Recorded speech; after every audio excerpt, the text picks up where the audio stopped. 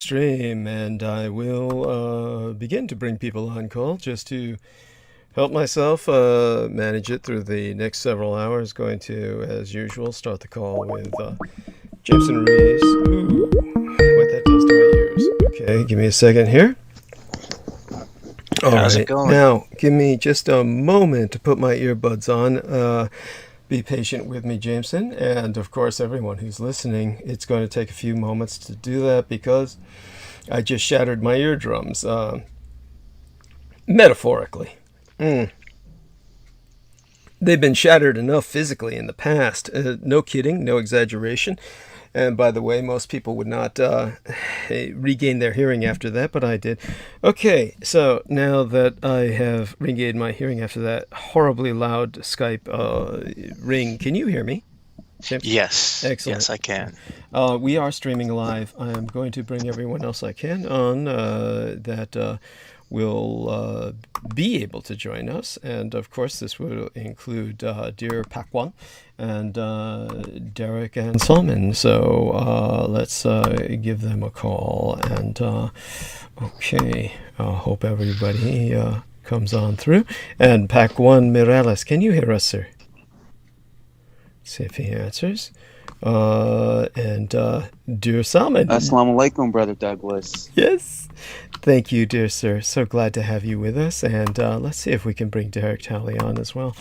And other than that, I just spoke to Salman earlier, and I'm sorry, Pacuan earlier for a few moments, and hopefully he can join us. So let me see if I can contact him in the messenger. Okay. And Pacuan, there we are. If Pacuan is here, let us know. Can you hear me? Yes, now we can. Thank God. Okay, so Pacuan, let's test everyone's quality of sound. Just say hello to each other. If you would, Pacuan, say hello to Salman Sheikh. What's And going on, James. brother? Salman Sheikh. Assalamu alaikum. Wa alaikum assalam, my brother. My love to you, JMO, Brother Douglas, Derek, and all of Team Dietrich, brothers and sisters. Beautiful. Thank you. And now Jameson Reese, Pacuan, if you would say hello to him. Hey, Pac-1, what's up? Oh God, can you hear that, Pacuan? Uh, am I audible? Yes, yes. I hear you. I hear you, Jameson. Yeah, I hear you. Yes. All right, Yep, cool. I hear everybody. Oh, you do. Good, good, good. And how Yep, about yep. Derek Talley? Uh, Derek Talley, by the way, yep. wants to get in touch with you. I don't know if he's managed to do that since the last transition. Did that happen, Derek? Oh no, well, I didn't want anything in particular. I was just saying I missed talking to Pacan. You know what I'm saying. But I didn't have any in particular subject line that I wanted to get in contact with him for. I was just wanting to say hello to you, Pacan. How you doing, bro? Much love, Derek. Yeah, good. Good, wonderful. Well, what I would like Derek to do is catch us up on his situation within the next hour. In the meantime, we're going to have Pac-1 dominate this opening hour. So Pac-1, if you would take it away and just take the stage, and by all means, I'm going to be mostly silent while you relate to us just everything that's happened to you recently, because it bears relating. We're very fortunate to have Pac-1 with us at all because he's nearly lost his life recently. So if you would relay that among the context of everything else, Pac-1. Yeah. So, thank you, Douglas. How is everyone doing out there? Yeah, this past month has been crazy. Oh God. Ooh, there's some breakup there. Let me warn you that you're getting some breakup, so you're going to have to repeat yourself. We can hear Can you hear me? We can hear you now. So maintain yourself where you're at. Okay. I'm sorry. Yeah, yep. I'm at a cottage up north, so I'm actually a bit away from where I'm typically at.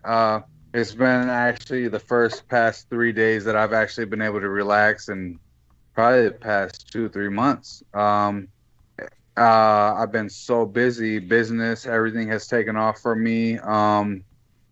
Beyond expectation. I've been involved in city parades and bicentennial parties and just crazy things. Just the expansion of my business right now, and just the word of mouth alone is just it's nuts right now. So it's had me busy 3-4 days out of the week, and mind you, that's 3-4 days that I'm taking my taco truck out, but that's also another 2 days, a day behind each day that I'm prepping and cooking and chopping things up. And so my life has just been it's just been an overdrive. I've the past 5-6 years that I've been doing this, I've never missed an event. I've never been late for an event. I plan my times, prep time and leaving and, getting to where I need to be. I like to be wherever I have to be 2 hours early to, set up and, get all the little quirks out in case I forget something, whatever. Mm-hmm. About 2 weeks ago, last week, I had an open house on a Saturday, and I was fully prepped, fully did everything. And the thing is that I had 3 events back to back. I had that open house, I had an open house the following day, and then that Sunday, I also had another event. So I was back to back with everything. So come the Saturday for the open house, it was probably about 30 minutes from where I live. I left at 11 a.m. The event didn't start till about 5, but I wanted to be there around 2:30, to get set up and heated up and, just typical, just procedure. I was on the road at 11 a.m. I didn't even get outside of Flint, and one of my tires of my trailer blew up. Wow. And so, I have 4 tires on my trailer, and I pull it with my truck. So I had one out, and it's shaking, it's wobbling, it's moving, it's doing its thing. I pull off to the side. I'm doing probably like 20-30 miles an hour all the way to the exit. I get off the exit. I drive about 15 minutes up the road and to the left to get to a tire store. And it's 11 in the morning. So you're thinking like, oh shit, first thing in the morning, my tire blows out, I'm going to be seen, done, whatever. Get to the tire shop and, the guy's like, hey, well, you got one tire out. It's best to replace, both sides. You don't want uneven distribution. You don't want, problems or whatever. So I'm like, okay, give me the 2 tires. And it's like fucking $400 for 2 tires. Oh, that's so typical. Right? Okay. That's so fucking... Oh, shit. Disgusting, right? So that's not even half. Whatever, I'll pay it. Give me new tires. I don't have to worry about this. I still got 2 other tires because there's 4 tires in total. So, and actually, upon looking at those tires after getting the new tires, they're warped, they're bumped out, like they're fucked, like change now. So I've already had the warning, so I have to do it now. Yeah. So whatever, that happens, and I buy the tires. He goes, hey, well, just want you to know we're so backed up. We got so much going on right now. I'm not really going to be able to get your tires on till probably about 1:30. And mind you, it's open house. It starts at 2 p.m. That's what time I'm supposed to start serving, which is why I'm leaving at 11 p.m. to get to where I need to be by 12 p.m. to be able to have everything set up and ready to go by 2 p.m. So, I send the lady a picture of my tire all blown up. I send her also a picture of my receipt, which shows the date, time, the purchase, everything that's, fucked up that I'm going through. And I expressed, like, hey, I'm sorry, nah.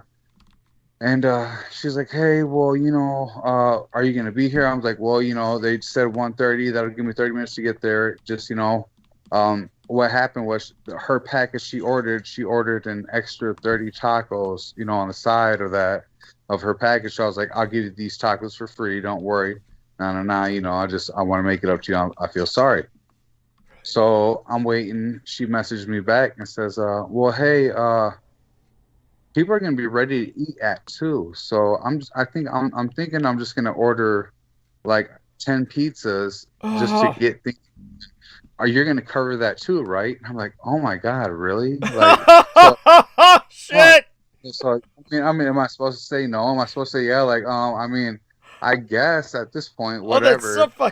That's so tacky. That is so fucking, yeah, just tacky. That's awful. That's just, yeah. it was horrible. It was horrible. But I was like, you know what? I didn't even care. I was like, you know what? Whatever. So then I got thinking, like, well, you know, this lady's order, mind you, her whole catering order was well over $1,200. So I'm like, I could just be like, I'll just refund you your $250 deposit, and you can spend that on pizza, I guess. You know, like, right? You know, I don't have to make my trip out, whatever. If that's the route you want to go. I didn't want to be a dick, but as I was getting ready to text that to her, she messaged me and said, well, we seen the address on the receipt. My husband's on his way for all the food. So I'm like, all right, cool, whatever. You know, cool. So come get it. He comes and he picks it up.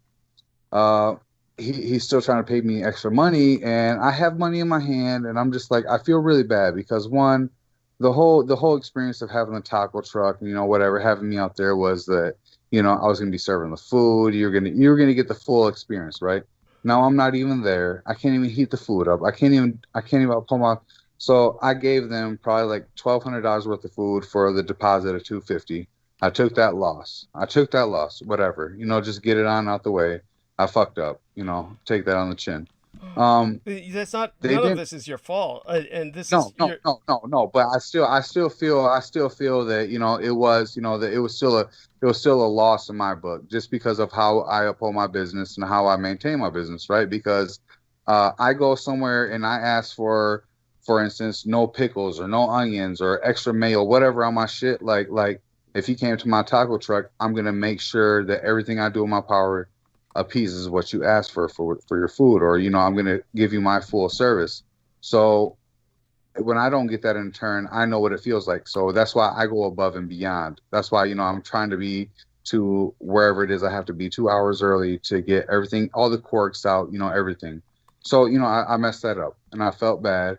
And so that's why I gave it to them at a super discount rate, like, almost, you know, literally $1,000 cheaper than what they would have paid for it. The difference was that they had to heat the food up and tortillas, and, you know, and do it themselves. That, you know, that was the only thing. Aside from that, they didn't get the experience with the taco truck. Right. So after that, they didn't actually end up changing my tire to about 2:30 in the afternoon, 2:30 p.m. Mind you, they told me 1:30 p.m. they were going to change it. It was going to be changed. I was going to be ready to go. When they picked up the food, they still asked, hey, will you please still come out, you know, and set up and still serve? And I'm like, you know, I can't promise. I don't know what's going on. You know, I didn't want to, you know, say yes when really no would have happened. So 2:30, they changed my tire. I got 2 brand new tires on my trailer. You think I'd be good to go? I pull out and I get to the expressway, and my buddy, he's like, hey, you know, let's get on the expressway. Just pull it, like, you know, just like let it go, open it all the way up. Let's see how these tires hold. And something deep inside of me was like, no, don't do it. Don't. I said, no. I said, I'm good. I'm just going to take the back roads. I think I'm just going to go home. I'm good. Like, I don't want to do shit. Like, I'm good. I get probably 1.5 miles down the road. We hear it almost sounds like you run over the tip of a bottle and the bottle shoots out from under your tires and smacks the side of the road or something. Ting, ting, ting, ting, ting, ting, ting, ting. Like, what the fuck? I was like, did I hit a bottle? I was like, it's crazy, damn bus. And I get to the stoplight and I'm stopping. And next thing as I'm stopping, I just hear clunk, clunk, boom, boom, boom, boom, boom. And then, you know, my car jerks. Get out, my whole trailer fall off the back hitch. Like the lock pin that was connected to my trailer to keep it locked into the hitch itself had came completely out, and the trailer essentially came unhooked from my fucking car. So like it slammed down, and like it was crazy. And so I ended up like trying to find a hitch, trying to find a pin. I ended up making a call and getting a pin brought up to me or whatever. But yeah, and I from there I went up to Red Line, and I had food, I had shit. So I was like, I need to make some money. Like at the end of the day, I was like, you know what? I still need to make some money. I got to do something. So I made something happen out of nothing. It was a horrible day. It was crazy. It's just been a wild drive.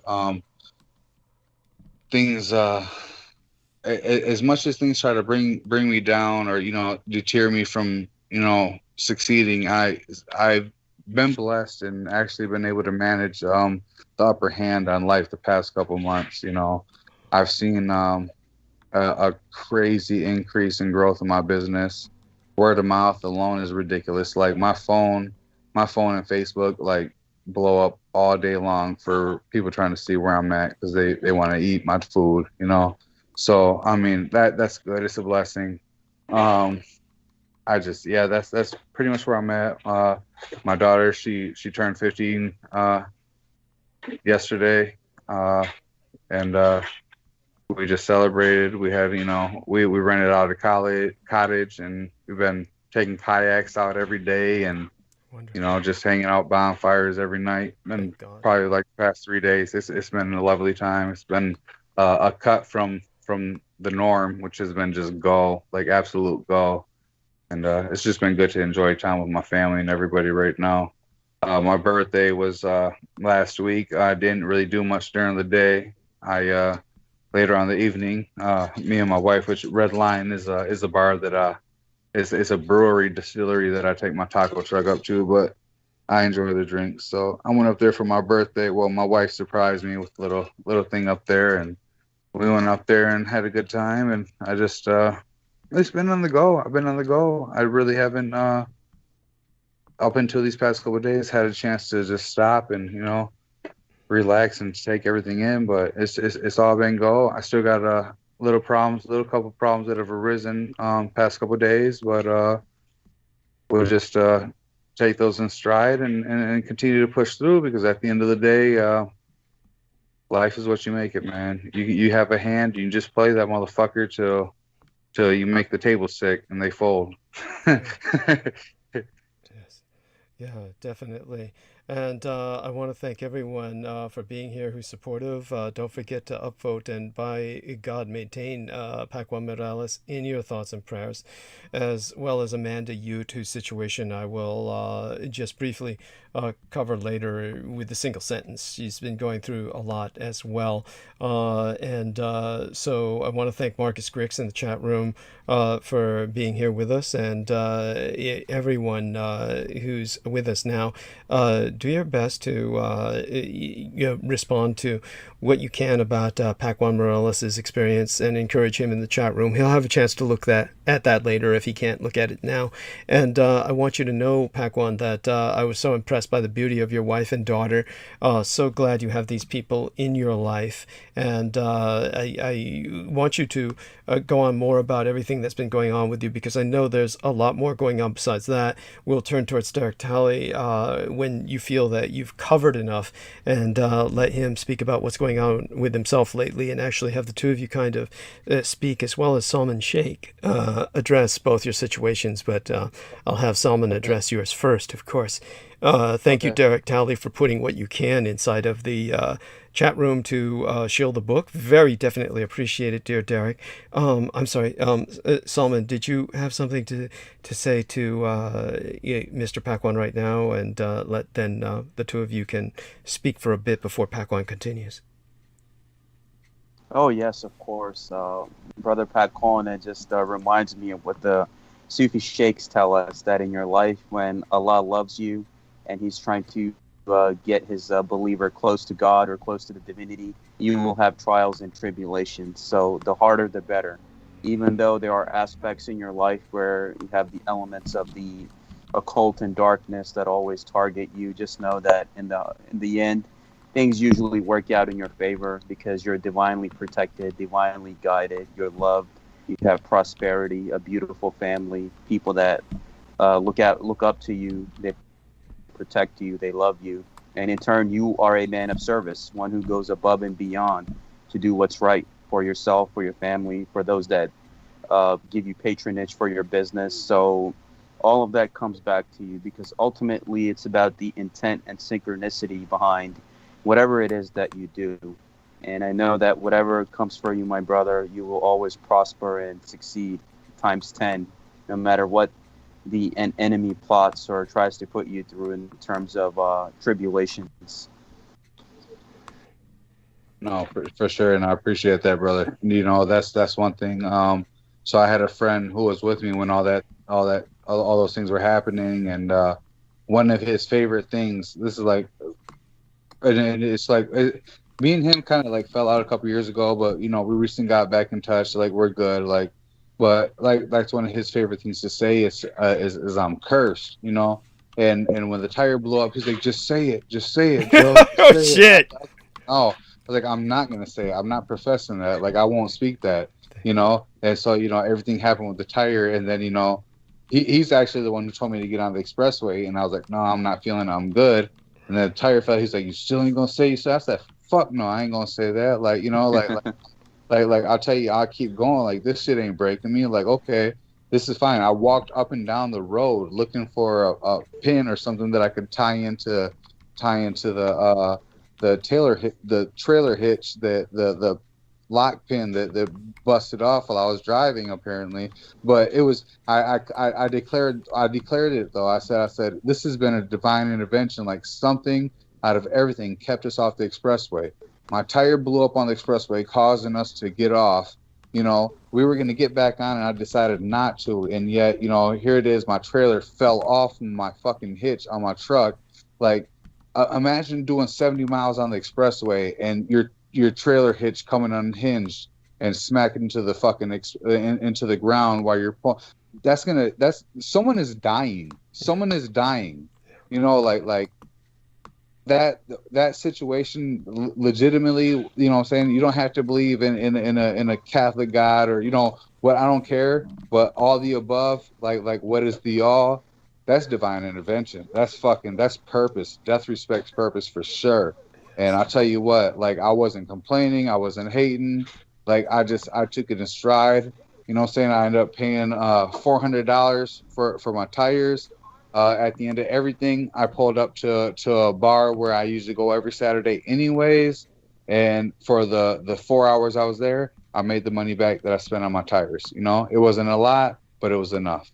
You know, I respect everything that comes my way because I know nothing happens without a reason. You know, Definitely. Yeah, that's right. There's a story from a Sufi sheikh you will like, Pacan, to complement what you just said. He was traveling with his disciples in the car, and while they were on the road, their tire went flat. And the sheikh said, Alhamdulillah, which is praise to God. And the disciples said, Sheikh, why would you say that?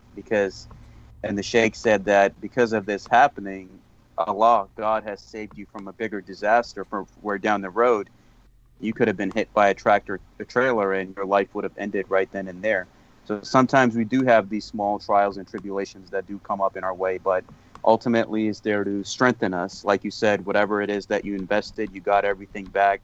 You got saved from a bigger problem where somebody could have died or gotten hurt if that trailer would have went off on the expressway. So there's always a positive side to everything, my brother. And with, you know, all your celebrations with your family recently, God is merciful and God is great. And that's what I assure Brother Douglas as well, that, you know, as long as we're on the side of goodness, justice, and light, there's no force of darkness that can get in our way or harm us, no matter how hard they try. Tell you what, you never told a lie with that, brother.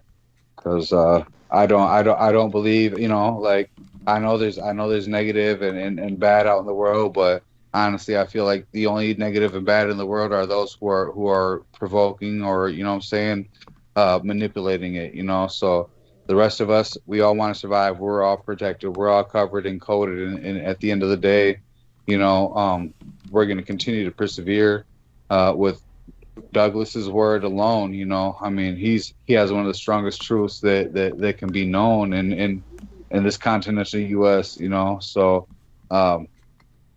alone with that, alone having that and being on the side of that alone is one of the strongest things that we know and we can uphold.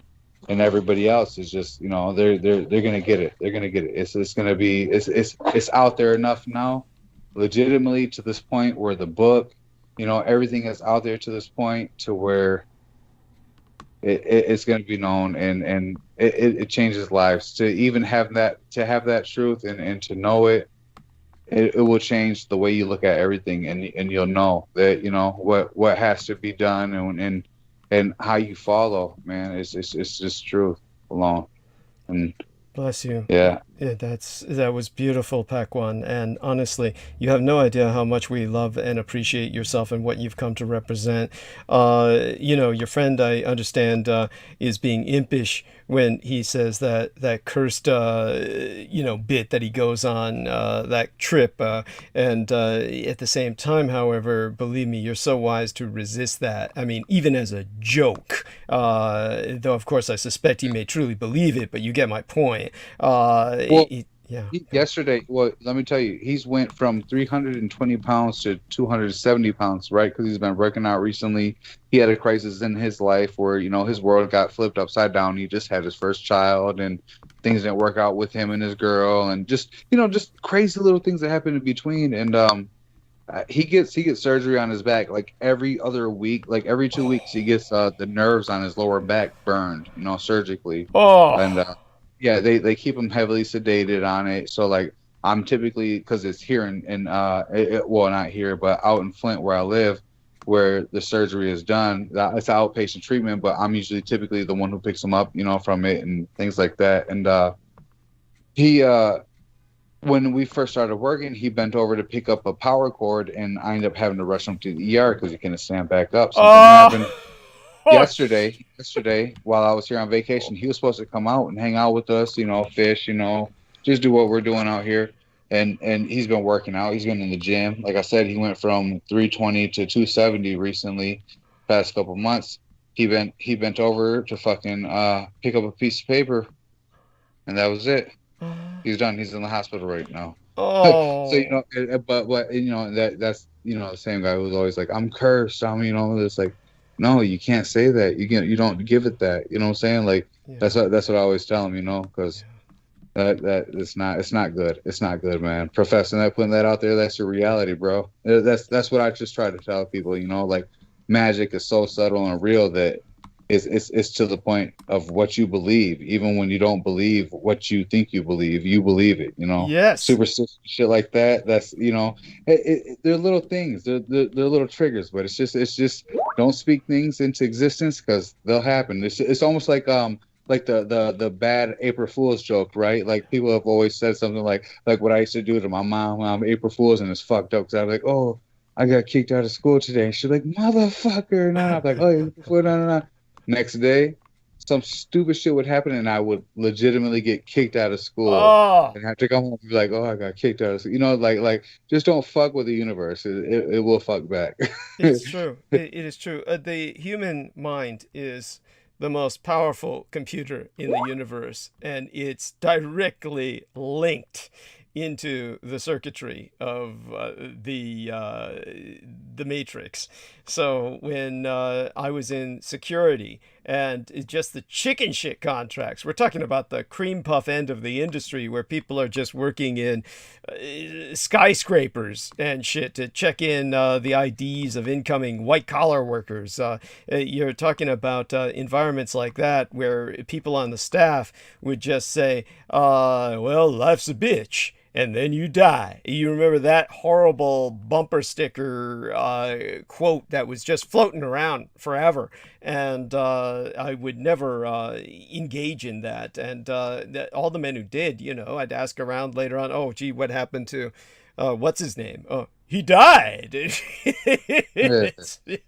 was a beast before, but he died. yeah. Well, it's that you're programming yourself. Yeah, go on. Yep. Yes. Yeah. Yeah, no, it's just don't declare it. Don't speak something to be, because I mean, that's what we own life is. Owning life is what you say, what you uphold. Yes.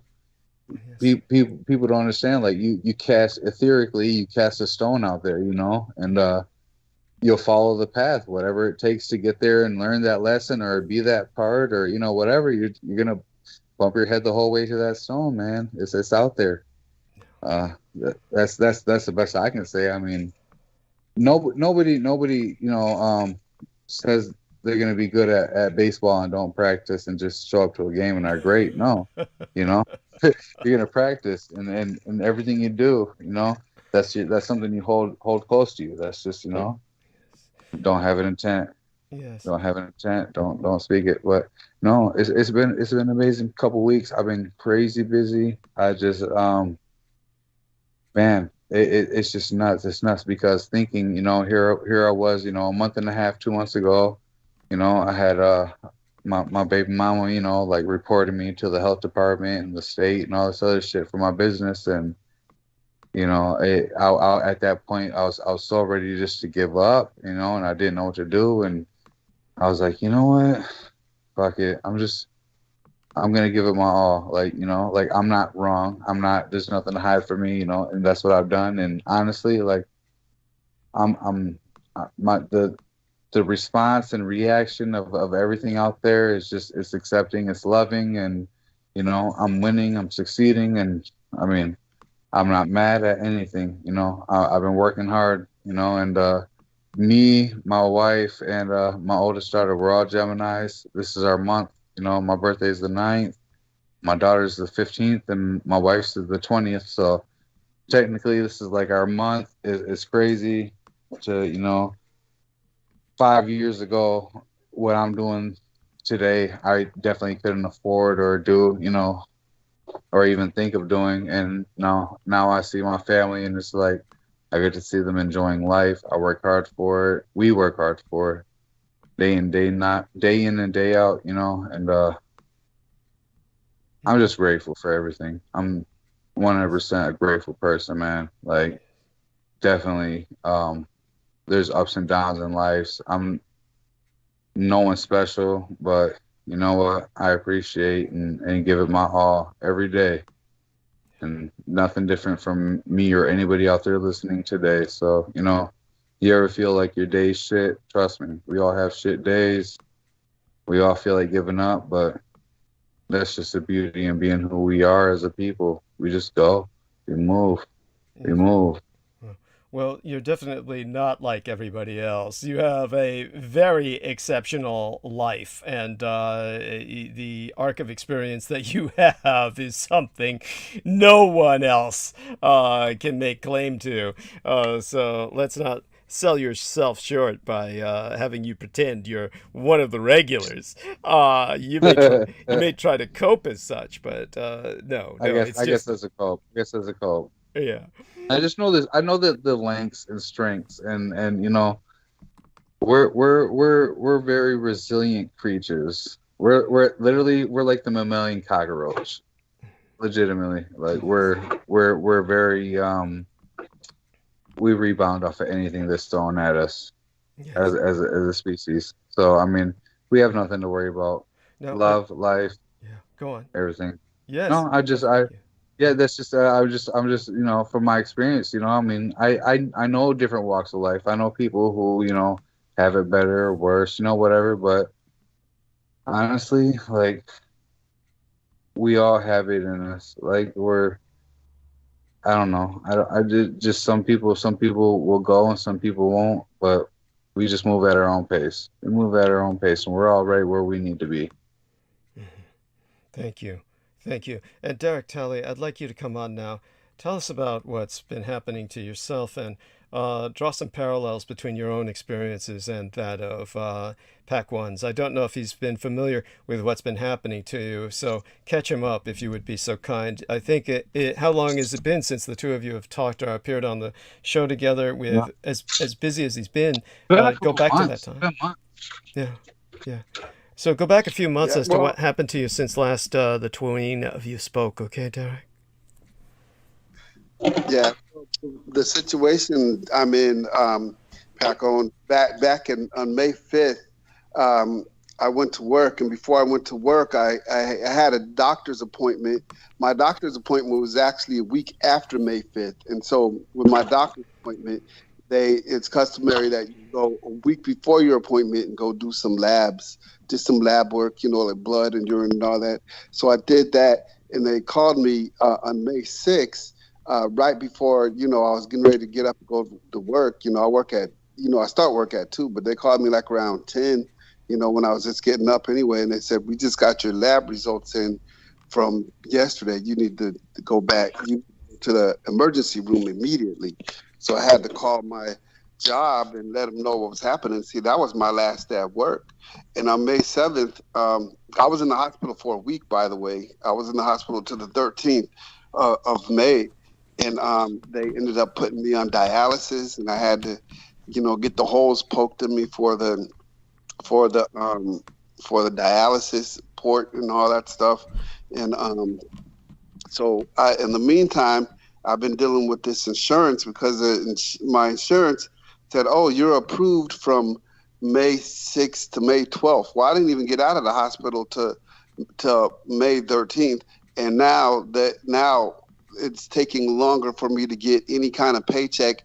I haven't got any work or any paycheck since, I haven't worked since May 5th, and it's a miracle that I lasted this long without a dime to my name, and my lights are still on, and I can feel like I'm cursed, at this moment, but I had, for some reason I haven't collapsed yet, but I'm on real shaky ground here, because if this goes beyond the first, with nothing within, I'm not going to have any money to do anything with. I'm just, I'm in real bad shape. So, I'm not to the point to where I say, that I'm cursed, but it really, sometimes it feels like, that's the predicament that I'm in, but then, I want you to express how you really feel that not only are you cursed, but that you impact all others around you. There are these moments when you do fall back into that, and there's moments of that kind of doubt, and they overwhelm you. For instance, when your son's girlfriend, who was pregnant with a child who you shared with me privately, you were so looking forward to see how he would come out looking like, how he would appear, and then she miscarried. Share that tragedy with us, and how at that moment you definitely felt as if you were impacting everyone around you with what has been overwhelming yourself. Well, I can't help but to feel that way, but I keep trying to think back, what did I do to deserve this? I mean, I'm just having downfall after downfall after downfall, and nothing is letting up. You know what I'm saying?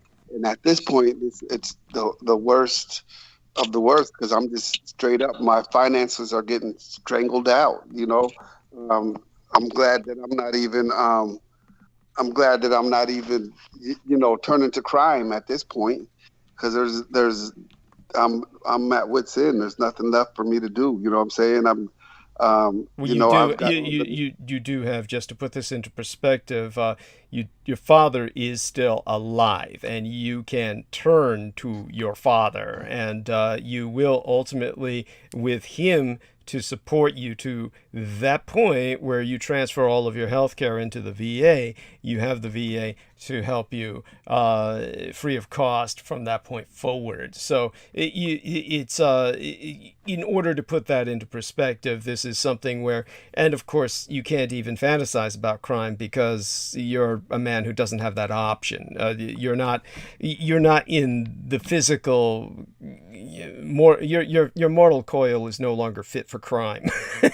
But the reason that I'm being hard on you is not at all to come down on you and overwhelm you with negativity. Far from it. The reason I'm bringing all this up is so that all the men around us have the capacity to provide you the context in a more positive light about why this might be constructive. I'm surprised, actually, you don't come up with the biblical comparison with the tribulations of Job, and how you live the book of Job, and how you're living the book of Job every day of your life at this moment in your life. And just so you understand, I have been where you are at. When I was caring for my parents, all the way up to the moment that they died and thereafter, there was never any let up. There was constant assault and assault and assault, and what you're going through is parallel to what I experienced before. Honestly, the difference is, of course, without the resiliency that I have, with my genetics and that medical experimentation performed upon me at Letterman Army Medical Center, I would have been dead decades agone. Yeah, so it's only that confluence of events is the only reason that I'm here. But honestly, what I went through was as bad as what you're going through. There's no real measure for who's suffering more, but my lungs collapsed 7 times to the point where if radical experimental surgery had not been performed as a mechanical intervention, I most certainly would not be here. And during that period of time, I was going for literally days without breathing, to the point where I was blue. Literally blue, to the point where I was actually taking a firearm and holding up ambulances to take me to emergency rooms. I was excused for that under a court of law because they acknowledged it was a life or death experience, and 911 in San Francisco did not respond. So whatever you're going through, I've been there. As bad as it is right now, I have been, unlike yourself, you haven't got there yet. I was clinically dead more than once. So just to put that into perspective for you, as bad as it feels, you're doing okay. And you will pull through this. But I want these other men to put that into some perspective. But I want you to share, because this is so important, the pain with what happened with your son, his girlfriend, and how they seem to have rebounded from that. Unless you have something else to tell us in that regard, how are they doing? I want that update. I want that debriefing, that status report on them so far as you understand it. And then, acknowledge that situation for us as well, and back to yourself, and then the other men will respond. They're holding up, they're holding up and sticking together, which, I appreciate that. And I'm at this point with me going to dialysis, because they switched me from 3 times a week, Monday, Wednesday, and Friday, to 4 times a week, which is Monday, Wednesday, and Friday, and any day I can stick in between. So I went in on Saturday to dialysis, and then I went in on Tuesday to dialysis. So I went Monday, Tuesday, Wednesday.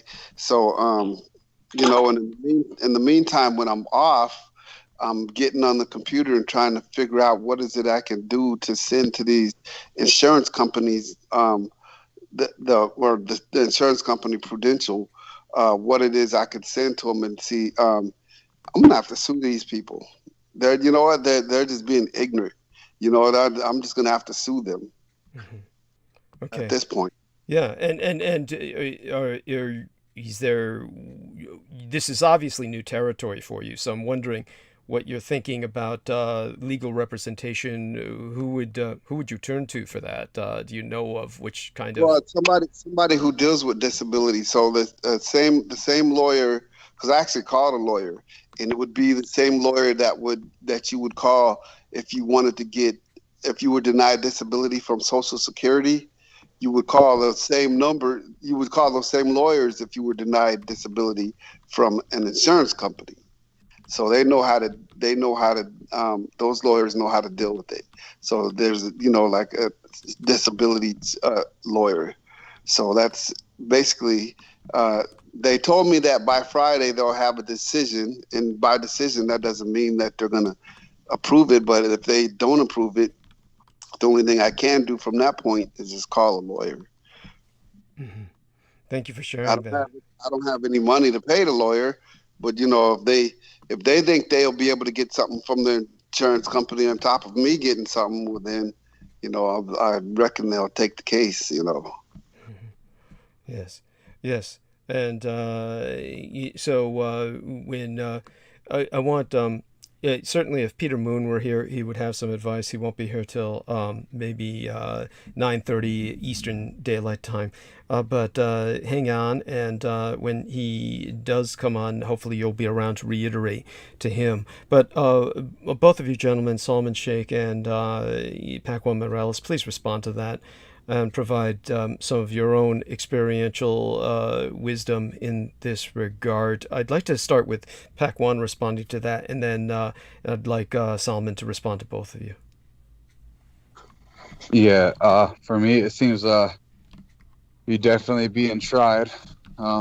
There's a lot being sent your way at this point. But you know, as much as you look forward and gather yourself, you know, I mean, everything can be solved. I know the situation with your son and his girlfriend, and you know, being together. I mean, honestly, man, I mean, I don't want to sit here and preach, you know, rainbows and butterflies, man, but I mean,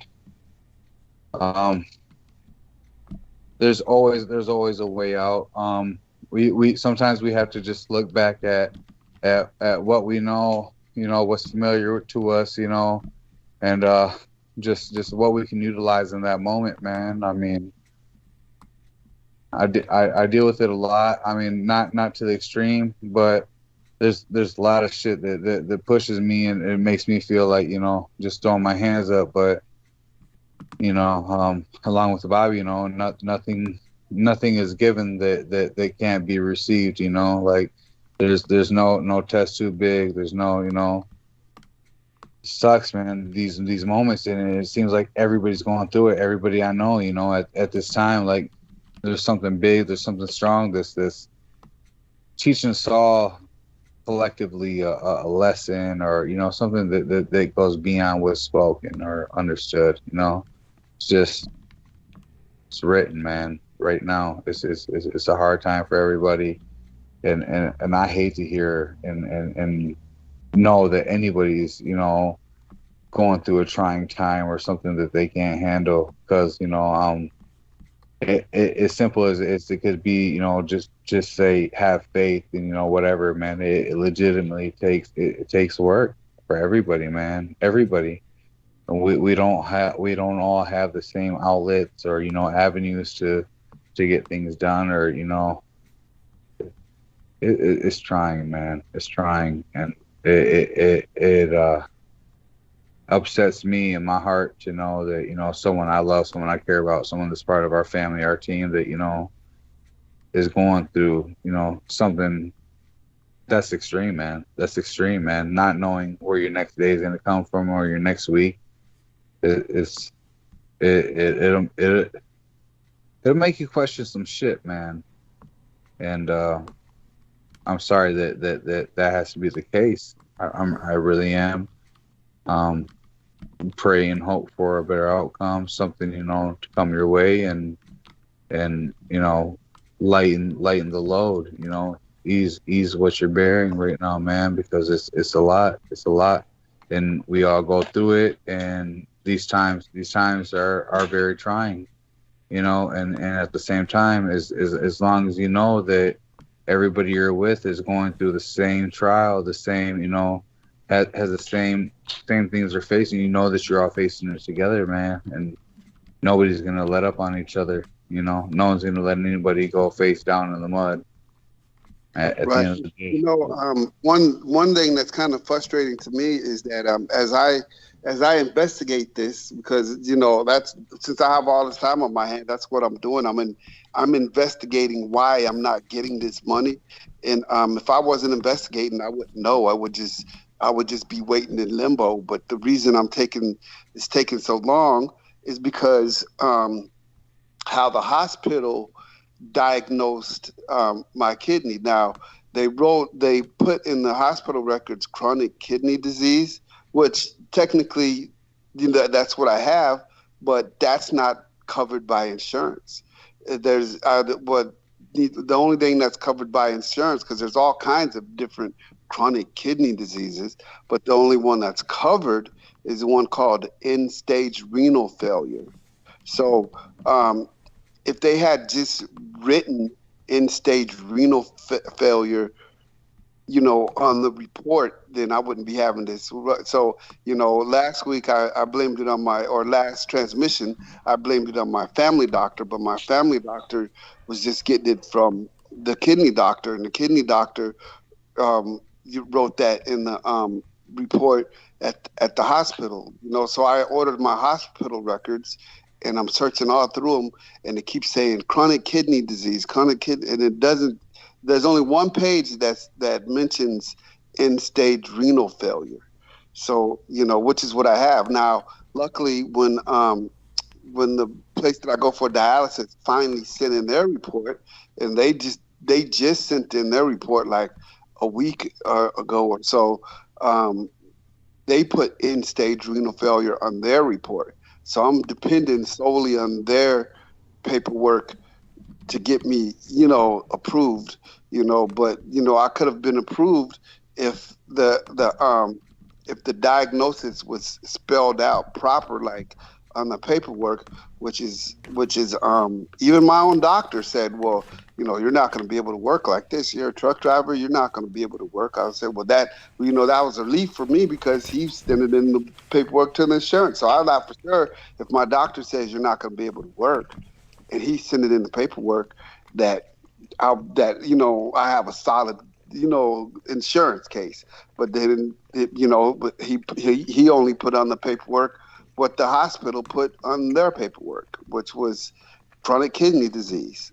But as far as the insurance company goes, well, all you got is chronic kidney disease. Just suck it up and get back to work. But it's more than that. Yeah. No, it sounds like almost like at this point, and I mean, as cliche as it may sound, or whatever, but holistically, what I'm saying, do your research and start taking small baby precautions, to a better kidney, getting everything. Oh, yeah, that's what I'm doing. And whatever it takes, whatever herb, whatever like incorporating that completely and fully into your diet. I mean, at this point, because if it's just quote unquote a disease, so that means it's something that's controllable at this point. Like it can be manageable before it becomes something that's terminal or full on failure. Like which is which you don't. I did get some good news. I did get some good news on I do have the what do you call it? I did get the phone call. I got the phone call. The response from the people concerning whether or not you got on a waiting list? Yes. So I got. I am going to go down to. I have to go downtown Nashville, but I will be going to take the procedures of going to St. Thomas up in Nashville and start the process of the evaluation. So that's the good thing. So because one thing they were telling me, Pacan, was that I do need a kidney transplant.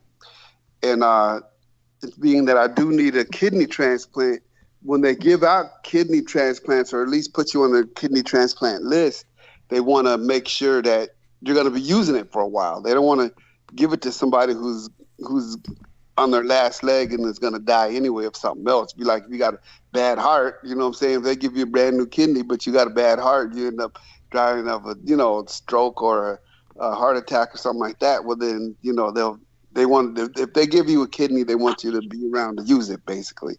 So they told me that the fact that I had cancer last year may disqualify me from being on the list. So so they told me not to be surprised if I got. So then finally, the place that I go to for dialysis, they submitted my name anyway. So they submitted my name, and I got the phone call. And so with me getting the phone call, I'm gonna go down next month and take the evaluation for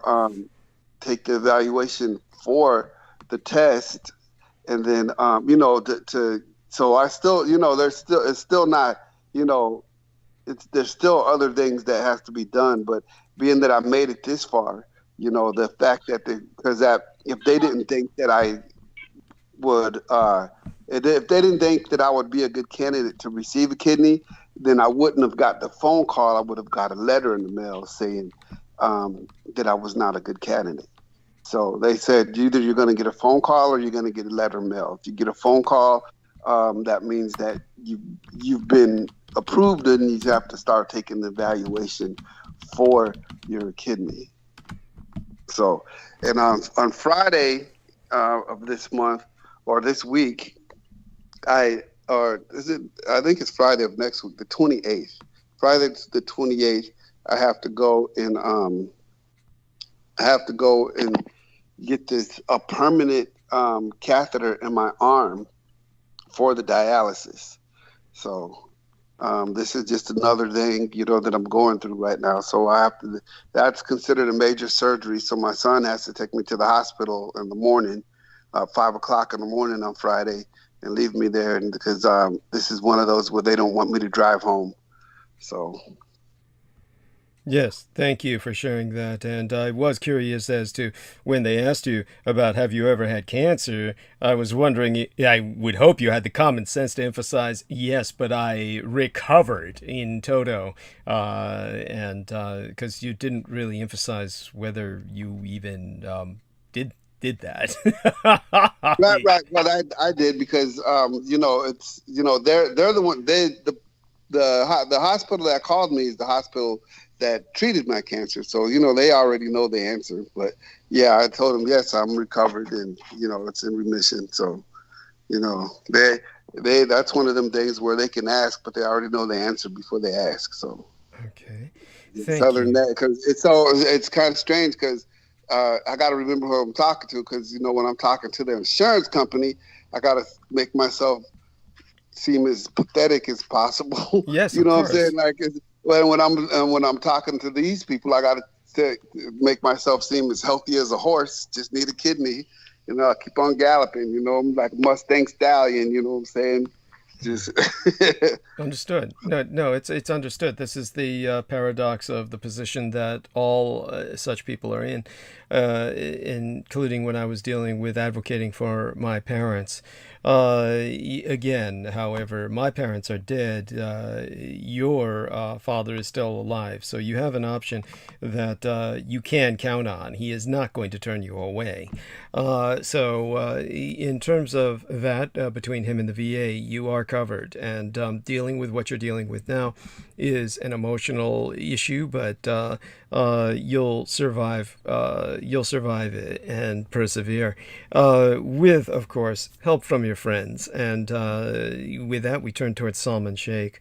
If you could put Mr. Derek Talley's and Pac-One's experiences in context, with both these men have lives that I would say that Pac-One's is essentially stable, but goes through these bizarre fluctuations into the extreme, whereas Derek Talley's was essentially stable and then was continually racked with challenges. But of course, I'm certain that you have an answer. So with that, Solomon. Oh, yes, Brother Douglas. I agree with you and Pacan completely that the situation could be worse. And it's a conversation that I had with a Hindu gentleman this morning at the park. And we discussed how we're living in the age of the Kali Yuga, how there's always a trial or tribulation that we're all going through in some way, shape, or form. Whether you're rich or you're middle class or you're poor, somebody or majority of the people do not have that peace in their lives. And we're lucky we have this love and fellowship that we share on Team Dietrich, that we're walking each other home, that we're guiding each other home. And the way that I've been taking my life is if I woke up today, then that means God has a purpose for me. And you're needed here, not a second more, not a second less. Some people leave at a young age, some people leave at a middle age, some people leave at an old age. So as long as we're here, we're needed for something. We serve a greater purpose in the grand scheme of things to bring about whatever it is that God Almighty intends us to do through the good times, through the bad times. And it reminds me of the story of the Prophet Muhammad, peace be upon him, that in his life he had buried 6 of his children within his life, with how much the enemy and the darkness had persecuted him in his own life alone. And the aspect of just how much those that are basically on that path of light, it's not meant to be a path of, I guess, sometimes easiness, like what Brother Pacan said, that it's not sometimes always rainbows and butterflies, but it's our faith, my brother, that keeps us going. I've been through a lot. I've been in many situations situations where those that I had trusted were used against me, same way that Brother Douglas has been in that situation. And you have these elements of darkness that will put you through trials and tribulations, ups and downs, good and bad. And as long as you woke up today, you have a place to sleep, you have a food to eat, and everything else is provided to you to a certain extent, running water, then you are blessed, my brother. We are all blessed. We just let the heat of the moment or the trials or tribulation of the moment get us down, make us lose our faith. I remember Brother Pacan had something similar too after the passing of his grandmother, where he had questioned God and why does good things happen to the bad people. So just hang tight, and have faith, and just know that there's a right time and right place for everything. There is no such thing as a coincidence or anything bad happening or good happening. Everything happens the way that it's supposed to. It's just the way it's written. We just have to keep striving, my brother, put our faith in God, keep going, and just live to see another day, knowing in the grand scheme of things, where we're in this together. It's like what the Sufis tell us, that your original source is to go back to God. Everything else is an illusion. And it tells you that in your lifetime, like your average Muslim doesn't believe in reincarnation. But from the Sufi aspect, it tells you that it takes you 50,000 years to get back to Allah, the original source of which you come from. And it's this lifetime, and whatever it is that we go through in the grand scheme of things, is still a lot more on the way in terms of the good times, bad times. And even with your son's situation, it reminds me of this couple that I knew who was married for 20 plus years, and they couldn't have children. So much hurt and heartbreak that they had to go through after multiple, I guess, failed pregnancies and whatever it is that was happened. And I realized, observing their marriage over time, even they had a stillbirth, and what I observed over time was everything was supposed to happen the way that it did, because in the beginning their relation wasn't strong. And over time, God put them through that so they could form that bond and stick with each other through the good and bad times. And now they have 2 children. They're happily a family of 4, something which I thought was impossible. But my brother, for God and the goodness of this universe, nothing is impossible. And that's what I always reiterate to Brother Douglas as well, to Pacan, to yourself, that no matter who or what the darkness or evil uses against you or against us or anybody that's of a good nature, ultimately that hole that they're digging for you, they're going to fall into their own hole, because good is always destined to win over evil. We're still here. We're still doing our thing. We're still spreading our message of love, light, and guidance. And we're still here, my brother. Life is beautiful, like I always say. And if anyone wishes to respond to that, you're welcome to do so. That was wonderful, as always, Salman. Thank you so much. And so, Pac-1, are you going to take off now, go back to your family? I take it that you spent what time you could with us? Yeah, I'm sitting out here. We're all together. Wonderful. And honestly, Yeah. I do have a question to ask. When I went to your Facebook timeline, I'm so relieved to have that picture of Elizabeth with you, because you actually don't provide many photos of her. I've seen photos of your children, of course. Your older daughter, I was curious, she spent much time with your ex-wife? I'm hoping she hasn't been No. poisoned against you by her. No, not at all. None at all. It's that's, like I said, that's in my left wing. That's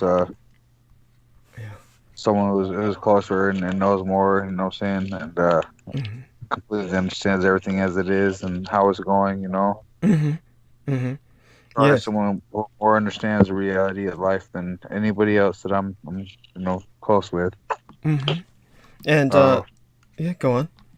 No. And so I was curious, there was this other photograph of yourself next to a young lady in a wedding dress who appeared quite plump, and I was saying, "Oh my God, I hope that's not Elizabeth." But I presume No. who was that? And actually, that's an old picture. That's I think from last year. That's when one of my younger sisters got married last year. Oh, you have quite the extended family. Oh yeah. Yep, my youngest sibling is probably like 16 this year. So Okay. Yes. Well, oh my God. Well, all of this has been wonderful, and I really thank you. There must be so many other things that have been going on with yourself. What else do you have to share aside from the latest near-death experience? What else has been going on? There has been something else, hasn't there? yeah, so yeah, no, I mean just like random, so before my business ever got took off, it took off, and back when I had my kids in custody of them, and I was doing everything, I applied for state assistance, which is pretty much like help from the state, and now they're because of their mom digging, and I don't know, whatever it is she's doing. Now there's a potential I have to pay like $6,000 back to the state for things from like 2017, No, 2018. I'm sorry. She's doing this just to simply harass you? Mm-hmm. Oh Oh, yeah, oh yeah. oh my Well, God. and it's funny because like her oldest daughter, which was like the father of the child she had before we got together, her the father of her newest child, her husband, and then all the other kids just stalk them outside of their place of business and harass them, scream "fuck you," flip them off, and go leave them bad reviews on not Facebook but like Google review and stuff like that. So like there's like this whole lawsuit going on because of almost like it's a whole harassment situation, because whatever essentially what she's done with me, she's done with them or with him, and it's just a pattern. But just dealing with stuff like that I mean it's just like almost like a never dull moment type deal. I'm so sorry. Yeah. So And I mean, at the end of the day, it all works itself out because I mean, she can stir up whatever paint she wants, and and get whatever she thinks she got going on. But at the end of the day, when at that time I had over 90% custody of my children, there's nothing that'll come out of it. But it's just the fact that you even want to kick up that dust and get things moving and get things going. But yeah, there's always little things like that going on, and I like I assume with everybody's lives, there's always a little something going on, making things interesting, a little spice in everybody's life. so oh my God. Definitely appreciate both of you gentlemen sharing that. And honestly, I'm just glad you're both alive. Really, the both of you provide us all hope. And I want you all to know that people are responding in the chat room. And so when I go to live stream, I notice that STYCS or Sticks Moves, he says, Pack 1, big up, you're a soldier. Keep fighting the good fight.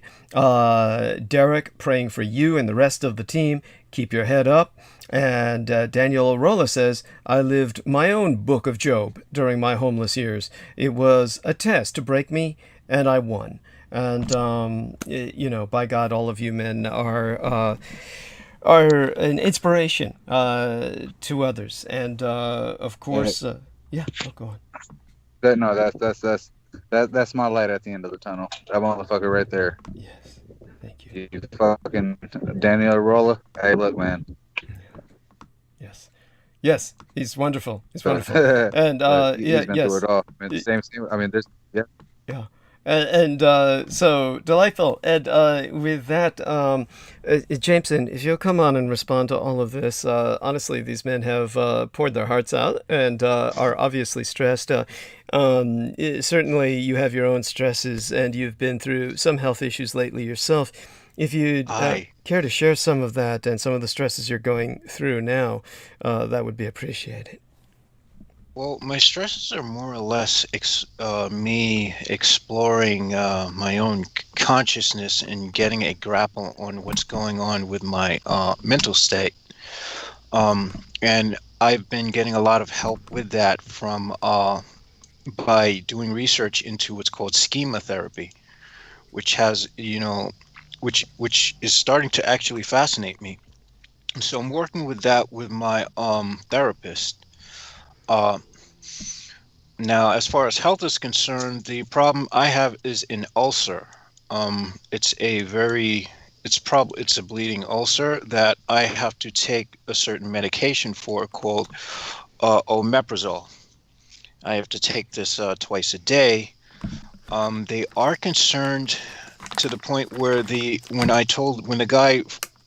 the doctor I was speaking to found out that I was drinking alcohol, he was like, his eyes were like bulging out of his head. He was like, "No, no, no. I'm really concerned about your alcohol use because apparently that's going to have a bad effect.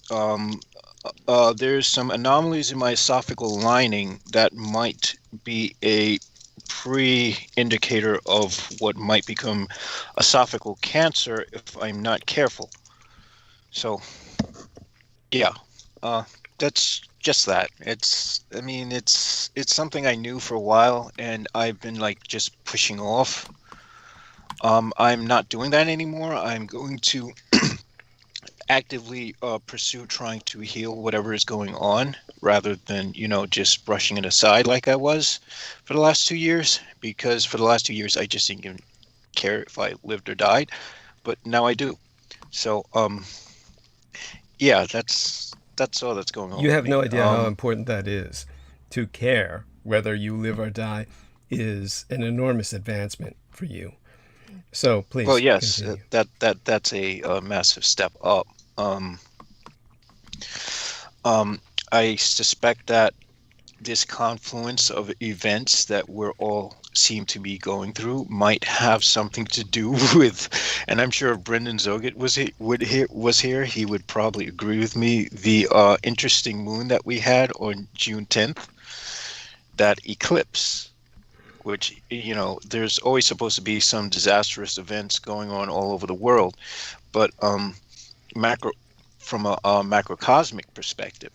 But this also happens on a microcosmic perspective.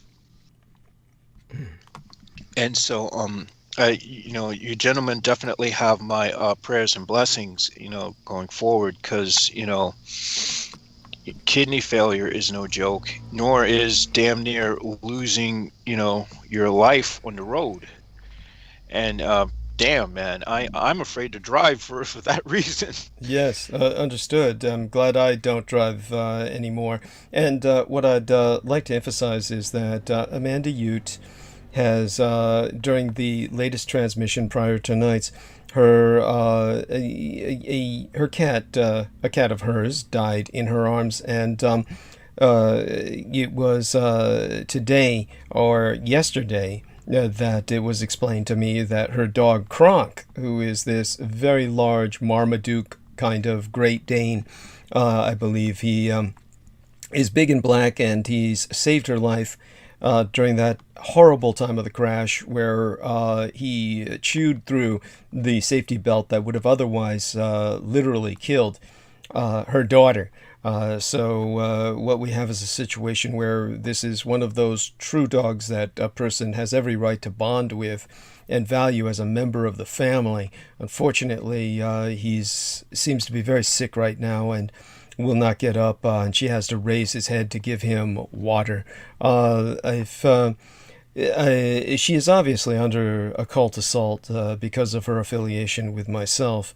Understand that during the time that I owed her the debt that I did, which was the fact that the assassination attempt which led to that crash where her dog Kronk saved her daughter, that attack occurred directly because she approached Lorian Ann Fenton to sponsor myself. By the way, this is not some indulgence on my part or some fantasy that I evolved in my mind. This is something she herself brought to my attention and was completely convinced of. We spoke of this in depth in the past, and we'll happily do that again in the future.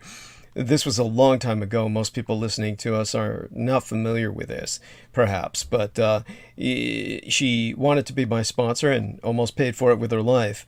She knew for a fact it was Lorien Ann Fenton because she gave Lorien Ann Fenton her number, after which Lorien Ann Fenton gave it to everyone else. It was a very private number she gave to no one. She only gave it to Lorien Ann Fenton because she was desirous of becoming my sponsor, after which Lorien Ann Fenton did take it and spread it all over to hell and gone. And she began to receive harassing phone calls from the four corners of the earth.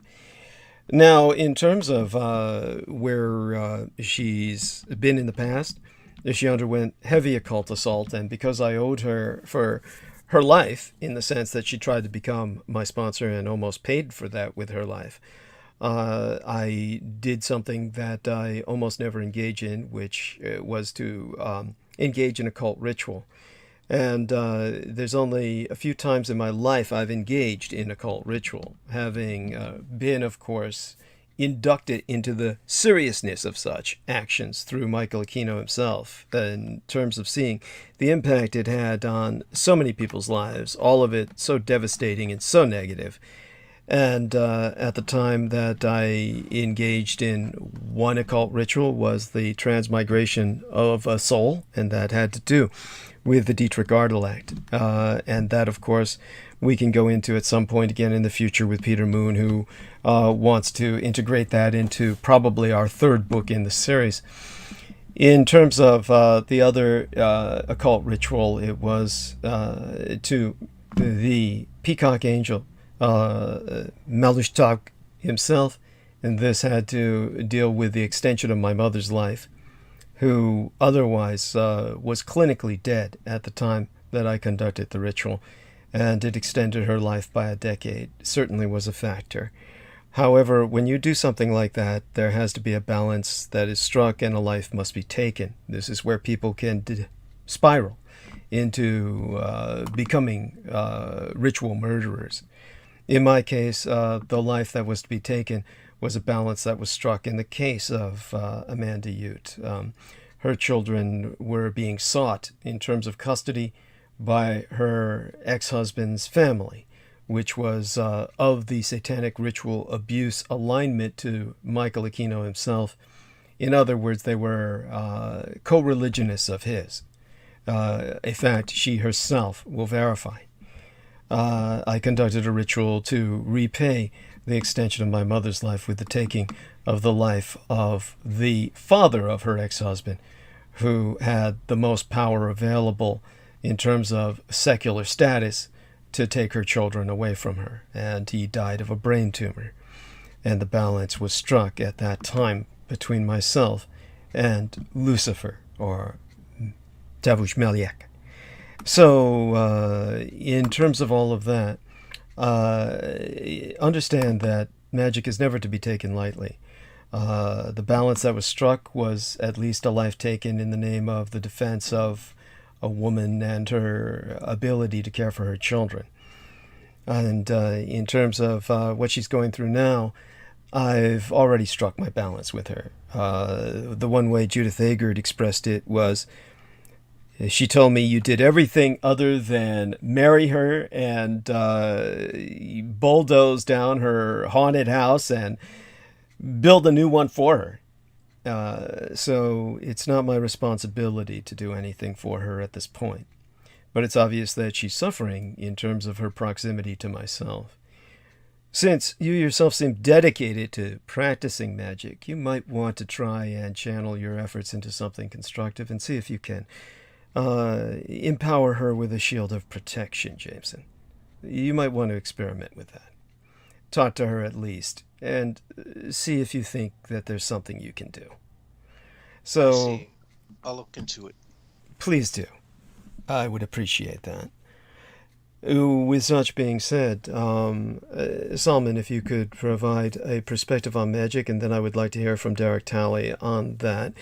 From his own biblical perspective. I think this is important to provide the perspective of each of our two men in this regard. As a matter of fact, before Salman Sheikh speaks, Pac 1, obviously your life has been saturated with magic. Give people a little hint of that and why you would discourage people from engaging in anything dangerous, without, as a matter of fact, most people should simply not engage at all. But Pac One, your life has been saturated with it. Give people a little reason as to why you speak from experience. If he's still with us.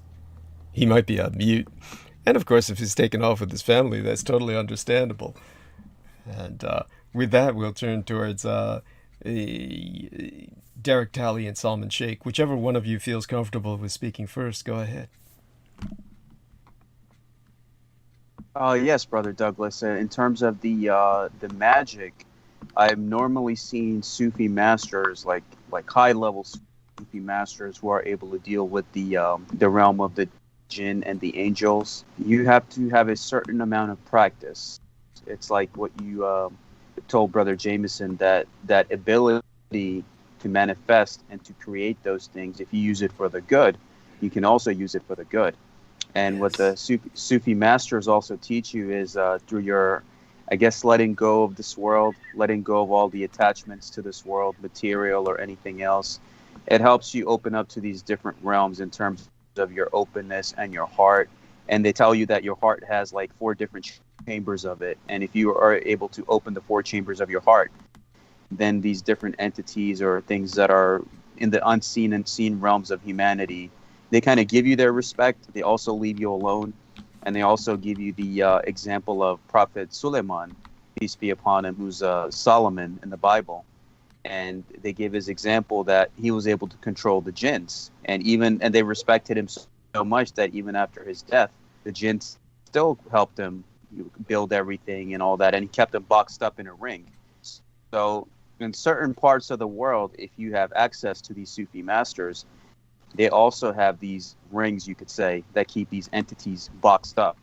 And if you gotta have a certain type of fortitude to be able to see them in person, because I even heard stories where even a Sufi sheikh or somebody being on a high level like that, they have to put something in their mouth when these entities appear before them to like basically stop their screaming, so they're able to interact and do what they need to do for the basis of obviously doing good things and benevolent things.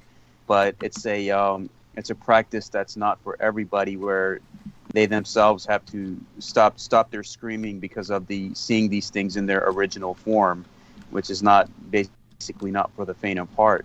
So this practice of doing everything in terms of the incantations and magic, everything has a vibration and intention behind it. So if I protect myself, let's say, from malevolent entities, there are prayers that I have from the Quran, from the Sunnah, from the Prophet, peace be upon him, from the Sufi masters. And let's say I get instructed to recite these prayers like 10,000 times a day or 1,000 times a day. And what that does is, the more that you chant that, words are spells, you do form that shield of light and protection, because you're manifesting that intent around you. So that goes with any religion. You have the Buddhists who do Om Mani Padme Hum. They could do that 1,000 times a day. With the Islam, we have La ilaha illallah. We ask Allah, God, for help to protect us and give us prosperity. In Christianity, you have the Lord's prayers and these other things you could do like 100 times a day, 200 times a day. So whatever it is that works for you, whatever helps you connect to that one source of all, and whatever helps you attune to that divinity in your own perspective, you use that. But the main thing is, you put the synchronicity and intent behind it, like the Sufi would, and let go of this world, knowing that it's all an illusion. We're all living in this dream-like realm, like Brother Jameson describes, being in a simulation, and how it's just one layer on top of another layer on top of another layer. We think our problems are big, but there's a lot more going on in the grand scheme of things that we cannot even comprehend, of how our life and all the coincidences we think that they get painted on the canvas of life, and how God is basically this master artist and master painter, and he's putting the balance between the good and bad, because the inevitable reality is good and bad cannot exist without each other, and they cannot exist alone. There has to be a balance, including our own selves as human beings. We have to bring that balance between our positive traits and our negative traits to bring that balance. There's nobody perfect.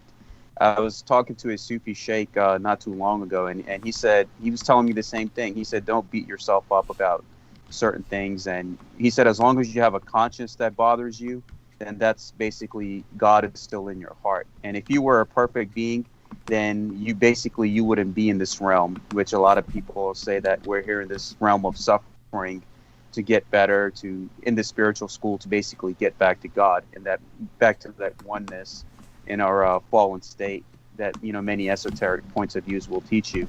So the aspect of the magic that Brother Douglas is describing is just what I said, is basically what I learned from the Sufi masters and through my own self-reflection is find a prayer or find an intent, find words of goodness, intent that help you connect to God, help you alleviate that burden within your heart, mind, body, and soul, and make that your daily practice. Wherever you find light, goodness, learning, make that your daily practice, and you'll see as time goes on how the chambers of your heart, like the Sufi master says, that you have to open up your heart and open up the chambers of your heart to be able to fully understand why there are things going on the way that they're going on. Why is the human heart under attack?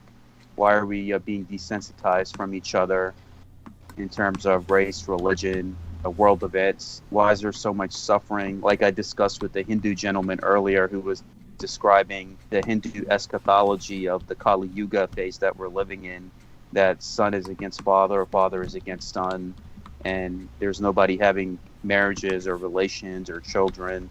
So we're in this phase right now where our faith is being tested as human beings, as souls of light, and we just have to do what we can. We have to do what we can, and it makes me appreciate Brother Douglas's struggle a lot, what the role that he's playing to guide humanity into the next evolution in terms of the Dietrich artellect and the different things of the knowledge that he's put out there, and how the enemy's basically doing gymnastics, trying to cover their moves, to try to combat his knowledge.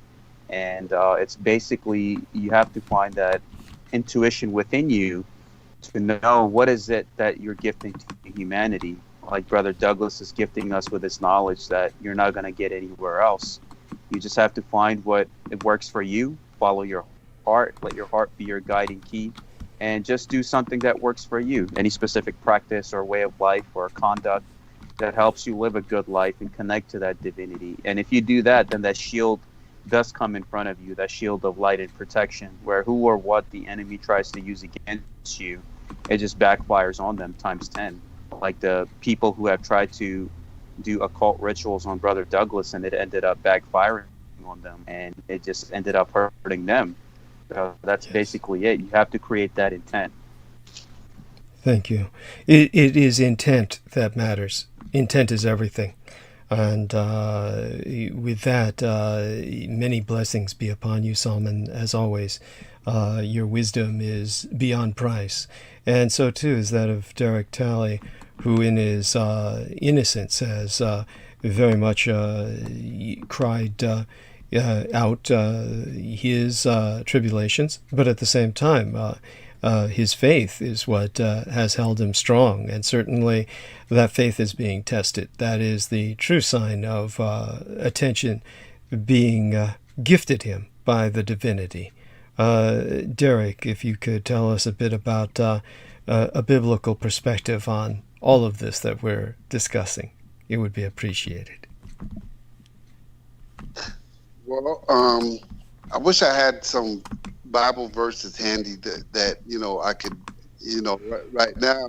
I think as long as I'm able to maintain, and as long as I'm able to just stand up, like I said, it's a miracle that I've gone like 41 days without working, and with not much more than starting with not much more than a week's pay, and I'm still maintaining and haven't received a single dime from anywhere. I haven't even sold nothing, but pretty soon here, I'm thinking about taking my wife left a bunch of clothes here. I may start up a online internet store, a woman's clothing store, until all her shit is gone. Delightful. Derek's boutique, Oh my so, God. but yeah. So I'm just gonna,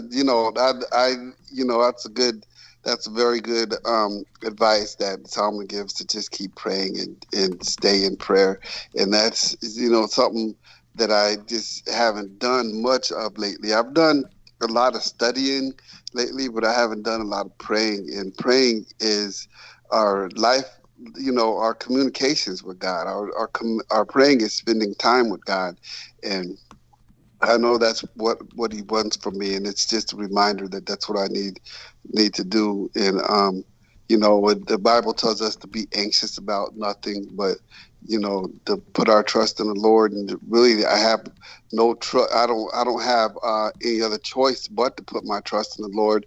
But because there's nobody else there like for me that's immediately around here. Like I said, I have my father. I have people that love me that don't live close to me, but in the meantime, I'm trying to make sure my son is stable while I'm stable. And I feel like basically I've been abandoned. So really, there's nothing in this area that's good for me. You know what I'm saying? It's just too much of a hassle to move. So maybe if I can get settled and get all this straightened out, I can work on trying to move down to where my dad is at, and have more of a support system where I'm at. Because the only reason I moved down here was for my job, and I love my job, but if I'm not going to be going back to it anytime soon, there's really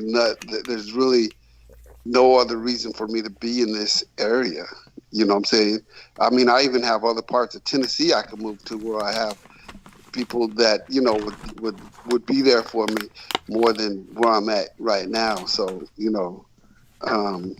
the house is nice and everything's nice, and if we, if my son was stay which he is, and if we all pull together and put our money together, we can stay in this nice area in this nice house. But other than us, there's really nobody else around here that's close to us that we have a support system with. So yeah, I think my next move, is probably going to end up moving more down south, moving to Alabama, or even Columbia, Tennessee, where I have friends of mine that would be there to check on me. You know what I'm saying? As my friends from Columbia, Tennessee said, you know what? There's no reason for you to stay in that big expensive house over there. That you need to come somewhere where people can check on you. Right, of course. And so I'm in the same boat. I can't stay here in this crypt forever. It's simply not fit for human habitation, and not even potable water is available. So definitely going to find some place to reestablish myself, even though I'll always maintain this place. We have with us Peter Moon, and God bless you, Peter. Thank you so much for joining us, and very appreciative of your being able to join us tonight. Yeah, I want Peter to say hello, of course, so we can test his audio. Hello. Yes. Can you hear me okay? Yes, delightful. We hear you loud and clear. And I would like to ask Derek to just, in brief, give Peter Moon just a bit of what you've been going through, and that's forcing you to consider a lawsuit, and which Peter might even recommend is a waste of time simply because of the emotional investment of energy in that. But just relate that aspect of your experience as of late, and maybe Peter will have some insight. Oh, how's it going, Peter? Thanks. What I had brought up was that, May 5th was my last day of work, because May 6th, before I was going to head into work, was when I got the phone call from the lab to go into the hospital and to the emergency room. So I went to the hospital May 6th. So May 5th is the last day that I've worked. And so on May 7th, I contacted my disability insurance, Prudential, and so that I can have some money coming in while I'm not working and I'm on dialysis. And so far, nothing. I've got totally nothing. This insurance company has completely ignored me. And in fact, what they did is, instead of denying me, what they did was they said, "Oh, you're approved. You're approved from May 6th to May 12th," and that's it. So now any money that I'm trying to get is considered an extension, and they can take their sweet time with it. And what they're doing is they're just telling me, "Fuck you. We're not going to pay you. You got your extension from May 5th. You got your disability approved from May 6th to May 12th. Now suck it up and get back to work," which I'm not able to do because I'm on dialysis.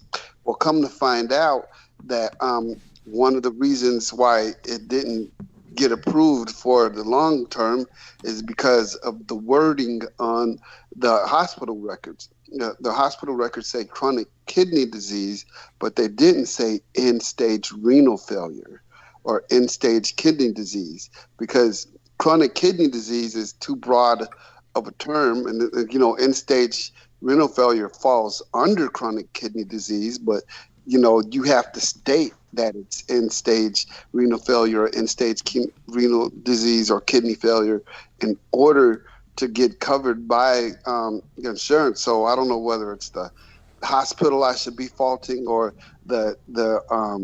my insurance company knows I'm going to dialysis, so they're probably just using the wording as a technicality or whatnot. I'm not sure. But at this point of not having nothing and running out of all my money and resources, I'm thinking I'm going to have to sue my insurance company to get my disability that I paid for. Well, there's no question that proper wording and administration is key to so many things. And if you don't dot your I's and cross your T's, you'll run afoul of various systems, just not the medical system. It's very important that you read your bank statements and other such statements, including your insurance policies.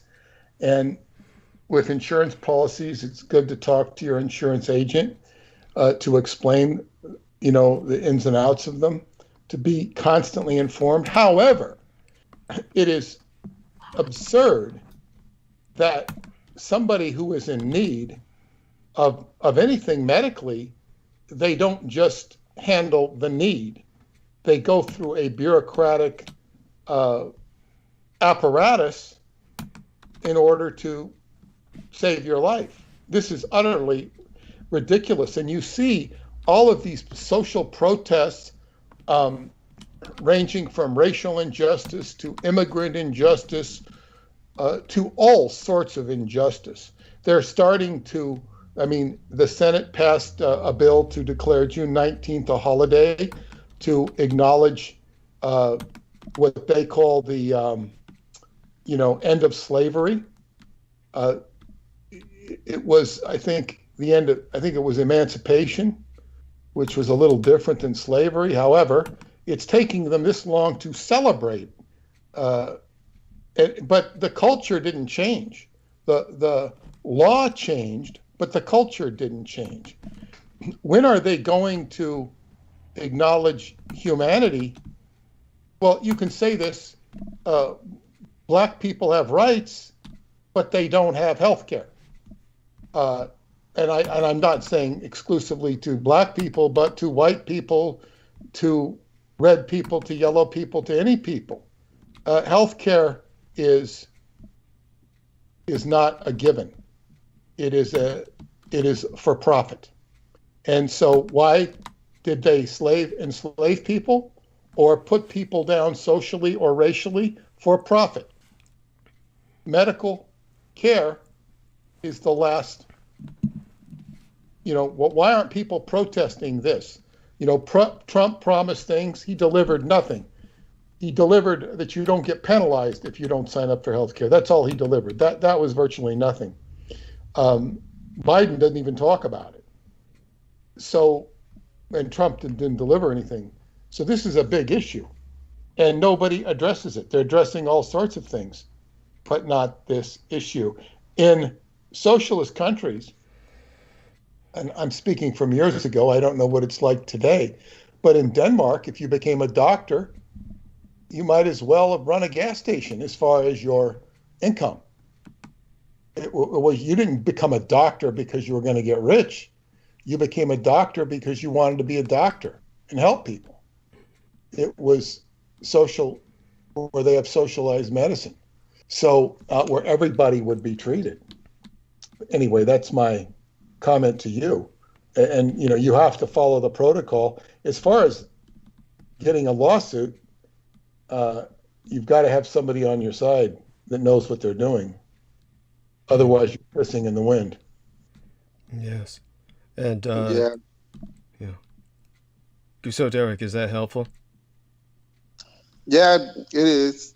And I actually called a lawyer, and they said that any lawyer that would handle disability cases, like with the Social Security disability cases, those would be the same lawyers that would handle the disability with, if you have to, get it from your insurance company.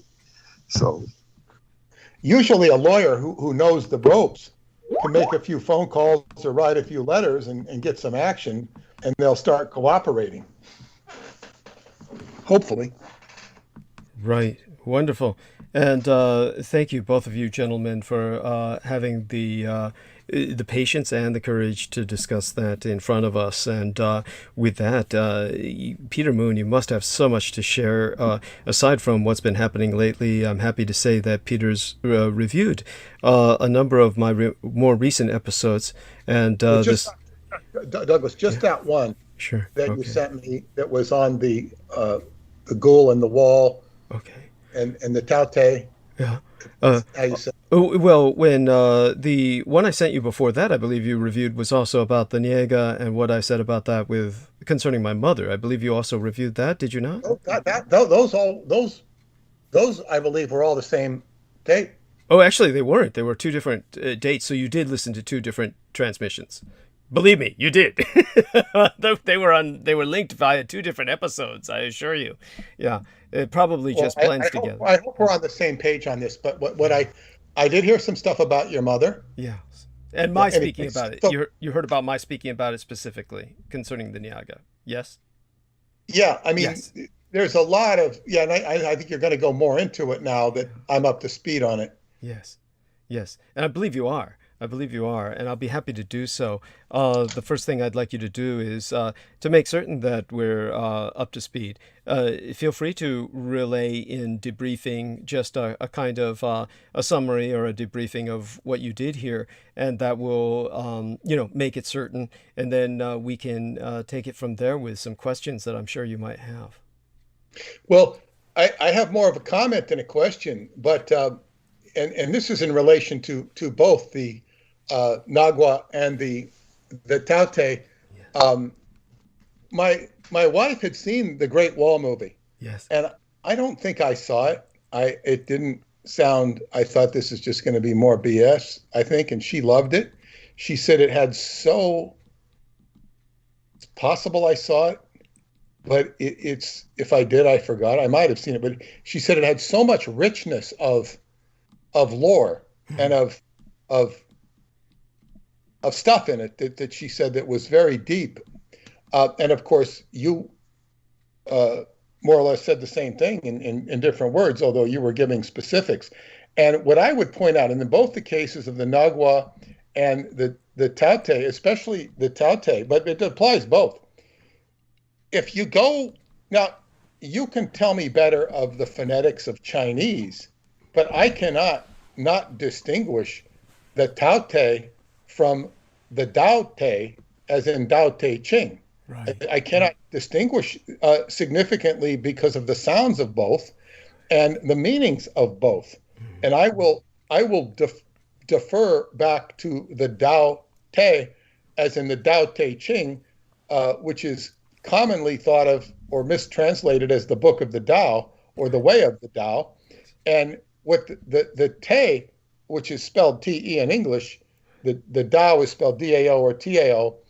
the te is very important because that means virtue, and it's so it can be interpreted as the virtue of the Tao, but virtue is power. And this was taught to me very specifically by my Qigong teacher, who was a Taoist priest as well. He says, the day is virtue is power.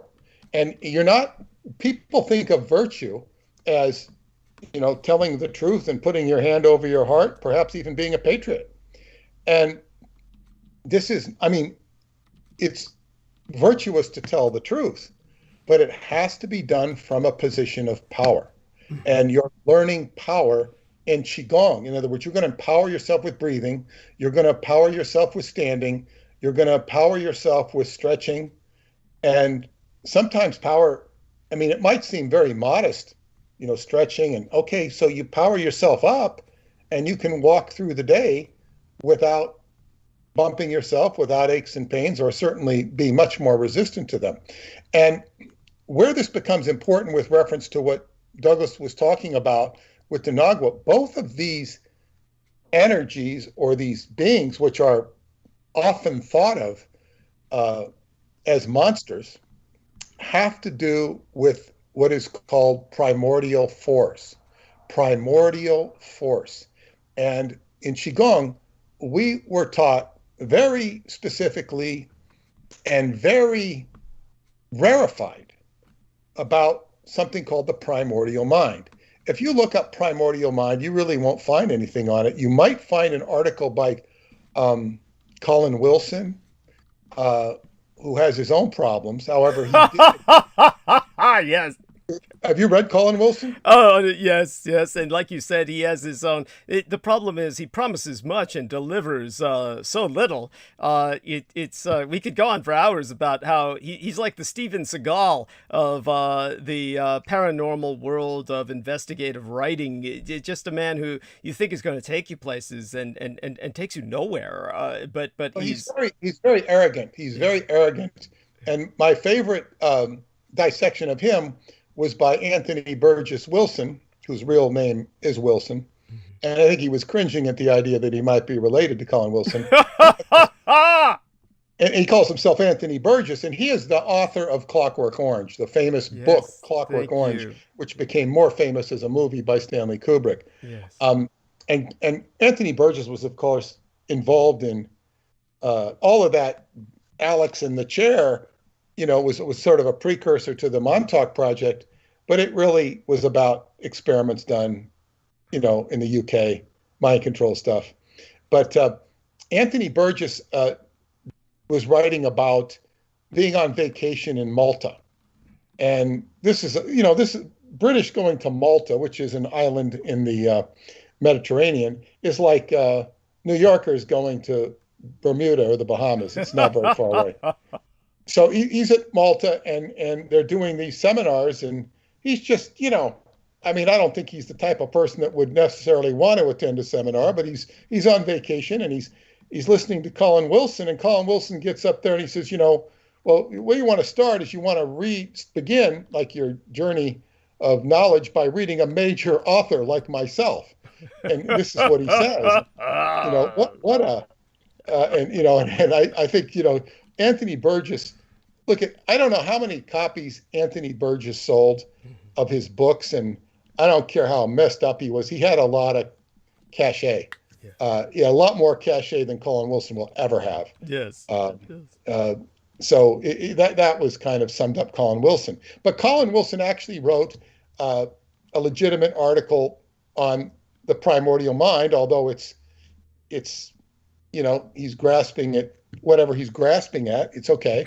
But it's like, it's not like, he came closer than anybody else. That, you give him credit for that.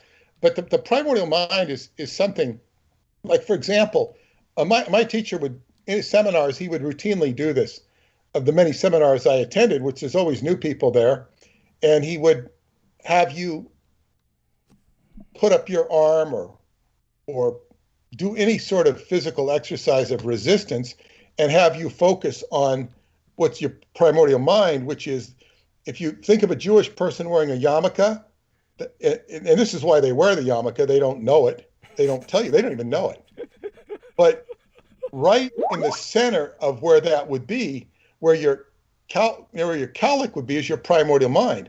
And when you focus on that primordial mind, you're going to be much stronger. So if you put out your hand and focus on the primordial mind, you're going to be resistant. If you focus on your frontal lobe, or what is commonly thought of as the third eye, you're going to be weaker.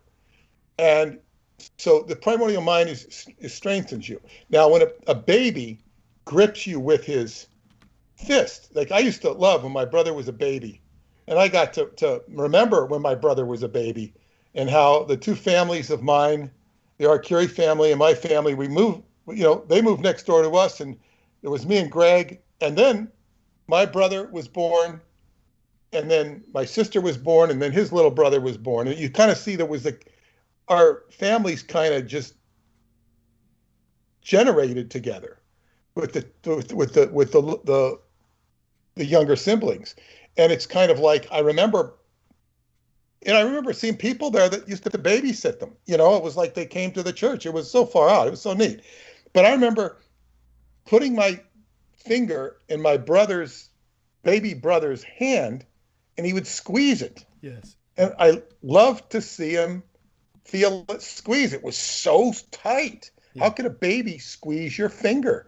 And my mother explained to me, yeah, babies do that when they're young, and then they don't. Well, my Qigong teacher explained it to me. Babies are born with primordial, they're focused on their primordial mind. They're very strong. And by watching adults and other siblings and watching people, they begin to lose their primordial mind. They begin to fall away from it, and they start using their frontal lobe, and they become weaklings, human weaklings, relatively. And this is something, so you have to cultivate your primordial mind in Qigong. So one of the exercises, you focus on the frontal lobe, and you go back and forth, you go back and forth, go right through your brain, not around over the top, but right through it. And you go back and forth 50 times a day. And this is because you want to be in both minds. You don't want to be just in the frontal lobe, and you don't want to be just in the primordial part of your mind. So when you read about or encounter, worse yet, or more challenging yet, Nagua or Taote monsters, these are a part of you. These are a part of the universe. The snake is represented as the Ouroboros, which is a very good metaphor for what David Anderson refers to and taught me as a closed time-like curve, the alpha and omega of time. And so that primordial energy is a part of life. It's a part of you. It's a part of your DNA. And it's like, and also in Taoism, you are ultimately going to confront primordial energies, which are less than, I guess, what you'd say, amicable. And you have to accept them and be in alignment with the life force, the Tao. Now, Douglas, you've had to confront a lot of primordial energy your whole life. Yes. And you've managed to live within it. So you know it viscerally. And so much of what you've experienced, let alone talk about.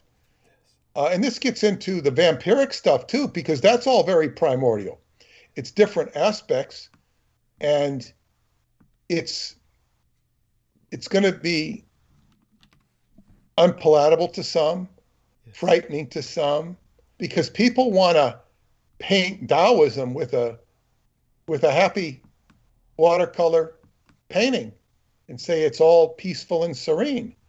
And there's no reason you can't be serene, but to be serene, you have to have what is called equilibrium, and you have to be balanced.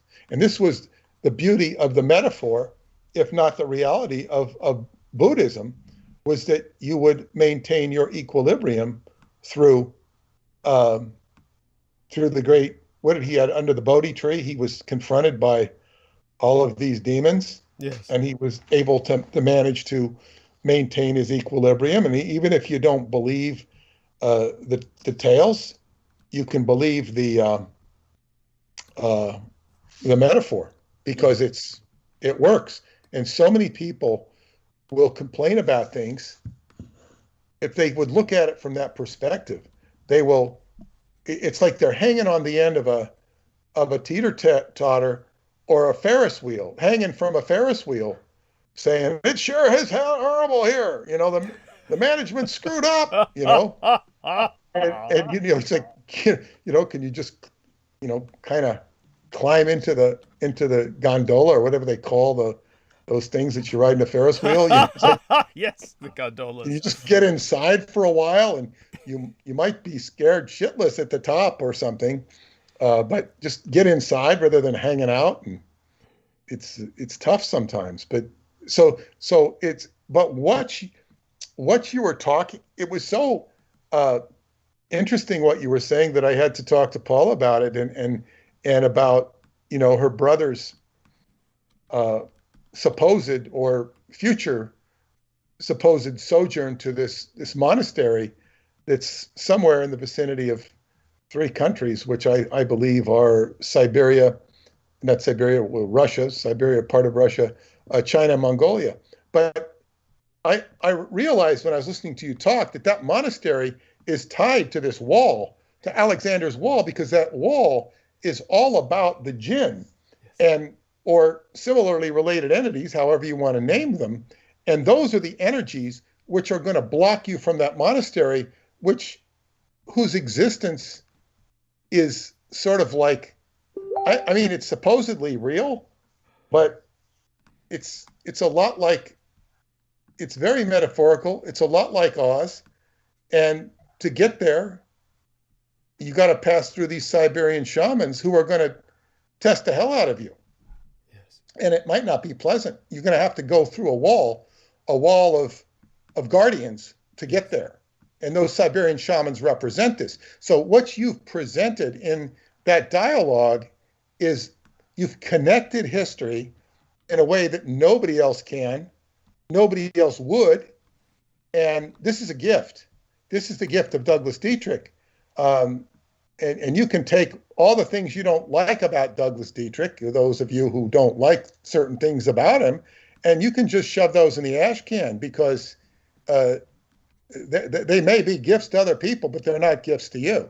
So, but this is a gift he has, to be able to collect history, to connect the dots, and to enlighten us with a metaphor at the very least, if not the actual truth of these circumstances and what was going on, and how human beings like Alexander the Great were operating in another reference frame at the same time they were doing their physical, his physical life of all that he was doing.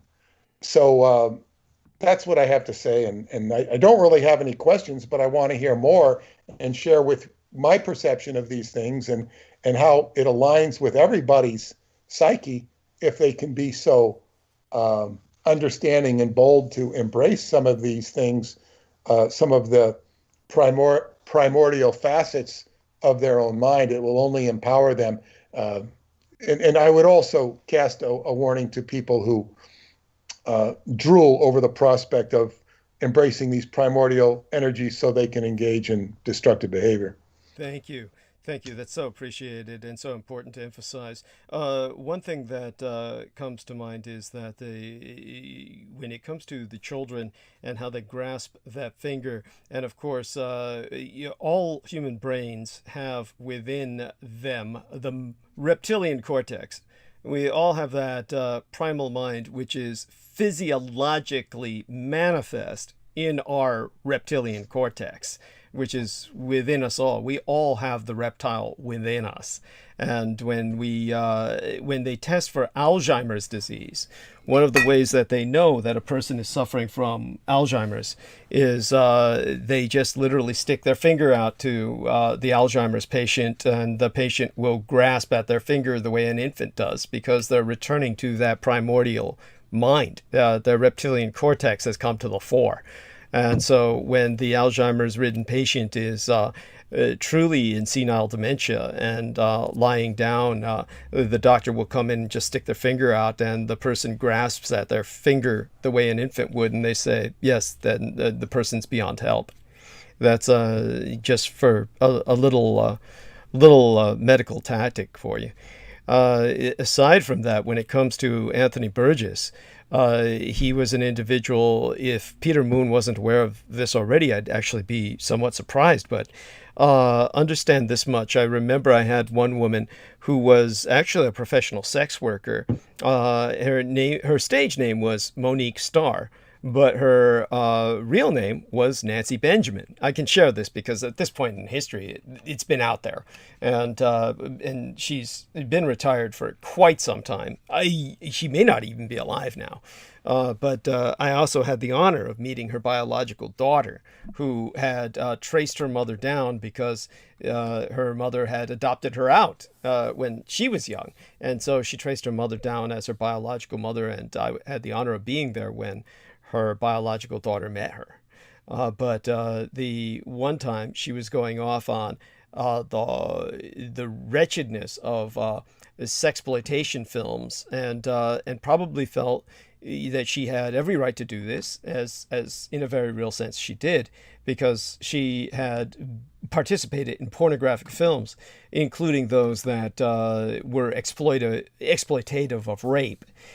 So she was hitting on the popularization of such films outside of pornography, which rather universalized this violence.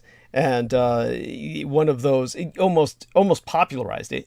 And the film that's outstanding in that regard would be Clockwork Orange.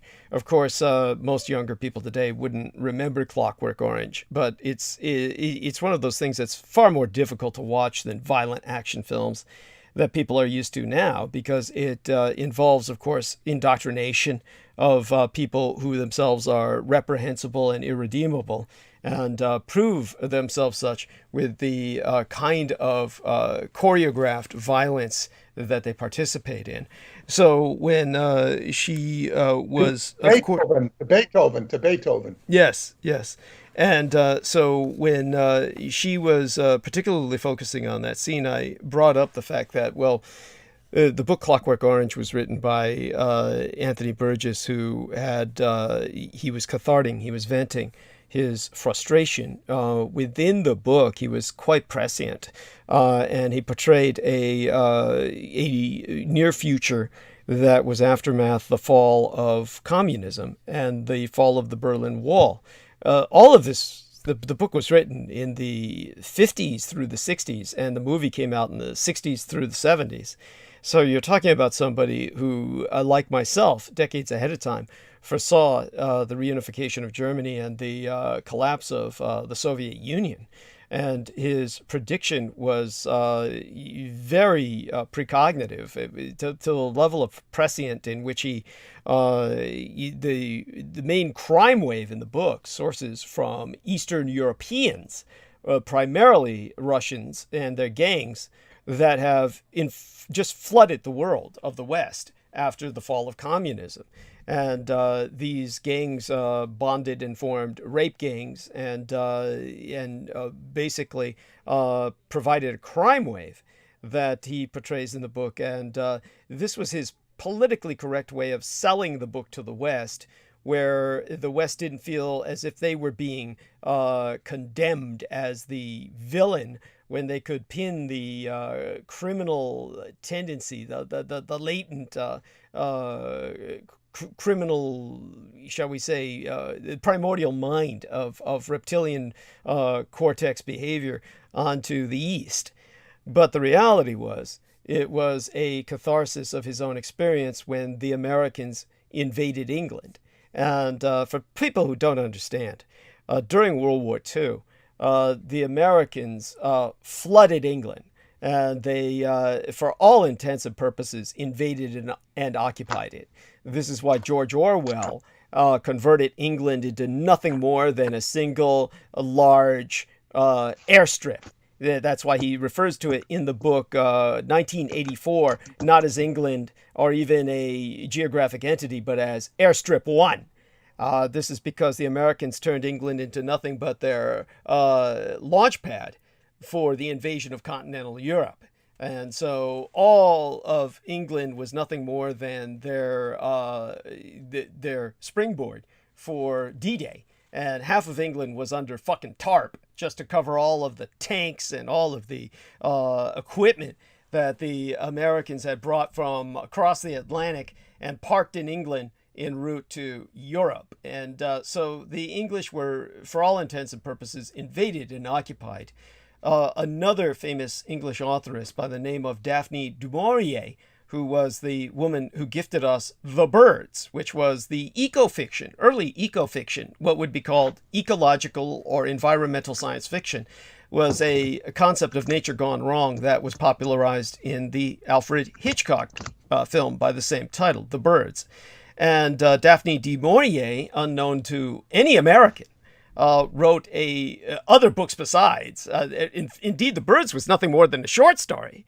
But one of the books she wrote was Rule Britannia. And Rule Britannia was a book about the American invasion of England and the forced incorporation of England into the United States as USUK. Literally, USUK. I'm not kidding. US-UK, United States, United Kingdom, as a new geopolitical entity. This was in her book, and how the English resist. Which, by the way, is, I believe, somewhat inspired by L. Ron Hubbard, who wrote a book called The Final Blackout, in which the hero of the story, ultimately a English officer, who throughout the book is known only as the lieutenant, becomes the hero, the martyr of England.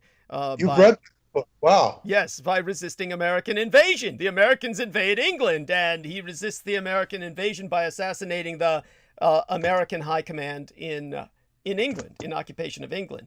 And that's his final act, and he is martyred and memorialized in England. He reverberates through English history for that reason. And Americans hated that. That was the controversy of The Final Blackout, was the violent American response to when it was published in pulp magazines, as to how L. Ron Hubbard's work was so offensive to the American sensibilities that they were perceived as the invaders of England rather than the liberators, the people who came to save Britannia. Well, that kind of confirms his role as a British intelligence agent. Yes. Thank you. Only a British intelligence agent could write that. Could write that. Thank you. And I have to digress here just a bit. That you've read that book is amazing, because too few people. Now, that book is considered one of his classic works of literature. Yes. That and Fear. Yes. Fear I didn't care for so much, but it's considered classic. The book Fear. Yes. And that he wrote, and Final Blackout. I mean, he was lauded for that literarily. They may not have liked the content, but they thought it was really amazing literature. Well, that's because no one could deny the skill with which his narrative impacted the emotions. So go on, yes. Well, yes, and it's about a lieutenant who's one tough son of a bitch. And this is how Hubbard envisioned himself. Hubbard was so much like that lieutenant in his own image. And he did his best to be that lieutenant. The guy was tough as nails, and he knew how to lead men. And he knew how to inspire men. And of course, Hubbard did lead and inspire men in ways that few others do. He created a lot of loyalty. And it was very clear to me, and one of the things in that book, the lieutenant is always assaulting headquarters. Headquarters is giving crazy ass orders. And it's just the nature of headquarters. And boy, could I see that when as I evolved in my Scientology career, I could see the old headquarters from the final Blackout book, and that Hubbard understood these things. It was a bureaucracy that was emotionally unintelligent and logistically unintelligent because they're preoccupied with headquarters, not with what's going on in the field. And Hubbard was always somebody who understood what was going on in the field.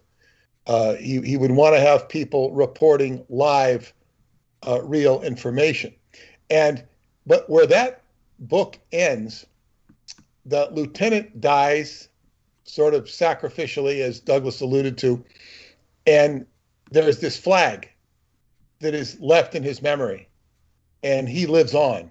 His life lives on. His what is called his sort of who he was lives on. Yes. And this did not happen in Hubbard's life. And this is the great tragedy of L. Ron Hubbard's life. It's not that it's not anything else. It's that he was not able to execute his legacy so as to leave the legacy of the lieutenant behind. And it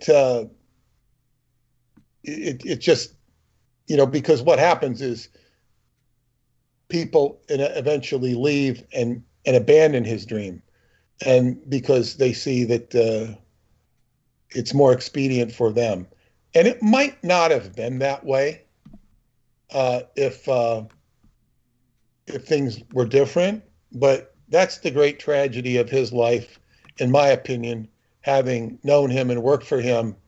In other words, you could bring, because if Jack Parsons says that you don't understand a man's legacy till 100, 150 years after he's gone, well, it's taken, 60, it took almost 60 years, almost 70 years before we could have a show, a TV show about Jack Parsons' life. And now, although it wasn't perfect, it had a lot of his intentions and passion in it. I mean, but it took 70 years. Now, we're not even at the 100-year mark for Jack Parsons. We're far from the 100, 150-year mark from L. Ron Hubbard. So all of the stuff you hear about L. Ron Hubbard, it won't be the same 100 years after his death, which will be 2086. So it's like, wow. And, there are a lot of his work is being integrated into modern day aspects, knowingly or unknowingly. So, who knows? Thank you. But anyway, I wanted to digress from there because you were talking about England and Anthony Burgess. And now I would also suggest that the two of them were related, both being named Wilson and not using the name Wilson. Hubbard's father was Harry Wilson, and Anthony Burgess dropped the name Wilson, but that was his real last name. Wilson. Yeah. Wilson. Yeah, definitely appreciated that you bring that up. And so in terms of Anthony Burgess, what had happened to him, as I explained to Nancy Benjamin, was that he was personally, his experience, it was something most men would not have recovered from at all. They would have gone on a spree of violence or suicide or both. And in his case, Anthony Burgess was forced to watch while American soldiers, these are American soldiers in World War II in England, mind you, American soldiers who were white, mind you, because England, and people can look this up and verify this themselves, they can look up the American soldiers race rioting in England. The blacks were kept completely separated. So when it comes to what happened, this was part of that phenomena of an American-imposed apartheid state in England, of their military occupation, in which the black troops behaved themselves commendably and the white troops behaved as an invading force that took what they felt was rightfully theirs, which was anything they wanted. And so white American troops broke into his home and gang raped his wife to death in front of him. this is what happened, or at least to within an inch of her life. My understanding was that she ultimately died from what happened that night. If she didn't die immediately, she died ultimately because of injuries sustained, internal injuries and injuries externally committed against her body by American troops. And he was tied up and forced to watch while they did this in front of him. And this was all. This is why he had that scene in the book with the writer. Yes, yes. I didn't realize it was so autobiographical. And what was the Americans' justification for being able to do that? What was he? I mean, that's outrageous because the British were considered to be allies. That was, the Americans just felt that they had the right to do anything they wanted because they were saving England. This was their idea, was that, yeah, well, we're here now. We're saving the world, quote unquote. We're here to save your ass. You guys are incapable of doing anything. It's, your ass is ours now. Literally, that was the idea.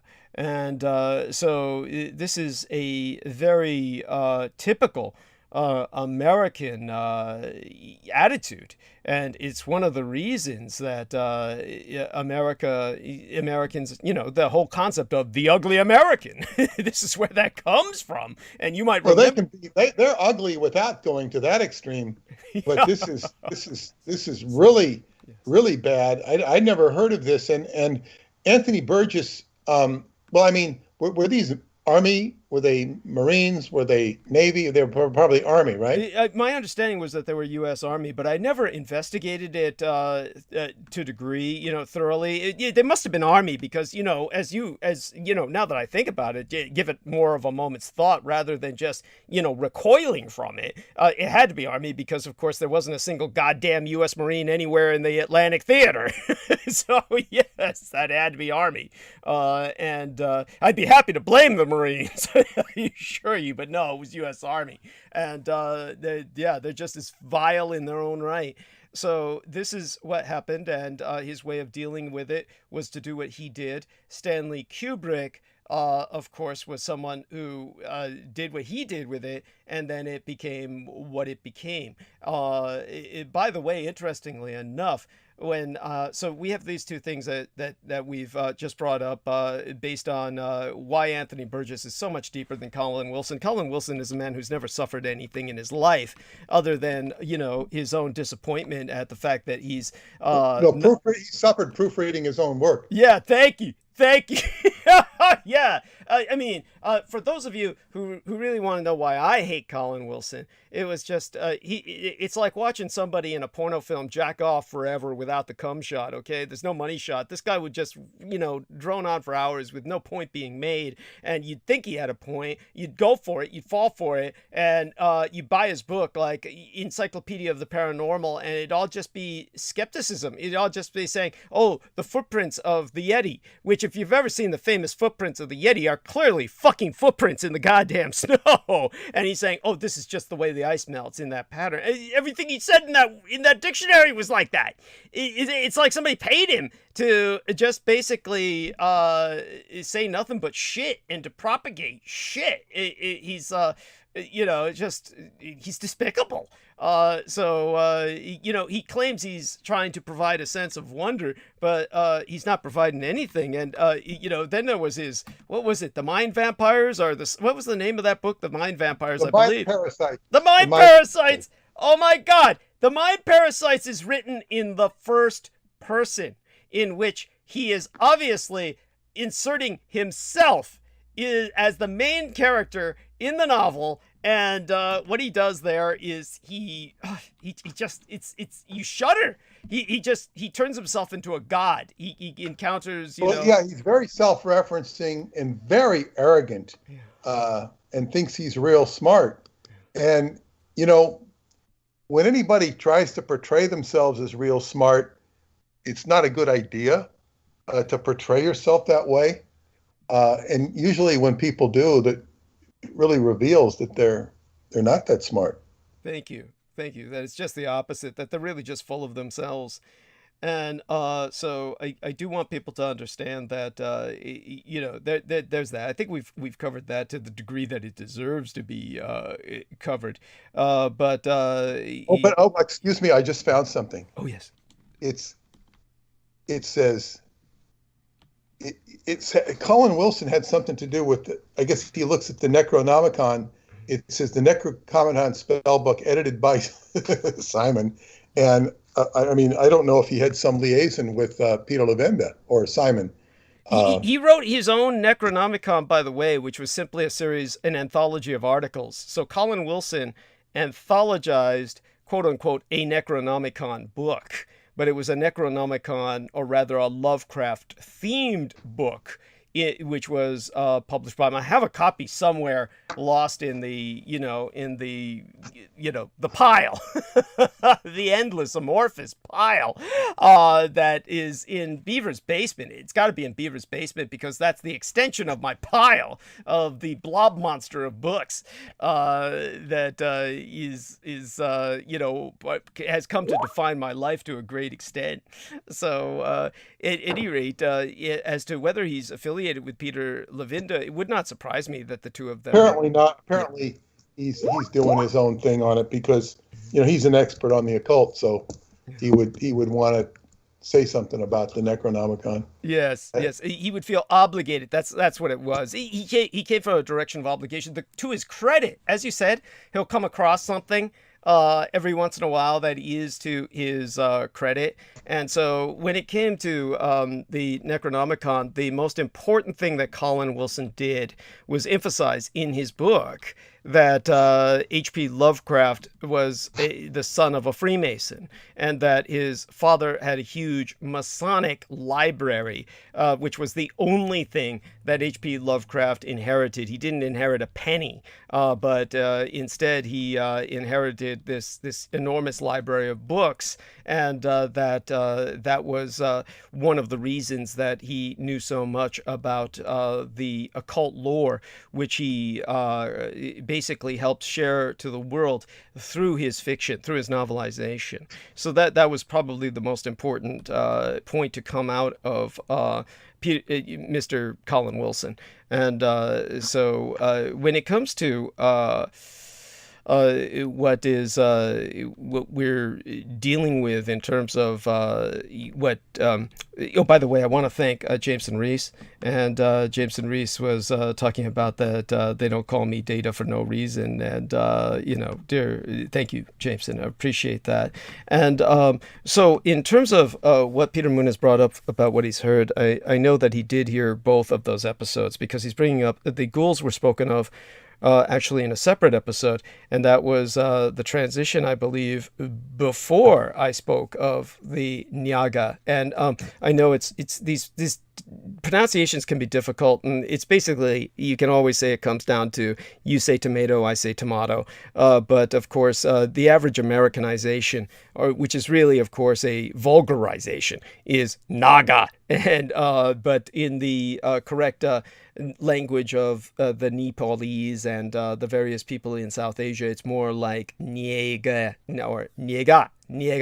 So it's almost like nigga in terms of the way that blacks address each other affectionately, but you would say essentially Nyega, and that's the correct pronunciation for it. So then I take it then that you heard about, I understand you're presenting this importantly as potentially a metaphor so that people can withstand it. They can withstand accepting the information so they can deal with it better, and that's important. And it's Peter Moon does a favor to those of among Americans and the Westerners who just refuse to accept the reality of creatures they consider monsters, and so when you heard me speak of the Nyega, you heard me speak of Nyega milk and how this provides the visions and the kind of enhancement of one's natural abilities in terms of psionics or psychic abilities. And of course, it can be a negative if the venom is provided in too strong a dose, as what would happen if the Niega was defending themselves. So you heard me cover all this and the part that Henry Wallace played in trying to take one out of Nepal and therefore find the others, and to reverse engineer or synthesize it. So you did hear all of that. And Yes. yes, so very important, and I appreciate your listening to that. And he also heard of the Ghoul, which was in the other transmission. So I do want people to understand. By the way, you Yeah. talked extensively on the Ghoul in past broadcasts, extensively. Thank you. And never as extensively as I did at this point.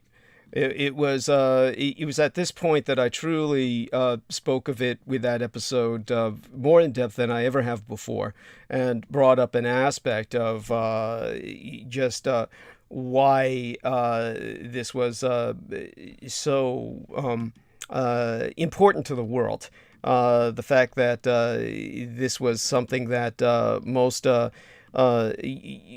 people, well, nobody knows this. And it was something that I must say Our Lady Lena Shea was alluding to when she was on my show a couple of times, and the way Pac-Juan Morales expressed it was she always sounded like a junkie, and this is because, of course, unfortunately, she is very much an abuser of pot. And of course, I know that Brendan Zogit would insist that she's on something else. He as far as he was concerned, she must have been on heroin or some very hardcore drug, but the reality was, I'm willing to bet it was simply just enough pot will do that to anyone. But the point was, at one point she was saying things that were not even coherent to the average listener. She was referencing my running a diagnostic on the Vox Arca. And in terms of the Vox Arca, whenever I run a diagnostic on it, then I am subject to an experience that cannot even be deemed visions in any conventional sense. As I've explained to people before, the Vox Arca is equipped with an eye patch. The reason that eye patch is there is for the same reason that pilots of Air Force One wear eye patches. The pilot of Air Force One always wears an eye patch, even though he has 20/20 vision in both eyes by requirement. And the reason for that is in the event of a nuclear fireball or a laser or any kind of optical, weaponized optical assault, either a laser or a electric flare or or a nuclear fireball. Your retinas are very vulnerable and can easily be fried. And so the pilot of Air Force One always wears an eye patch in order to be able to switch to that patched eye in the event that his other eye is taken out. And so why all pilots don't practice this is honestly beyond me. But this is something that Air Force One, you have to practice that. It's not an option. This is how they fly the plane. The Vox Arca comes with an eye patch because your body is so impacted by the visions that occur in your mind. It does not discern them to be anything other than an external reality. So the reality is that your eyes, whenever you run a diagnostic on the Vox Arca, will start to bleed, or at least the eye which sees those visions. So even though the visions are in your mind, because of the Vox Arca stimulating those areas of your mind that are generating these visions, if you were to look at it as something sourcing from inside of you, as opposed to what's really happening, which is, I would tell you, is truly the Vox Arca seeing potential reality. What would happen if you trigger it? That external phenomenon, as your body interprets it, causes the eye that's exposed to bleed. The potential is always there. It will burst or bleed to the point where it's irrecoverable and cannot heal. And for all intents and purposes, you're burned out with the occult equivalent of a nuclear fireball. Your eye is blinded, literally, permanently. And this has happened to a number of people who ran diagnostic on it in the past. Now, every time I've used it, my eyes have bled, or the exposed eye. The other eye is protected because your body interprets that as not seeing physically the visions that are happening. So one of the visions I had while running a diagnostic on the Vox Arca was the ghoul overrunning the lower levels of New York, and basically farming people in the manner that it has been said that they would do so when the stars were right, and they would rise out of the bowels of the earth to overrun the surface from out of Africa and other points on the earth where such tunnels would ultimately lead, if they were to ultimately triumph against the thousand-year Reich in exile in Unterland, beneath the surface of the earth, who holds them in check in terms of their population with its technology and its organized tactics against them. But she was alluding to that, and most people couldn't understand what she was saying, and it just sounded crazy. But she was reiterating what I was saying out of context. And this is something else that I have to bring up when I speak about these things. It's never to be taken lightly, and it's something that I will introduce to people with an example. There was a man named Kevin Carter whose name is synonymous with Africa.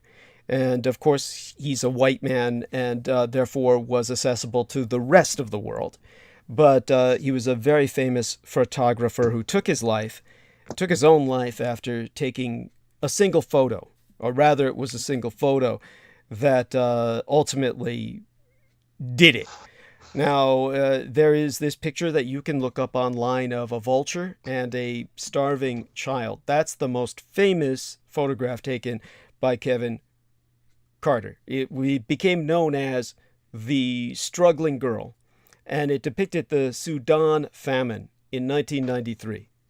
This is when I was in Africa. This is when I was running mercenary contracts, and this was when I was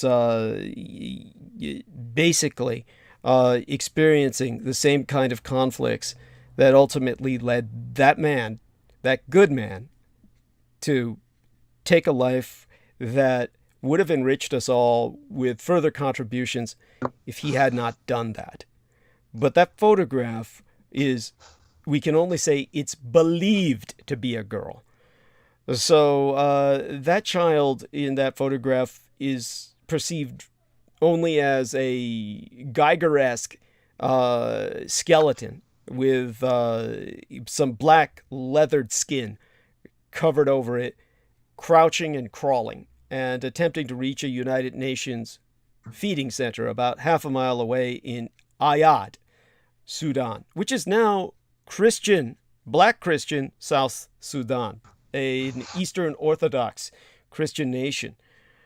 But it was later announced that the child was a boy. The vulture nearby was simply following the boy, waiting eagerly for carrion. It could smell the death upon him. Now, in March of 1994, that photograph won the Pulitzer Prize for feature photography. 2 months after receiving that prize, Kevin Carter took his own life. Now, he was born before I was by about almost a decade, the 13th of September in 1960, in South Africa. So he was a South African photojournalist. He was a member of what was called the Bang Bang Club, and he won the Pulitzer Prize for his photograph depicting the 1993 famine in Sudan. But due to the stress from reporting violence and death and struggling with his personal demons, Carter fell into a life of disorder and heavy drug abuse. And this ended up with Carter taking his own life at the age of 33.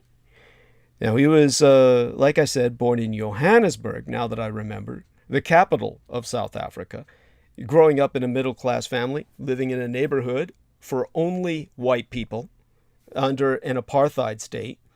And as a young child, he witnessed the brutal treatment of black people illegally living in that area by police officials. He wasn't pleased with what he saw, and also was not pleased with his Catholic parents, who considered themselves liberal, yet did nothing about the issue. So after abandoning his plans of becoming a pharmacist, he was forced to make, well, as everyone in South Africa, he was forced to serve his time under universal suffrage with the South African Defense Force. This was required to all white males in the country who finished school or turned 16 unless they were physically disabled.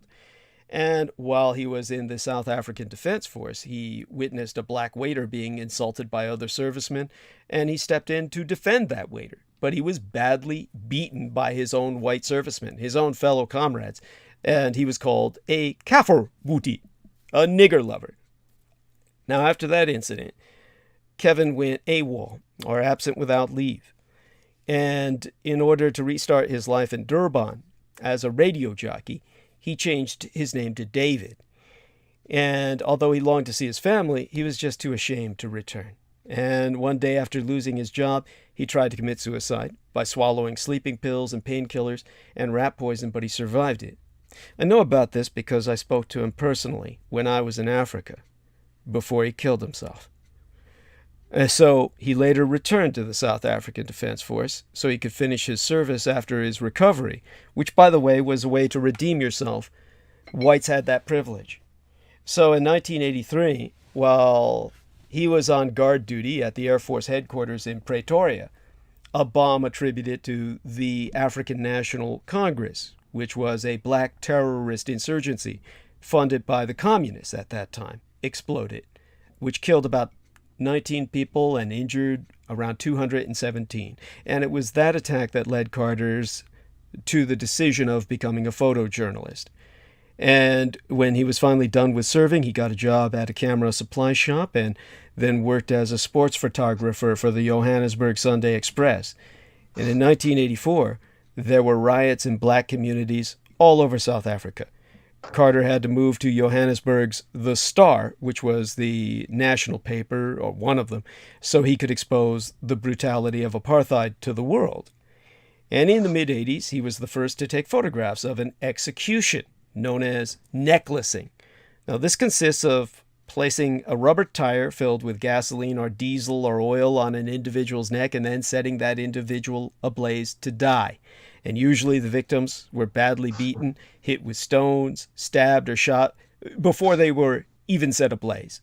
Now, by all reports, it would take at least 20 minutes for such an unfortunate victim to die while burning rubber melted into their skin.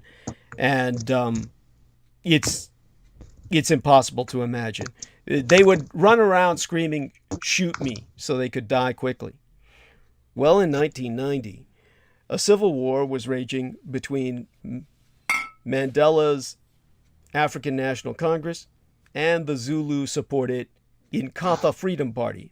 So it was unsafe for anyone to be working alone in black townships. And to reduce the danger, Carter had to team up with three friends from The Star. I think one of them was Ken Oosterbrook. The other two were freelancers, Greg Marinovich and João Silva. And the four became so well known for capturing the violence in the country that Living, that's South Africa's version of Life magazine, based out of Johannesburg, they dubbed them the Bang Bang Club, which symbolizes the gunfire and violence that the four constantly put themselves in the middle of. So in 1991, Greg Marinovich won a Pulitzer for his September 1990 photos of a Zulu being burnt alive and stabbed to death with a machete by Mandela's cultists.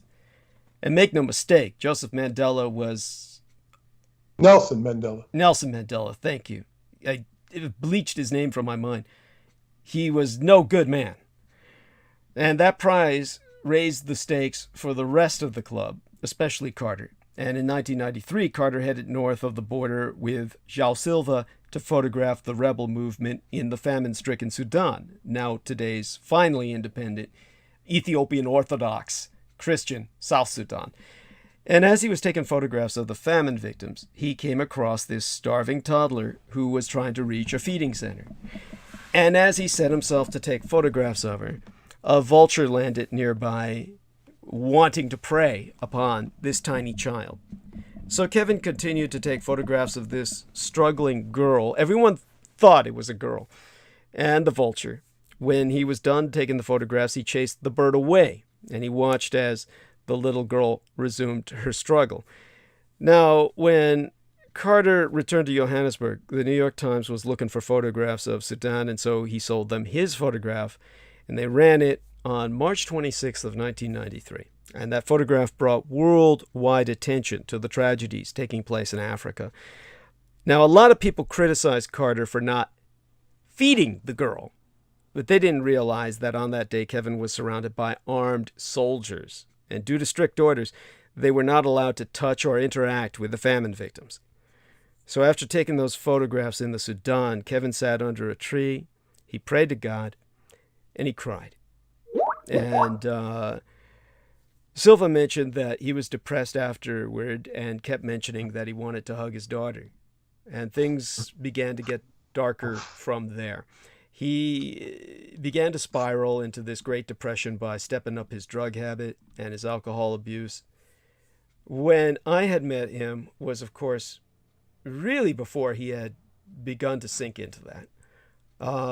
He was still functional, and it was shortly after he had taken the photograph, but he was obviously in a very dark space even then. And he really wasn't all there. What I mean by that is nothing disrespectful, rather that he detached, and the quality of his work began to fall. And while on an assignment on a Nelson Mandela rally for the country's first multiracial election, by that time he was seen simply staggering around the event. And later that same day, he crashed his car into a suburban house and was thrown in jail for 10 hours on suspicion of drunk driving. He was working for Reuters at the time. His superior was very angry with him for having to recover the photos of the Mandela event from the police station. His drug addiction had become a growing issue in his relationship with his girlfriend. And so on Easter Day, she told Carter to move out until he cleaned up his life. And with only 2 weeks left before the election, Carter's job was shaky, his love life was crumbling, he was scrambling to find a place to live.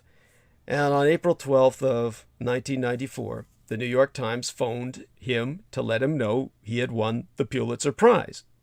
Now, according to the New York Times representative who spracketh with him, Carter preferred to ramble on about his personal life rather than the fact that he had just won a Pulitzer Prize.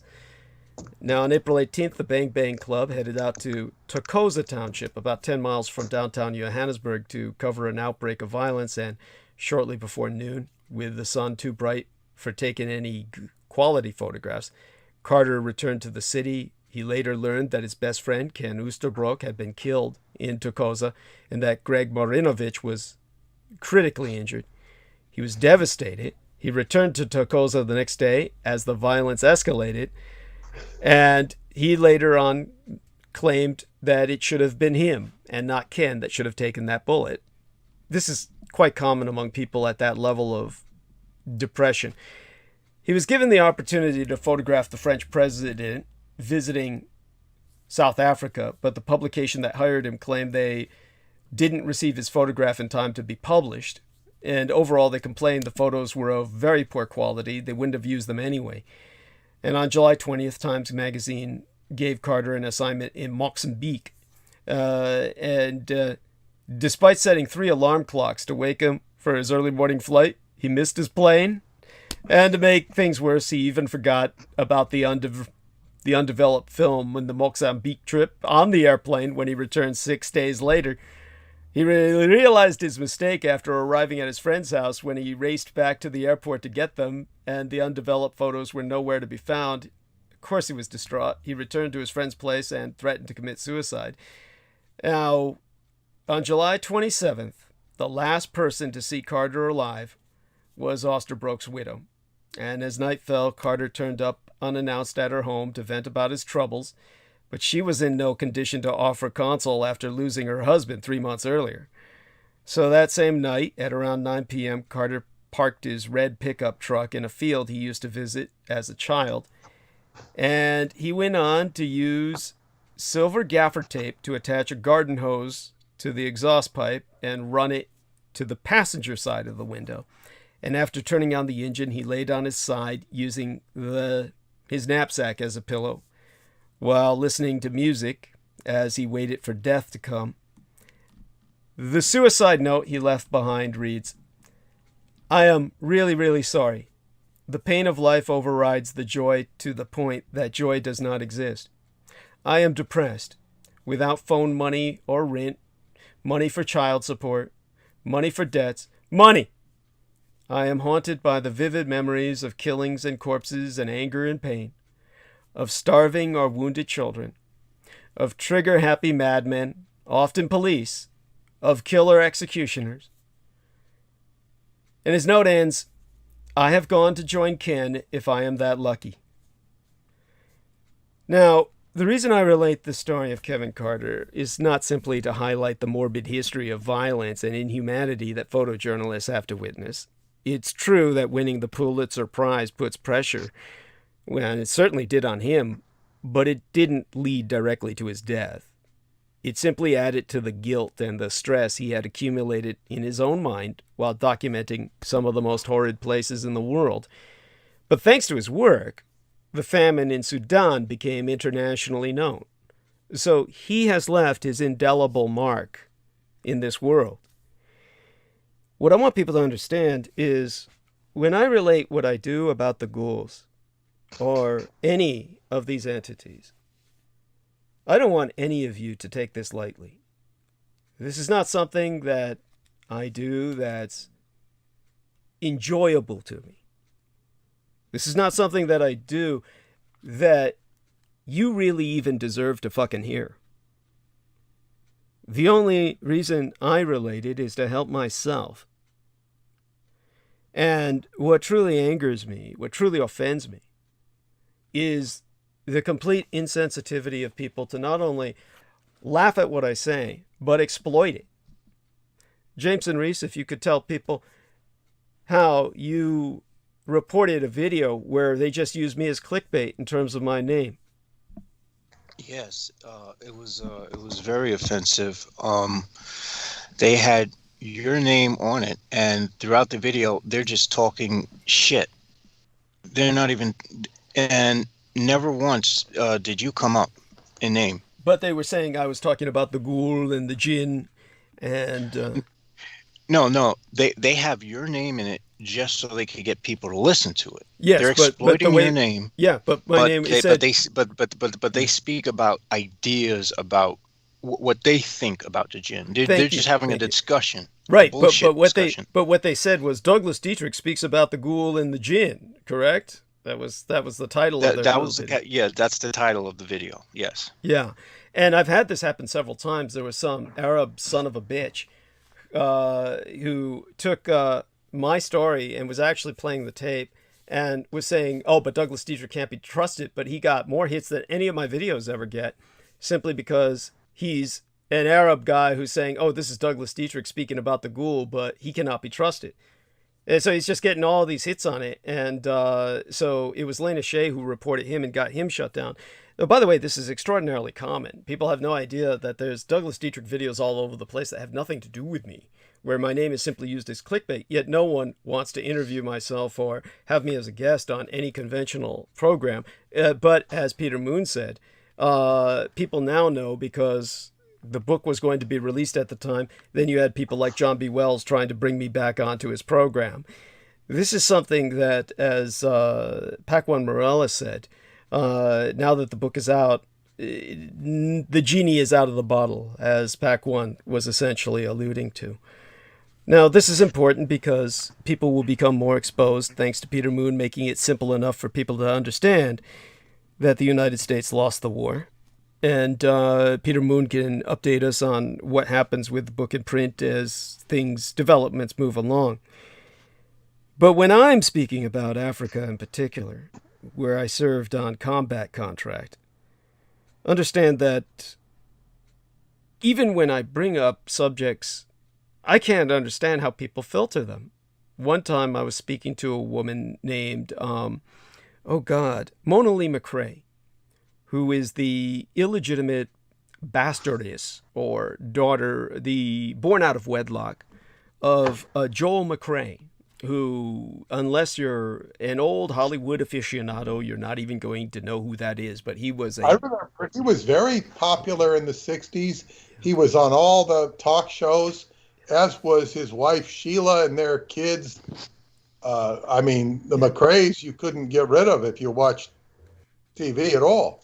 incredible. Thank you so much. Yes, and so her mother blackmailed him by putting her in the baby carriage and just walking up and down the street repeatedly in circuits until Joel McRae paid her off by giving her child support. And that was how she basically got to the point in life where she grew up to be a singer, part of several rock groups. Mona Lee McRae is comparatively famous. And so she's not an unintelligent woman, and she's very talented. And Brandon Young, she was very kind to him, sent her some of her songs while he was in a very bad space. But understand, I was trying to relate what had happened when, in 1991, when well over 15,000 members of the Dinka tribe of Somalia were sold into slavery, most of them winding up in Ethiopia, where I was serving contract. I ran into the operation, and this is, of course, one of those horrible, conflicting experiences where you see the absolute corruption of an international organization like the United Nations. And understand, we need an international body to provide us some semblance of universal governance to a degree, at least as a mediator between nation states. But the United Nations needs total reformation. It cannot go on as it stands. One of the ways that they maintain peacekeeping operations is they literally approach third world nations and offer them money for troops. And in cases like Hungary and Bulgaria, in Eastern Europe, shortly after the collapse of the Berlin Wall and the Iron Curtain lifted, all they did was empty their insane asylums. And they took all of the criminally insane and literally sold them to the United Nations, who gave these men machine guns and let them loose in Africa. They were called the Battalion of Madmen because that's exactly what they were. They were running a human slavery operation where, by the time I encountered it in the field, there were all of these young girls in cages, piled one on top of the other in the open, with small little mounds of used United Nations condoms all around them. For those of you who don't believe it, you can look up the United Nations condoms were issued to their troops in the field. Little baby blue, sky blue, powder blue condoms that were just in rubbery, glistening, cum-filled piles all around these cages where these girls were being repeatedly assaulted. At that time, myself and my unit ran into that. And these were by the Hungarian and Bulgarian troops? Yes, that's correct. And I will tell you this, that I did meet the consulate of Bulgaria in New York, and he told me that there was all sorts of human trafficking going on with the UN. Yes. I mean, the United Nations was responsible for tremendous human trafficking. You know, it was a very sad. He must have known about this stuff. But I think it was far more than just this, as you're only alluding to a couple or one particular thread in this dialogue right now. So, you know, the UN has a, you know, reputation that's not too good, and a lot to answer for. It's reformation. Honestly, we need to do away with the United Nations and create a whole new organization in its place. It's that but time. You know what they have, and I say this with sarcasm, but this is how that they have high moral ground. That's how they're positioned. Yes. The UN has high moral ground. They don't have a lot of effectiveness, but they have high moral ground, just like the World Court does. No effectiveness, but high moral ground, which is completely fallacious anyway. Yes, thank you.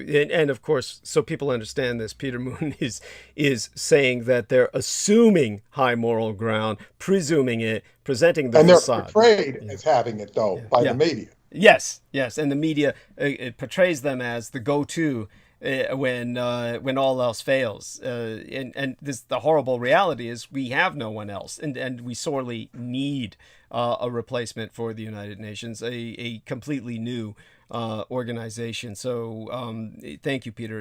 Peter is validating and reaffirming what I'm saying from a more strategic perspective.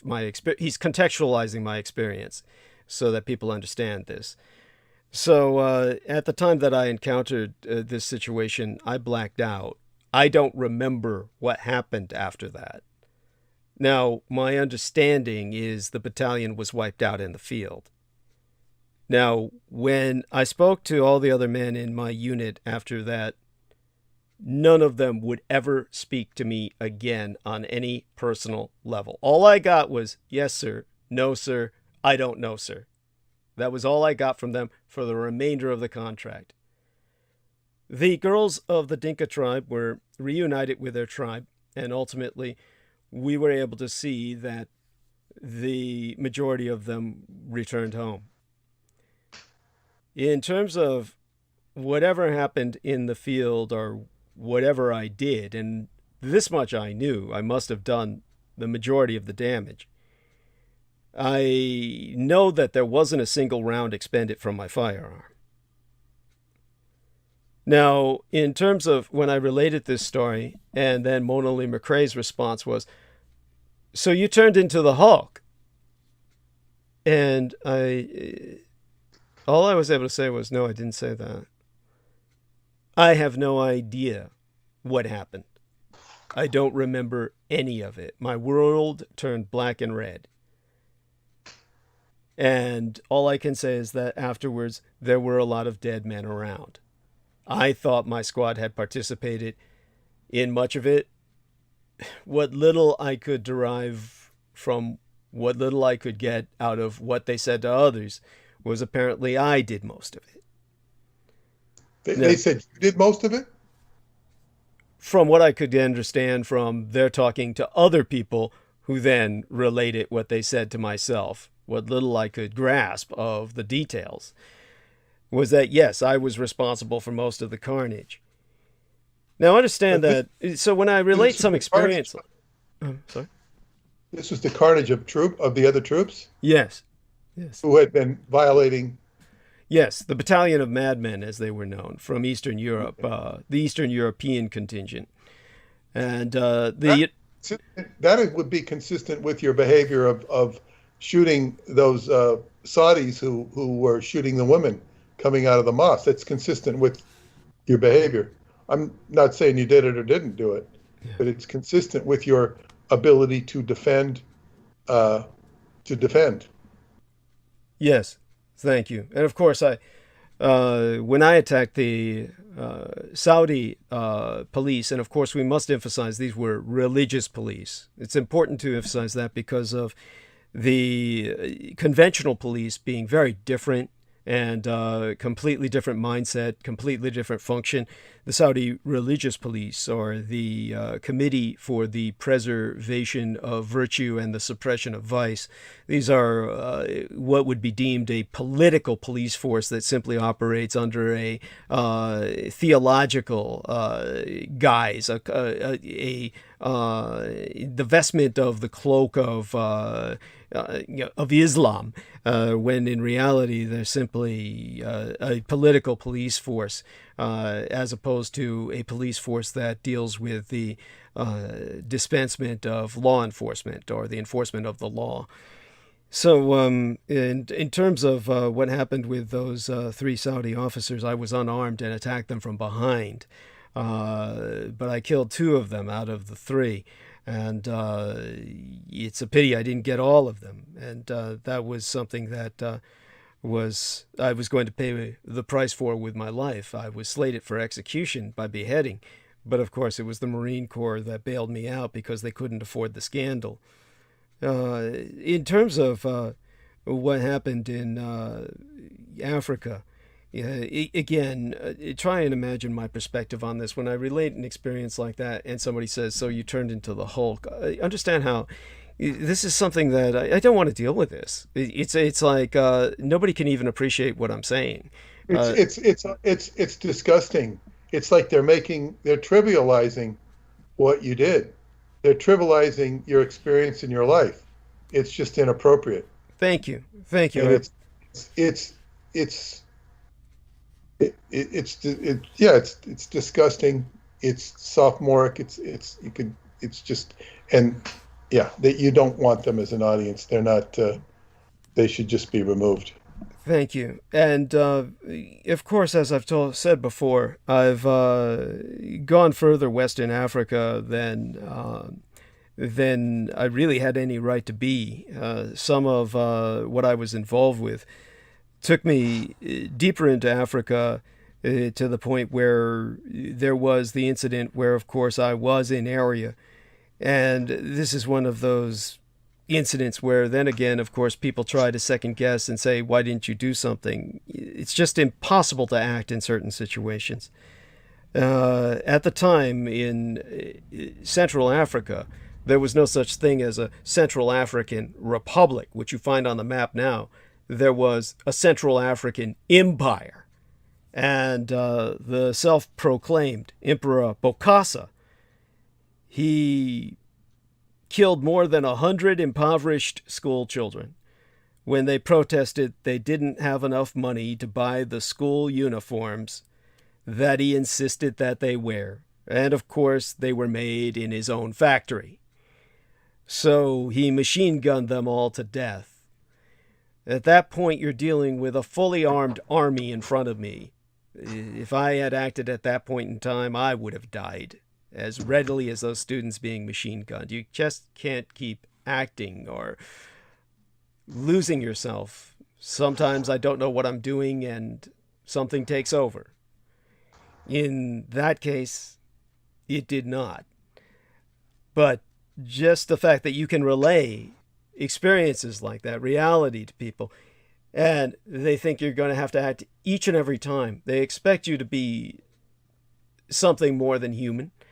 And even when you act out in a manner that is quickly recognizable as beyond the normal human capacity to act, then they trivialize it and dismiss it. You can't win either way. For the person who's truly out there doing something on the surface of the world, the only reward you get is condemnation and disbelief and denial. The lesson to be had is there's no point in relating your experiences. No one wants to learn from them. No one's capable of learning from them.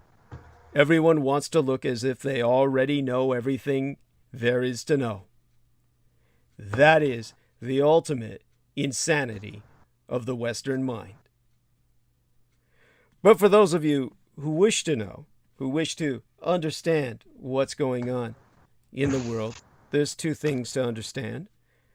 One of the reasons that I ask everyone to establish a Facebook account, even if it's a false one under a presumed name, so your information isn't sold or exploited by Facebook, is so you can see my promotional banners before the show that goes on the night that the promotional banner is bringing information or awareness or promoting the show, the transmission to come. And it always puts the thematic into context. The promotional banner for tonight's program, there's a photograph beside my own. That's of a young Yazidi tribesgirl. And that photograph was, as I say, taken near the site of Fezuzu, the demon of the exorcist. The site that was made famous around the world in that scene where Father Marin first confronts the statue, the idol of Fezuzu, the demon that ultimately inhabits the body of the girl Reagan in the film, released around 1973, I believe. And in terms of the young lady in question, this is very indicative of the Yazidi, even though they marry only among themselves. It's incredible how many of them are so Euro-Caucasoid in their physiology. Blonde hair, blue-eyed. And of course, I'm sorry, did you say something, Peter? No, I didn't say anything. Okay. These are the worshippers of Lucifer, the peacock angel, Maliek Chaush. So they recognized myself immediately. The time that I was encountering them was when I visited Iraq before the Operation Desert Storm, which Americans know as the First Gulf War, which of course is the Second Gulf War, the first being the war between Iran and Iraq that lasted 8 long years. So when it came to that conflict, when I was still in high school, I was, of course, brought to my attention that the Iraqi consulate in San Francisco was promoting, as the consulates were in all the major cities, an opportunity to travel to Iraq to produce propaganda posters for those who had artistic talent or training. Because I was trained in commercial illustration, it was a golden opportunity. And I traveled to Iraq, and that was in the last year of the war, 1988, when I traveled to Iraq and was taken to review the front lines so that I could produce propaganda posters for the Saddam Hussein regime. I never met Saddam Hussein personally. Rather, I met many members of the propaganda staff, many members of the Iraqi media at the time. And certainly, without going into the horrors of the Iraqi conflict with the Iranians, I was fascinated by the Kurds. And of course, these were the people who worshipped that entity which had been called into myself on the night of the Broken Circle, when, without Aquino's supervision, his coven, his cabal of warlocks, called on Lucifer himself and set him loose upon the earth because their circle was broken and incomplete. And that was the night my hair was completely turned bleach white with that experience of possession that we all fell under. I relate that experience in Satan's Crusaders. People can review that video on my channel, my YouTube channel, anytime you wish. No point in going over it since you can review it there. But because of that portion of Tavush Meliak within myself, it was sensed by the Yazidis. Understand this is very different from someone who is a manifestation of Lucifer himself, which would be the Messiah of the Yazidis. Not that, but they could sense him within myself to the point where it was offered to myself to marry that young girl in the photograph, which I've presented to people before. These kinds of opportunities have been presented to me all over the world. When I first encountered this kind of phenomena was in Nicaragua, when they were at war, and I was brought down there by my girlfriend at the time. And even though she was very much a Sandinista, a ideological Marxist and atheist, her parents were very Catholic. And she brought me down to meet her parents in the event that we might marry. She severed with myself because I was getting so many offers from families in wartime where they were offering me their young daughters. I'm talking about girls who were like 9 to 12 years of age, in some cases, saying, take her, because they would tell me, look, either the death squads or the Sandinistas are going to move into this town, either one that takes it, whichever one that takes it, she's going to be raped to death anyway. Take her. You can have her. Marry her. Get her out of here. Because I got approached so many times like that, ultimately, that young lady would not marry me. She felt that I was encouraging these kinds of approaches, which I insisted was not the case. I was simply an American, and people saw me as a way out for their daughters who would otherwise be violated to point of death, or where their lives would never be the same, just in those war conditions. This is the kind of phenomena that I encountered among the Yazidi, because even though they marry only among themselves, I was sensed to be one of them. So that brings us to the Peacock Angel, the Lord of the World, the Angel of Yazidi and Hindu lore of the Asian Indians, Lord God's regent on earth.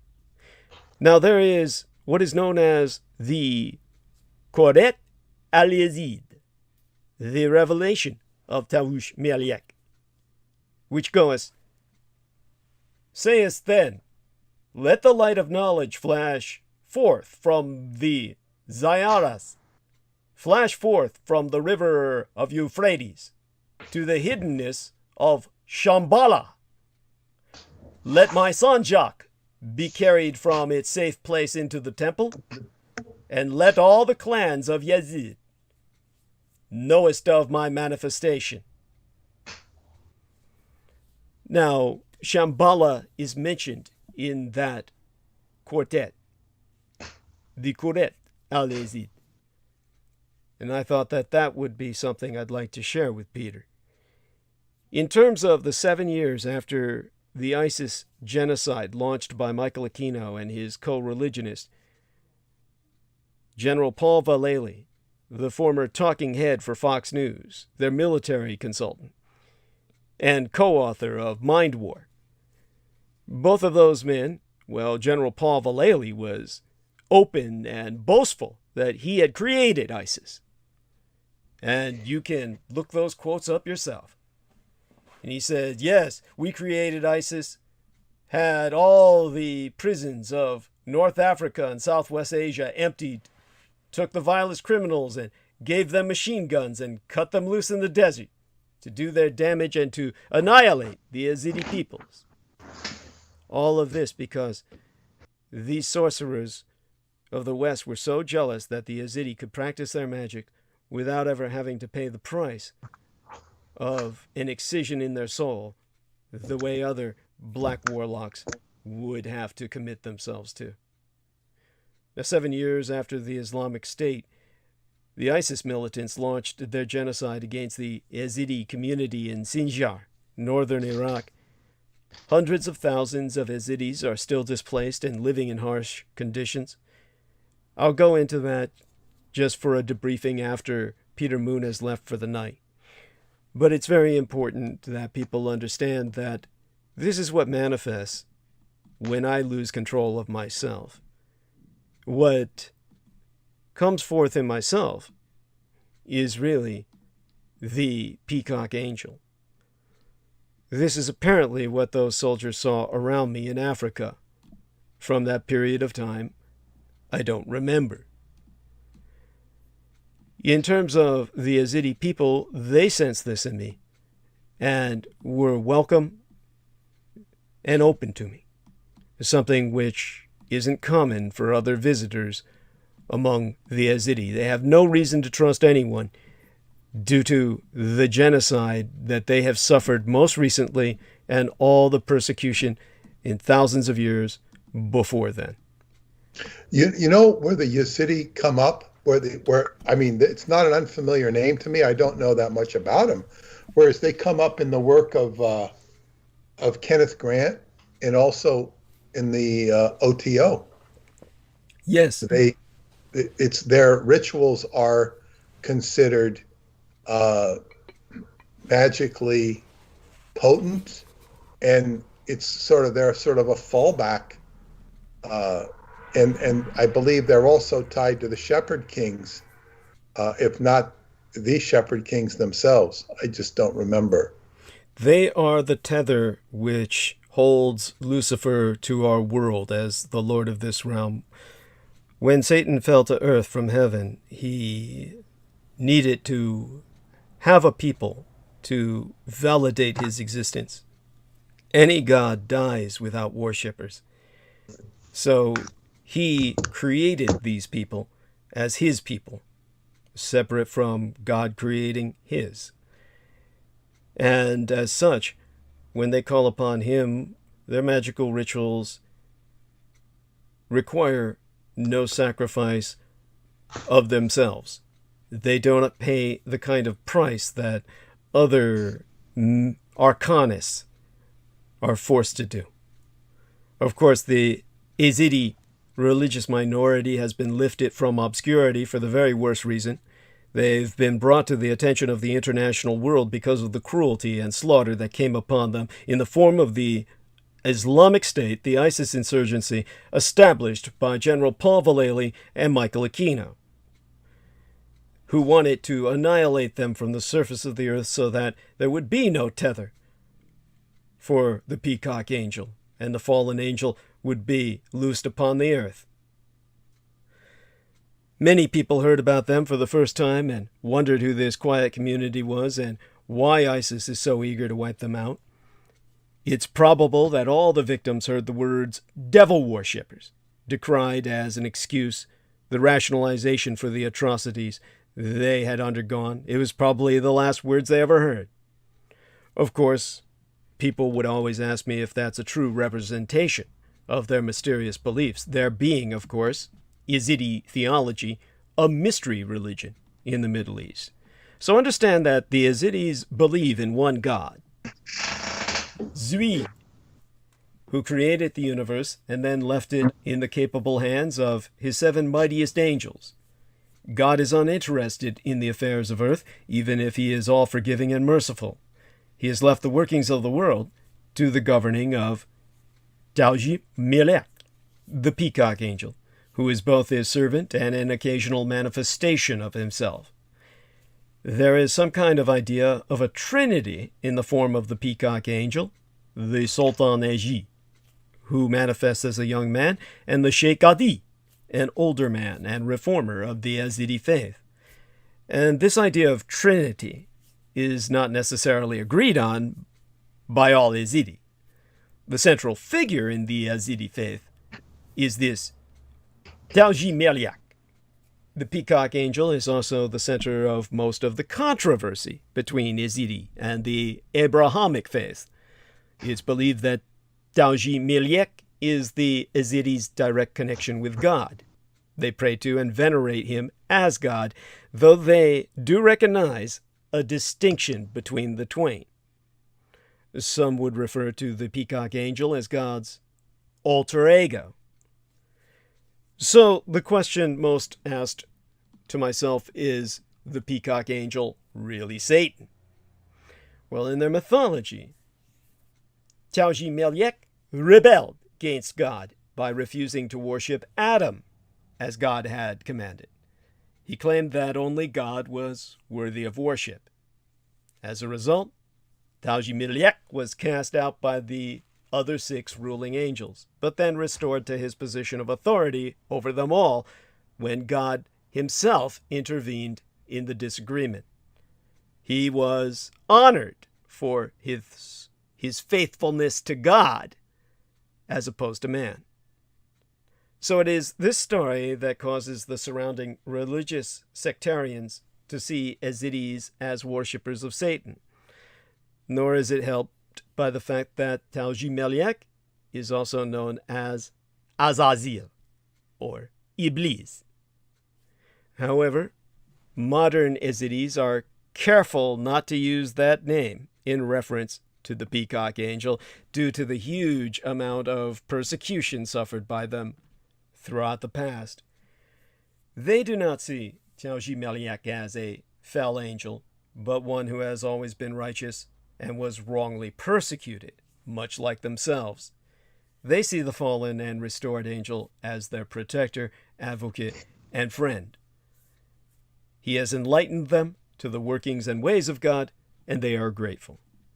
As for the other 6 angels, Of the remaining 6 earth-ruling angels, 3 are seen as mysteries, meaning that the Yazidi themselves are unsure of their roles on earth. The other 3 roughly correspond to the archangels mentioned in the Abrahamic faiths.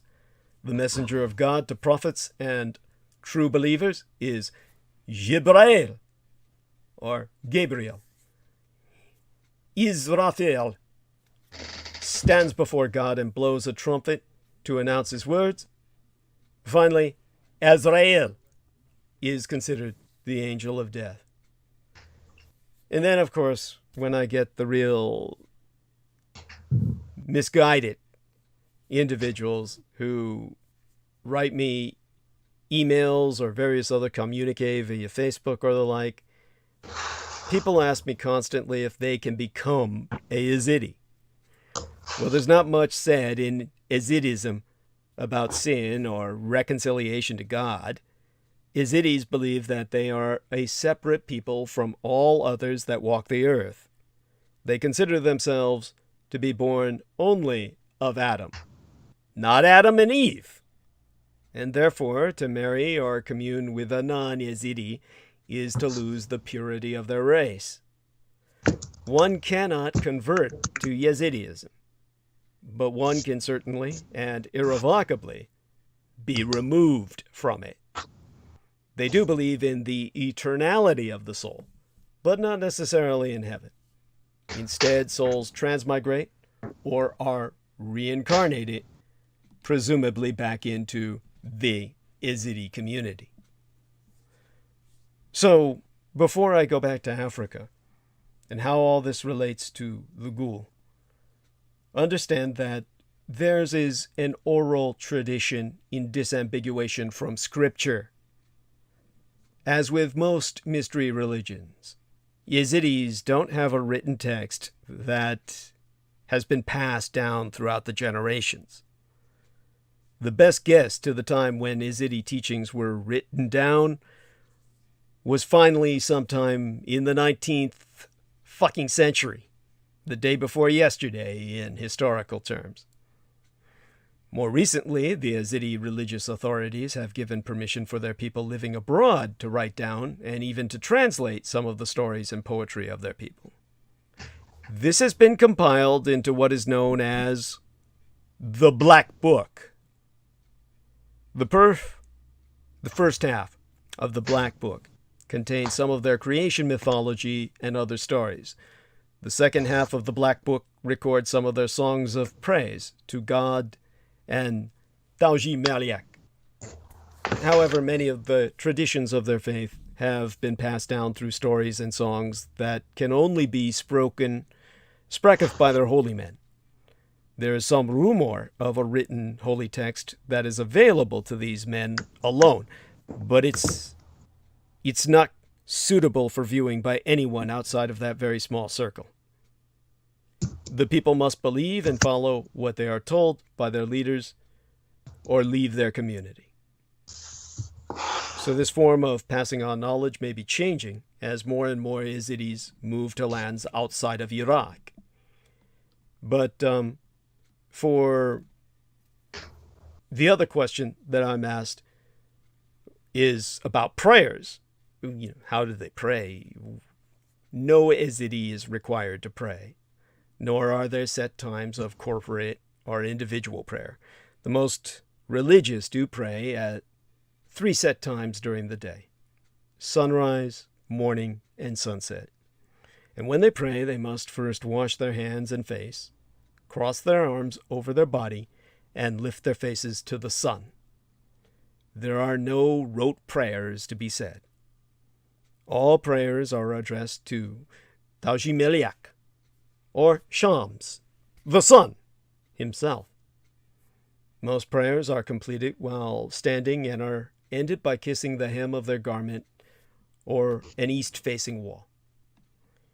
But when we return to Africa and how this connects to the ghoul, understand this much first about Africa. Understand that this is not your idea of what any place on earth should be. It was 1890 that Africa was finally explored in the modern sense. And at that point in history, not a single African language had a word for wheel, because nobody had ever seen one. In fact, the first professional hunting safari did not leave Nairobi until the year before Ronald Reagan's birth. And John F. Kennedy had already started shaving by the time a specially provisioned car became the first vehicle ever to cross the Sahara Desert. Probably by the time Elvis Presley, in fact, when Elvis Presley recorded Heartbreak Hotel, only one sub-Saharan country in Africa had ever achieved independence. Now, in terms of the other things to remember about the Africa that I fought in, the Africa where I experienced what no man should ever experience, that Africa, in places like the Sudan, the legal custom of Sharia still exists. That's outside of South Christian Sudan. In the north, a murder victim's family can choose the murderer's punishment. And since 1990, both crucifixion and boiling them alive in oil have been the most popularly chosen and lawfully administered punishments that I had the misfortune to witness with my own eyes. People talk about crucifixion and they wear their crucifixes, as I myself do. Most of you have no idea what it's like for a body to hang off that cross. And female circumcision, a ritual that to this day is undergone by almost 80% of all adolescent black African women living in the 40-plus nations now extant south of the Sahara, is still all-pervasive. And in terms of the language, to give you some idea of what we're dealing with, the lingua franca of East Africa, into which Barack Obama was born, is Swahili. And in that language, there is no word for woman. You can go to Kenya, Tanzania, Uganda, and parts of Zambia, and the closest one can come to a word for woman is mwanamke. It's a word that simply means female property and equally describes human woman, mares, sows, and ewes. This is the world into which I encountered the ghoul. And even though what I outlined about them is one thing, understand that there were two places I encountered them. One was Southwest Asia, on the Arabian Peninsula itself, as presently occupied by the House of Saud. The other was in East Africa. When it came to the House of Saud, and we had to wait with the police chief who came to speak to us about that field of bones where that armored column had been massacred, and then at the field where the bodies had been dumped, or the bones that had been left of those bodies. One of the questions I had for the police chief was why the ghoul, since he had identified them as such to myself, and to no one else, mind you. He spoke only to me about this. I said, why did the ghoul not crack open the bones to extract the marrow, since they seem to be consummate carrion eaters? He said, because they're leaving us a message. The bones are left here as a warning. Otherwise, they would have done just that. This wasn't something they needed to do to slake their hunger. This was something they did because they were violated. One of the things I found out about him is the universality of police work. The true horror of being a cop, and why you never want your children to become one. This sounds ironic or contradictory considering the fact I say we should have an all-female police force into which women are drafted to serve a full year in peace enforcement. But the difference would then be that it would be a universal experience and would render that job far less dangerous because of the sheer numbers of people involved, rendering it less of a safari and far more of an effective social force. The way it is now, your average male cop or any female who works her way into the force, all they encounter are generally horrible people. Criminals constantly lying to them for no good reason, rendering their situation worse with each lie that they tell. Which is why I've always told people the best thing you can always do, except in rare cases, is to generally just be as honest as you can be. Anyone who's experienced, even if they're corrupt or downright evil, the one thing judges, cops generally can tell is when you're telling a lie. As for the police chief that I encountered in the House of Saud, as I said, almost no one else works in the House of Saud who's of the House of Saud. They're all either members of the royal house or they're on the dole. And when it comes to these people like the police, because they're not going to trust that job to foreigners like they do everything else, their medical, construction, all of their other industries and services, they would only trust their own to do the police or military work. He, like so many policemen, developed a total contempt for his people. After a while, any cop gets the impression that everybody you meet is just a human piece of shit, because that's all you deal with all day. And you begin to suspect or expect that everyone around you can give you nothing but shit, because that's all they're good for, because they're pieces of shit. And that's how he pretty much felt about his fellow Saudi Arabs. So this is why he had changed himself and became almost monastic. He reminded me of a Sufi in police uniform. He was someone who really didn't like the company of people. And one of the things he pointed out to me was in all of his years of dealing with the disappearance of people in the desert who had fallen prey to the ghoul. The old or the very young, but always the weak.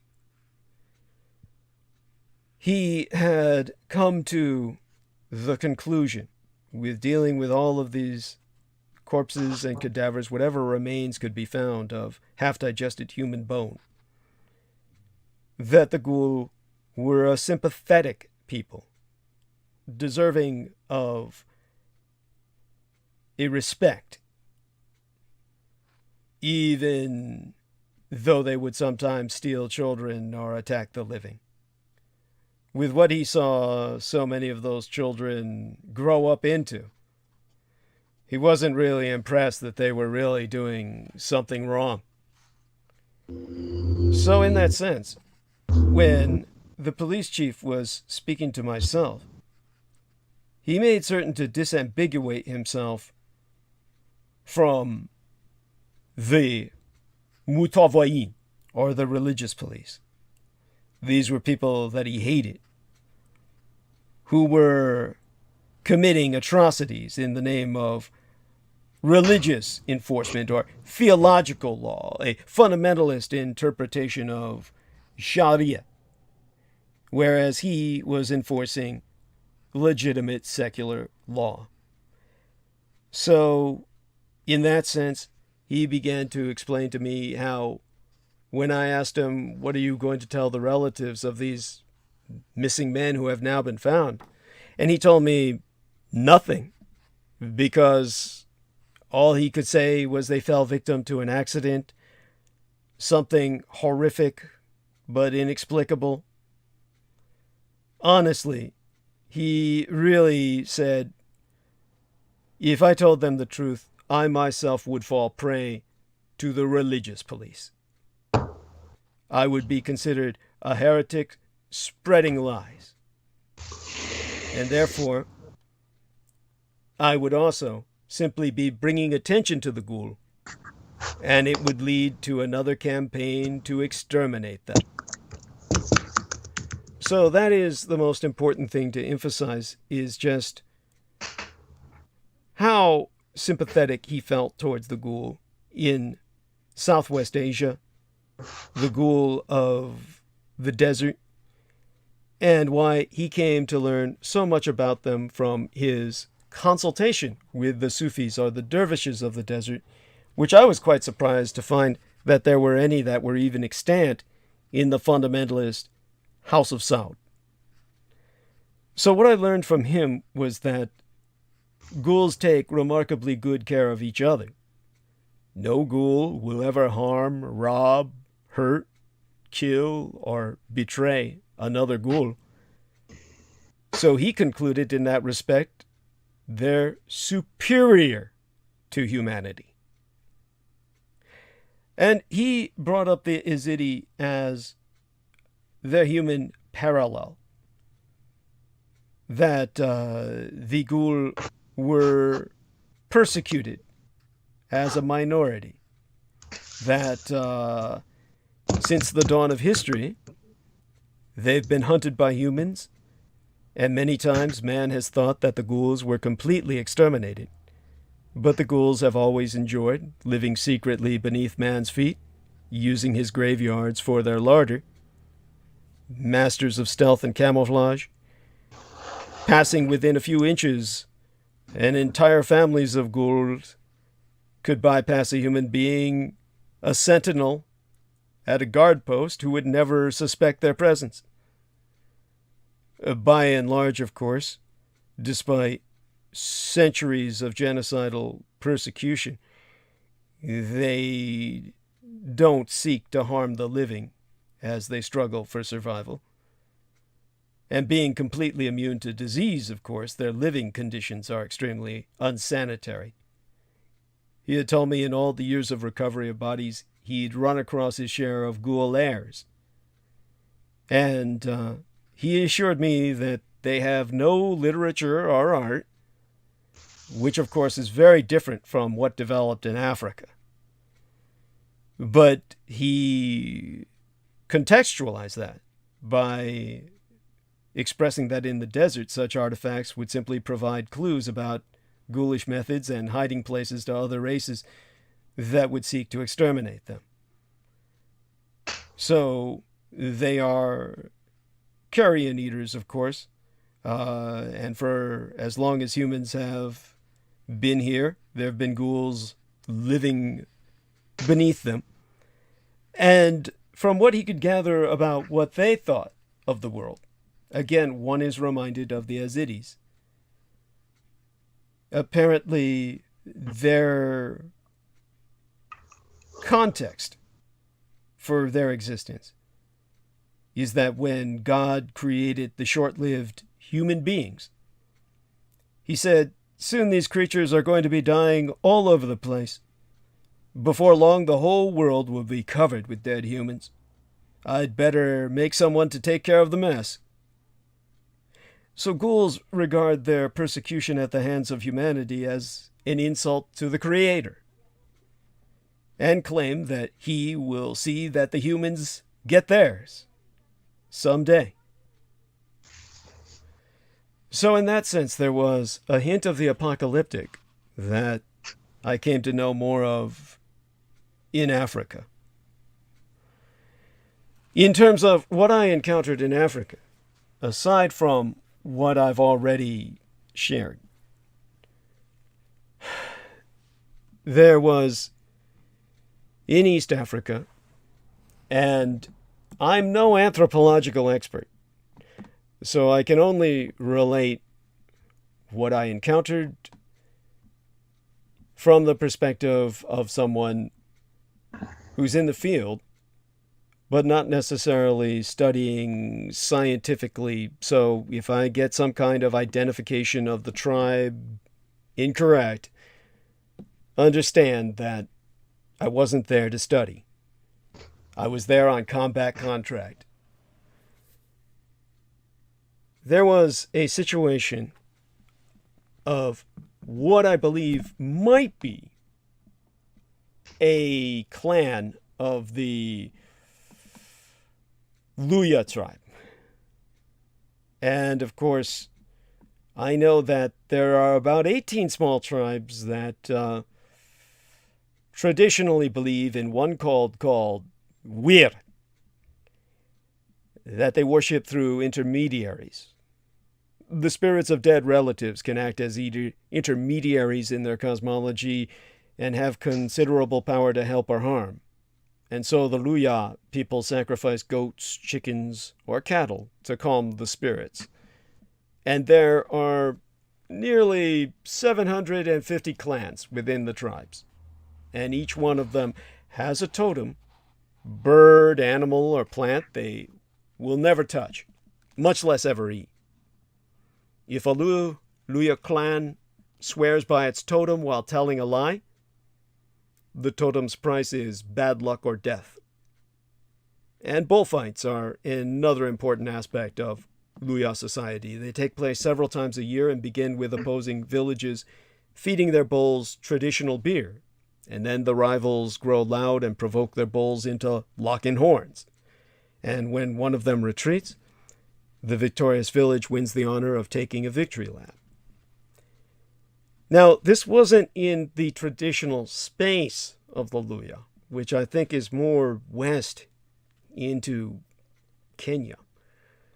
So this might have been a tribe that had severed, but certainly they carried these traditions.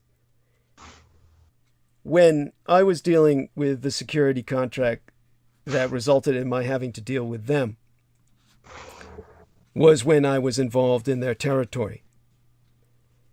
And that's when I learned of the Oracle Child. This tribe had gained a reputation at the time. There was about 30 families, probably 1,000 cattle, more than that.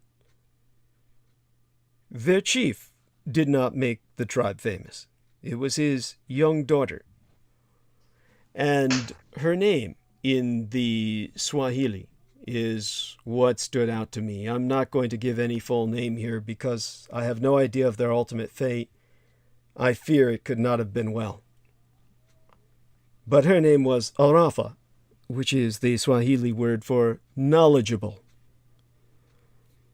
Arafa had become known for hundreds of miles around as the Oracle Child. She had wisdom beyond her age, deep knowledge of the spirit and underground worlds, and an extensive history of the ancient people, which was essentially her name for what Howard Phillips Lovecraft would call the Great Old Ones. It is those titans worshipped by Sufi who go into the darkness, the anti-gods. But Africans from as far away as Abyssinia, and of course the two Congos, even Tanganyika territory, were seeking her teachings at the time. Of course, any Westerner who had seen her would have found a playful little girl who spracketh her knowledge matter-of-factly, as if there was nothing special about her at all. and her teachings were not received well by all. The medicine man had been banished from the tribe 6 months before I became involved with a contract that brought me into that territory, because he had tried to poison the chief's daughter, afraid that she might replace him. And then, of course, there were various cults, apparently, in Africa that sought her blood. So the chief understood the threat posed by the cults all too well. So he was considering uniting various other tribes in an attempt to bring down the cults' reign of terror by declaring war upon them. And in the meantime, he was worried about his daughter. He loved her very much. Of course, he was perplexed at the origins of her knowledge. Now, when he was asked, well, let me put it this way. I gathered this much. If he were ever asked what he feared most in this world, and if he were to answer honestly, I'm certain the one word would be Arafa, his own daughter. Now, Arafa's secret was a dire one. The area was littered for miles throughout with numerous caves that led deep underground into the subterranean world of the Ghoul. And for millennia, the Ghouls had kidnapped people, taking them underground, or stole bodies left in the wilderness by other tribes who had the tradition of doing so, because the Ghoul would dispose of their dead.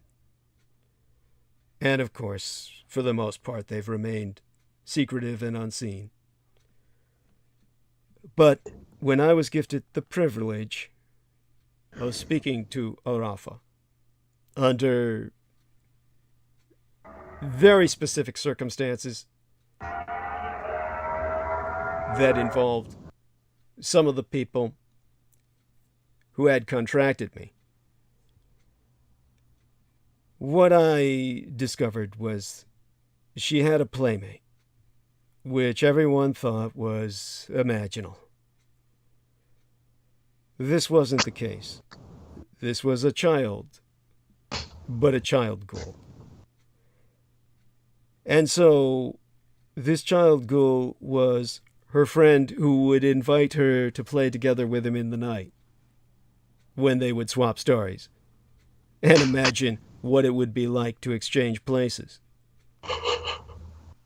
And he claimed to be the son of a king, dreaming that perhaps one day, when they were both older, that Arafa and him, well, he was hoping she would marry him and descend into the underworld to rule over the Ghoul kingdom with him.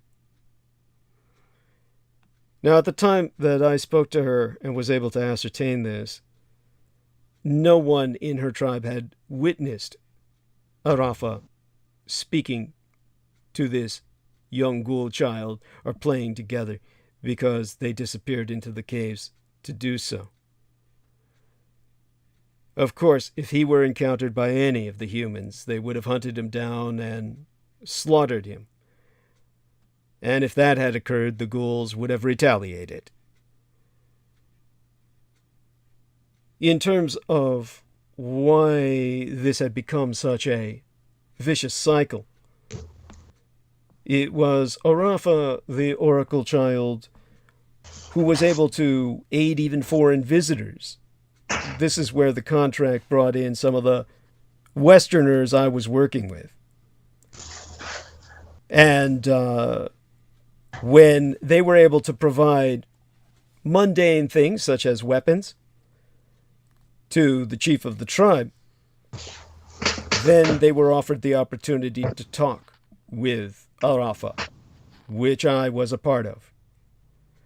But understand that only one individual was ever allowed to speak with her at any one time, with, of course, a tribal translator present.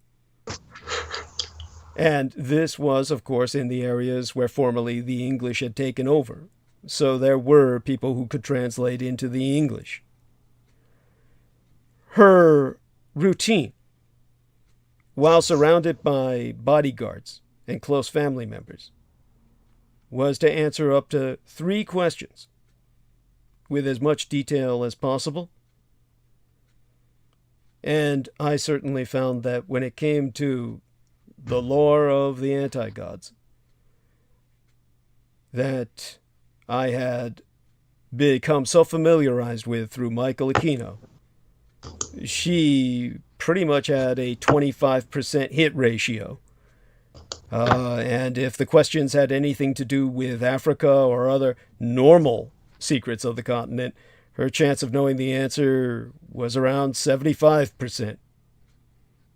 And of course, if, like the people I had contracted to, since they had made enemies with the various cults operating in Africa, she at least had the humanity to warn them of that.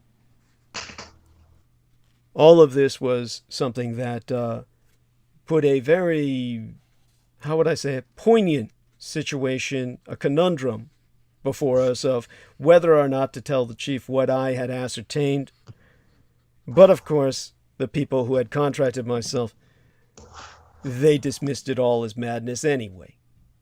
Because as I had said, we had spoken with a man who had been taken by the ghoul, deformed by them, acted as basically reconnaissance for them on the surface world, which turned out to be the situation with many hundreds of human beings within the surface of Africa.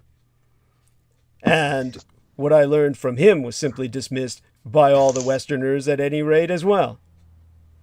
This is why science never advances to ever take into account the reality of the other sapients or self-aware sentient beings on the planet on which we live. A planet far more alien than anyone appreciates. I think that Peter Moon's probably tired and wants to go to bed by now, so we'll probably let him check out for the night. And I know that our man Salman Sheikh. Fascinating. It's fascinating to listen to this, and I hope you're going to continue, right? Yes, I will. Okay, I will sign off, but I thank you, and I will pick up in the morning. Yes. Well, we love you dearly and share that love with Paula, and you have a blessed night. Okay, thanks. Good night. Good night to you. Thank you. That's Peter Moon. Visit skybooksusa.com. And do keep track of pre-orders. Pre-order the Roswell Deception in the paperback edition. And that should help us all immensely. Make certain that you do. Skybooksusa.com. And Salman Sheikh, I know you have to get up in the morning to bake bread for your birds. If you have anything to say or any questions to leave us with before you go for the night, I'll be happy to try to turn my attention to those before I continue with the subject. But yes, if you would say goodnight to our listeners and leave us with whatever thoughts you can share, they're always constructive. Of course, Brother Douglas. I would encourage everyone, please purchase a paperback copy of the Roswell Deception from skybooksusa.com. I am patiently waiting for mine, and when I receive it, I look forward with great pleasure to go through that, including the vampirology paperback copy that I just received recently. So I look forward to enjoying Douglas's work in terms of his writing and also what he's sharing with us in terms of his gift of knowledge.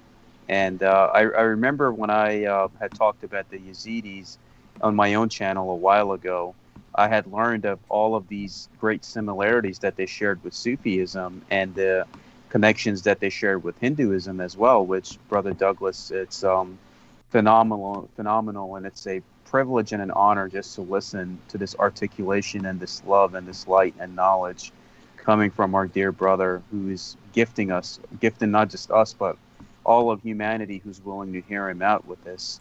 There's a story that I wanted to quickly share before I log off for the night. Take your time, by all means. Yes, definitely. If I could, I would have you here with us throughout the night. It's only your schedule, that keeps you from us. But go on, take your time, please. Go on.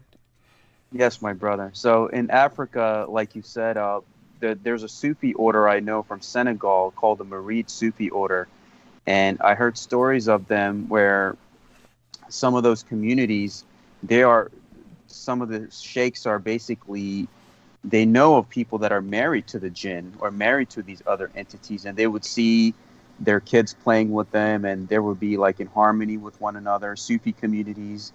And your average human, if he goes and sees that, he would see like the swing, they'll be swinging by itself and the child playing next to it.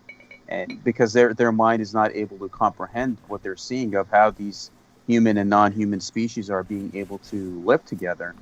And that's what I was able to perceive with what you were teaching us, is that with what you're saying, Brother Douglas, and the knowledge that you're teaching us, those who have traveled, those who have seen the world, those who have actually went around and seen things the way they really are, like you have, they can verify everything that you're saying. You're speaking nothing but the truth for those who have the open heart and mind to see it. But majority of the people in America, they haven't traveled outside of America. That's why some of them cannot comprehend or understand to, I guess, to their capacity. So I know what you're saying in terms of the Sufis and how even some of them that fall astray to the darkness, they start worshiping the anti-gods, the titans in the desert, and the other aspects of those that lose themselves in the, I guess, the annihilation of the self, known as the fana, where they lose themselves in the love of Allah and the Prophet Muhammad, peace be upon him. They are the ones who can peacefully exist with the jinns, ghouls, vampires, because they're not seen as a threat, because they have basically surpassed beyond what a normal human is capable of. And the aspect of what I've seen with some of these Sufi masters, including the time that I spent with them, is that we can learn on the concept of even Iblis being demonized by your average Muslim. But if you look at the deep esoteric Sufi studies of Iblis, even Iblis serves a purpose. And I remember when I was reading into the Yazidis, there was a teaching that they said that because Allah, they say, already knew that Malik Taus was going to refuse to bow down before Adam, because God is all-knowing and all-powerful. So that was something that was not a surprise, that was already going to happen. And then when I guess Iblis had cried, or Malik Taus had cried for about 70,000 years, and the tears had dried up or something. Please correct me if I'm not sharing the story correctly. You're At fine. the aspect, yeah.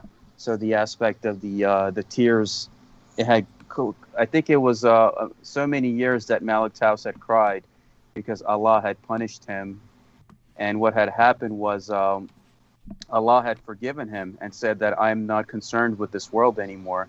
Now I put you in charge of this realm. So the aspect of the peacock angel, what I've seen the similarities with the Sufi tradition, Brother Douglas, and in Hinduism and Sufism, how even some of the Yazidi temples have the serpent, like the Hindu serpent, or their temples, the architecture looks the same. There is some hidden history that our, I guess, history books are not teaching us, with the link between the Yazidis and the Hindus, and I guess even with the knowledge that you shared with us about the Nagas. So it's just fascinating, my brother, and I'm grateful. Most people would demonize this, that like what the Saudi cop said, that they will label me as as a heretic.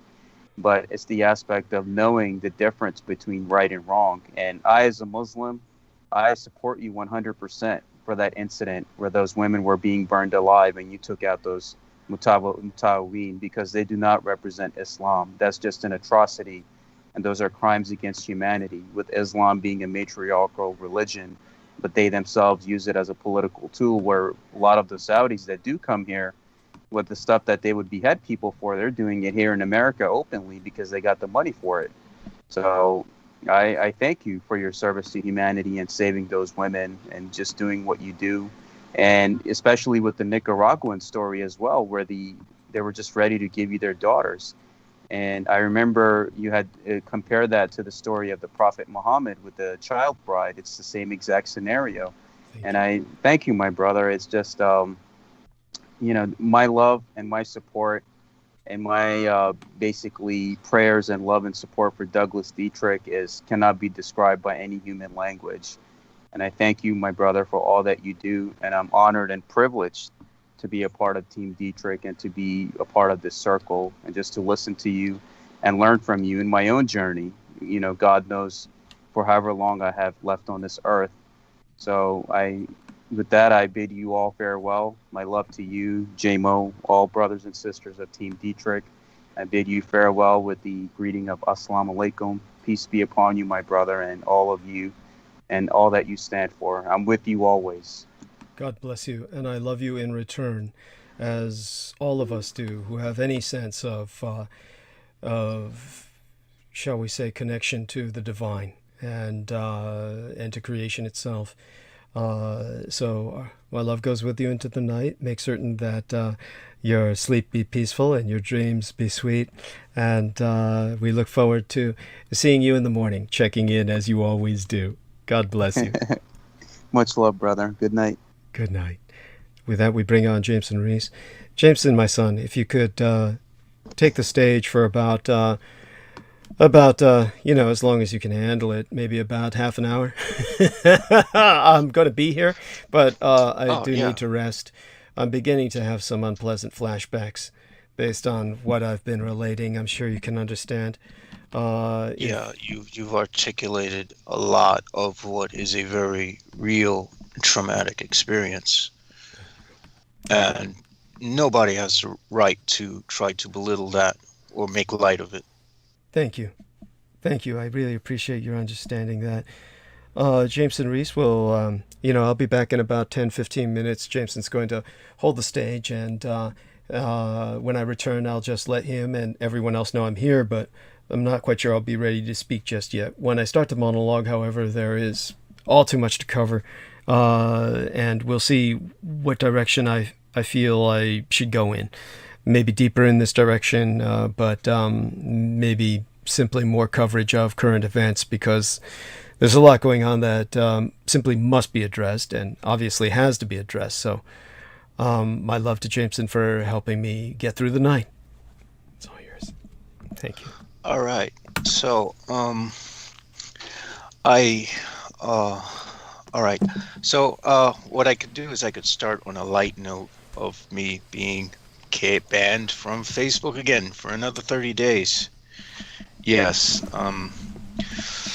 Apparently, I honestly do agree with their decision at this point. I was very angry. I was enraged by something, and I had let it get the better of me. All too well, I'm starting to question why I would even want to reassimilate into society or start to interact with humans. I understand I need to make money to survive, and that's about the only thing pushing me is just sheer survival. But honestly, if my online interactions are any well, what I will say is that my interactions with people outside in day-to-day life aren't very much different from my interactions with people online, and they're not very pleasant. So I vented, and I wound up getting myself 30 days of jail time.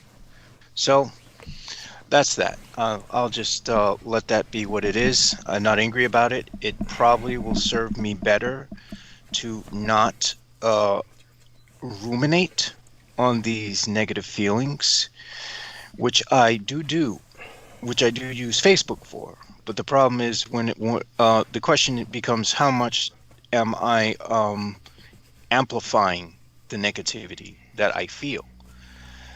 And generally the next day when I look at what I wrote, I'm just like, whatever. I usually don't feel bad again, and I go back into just going into what I originally would usually post, which are just things that I find interesting, But unfortunately, I've started to understand that I cannot express myself as a human being amongst other human beings, and so for that reason I have retreated.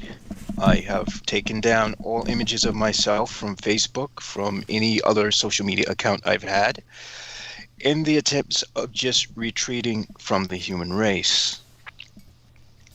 I won't go further on that regard. I will just leave that where it is.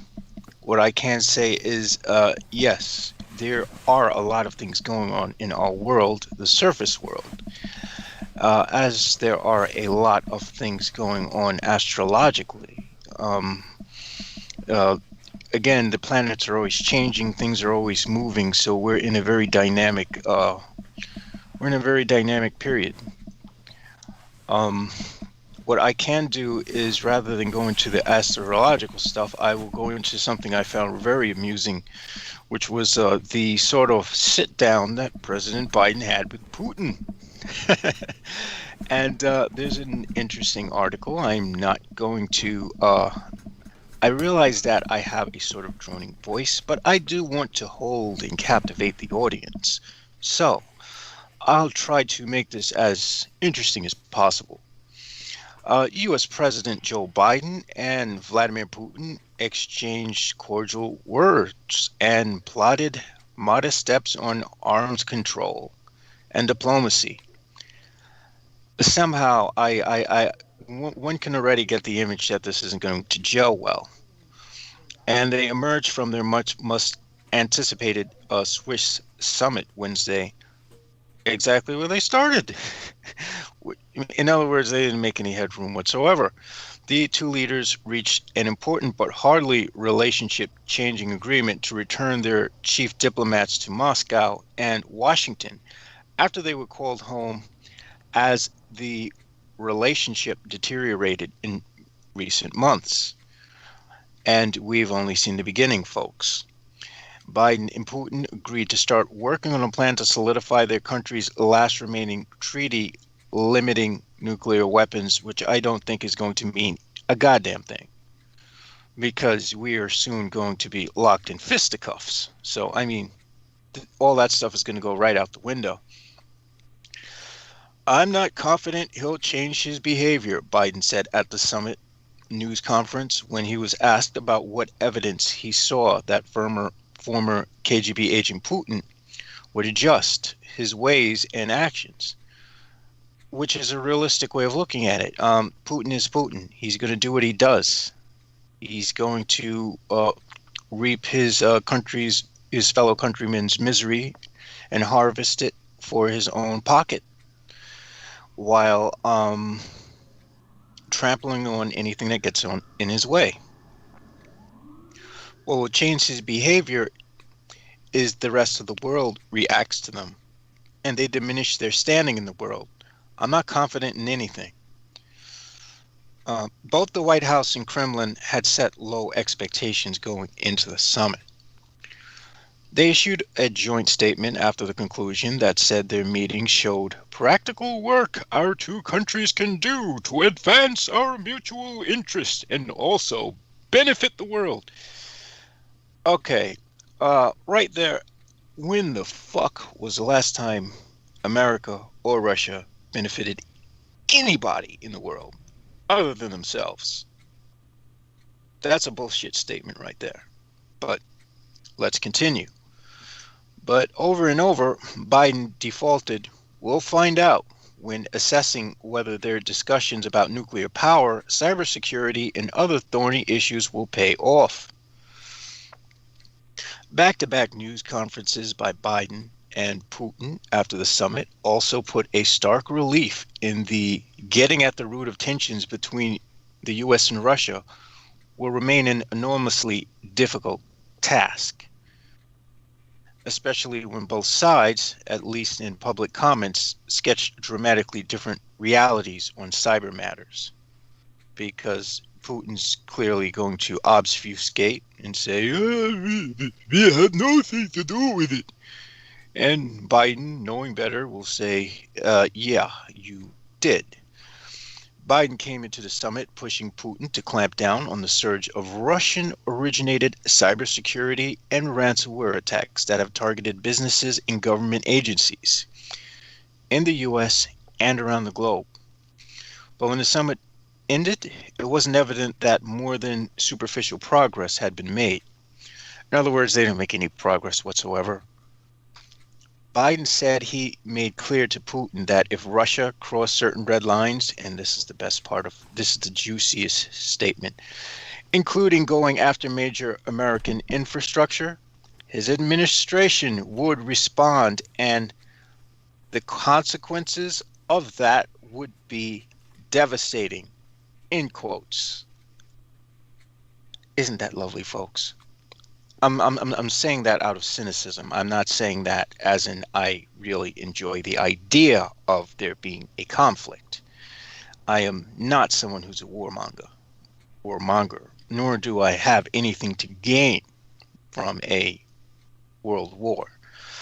Putin, in turn, continued to insist Russia had nothing to do with cyber intrusions, despite U.S. intelligence evidence that indicates otherwise.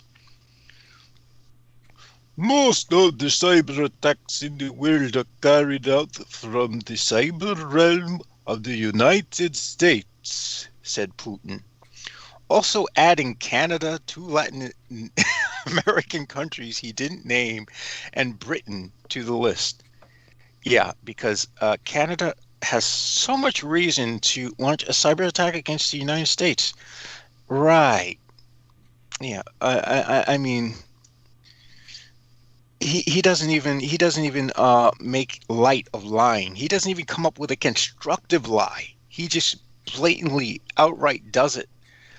While the US, Canada, and Britain all engage in cyber espionage, the most damaging cyber attacks on record have come from either state-backed Russian hackers or Russian-speaking ransomware criminals who operate with impunity in Russia and allied nations.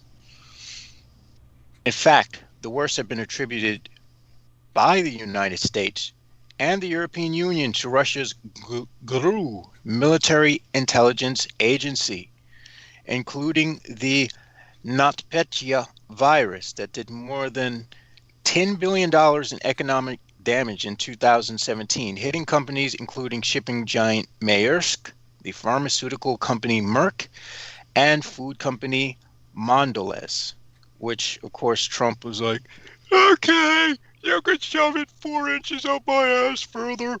Because, you know, that's just the kind of guy Trump is.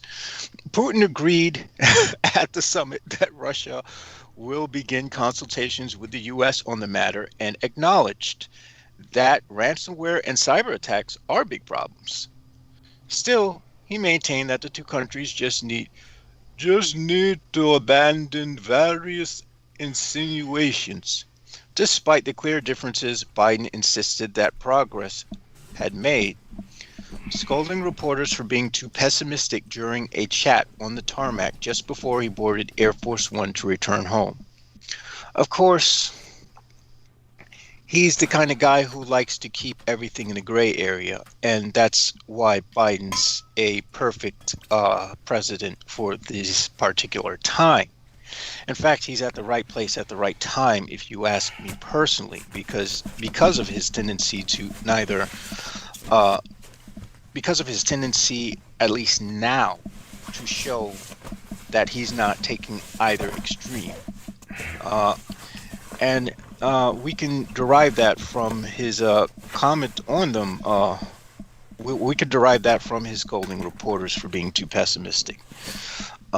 There is value to being realistic and putting on an optimistic face, the president said. Biden said the two leaders spent a great deal of time discussing cybersecurity, and he believed Putin understood the U.S. position. I pointed out to him, we have significant cyber capability, Biden said. In fact, if they violate basic norms, we will respond. A disconnect between the two leaders was apparent on other matters, large and small. Biden raised human rights issues with Putin, including the fate of opposition leader Alexei Navalny. Putin defended Navalny's prison sentence and deflected repeated questions about mistreatment of Russian opposition leaders by highlighting U.S. domestic turmoil, including the Black Lives Matter protest and the January 6th Capitol insurrection. Biden was having none of it. My response is kind of what I communicated to Putin, Biden said. That's a ridiculous comparison. Putin held forth for nearly an hour before international reporters after the summit, While showing defiance at questions about Biden pressing him on human rights, he also expressed respect for the U.S. president as an experienced political leader. Now, that's a key. I want to highlight that experienced political leader, because that's the reason why I get the feeling that Putin didn't really respect Trump at all. In fact, I get the feeling that one of the reasons why he has respect for Biden is the fact that Biden's an experienced political leader, whereas Trump was just more or less a con man. The Russian noted that Biden repeated wise advice his mother had given him, that American president also spoke about his family. Whoa. Back that up. All right, this is what they write. The Russian noted that Biden repeated wise advice his mother had given him, and that American president also spoke about his family. Okay, now I understand that sentence. Messaging that Putin said might not have been entirely relevant to their summit, but demonstrated Biden's moral values. Overall, the tone was more businesslike than Putin's 2018 summit, with then President Donald Trump, who embraced some of Putin's unlikely statements about election interference, but was considered somewhat amateurish and unpredictable by the Russians. Even the Russians think Trump was a piece of shit. Look at. All right, let me reread that statement. because it tells a lot. Overall, the tone was more businesslike than Trump's. All right, Trump was considered somewhat amateurish and unpredictable by the Russians. That's pretty telling. At this face-off, though Putin raised doubt that the U.S.-Russia relationship could soon return to a measure of equilibrium of years past, he suggested that Biden was someone he could work with. The meeting was actually very efficient, Putin said. It was substantial, it was specific. It was aimed at achieving results. Okay, I'm going to stop trying to Russian accent because I'm starting to like Count Dracula. and one of them was pushing back the frontiers of trust. The summit had a somewhat awkward beginning. Both men appeared to avoid looking directly at each other during a brief chaotic photo opportunity before a scrum of jostling reporters. It ended sooner than expected, Biden said. And that was because they had covered all key areas and then looked at each other like, okay, what next? Then Biden answered his own question. What is going to happen next is we are going to be able to look ahead in 3 to 6 months and say, did the things we agreed to sit down and try to work out, did it work? Oh man, I am in word salad world right now, but it's been very amusing to see their back and forth. I mean, these are two individuals who are clearly from entirely different worlds, entirely different mindsets, but both are politicians. Well, if you can consider Putin a politician and not a war criminal, which I think he ought to be considered, in all honesty. All right, let's see what else I can scrounge up. Thank you, all son. right, You're doing well so far, so do continue. I won't interfere. I just wanted you to know I'm here, and I'll be listening. I'm on mute. Gotcha. Thank you. All right, so this is the opinion poll. You will not be traveling in a self-driving car anytime soon. Here's what the future will look like. That by the way, is a terrible disappointment because honestly, let them have it. Let them have it. How we need that as soon as possible to get humans off the, away. God, the sooner we get humans from out from behind the wheel, the better. The more safe things will be. The number one killers of human beings are cars and humans in cars. I mean, at least Well, according it's to the humans many. behind the wheel, that not the cars themselves, mind you. The cars are innocent. Not well. If you well, I would look at a car as an ambulatory coffin. Yes. That's what I look at most vehicles as, and it's one of the reasons why I actually, resisted going into rehab, because the idea of traveling upstate New York, while I love going upstate, it's the ride isn't bad, but it's stress inducing. I'm stressed out when I'm in a car. I'm gonna be honest.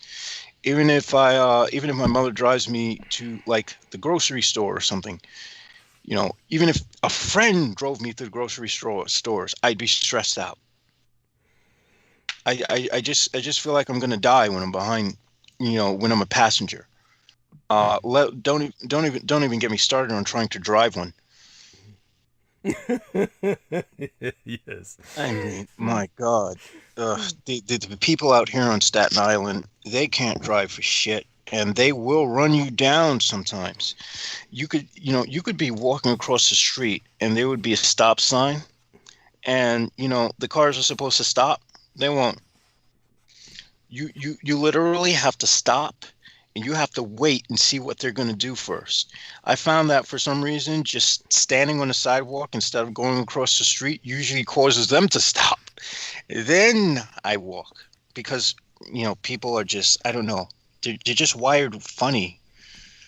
There's just a lot going on in A lot of people should not be behind a wheel. They've got too many thoughts going on in their minds, and yes, and this says nothing about the people who are clearly texting while driving, which I still see quite often, and it scares the shit out of me.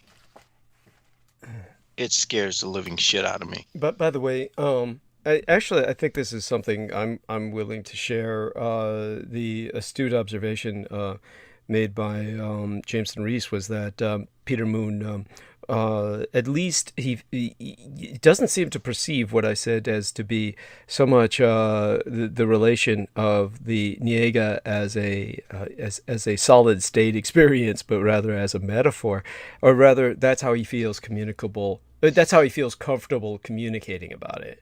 And the one thing I noticed was that Peter Moon, of course, I love him dearly, but he never goes on mute, and you could hear him throughout the time. Oh that I was yes, you could speaking. hear him typing. Oh my God. It's yawning. You could hear him yawning, typing, yawning, turning on various videos. The videos would come on in the background, and then he'd turn them off. But which gives you the knowing that he knows that he's not mute, because he moved to turn the videos off when they turned on. So it's just bizarre. It's just just the way he works, and that's what it is. And what I will say about the Niega is that were I not someone who had a strange affinity for the serpent-like, or at least the serpent-like beings that I've experienced in my own astral experiences and my own arcane experiences, I would honestly want to believe, oh, come on, dude, there's no way there's giant serpents. But now that I've experienced that stuff, I can listen to what you're saying, and I'm like, yeah, there's no way any of this stuff is made up. Not only that, I mean, there's statues everywhere in India. I mean, you can't miss them. Yes. They did not pull those out of the imagination. They are not a metaphor for. Oh, it's a metaphor for consciousness rising. Actually, I'd like you to do something. Why don't you present to the listeners what you learned about the bicameral mind, and put that in context of what Peter Moon was saying about reptilian metaphor, and what I was saying about the reptilian cortex, and how when people disintegrate into Alzheimer's and they become more and more reptilian, then they revert to that infantile reflex he was so fascinated by, the grabbing of the finger, which is terrifying when you see an adult do that. That could be a metaphor of something else in and of itself, but I'm not going to veer down that rabbit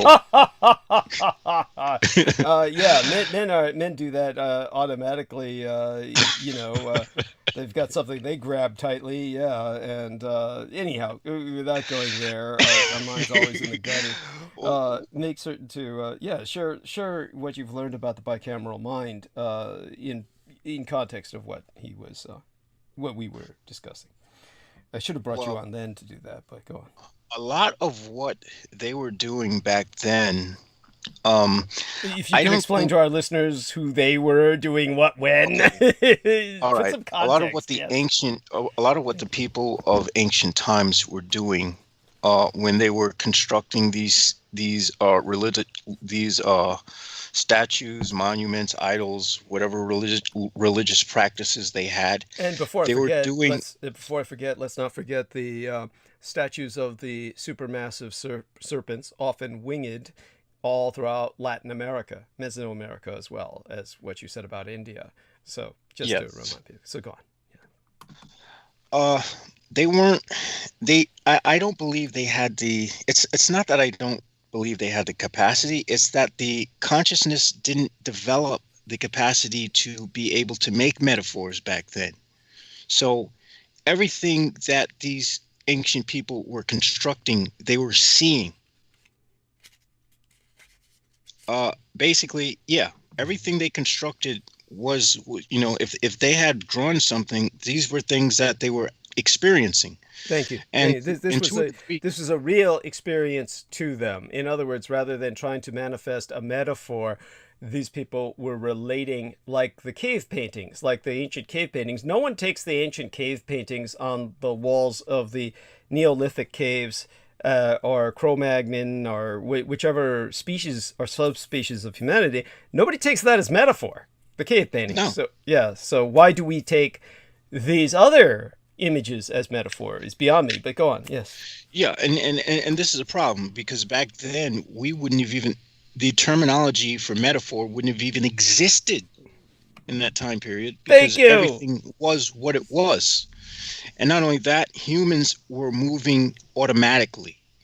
If you've ever, I can go from experience. If you've ever been so wasted on so many different substances at once that you couldn't even figure out how you were still walking, but somehow automatically you were still moving and doing stuff, that's kind of like what they were experiencing.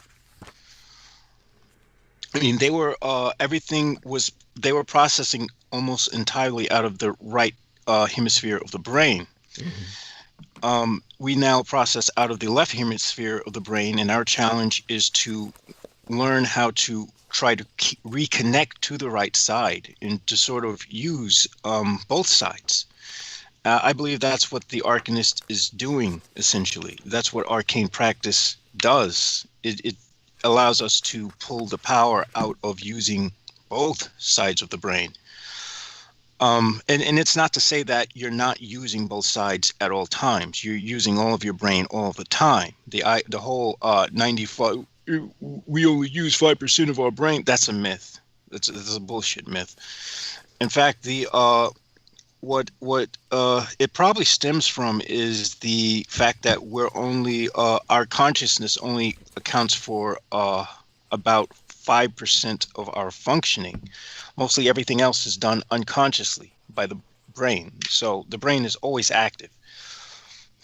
But the thing is, in ancient times, they wouldn't have made anything from a metaphorical standpoint. And these the different glyphs, hieroglyphs, things like that might have a multitude of meanings attributed to them, but I'm not sure they understood why they attributed those meanings to those symbols.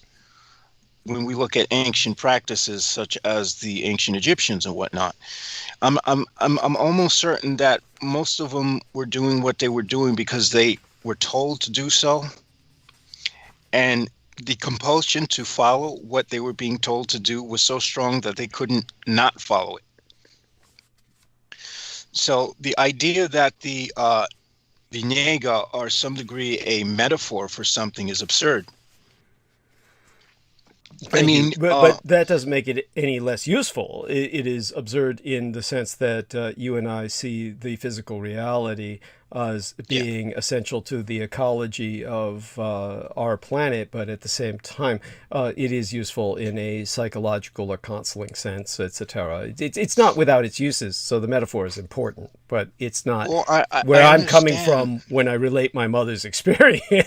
Yeah. I Yes, there mean, we we are. could we could we could do very many creative things with the metaphor. Who knows? Maybe someone might decide to project themselves in the astral plane as a snake, or maybe someone might decide to paint snakes all around the house. Who knows? You could, Yes, there's no accounting for art or taste. Okay, I'll be back in a few minutes. I've just finished a large can of Coke. I've got to rinse the taste of that malted battery acid out of my mouth, or it eats away at the plaque. I mean the. uh, Well, I've got. well, it eats away at the enamel of your Thank teeth. you, thank you, thank you. That's Oh what I my meant to God! say. Yes, yeah. I try to brush off the plaque, but yeah. Okay. Aside from all that, I'll be back in several minutes. Thank you. All right. Well, yeah. Basically, what we see depicted in the ancient world as far as beings and different species of races that we do not presently have any way of accounting for. What we have seen in those ancient by various ancient cultures, whether it be South America, like the ruins of Pumu, which unfortunately uh, ancient aliens seems to have made popular, and they've seemed to have run with the alien bullshit thematic. I don't agree with anything the History Channel has when it comes to like their supernatural stuff. But what I will say is the many various beings you see at there's a lesser known all right. There's a temple not far from Pumu. I can't remember what the temple is called. But what's interesting about this temple is that they depict all the faces, and they depict all the faces of all the different ethnicities, all the human races that we have on this world. And they also depict some races that we've never seen before, such as these sort of gray looking like entities, which I can only assume were the Cho.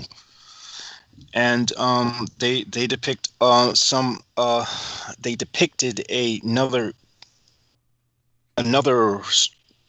I vaguely recall, but they depicted some beings that look like what you would call dragons from the sort of Eastern Asian perspective almost. I mean, so these things were real things that walked around. They have real bodies. They're not things of the imagination. They're not, I mean, they might have the capacity to travel extra dimensionally, but they're not things that are just like, they're not the meanderings of madmen who have like some satellite beaming shit down into their brains and whatnot. They're very real. And it's the same thing with the ghoul. They're very, very real. And there are also flying humanoids, which seem to pop up all over the place around the planet, which for some reason do not stop popping up and are very real as well.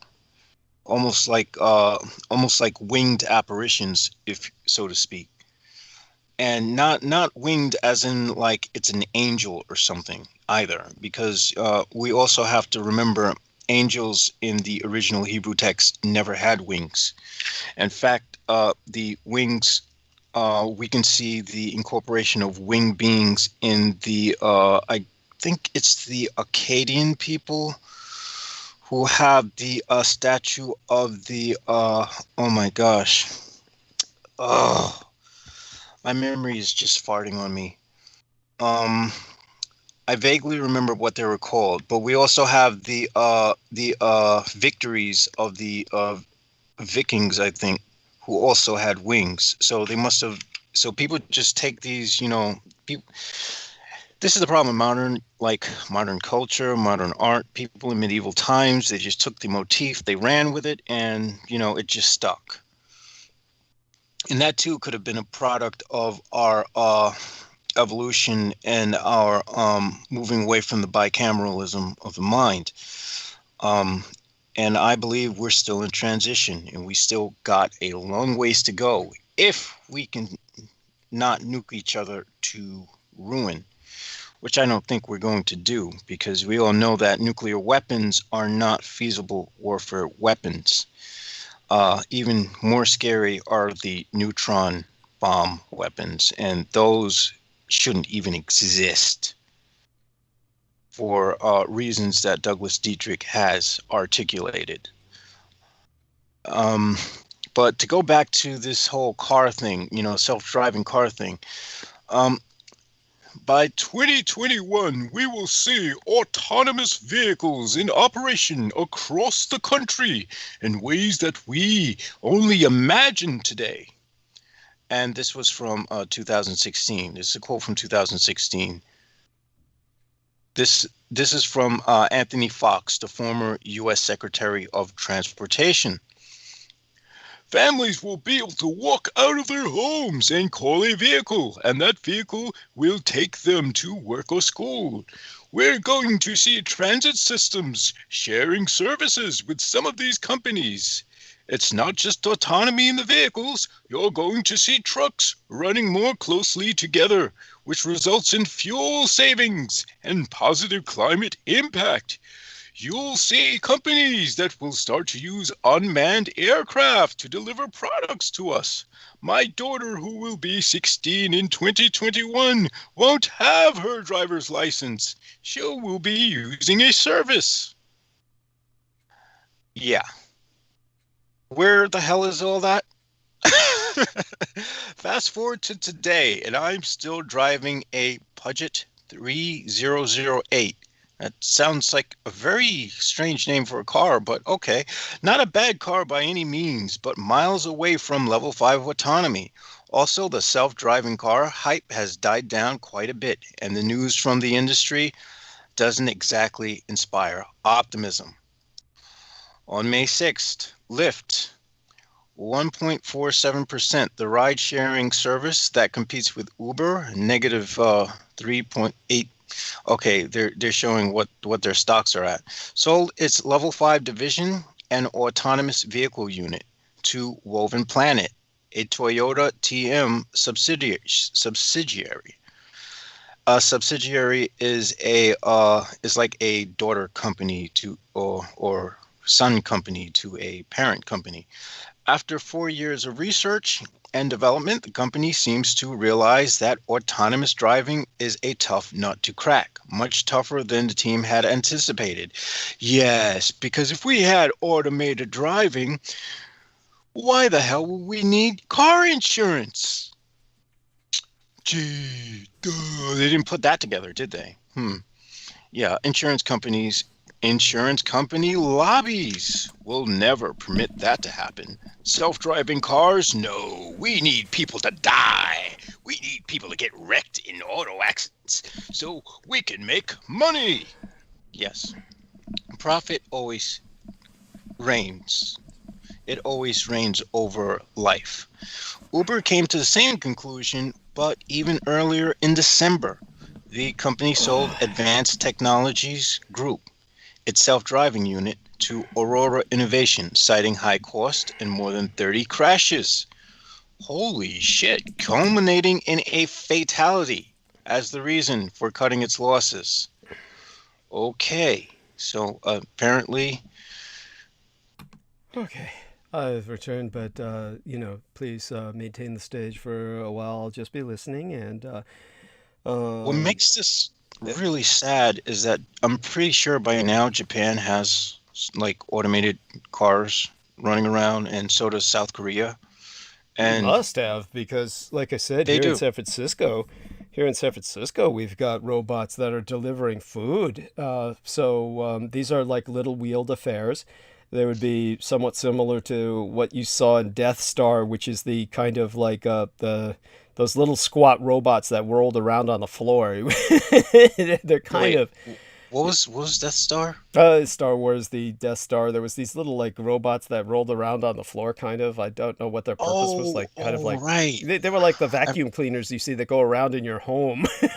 I see. Yeah. I remember there used to be a time when there used to exist a cable channel called Tech TV. And they used to have like these robot fights, and most of the robots people would make, they would just be these wheel jammies that had like flippers on them and whatnot. Yeah, it's just shit. Yeah, it wasn't even like, it's not anything that you would think was worth watching. It was just shit. No, Yeah. really, it's not entertaining at all. Yeah. And these guys would just be like, these guys would be looking like, I'm king of the world. Yeah, Look at what I did. I'm like, dude. Yeah. And in Japan, I'm pretty sure they have little tiny automated humanoids walking around in shit, There we beating are. each other up like Mortal Kombat. And Yes. you're plowing two remote control cars essentially into each other and calling it engineering brilliance. Oh yeah, it's pathetic. It was just awful. It was an example of it was just sad, really fucking sad. And but such is what it is. I mean, I tried to give it a chance and look at some of that shit, and it wasn't just, I'm sorry. It's just It wasn't worth it. no, it wasn't at all. Like, we had the old toys, Rock'em Sock'em Robots. You wanted something like that. And Yeah. how difficult would it fucking be to, make some little fucking humanoid simulacra that could deliver that, Yeah. No, it's shit on wheels with little buzzsaws and, trying to overturn each other, trying to flip each other over and shit. It's like, oh, fuck this. It's like, dude. It's like, It was super lame. yeah. So they thought they were cool because some of them would like put flamethrowers on them and shit. It's like, dude, so it's a car with a flamethrower. I know. Oh, well, and it's not even like the my other. car. It's not like the other, little bot is flammable either. It's just like, so that's not doing any damage. It's like, come on. It's just so stupid. Yeah. And, it's just what it was. But thank you for bringing that up. It's just another example of, what makes America pathetic. There was a, I don't know whatever happened to it, but there was a proposition for the Americans and the Japanese to do something on a larger scale by taking like lifting machines, like forklifts and shit, and assembling them into some humanoid mechanism that would be similar to what you used to see in the old battle mech games, or the where they would like the Americans want to build theirs and the Japanese want to build theirs, and they want it close in fighting where the two could tear each other apart like you would see in the old films. But the Japanese were able to afford to build theirs, but the Americans went on some fundraiser, some Kickstarter, whatever the fuck it was, to try and get money raised to do theirs. It was a totally different process by trying to get these things built, and the end result was I don't think anything ever came of it, because I don't think the Americans were able to afford to put one together, because that's a real expensive proposition, and you want something. This is the problem with America, is that it limits its endeavors to finances. Yes, thank you. It doesn't do things. Yeah. The Japanese want to build a Gundam. They build a fucking Gundam. Yes. Thank you. Thank you. There you go. Yes. And so when it comes to the what was the other thing that reminded me of? Oh yeah. It was what was it? The original Battle of Midway movie. The one with what's his name? Charlton Heston? I think it was Charlton Heston. And it was that original Battle of Midway movie was along those lines of competition, where the Americans were building their American ship models and the Japanese were building theirs. And of course the Japanese ship models were so much more exquisite, and you know, in the film you'd say, wow, that looks like a real ship, and the American ones looked horrible, and everybody said that. The critics who watched the film said that, who were American said that, and they said, why do the Japanese ships look so much better and the American ones look like shit? And it was, yeah, well, because the other ones were built in Japan, right? And so it's just it's funny, but it was like that's indicative of what we're talking about, is along those lines. It's just you know, obviously there's this, you know, you know, I'm past the point where I'm just trying to make all parties happy. There's no point. There's obviously there's certain things that you know, just America's got going for it, but it's not you know, Yeah. it's not Well, something I can it's think it's of immediately. no, it's not anything like. The only thing America's got going for is probably the women. Yes, yes, yes. That I that's about the only thing that comes to yes, mind. it's true. It's Um, true. It is true. It is true. I And mean, the yeah, sort of epic proportions on some girls is like, whoa. yes, yes. Well, I mean, we don't want to turn this into simply Yeah, physical, but yeah. yeah, it's Yeah. Well, yeah, but there's nothing really redeeming. I would say if Russia's the Flintstones and George Jets and what do you call it? The Japanese are the Jetsons. America's somewhere in the middle. yes, yeah. It's somewhere in the middle. It manages to you know, get the worst of both worlds. And oh god, so all right, let me try and get myself together, and I don't know if I'll be able to do that, so I'm gonna try, and then I'm gonna have to decide whether I'm gonna go more along the lines which I know a lot of people are probably hoping for, but it's, you know, try it and think of it from my perspective. Okay, it's not, this is From why I your want it. perspective, you've already taxed yourself Yeah, thank going you. through a lot of what you went through.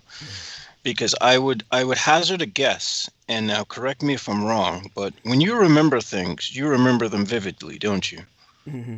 Yeah, You of don't course, remember you of don't course. you don't remember them in the third person like you're looking down at yourself or anything, No, right? no, Nor just do I. Nor reliving. do I. Yeah, you're reliving Yeah, the experience. Yeah.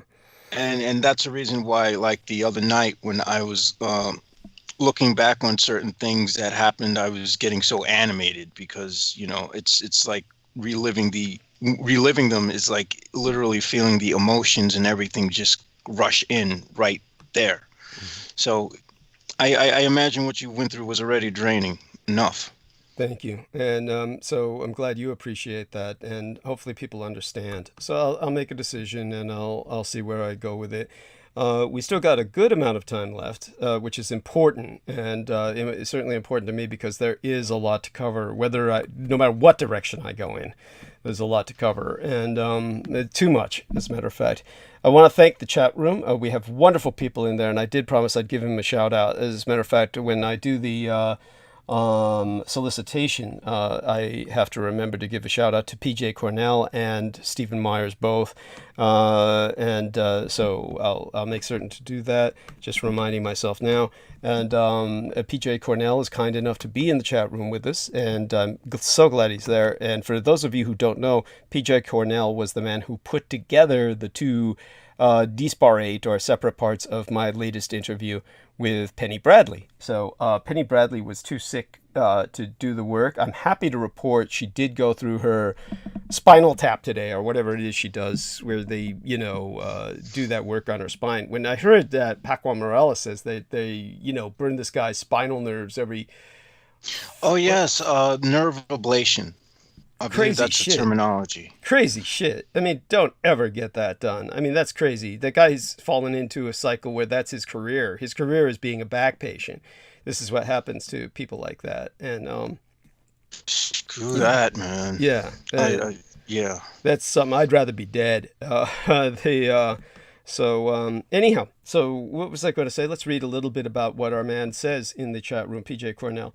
So PJ Cornell is sharing a lot, and so let's take a look at what he's sharing. He's saying, PJ says, aside from the level of AI required for driverless cars to work, there are a host of liability and legislative and economic issues to overcome. This is really what's stopping it. He's quite correct. What's really stopping the technology from becoming pervasive and from becoming realized as the here and now is just that fact. By the way, I want to emphasize to people who have asked, because I forgot to bring it up, and remind me to bring this up in the solicitation, Jameson. People are asking the significance of the photographic image that is embedded in the thumbnail of tonight's live stream, and that's to represent the state of California reopening, and we are now allowing everyone to unmask in indoors of various establishments who are vaccinated. If you're vaccinated, you are allowed. And I will say, hold your horses, because of what I conjured up on the internet about the new variant. By the way, yes, I've been following. You can explain that. Yeah, you can explain that. Before you go there, let's finish up with PJ Cornell. He says, when it comes to these liability issues, which of course is a major issue, what do you do when the accidents happen, which has happened a number of times, where the AIs are just adapting and they're not really used to how to respond, and so some people have been killed. Yeah. And so who is responsible? Is it, somebody is going to be held responsible, or is nobody going to be held responsible, which I understand might be the ultimate outcome of some cases. But he says, not the least of which is the number of CDLs it will put out of work. What are CDLs again? Is anyone commercial driving something something around. Okay, commercial driver's licenses. Okay, so you mean truckers like our man Derek was. So there, he got his kidneys wiped at just the right time before he became automated out of existence. So he says, you thought the NRA was bad? Wait until CDL's making $80,000 a year lobby the government. Forget it. Well, he nailed it, because according to Reuters, the U.S. push for self-driving cars faces union lawyers' opposition. Mm-hmm. Because I was following this, what I was doing was I was using Reuters to get like ideas on what I can talk about, and then I was searching for the actual articles from other sources, because Reuters usually gives you a sentence and that's it. Mm-hmm. Right.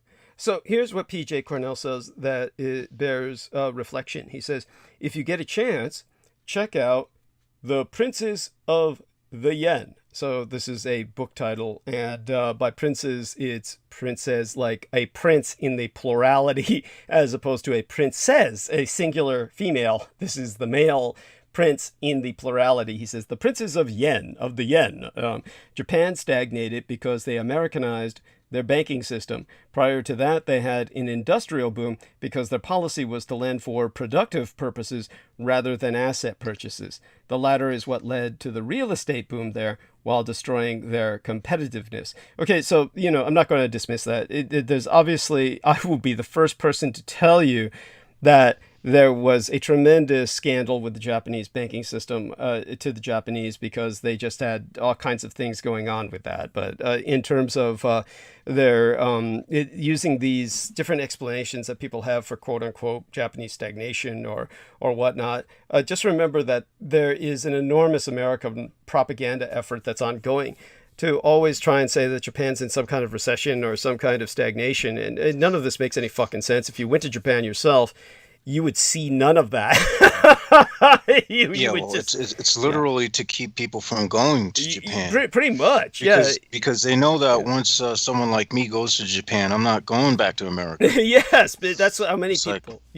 That's how many people feel. And people, I think if I went to Japan, I think I would try to get a job as a bouncer. I'm sure you would find something. I mean, there'd be something to maybe do. A stripper. It's anything. It's just it's just not.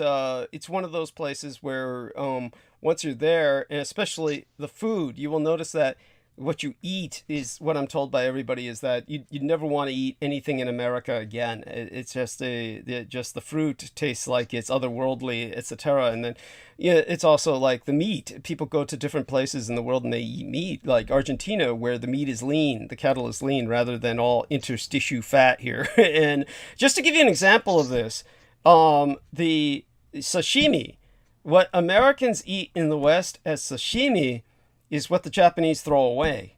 The parts of the part of the tuna fish that has all the fat in it is what Americans prefer because that makes it taste more like beef or some kind of mammalian meat. So the Americans go for this kind of fatty tissue, which is the part of the tuna that the Japanese hate, which is they prefer the lean red meat of the tuna rather than the pink tissue, which the Americans go for. So it's almost like they feed the Americans their leavings in any sushi restaurant. It's in America, so it's just bizarre. Well, this is also why people get sick a lot from eating sushi. Oh, the worst is probably gas station sushi, because there's this guy whose channel I look at.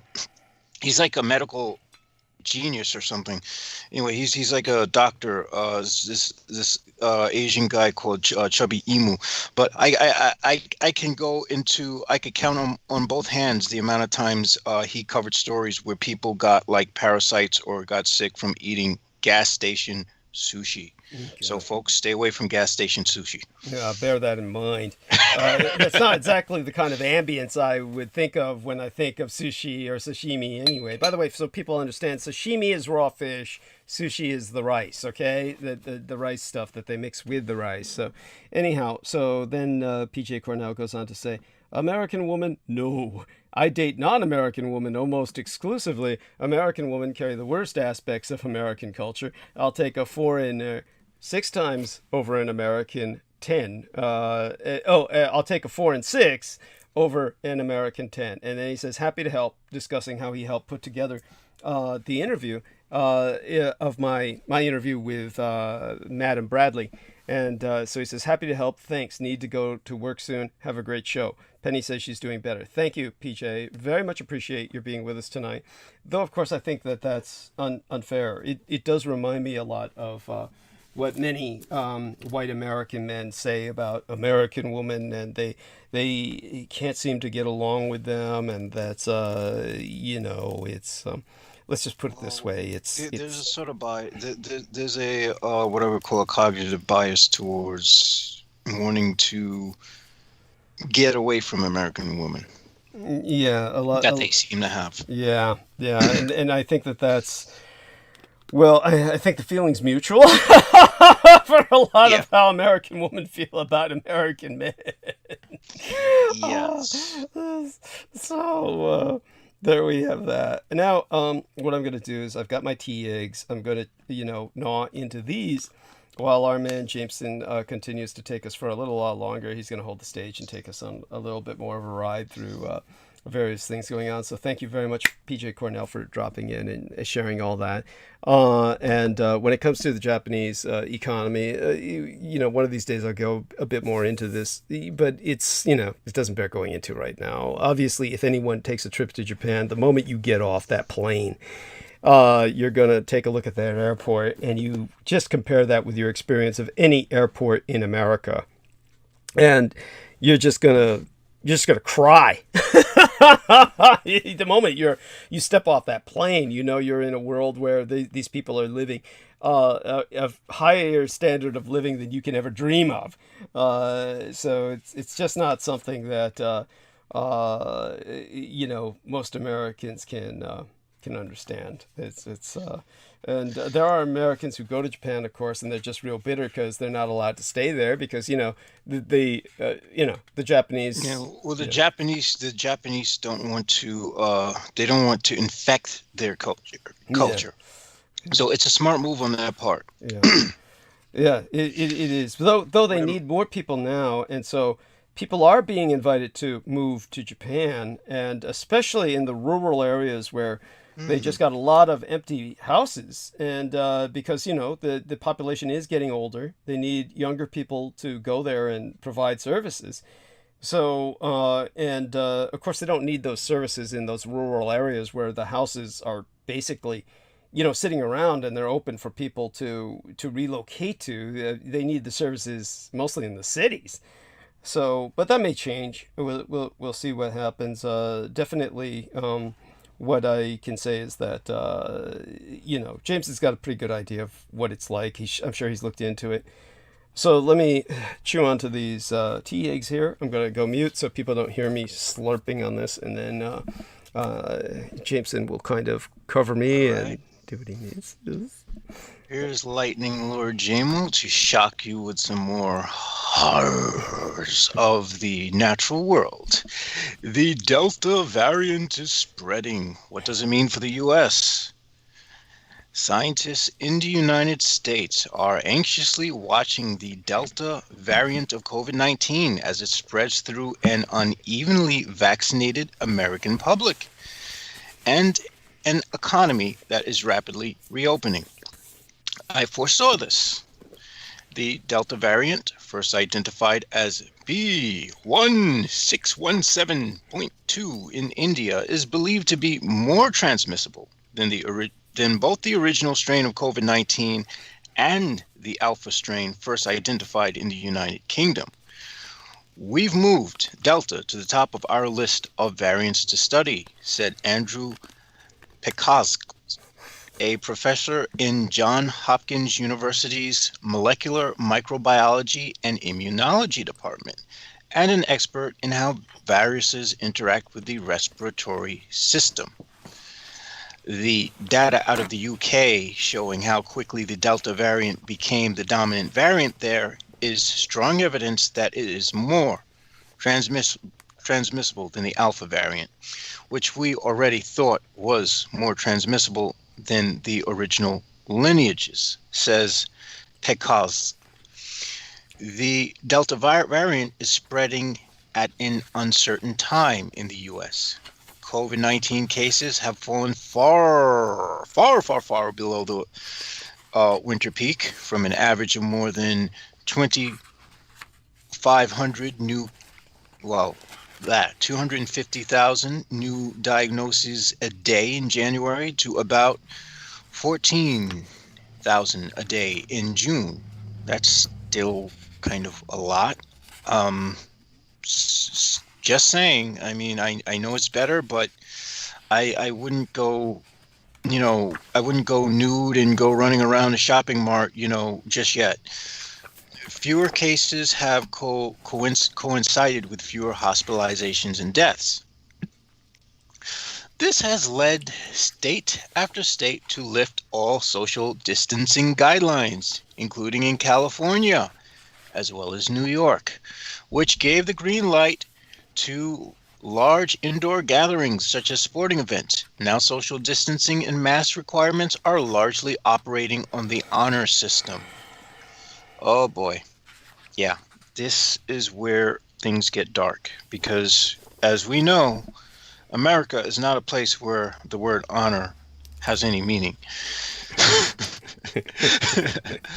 Yeah, I'm laughing, but I'm on mute, so you couldn't hear me chuckling. That was, but yeah, it's that is pretty iffy here. And they caught some son of a bitch here in California who was forging vaccine cards so that people could claim they were vaccinated. If you can believe that shit, he was doing this out of a bar. Gives you an example of what we're already contending with. By the way, he's paying the price for that. Why am I not surprised? Yeah, he's paying the price for that, but he got caught. See, so how many people haven't got caught that might be pulling that shit? Anyhow, so let me let it back to Jameson. Even as pandemic guidelines recede, Delta has roughly doubled every 2 weeks in the U.S., a pattern once followed by Alpha, the variant first discovered in the UK, which eventually came to represent the vast majority of new U.S. infections.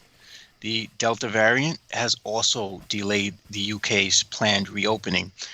Now, I will have to credit the UK for doing something right. According to the CDC, at the end of May, Alpha represented almost 70% of infections in the US, but in mid-March it represented only 26% of the cases. Similarly, Delta once represented only 2.5% of the cases of COVID by mid-May, but 2 weeks before that it represented only 1.3% of the cases. Again, 2 weeks before that in April, it represented just 0.6% of the cases. So yeah, it's been doubling. The doubling of cases has led some, such as the former FDA Commissioner, Dr. Scott Gottlieb, to predict that Delta may represent as much as 10% of U.S. cases by mid-June. The CDC officially elevated Delta to a variant of concern this week. Variant of concern designation puts Delta in the same category of increased surveillance as Alpha and Gamma. The variant first identified in Brazil was Gamma. The most serious designation for new strains are considered variants of high consequence. This designation implies significantly reduced vaccine efficacy, testing failures, and more severe diseases. Now, I was doing some reading on my own, and I also found out that among the symptoms, this one can cause hearing loss. Which, yeah, that's very concerning. I would not want to go deaf because of the coronavirus. That's nightmarish in and of itself. It's already nightmarish that you can't breathe. But add that to it. Now, I'm surprised it doesn't make people blind. With everything else it takes away, the sense of smell, the sense of hearing, the sense of taste. What the fuck is there left other than your eyesight? I'm surprised it doesn't melt your eyes. Go on. I'm sure Theta will. I'm sure once we get what comes after Delta anyway. Well, whatever comes after Delta is probably going to do that. Geesh, there we go. All right. No variants circulating. All right. The most serious designation for new strains are considered variants of high consequence. This designation implies significantly reduced vaccine efficacy, testing failures, and more severe disease. No variants circulating in the U.S. that we know of right now meet this designation. Part of scientists' concern with Delta variant is that a more transmissible virus can make social distancing less successful, especially now that everyone's in "I'm free to do what I want" mode, which is going to lead to calamity, I'm fairly certain. That's pretty funny, by the way. The I'm free. Yeah. Anyhow, go on. There are also concerns about severe localized outbreaks in an unevenly vaccinated nation. The U.S. has fully vaccinated 43.9% of the population, and 52.6% have received at least one dose, according to the CDC. However, those rates vary regionally. This will take us back to republicanism and the Republican cult of anti-science and anti-vax. Go on. Yeah.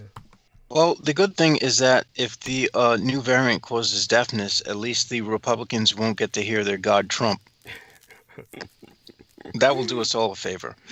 Large swaths that's pretty of the funny. South. Yeah, there you go. Go on. Large swaths of the South have fully vaccinated less than 35% of their populations, such as Alabama, Louisiana, and Tennessee. By contrast, much of the Northeast has fully vaccinated more than 50% of its population, including Vermont, Maine, Massachusetts, Rhode Island, and New Hampshire. Notice they didn't say New York. I am still concerned. Yeah, well, clearly. Vaccination rates also vary dramatically by age. In the South, less than 10% of adolescents are vaccinated, despite being eligible for weeks, said Dr. Peter Hotez, a vaccine researcher and dean of the National School of Tropical Medicine at Baylor College. "I've been studying the Delta variant could rip through the South this summer, in which case It could hit unvaccinated young people pretty hard, Hotez said on Twitter. I don't know whether Hotez is male or female, so I'm just whatever. I'm winging it with the voices. Those lower rates are, in part, tied to political polarization. Donald Trump's followers listened as he blasted public health measures and workers during his tenure in the White House. Now, white evangelicals, Republicans, and rural people in rural America, all disproportionately likely to identify with Trump, rank among the most likely to say they will definitely not get a vaccine. Well, good. Do us all a favor and die.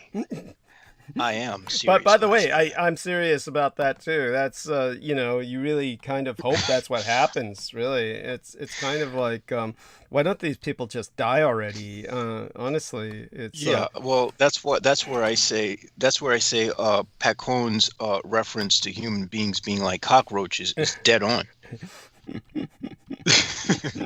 Sadly, but lower vaccination rates in some states are also a result of weaker public health infrastructure. People who have put off vaccines but who are not necessarily opposed to getting one reported they would be more likely to get a shot if they had time off work, transportation, or their state provided financial incentives. Kaiser Family Foundation found. Further, it all remains unclear whether Delta... But by the way, it's ironic because you actually said that in the correct fashion. The ancient word for Caesar is actually Caesar, or in the correct Latin, but that translated in the German to Kaiser, in the Russian to Tsar. But what you're trying to say is Kaiser Family Foundation for the company. Oh, Kaiser Family. Okay, yes. I thought it was... Wow. All right, interesting. No worries. Further, it remains unclear whether Delta will result in more serious disease, which as I just said, it clearly does. I mean, if you want to add deafness to your list of things to get rid of, have fun with that. A recent Lancet study in Scotland found that people were twice as likely to be hospitalized by what was believed to be the Delta variant compared to the Alpha variant. However, the CDC has not said Delta produces more serious outcomes. And Pecos says he believes it was too early to say whether Delta resulted in more hospitalizations. What was reinforced by the Lancet study is that vaccines remain effective against Delta. The mRNA vaccine from Pfizer offered very good protection. A vaccine from AstraZeneca had substantial but reduced efficacy against Delta. AstraZeneca's vaccine uses different technology called viral vector to induce an immune response. In the time it takes more Americans to be fully vaccinated, roughly 5 to 6 weeks, the Delta variant will be a majority of cases in the U.S. Dr. Cyrus Shapar, an epidemiologist and COVID-19 data director at the White House, said on Twitter, "It's important to start building protection now." In turn, America's uneven vaccination status illustrates another long-term problem. Unvaccinated people may put pressure on the virus to evolve again, which they are. Well, that goes without saying. That's a no-brainer. People who are vaccinated and people who are not vaccinated, the virus could be moving back and forth between those populations, Pecos says. In turn, the virus could be evolving to get around some of the immunity that is out there in the population. So by not getting vaccinated and by interacting with people who are vaccinated, you folks who refuse to get vaccinated are, in fact, causing the virus to mutate worse. There we are. That's the simple science of ignorance and stupidity. That's the wages of sin. The wages of sin is death. There we have it. Go on, son. All right. So I did have an article about the one that says that that goes into the specific details of what one suffers from with this variant, but I seem to have lost that article and it is irking me. Let me see. I'm going to say India, COVID variant spreading across England, data shows. All right, this might be it. Present 3/4 of the UK, third wave of coronavirus. No, this doesn't seem to be it either. I just want to verify that what I saw was really what I saw and not a hallucination induced by who knows what well, not going to go there. We'll just say that I have reason to celebrate, and I should probably stop celebrating as much as I do in the same way that I do. Well, no comment. What I do. It just gets ugly after that. So go on. Yes. All right. So we have a I do have an article about a white couple who got vaccines meant for the First Nation are fined but not jailed, which I find is an abomination. And this is in Canada, because Canada, I just can't. They deserve to be excoriated for their treatment of the American Indian population, as does the United States. Did you know that the founder of the Proud Boys is Canadian? It's probably some follower of that Johnson son of a bitch. What's Peterson? Yeah, thank you. Yeah, it's probably, it probably is a Peterson cultist. Yeah, and anyhow, so this is why a lot of the insurrectionists who stormed the Capitol building were waving Canadian flags, because the founder of the Proud Boys is Canadian. Believe that shit? Anyhow, so they were waving all kinds of flags. I would have to go into the vexillology of that, the flag study of that later. Not tonight necessarily, but sometime soon. Anyhow, so go on. The millionaire Canadian couple who chartered a private plane to a remote community and jumped the coronavirus vaccine queue to receive doses intended for elderly Indigenous people have been fined 2,300 Canadian whatever. What is the currency?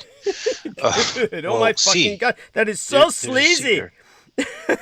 That's so fucking sleazy. That's beyond sleazy. But we're not sentenced to jail after pleading guilty to breaking public health rules. They should be sentenced to jail.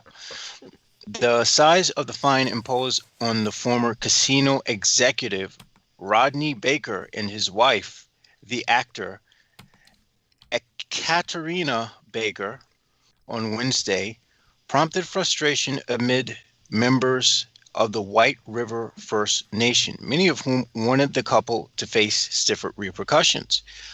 I believe they should be tired. Put the tire around their necks and light it on fire. There we go. No, that's a bit extreme, but yeah, go. Well, I mean, it serves as a means of making an example so that others don't decide to trample on them. Sometimes it's sort of like, Vlad the Impaler, having impaled bodies outside his cathedral. It's to make an example, to tell people, you F with us, this is what's going to happen to you. On January 21st, the couple chartered a bush plane to the tiny settlement of Beaver Creek, where they deceived locals in order to receive a vaccine. They were apprehended as they tried to board a flight out of the Yukon Territory. At Wednesday's sentencing hearing, Justice Michael Cozens questioned the appropriateness of the couple's decision to phone into the proceedings rather than appearing by video feed. Are you kidding? They didn't even They were on their cell phones. After a brief recess, the couple appeared by video and were ordered to pay the maximum fine under the Civil Emergency Measures Act. Cousins acknowledged the Bakers' actions were highly premeditated and cavalier given the risk posed to the small community, but said the fines appeared sufficient. How the hell are those fines sufficient to someone who's a millionaire? He encouraged the Bakers to contact the White Rivers First Nation to make amends. Yes, off with their heads. In a statement before the couple's first court date, the First Nation had called on the couple to receive 6 months in jail, the maximum sentence possible. Janet van der Meer, who made the 5-hour drive from White River to the territorial capital several times during the court proceedings, told The Guardian it was unfortunate that the couple hadn't received a harsher sentence, but she was glad the whole process had come to an end. I wouldn't be glad that something like that came to an end. I would be tearing up trees and uprooting mountains to get justice. I don't understand why people can be so, okay, it's what's past is past. You see, when you enable, when we enable and permit these things to go unpunished, this permits them to continue. This is the problem, and that's probably why they gave it such a that's probably why they were so lenient on them, because they're pretty much encouraging the behavior. In a community impact statement read in court, Van der Meer said the incident had cast a negative shadow over the community. She also called on the Bakers to consider the impact on their actions had on residents. Wait, that sentence did not make any sense. She also called on the Bakers to consider. Okay, well, obviously they didn't edit this. Educate yourself on the First Nations people, on small communities. Educate yourself, please. Why not have them pay you guys money? Yes. Thank you. I would say, you want our forgiveness? You're going to have to pay us. Well, in all fairness, there has been a form of reparations has been graced to the Native Americans in the United States, at least, in the form of the sharing of the gambling profits that are allowed to take place on their reservations.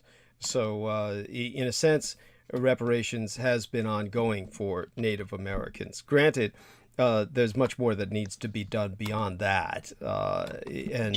So I'll bring up what Stephen Myers has been asking about disappearing Native American woman, for instance. And this has a lot to do with, of course, just the continued genocide against them. So there needs to be, honestly, there needs to be a real sovereignty offered to their nations rather than just considering them reservations. They really need, you just need America, the United States government to a great degree pull out, while at the same time offering its help with these nations to stand up as more independent entities. I'll go into that some point in the future, but actually, I agree with you.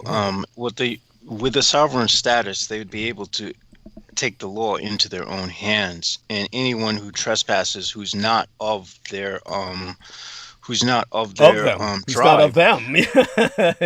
them, yes, could be executed or face whatever punishment that they seek fit, and that would make perfect sense. Thank you. Yes, because right now there's horrible things that go on because they are unable to fully enforce their own laws on the reservations, and so that really needs to change. And by all means, go on, and then I'll see what I can do to get myself back into the mode, and but in the meantime, there's I'm certain there's other things for you to cover. Now, obviously, if I get into current events, then I will cover the Biden summit with Oh Putin to yes, that's extent. always amusing. Yeah, but you can you can serve as kind of a prequel to that. You can go in whichever direction. I'm going to go mute. I'm going to refresh myself just a little bit more, rehydrate some more, chew some more. I don't want people to hear me chewing. And with that, let me leave you with Jameson. He's going to continue holding the stage for a while longer. Let me take a look into the live stream and see if PJ Cornell says, oh, there we are. He says, let me see. He said, when I say stagnant, I mean in terms of being competitive in the sense of having an economy on par with the US or EU. If they hadn't changed their banking policy, we would be speaking Japanese right now. I mean, it's an interesting stance to take. And he says, you are one of the smartest people I sometimes disagree with. Always a pleasure. And that's appreciated. I understand what he's saying. And this is something that other people have gone into.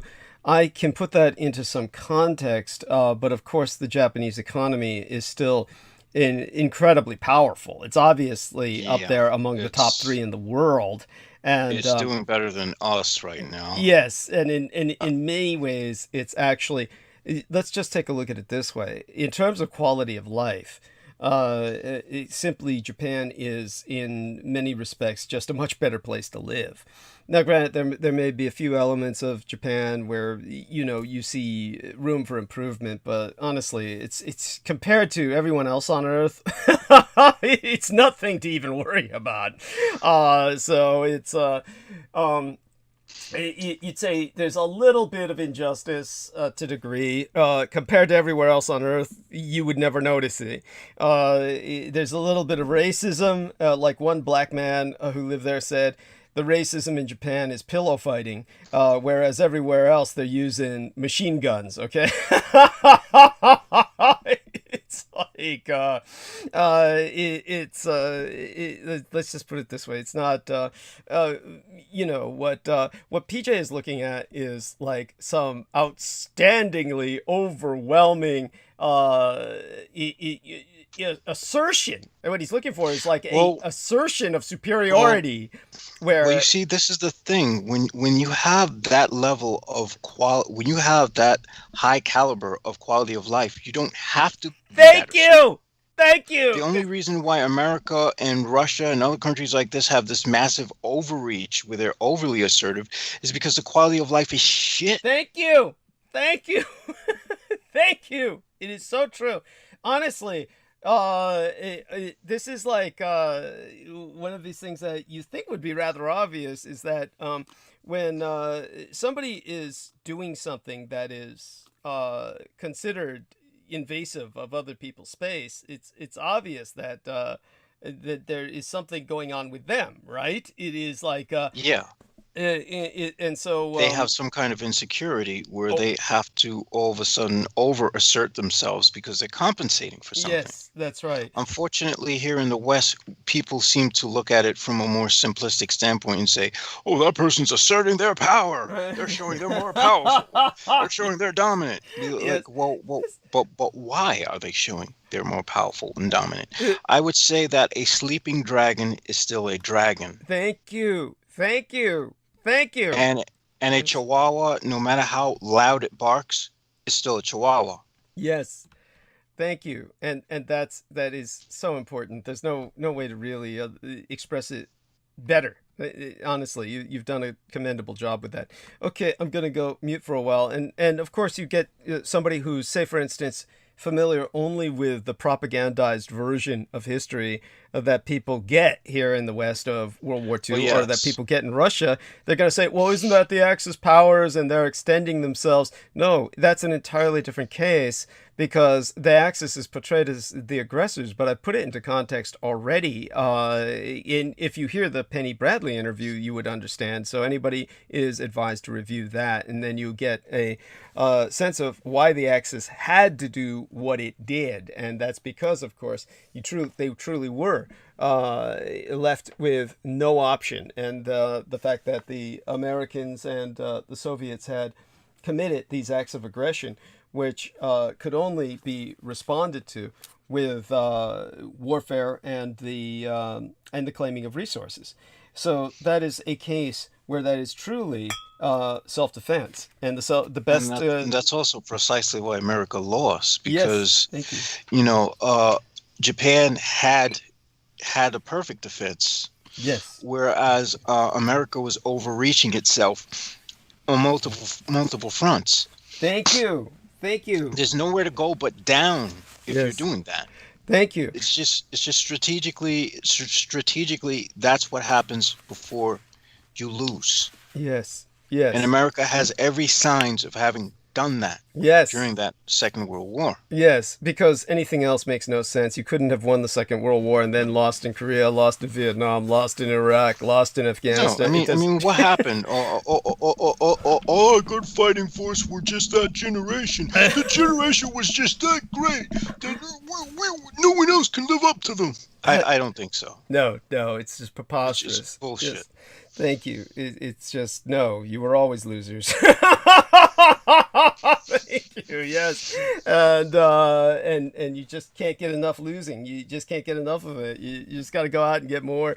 Honestly, this is gonna sound like we're just being assholes here, or being snotty or snarky. It's not. It's not the case. Honestly, I've backed this up so academically so many times. There's no point in my repeating myself right now.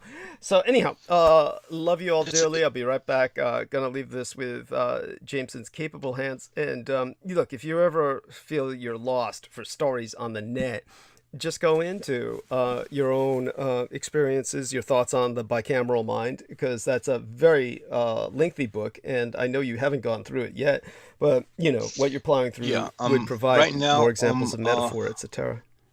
Yeah, right now I'm on page, I believe, I'm on page 112. So I'm moving relatively slowly. I'm not. But you've plowed ahead. That's pretty. That's a lot. That's a lot. So I'm proud of you. Okay. Well, I've had the book for so long. Not that long. Come on. I remember when you got it. Wasn't that long ago. Come on.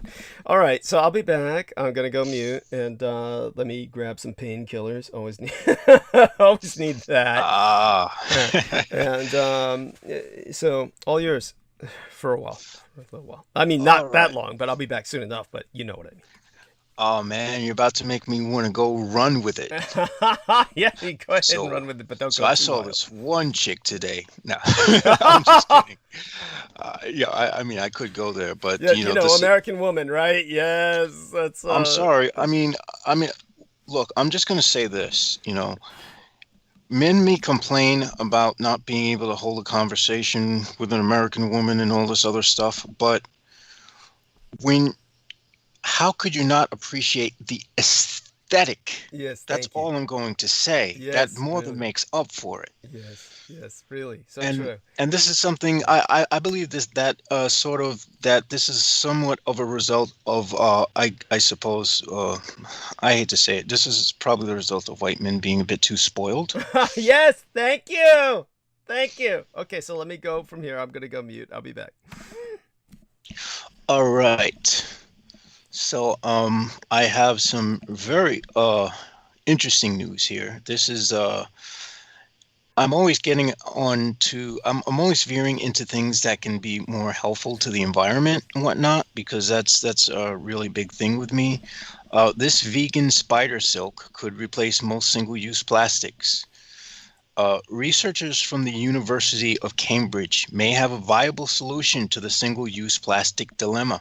Spider silk, or more accurately, a plant-based synthetic polymer that mimics the composition of spider silk, but doesn't actually come from spiders. The researchers modeled their polymer after spider silk due to its durability and strength. If you can scale up a spider web to human size, it would be capable of trapping an airplane. In fact, spider silk is 5 times stronger than steel and half as strong as Kevlar. It's considered one of the strongest naturally occurring materials on Earth. No one does it better than nature. Incredibly, scientists developed a synthetic material while studying something else altogether: protein formation and interactions. It began with a series of protein analyses in the lab of Thomas Knowles, a professor at the Yusuf Hamid Department of Chemistry. He wanted to understand why, in some instances, proteins became malformed, leading to diseases and health problems in humans. We normally investigate how functional protein interactions allow us to stay healthy and how irregular interactions are implicated in Alzheimer's disease, Knowles said in a Cambridge news release. It was a surprise to find our research could also address a big problem in sustainability, that of plastic pollution. This protein-related research prompted Knowles and his team to consider how some materials like spider silk could be so strong given their weak molecular bonds. Spurred on by that question, the team began thinking about how they could replicate spider silk molecular bond formation and self-assembly in other proteins. The researchers found success using soy protein isolate, which has an entirely different molecular composition from spider silk, due to the fact that all the proteins are comprised of polypeptide chains.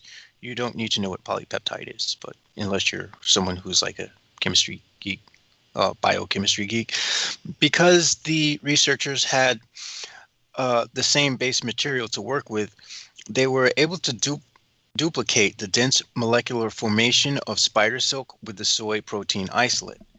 They described the process in a June 10th paper published in the journal Nature Communications.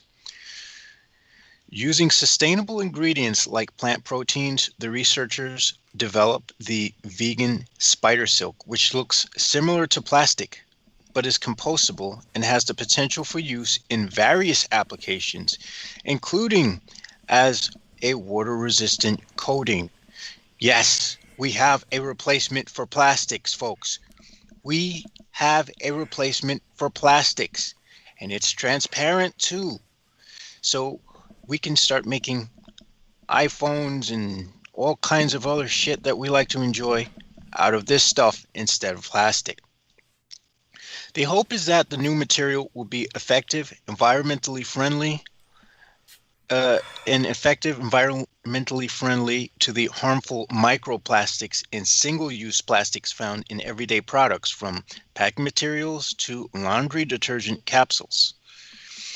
A Cambridge University spin-off called Zampla, which focuses on replacements for single-use plastics and microplastics, will commercialize the technology. You can expect to see synthetic spider silk later this year in the form of single-use sachets and capsules. This is great news to me because we don't need to destroy the earth in plastic anymore. Which, again, for me, it's celebratory because that's something that is very concerning to me, and I can't really articulate as to why it concerns me, other than the fact that the idea of seeing animals choking to death on plastic and seeing, those pictures are horrific, and then seeing the South Pacific Gyre, which is a freaking island the size of Texas, composed entirely of plastic. It's probably larger than that by now. All I can say is that stuff is heartbreaking to a point where it is enough to make me break down and cry. And I'm not someone who's really affected by things like that very easily. Speaking of Texas, this is important news to the place of Daniel Arola and Crystal Rivers. Shout out to both of them. Sweltering Texans urged to reduce cooking and cleaning to ease grid strain. This is as of Wednesday, June 2021. That's yesterday. Officials advised to avoid using large appliances such as ovens and washing machines amid soaring summer temperatures. As temperatures rise to unseasonably warm levels across Texas this week, its citizens are being asked to use less energy on basics like cooking and washing clothes to ease strain on the state's power grid grid, which is struggling to generate enough electricity to cope with high temperatures. Now think about this for a second. When are you more likely to wash clothes, during the winter or the summer? I would probably bet it's the summertime, because your clothes are drenched in sweat and smell horrible after being out in the sweltering heat. And as far as cooking is concerned, I would seem to think that cooking's a necessity no matter what time of year things are happening. The move triggers memories for many Texans of the cold snap in the winter that incapacitated much of the state's power infrastructure and raised fears that Texas and other U.S. states are not prepared to deal with extreme weather events that come with global climate crisis. Now, when I honestly analyze this statement, I will say that no one on the surface of the earth is prepared to deal with the extreme weather events that are coming with our global climate crisis. And the new norm is going to be a freakishly huge mutant compared to what we once knew as the normal. The authority running the Texas power grid has asked Texans to set thermostats to 78 degrees Fahrenheit or higher, and turn off lights, pool pumps, and avoid using large appliances such as ovens, washing machines, and dryers. This is the second time that the Electric Reliability Council of Texas, ERCOT, has issued such a call for conservation since the winter storms in February left more than 4.8 million homes and businesses without electricity for days. The crisis was blamed for more than 100 deaths and $130 billion in cost. Holy moly, that's a lot of money, and that's a lot of unnecessary deaths. In addition to plant outages, demand is high this week as cities across Texas expect temperatures in the 90s. The state broke its June electricity demand record on Monday. Summer hasn't even officially begun, and the early call for conservation raised questions over what will happen in the coming months as the global temperature continues to rise. They had best be working on some kind of countermeasure, which I am probably going to hazard a guess that they have not done at all.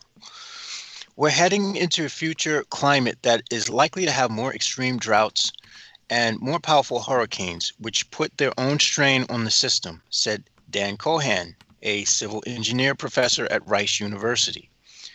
This week we saw the Texas power grid barely even prepared for weather that is hot for June, but nowhere near how hot it can get in July and August. Wow, I don't even want to think about that. I'm just going to say that I'm pretty glad that when I was in the service, I took my basic training in the wintertime. And even in the wintertime, it was quite warm out there, some days. Cohan says that ERCOT has not been transparent about which coal and gas plants are down and helping cause the strain on the grid and why. It could be for maintenance or repairs from February's knockout blows or preparing for potential summer demand. Chances are both. ERCOT has really been leaving us in the dark as to which coal and gas power plants are down and why, he said. They offered a belating acknowledgement that there are more than twice as many power plants down as they expected, but no real clarity as to why it's happening. A lot of us are left guessing. Hopefully they weren't hacked by some Russian troll group, which is also a possibility. Since they're cut off from the rest of the national grid, they would probably just decide to keep it under wraps since they are a Republican state. The grid is only prepared to handle one crisis at a time, but often issues overlap. For example, when it's very hot, often winds don't blow as they typically would, or a spike in demand while power plants are offline. We need to be prepared for it, not just because of random chance, but because these challenges can be correlated, said Cohan.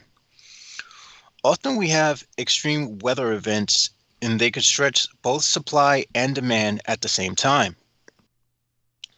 Solar generation is growing fast in Texas and has saved the lights this week. We could be in the midst of a 2-year growth spurt that is faster than any state has ever experienced in solar generation, said Cohan. We have over 5 times as much solar as we had a few years ago, and that made the difference in having these afternoons when we had calls for conservation. There likely would have been rolling blackouts if we didn't have solar farms online. Still, much more needs to be done. The grid needs to be weatherized. Transmission from windy and sunny areas needs to be extended to fast-growing cities. And Texas's grid needs to be integrated into other states, he says. In this year's Texas legislative session, lawmakers passed a series of reforms aimed at safeguarding the state against blackouts. At a signing ceremony last week, Texas Governor Greg Abbott said, "Everything that needed to be done was done to fix the power grid in Texas." Kyrie Baker, a building systems engineer at University of Colorado Boulder who studies power grids, said there needed to be better systems of coaxing consumers to use less energy, something that's known as demand response. It's 2021, and we're requesting demand response over Twitter, she says. We can't just ask people not to use their oven because there's no guarantee that people will participate. Many people don't know which devices in their home suck up the most power. It's typically not lights, but instead heating and cooling systems and water heaters, she says. She says that paying people to install smart meters and smart thermostats would go a long way to allow utilities to enact granular power cuts rather than cutting power to entire swaths of the city. She adds that connecting Texas to other states seems like an easy solution, but it's no panacea. While when there are large-scale heat waves that drive up demand, they hit other states too. It's more complicated than just putting up more power lines. This is true, and we need to start. Well, I take it they're probably never going to do it, but they really should start to bust out that Tesla technology. And I'm not talking about Elon Musk's company, which has nothing, which actually the name relates no way, in no shape and form to Tesla. He's just someone who's. Thank you. Yes. I don't even know why he has that name. In fact, I think we should boycott that name. Yes, thank you. It's true. It's like it's a pity that there aren't any Tesla relations in a state to sue him for doing that. The fact is that the name fell into public property. It's basically he's using the name so that people think of the original Tesla, but he has nothing. Well, that's a clever thing. It's clever marketing on his part, but that's about all it is. He's a businessman. He's not. I mean, when they call these people technologists, they make them sound as if they're people who are engineers. He's not a freaking engineer. He's a businessman. Yes, thank you. He's just some kind of he's an economic predator. Exactly. That's exactly what a businessman is, an economic predator. Yes. So there we have that. He's the Trump of electric cars. Thank you. And he's trying to make himself look like he's the savior of planet Earth and all humanity. It's insanity. It's like they are riding his penis every other article in Popular Mechanics. Thank you. Elon Musk thinks we should paint the hair of cactuses on Mars purple. Yeah, I mean, who the fuck cares about that son of a bitch? And it's not like he's doing anything. Honestly. No, he's not doing anything. He's not. I don't even know how much does his company even contribute to the American economy? Thank you. I mean, really, I can't imagine it being much. I mean, we could do research on that later. It doesn't really matter because in the end, it's just giving him attention we don't even want to give him. He doesn't even deserve our attention. This is what he wants. This is really what he wants. He's some kind of narcissistic psychopath who just depended on attention. If he were at a party, he would whip his penis out and dance on tables. Yeah, I'm having a hard time understanding why Dave Chappelle is friends with him. I can see why he's friends with Joe Rogan, because they're both comedians. But even there, I'd be like, yeah, you're a friend, but I don't want to hang out and talk politics with you, man. Thank no. you. No, Thank no. you. I mean, It'd be like a friend to keep at a distance, because it's like, I'll call you like once every decade. yeah, it's honestly, he's simply, anyhow, let's move on. If you've got more to say about him, go ahead, you're welcome to, because I'm going to take the earbuds off for just a moment. Breathe. I'm going to breathe and center myself, get myself a little more centered before I start in. Let me take a look at the live stream, see what else might be going on out there. And no one's been participating too actively since PJ Cornell, but other people are encouraged to do so. Please, by all means, go inside the chat room. Oh God! By the way, this artificial tooth, this transitional crown I've got until the real one arrives, which will probably take months because the supply chains are so fucked up. It's something that it just doesn't feel right. I mean, it's much better than not having it, but I can't wait for the permanent one, because this one really just feels like it's got some kind of an overbite. Matter of fact, I had to file down the tooth underneath it because the ridges were what kept shattering the upper crown. The ridges were so well defined. Yeah, and so it makes you wonder why they don't do these things years ago. But honestly, this is the kind of thing that we're dealing with. Here's a wonderful person who hearted my promotional banner. Okay, and that was the latest one. So just out of curiosity, I've actually, when I had the old timeline, you may not have been following me then, I published, the picture I put up of the young Yazidi child. I have several of her, of course, because, I was offered her in marriage. I do want people to understand that the photograph that I've put on the promotional banner is actually a splice from a larger photograph where there's more background behind her. But for this particular photograph, and I have other photographs different from that as well. But in terms of the, was this the first time you saw that photograph, Jameson? I'm just curious. Yes, it was. Oh, okay. And like I said, most people don't understand the amount of genetic variation that can occur in an ethnicity. But what makes it particularly surprising about the Yazidi is the variation in the in their manifestation of their ethnos, because they are, after all, a population that doesn't marry outside of itself, and they've of course suffered tremendous damage recently just by the ISIS assaults. It's just so tragic. What I would say is they have every reason to be as sick of humans as I am. Yes, very much so. But the term, of course, for their culture is endogamous, and endogamous would mean they marry only within their own culture. As I said, perceiving themselves as the children of Adam alone, meaning Lilithian. They perceive themselves as Lilithian, as Lilith was, well, not Lilithian so much as, because Lilith wasn't made from Adam. She was kind of made independently of him, which was why she didn't really feel any bonding with him. So it was Eve who was made of Adam, and therefore was much more bonded to him.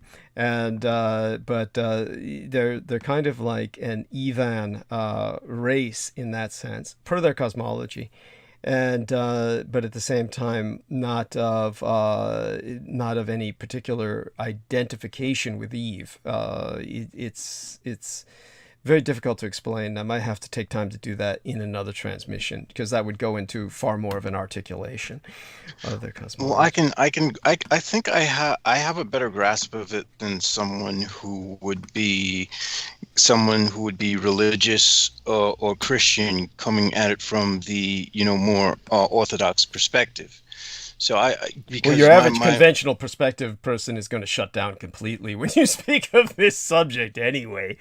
So yes, I would acknowledge that you would automatically have. My understanding of it would be that they hail from his bloodline, and it's not watered down by either Lilith or Eve's bloodline. Yes, thank you. Directly. Yes, they hail from his bloodline directly. And again, I'm not just someone who's looking at Adam and Eve as I'm not looking at Adam and Eve as the same way as your Orthodox Christian or anyone who would be a regular well, I mean, I am a baseline regular person.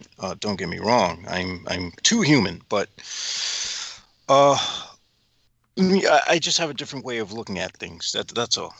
Mm-hmm. That's the best way to put it. Thank you. No. I think that's fine. That's fine. And so with that, let me try and dig up the solicitation script so I can read from the wonderful solicitation. All right. And aside from that, I'm going to go mute for a few minutes. Let you take the stage again for a little bit. Take us to the top of the hour, if you would be so kind. And I'll be mute till around then. Top of the hour will be 11 p.m. Pacific Daylight Time.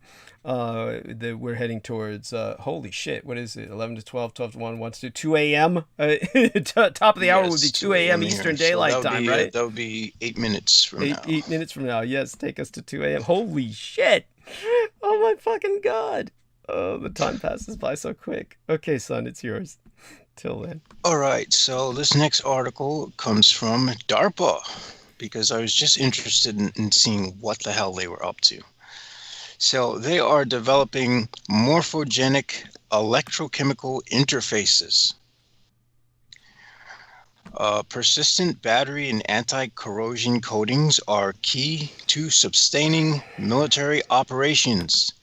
Batteries power everything from tactical radios to handheld devices and unmanned systems. Protective coatings shield flight surfaces, rotor blades, and ship hulls from corrosion caused by humidity, sand, and salt water.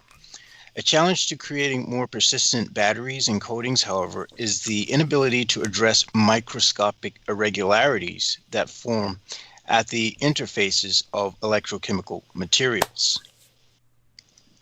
DARPA today announced the Morphogenic Interfaces Program, or MINT is the acronym, which seeks to enhance the persistence of high-performance electrochemical systems by developing self-regulating interfaces that exploit detrimental local gradients to maintain optimal functionality over the planned operational life cycle.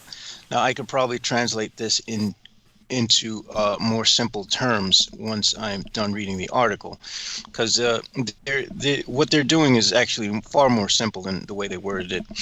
The inspiration for pursuing novel adaptive electrochemical interfaces comes from biology in the concept of morphogenesis, which explains how the process of how cells and tissues take shape.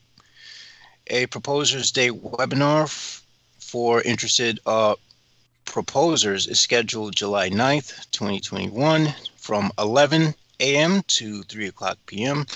I am not going to, I don't know why they even decided to plug that. Batteries and anti-corrosive coatings both rely on electrochemical reactions that take place at material interfaces from the atomic matter through millimeter scale, said Vishnu Sundarisan. So see, most of the people developing our technology are from India. Here's one example. MINT program manager in DARPA's Defense Sciences Office. It's at these microscopic interfaces that high energy density solid state batteries and novel corrosive resistant coatings alloys run into problems. And solid state batteries, as positively charged ions, lithium ions for example, are deposited on the negative electrode during charging, and then on the positive electrode during discharging. Changes to the morphology of the interface leads to nanoscale voids at solid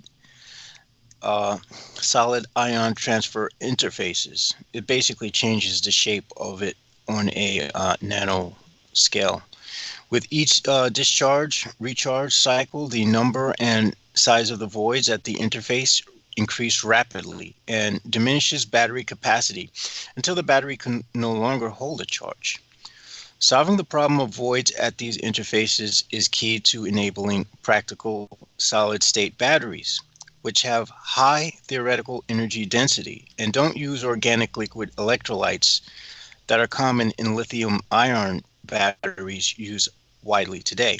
Because solid-state batteries do not use liquid electrolytes, they're inherently safe from catastrophic fire up to 150 degrees Celsius.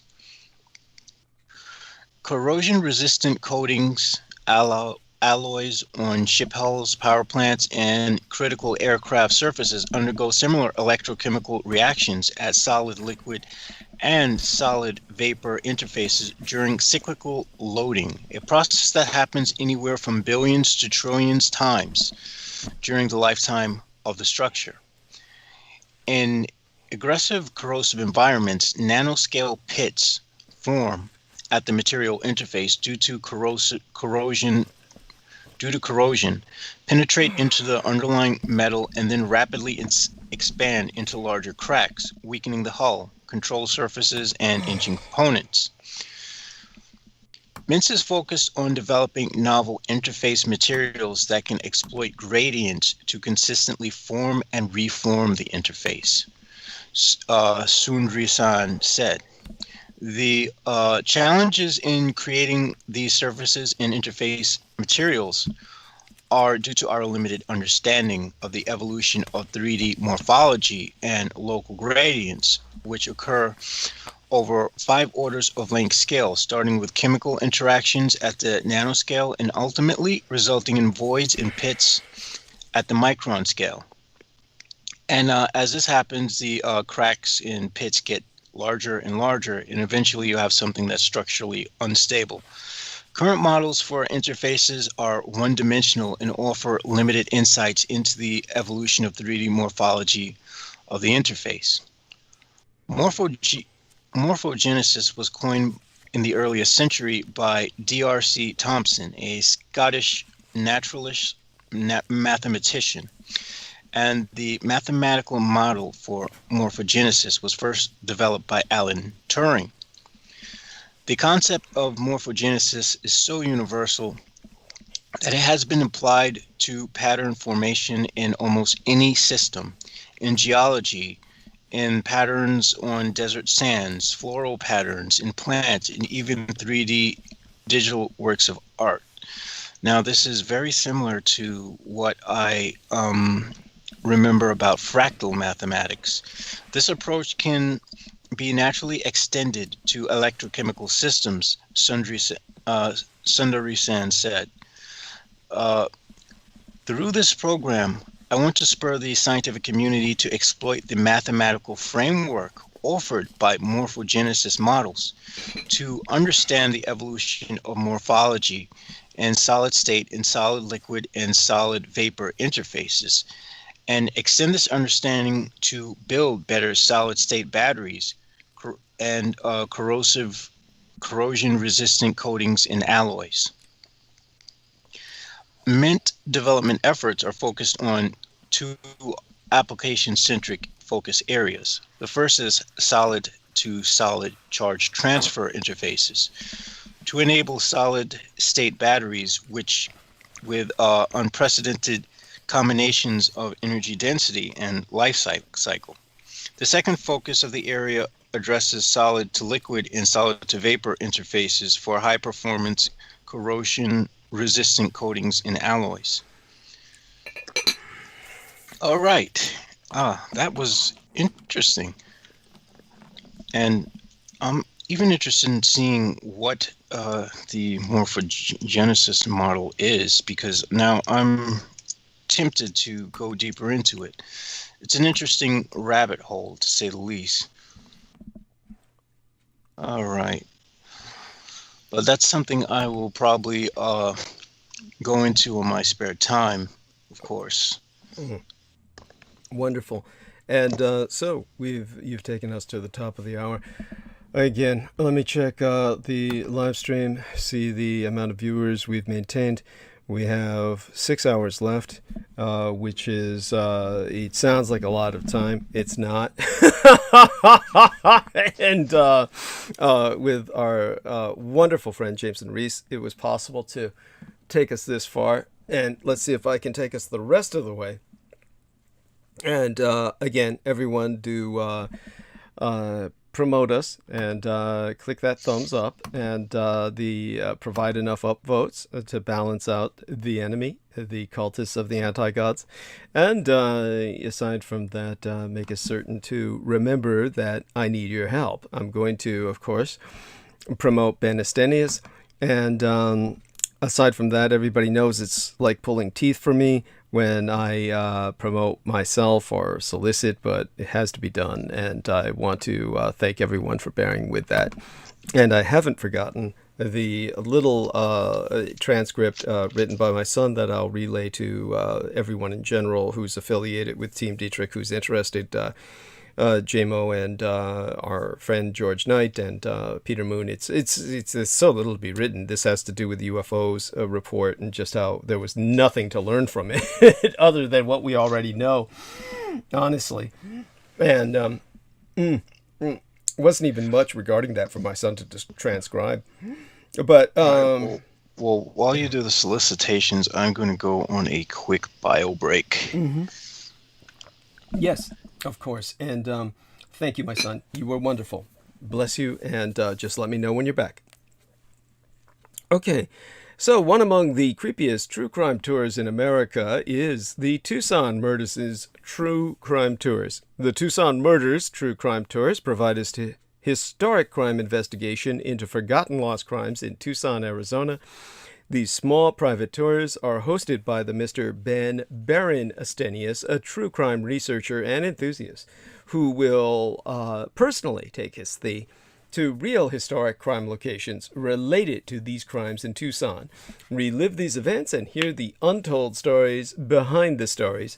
The Baron Ben specializes in the seemingly ever-developing case of the late serial rape killer Charles Howard Smitty Schmid Jr., alias the Pied Piper of Tucson, and Aftermath tour. See theunfinishedman.com for excerpts from his yet-to-be-published book, The Unfinished Man, and scenes from his cinematic documentaries currently in production on site theunfinishedman.com. But other cases, such as the strange case of Morris Brady, the Dr. George Marvin Tejertine case, and the Red Rapist are also within his repertoire, as in fact are all the crimes that shocked the Southwest throughout the 1960s, the very decade I myself entered this vale of tears. These devastating crimes stained a city so deeply, they may never be removed. For tour information, contact thetucsonmurders.com. Spell that Tucson, Tucson, and don't forget to put the word "the" in front of it, thetucsonmurders.com. Or telephone the Baron Ben personally to privately guide your tour at 1-520-423-3406. That's 1520-323-3406.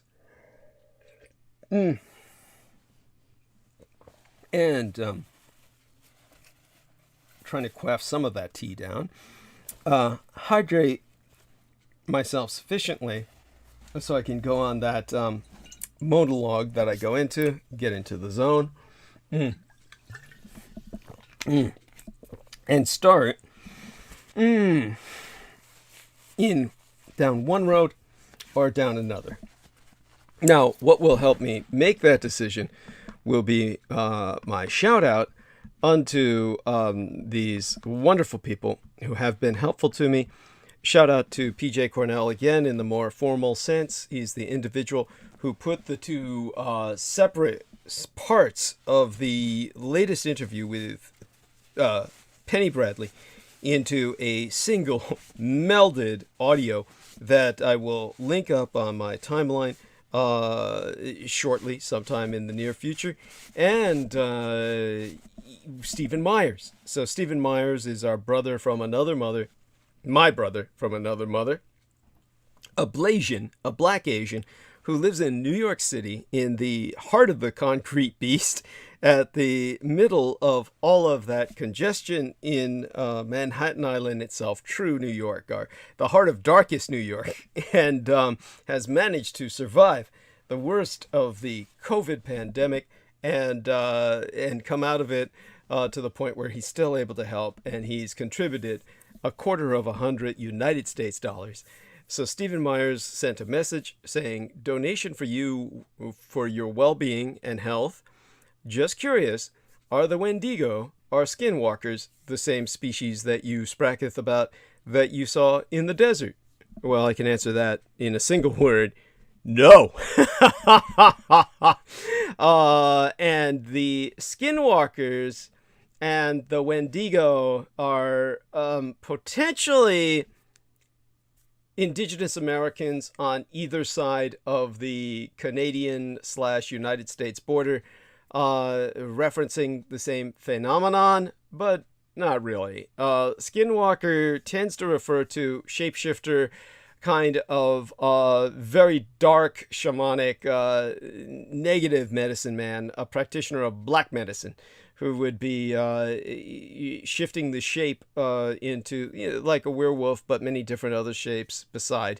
And by that I mean the werewolf would simply be an analogy or a parallel of somebody shape-shifting, and this would be a skinwalker means they are walking into a different skin, that they're changing their appearance.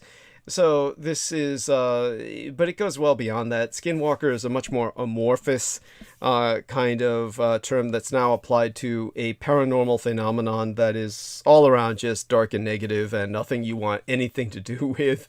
And all you need to do is look into Skinwalker Ranch, and everything you find out about that should tell you this is just a no-go zone. Wendigo are also pretty much negative, no-go. There's no sense of sympathy or any kind of empathy with this kind of phenomenon.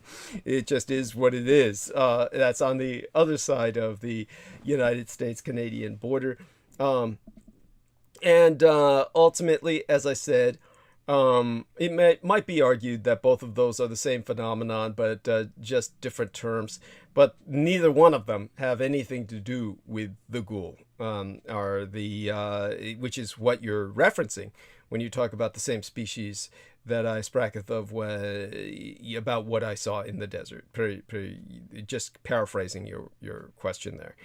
And so then our man Stephen Myers says, was watching a documentary on TV, but they had to throw in they are aliens from another planet to throw people off. And I wonder, okay, so before I continue with the rest of his sentence, that is so fucking typical.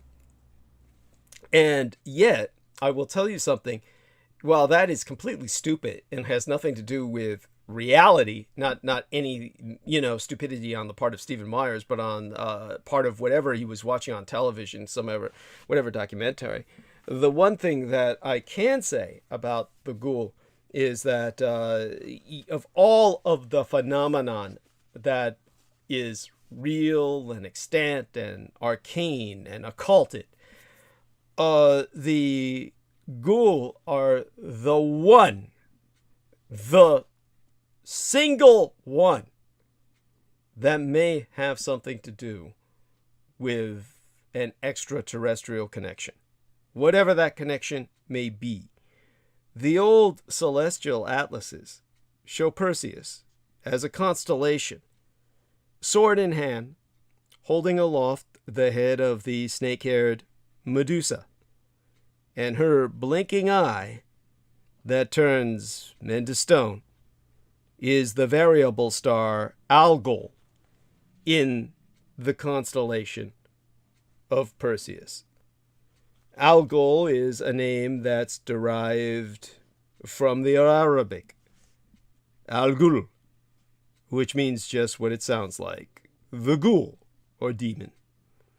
The Chinese name for that very star is even worse, Zexie, or a cairn, a man cairn, meaning a mountain of piled up human corpses. Now, all of this is something that shows the universality of recognition that that star has something to do with the Eaters of the Dead. And it is part of what the Ghoul focus on, what would be their North Star, their guiding star in the night.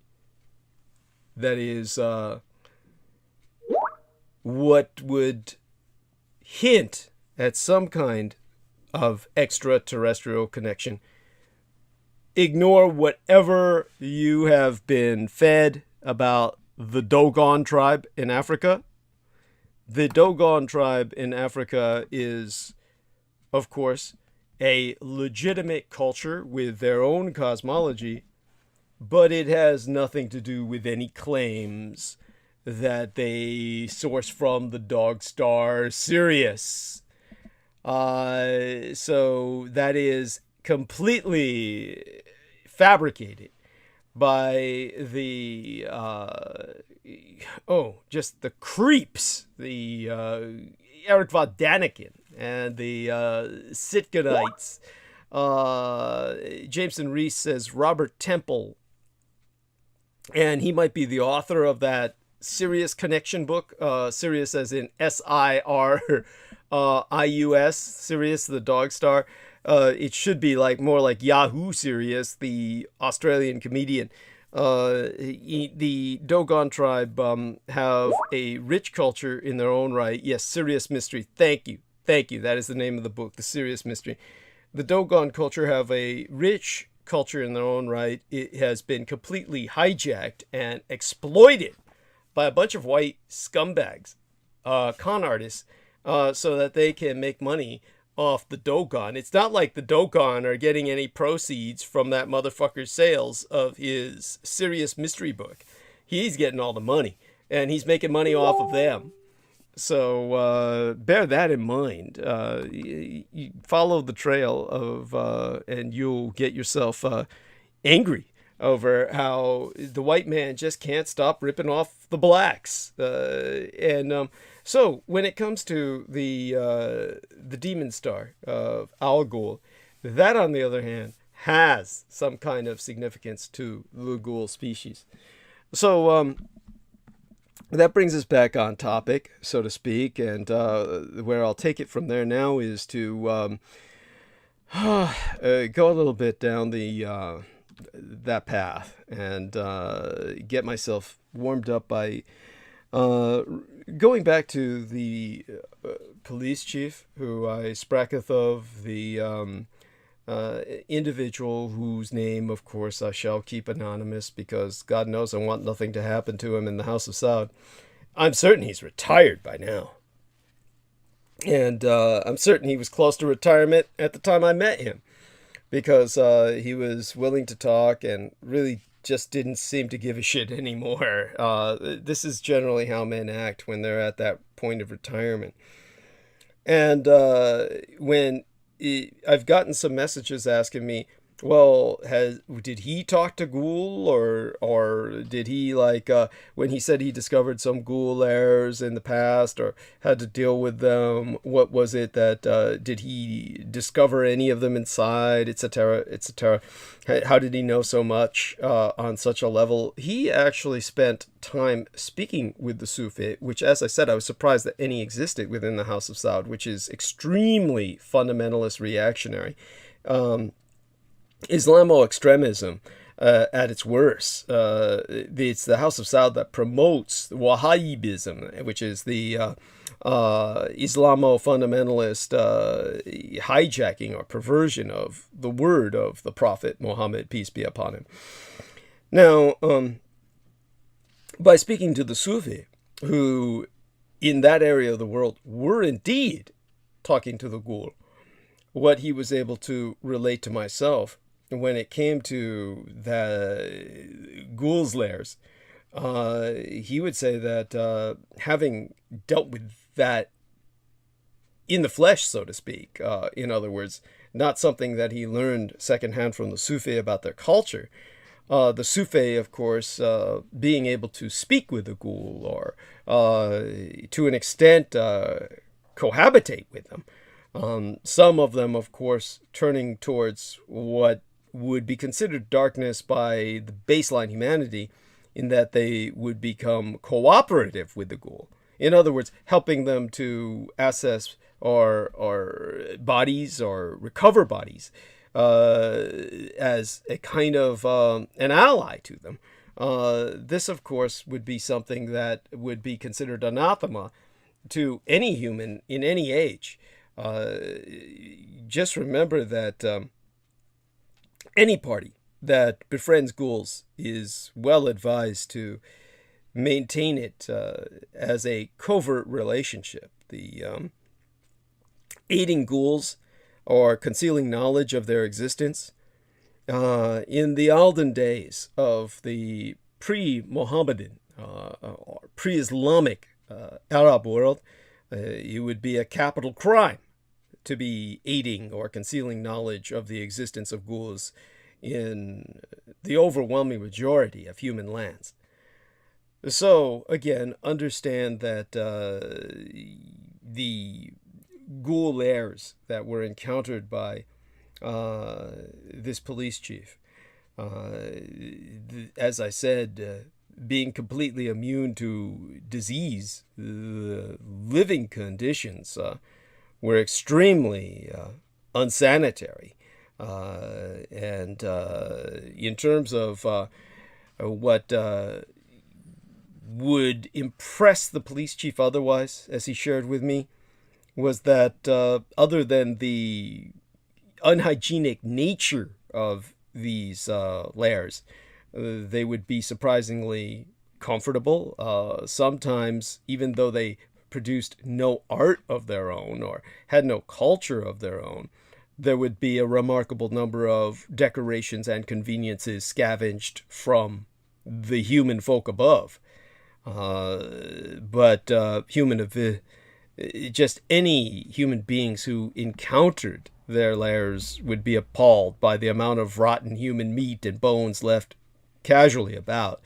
And yet, surprisingly, the smell would be quite bearable, because ghouls apparently use herbal preparations to freshen the air, lest their homes be found via the foul odors that would otherwise emit from their secret ventilation shafts.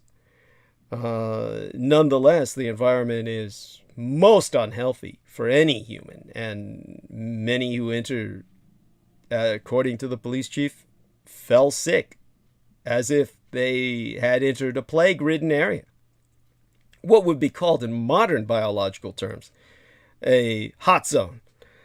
And ghouls are of necessity they're ruthlessly suspicious of outsiders, any intruders. Most who invade their territory, if they happen to be there, are unceremoniously slaughtered. And yet, nevertheless, historically, or at least prehistorically, prior recorded history, certainly it was known in pre-Mohammedan times that ghouls would be good at finding allies among the folk above, so to speak. These allies would always be loners, rebels, or eccentrics, who, like the ghouls, would not be intrinsically evil, but objects of suspicion. Of course, the ghouls would always use their human friends sparingly, mostly as sources of information. Because ghouls are, humans are constantly seeking to exterminate the ghouls. And on rare occasions, when some isolated hippie-type human community would cooperate with the ghouls, naturalists or such, voluntarily leaving their dead out to be scavenged, this would usually result in the extermination of both the ghoulish and human community, when the arrangement was discovered by more civilized humans, particularly those that were Islamized after the coming of the Prophet Muhammad, peace be upon him. Now, in terms of anything else that it comes to mind, of course, there were always, according to what the police chief taught me in all the hours we had together while all the DNA samples were being taken to identify the remaining bones of the victims so they could be returned to their proper families for respectful burial.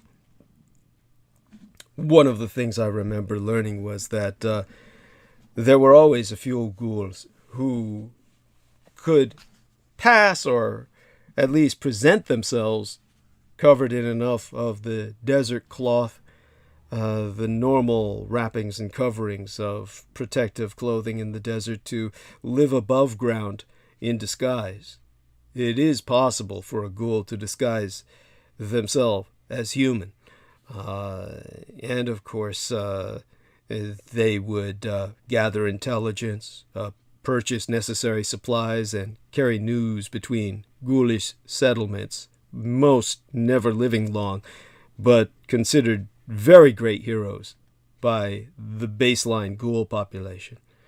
Of course, when a ghoulish traveler's true nature was ever discovered in pre-Mohammedan times, it would oftentimes set off a witch hunt atmosphere locally, wherein all strangers, as well as local crones and loners, would be suspected of ghoulishness, sometimes for years to come, if allowed to live at all. But I remember that, as I've often emphasized, no official census was even taken in the pre-Mohammedan days. But nevertheless, from what could be ascertained, with his education provided him by the Sufi, any given above-ground community, classically, meaning from the pre-Islamic days of ancient Arabia, any given above-ground community would likely have a ghoul population in a 1 to 100 ratio to the above-ground population. Thus, a community of 5,000 might have as many as half 100 ghouls lurking in the shadows. So that was definitely what comes to my mind most immediately about what I learned from that police chief. There may have been one or two adventures of his that he shared with myself, which I'm not quite ready to share with yourselves just yet. Understand how different all of that is once I was out of Southwest Asia and into Africa. And as I've expressed before, when it came to any concept of anything similar to a census, so to speak, of the ghoul, none ever having been taken, the total ghoul population of the Middle East is therefore unknown. But from what I've been able to gather, both from that police chief in Southwest Asia and my own experience in East Africa, it would strike me that these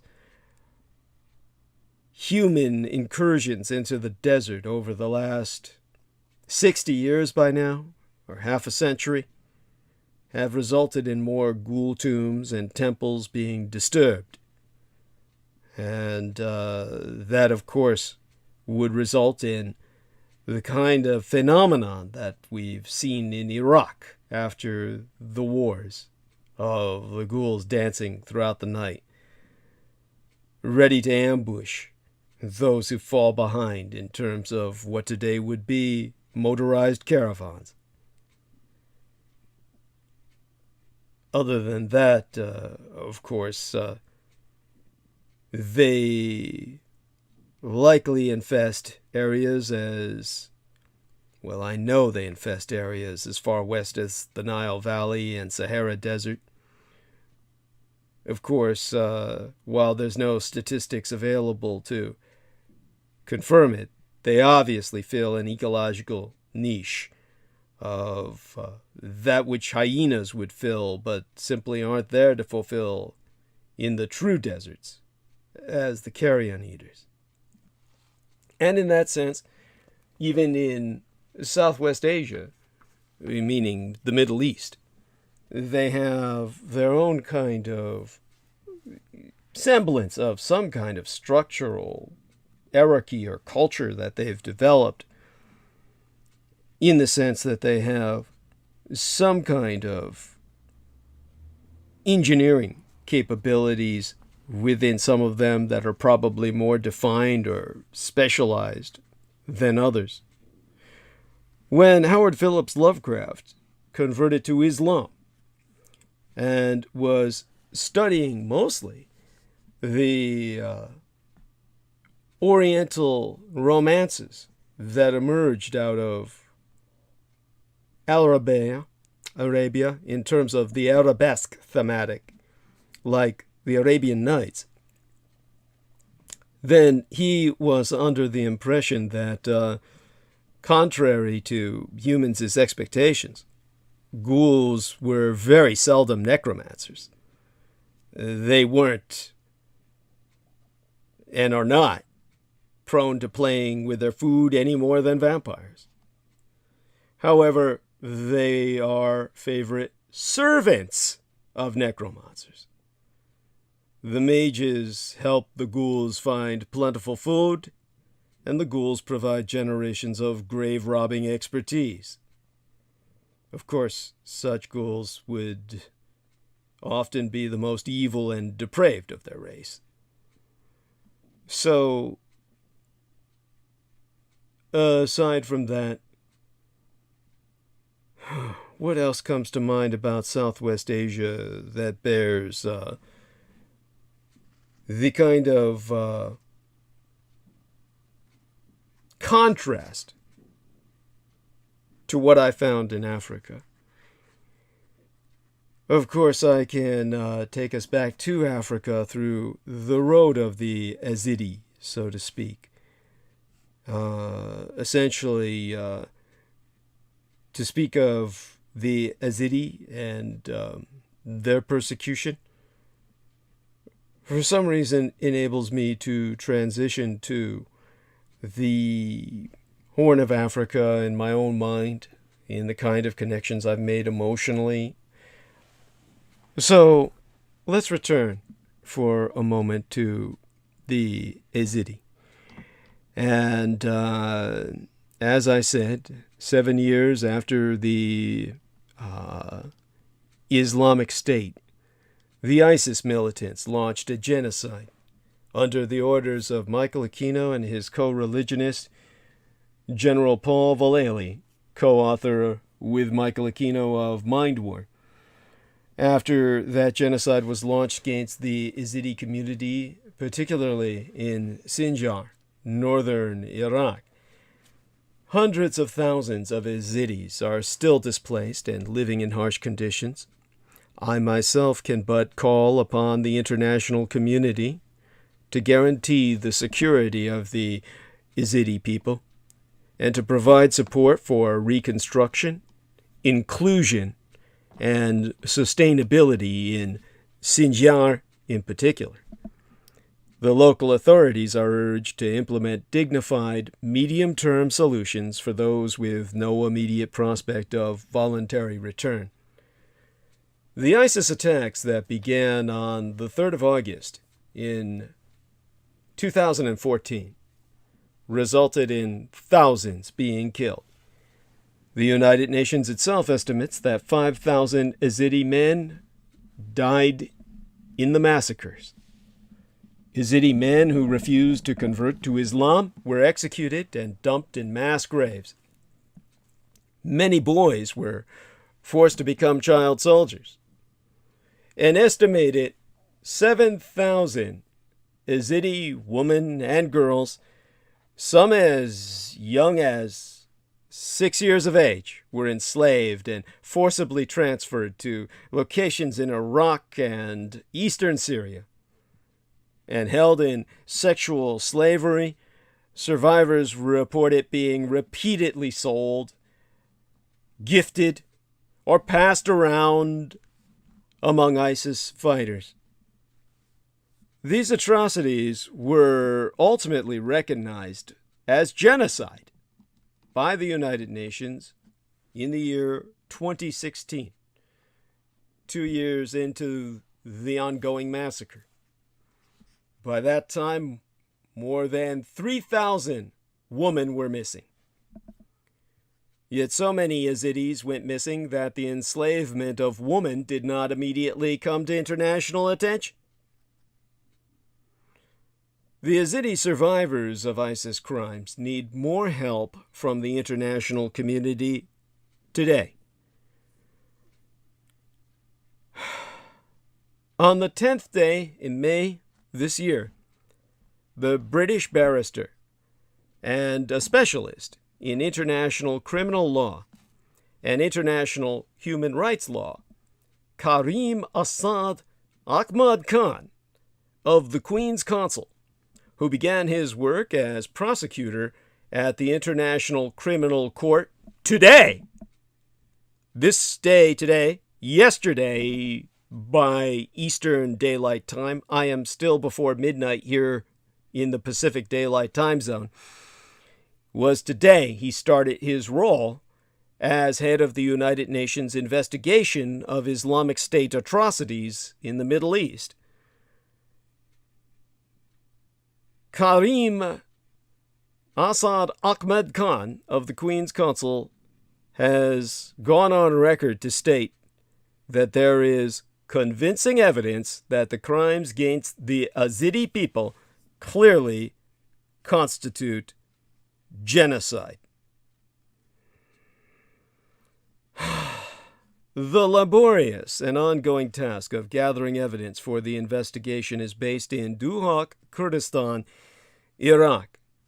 The Yazidi global organization, Yazda, working in conjunction with London-based human rights attorney Amal Clooney, is evaluating and finalizing harrowing statements from thousands of women and young girls abducted, tortured, and sexually enslaved by the Islamic State, also known as ISIS, circa 2014.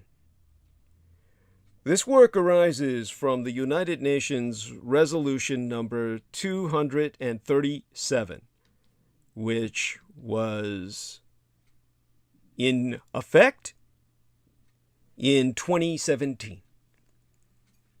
The same year, Trump was running for president. Up to, well, I would say most of the female victims, members of the Yazidi ethnic community of northern Iraq, were traded or bartered multiple times by their captives. Examples of the treatment of women by the Islamic State terror group include being raped, physically and emotionally abused, deprived of food and water, and being forced to witness family members being killed. I am discouraged to report that up to 2,000 of these women and girls are still unaccounted for to this day. More likely 3,000. since we haven't received all incoming reports as of yet. Now, in addition to their personal suffering and abuse, more than 5,000 of their fathers, husbands, and brothers were shot and buried in mass graves. What I can only think of would be a time of feasting for the ghouls beneath the surface of the earth. The engineers, in disambiguation from the hunters of the ghoul.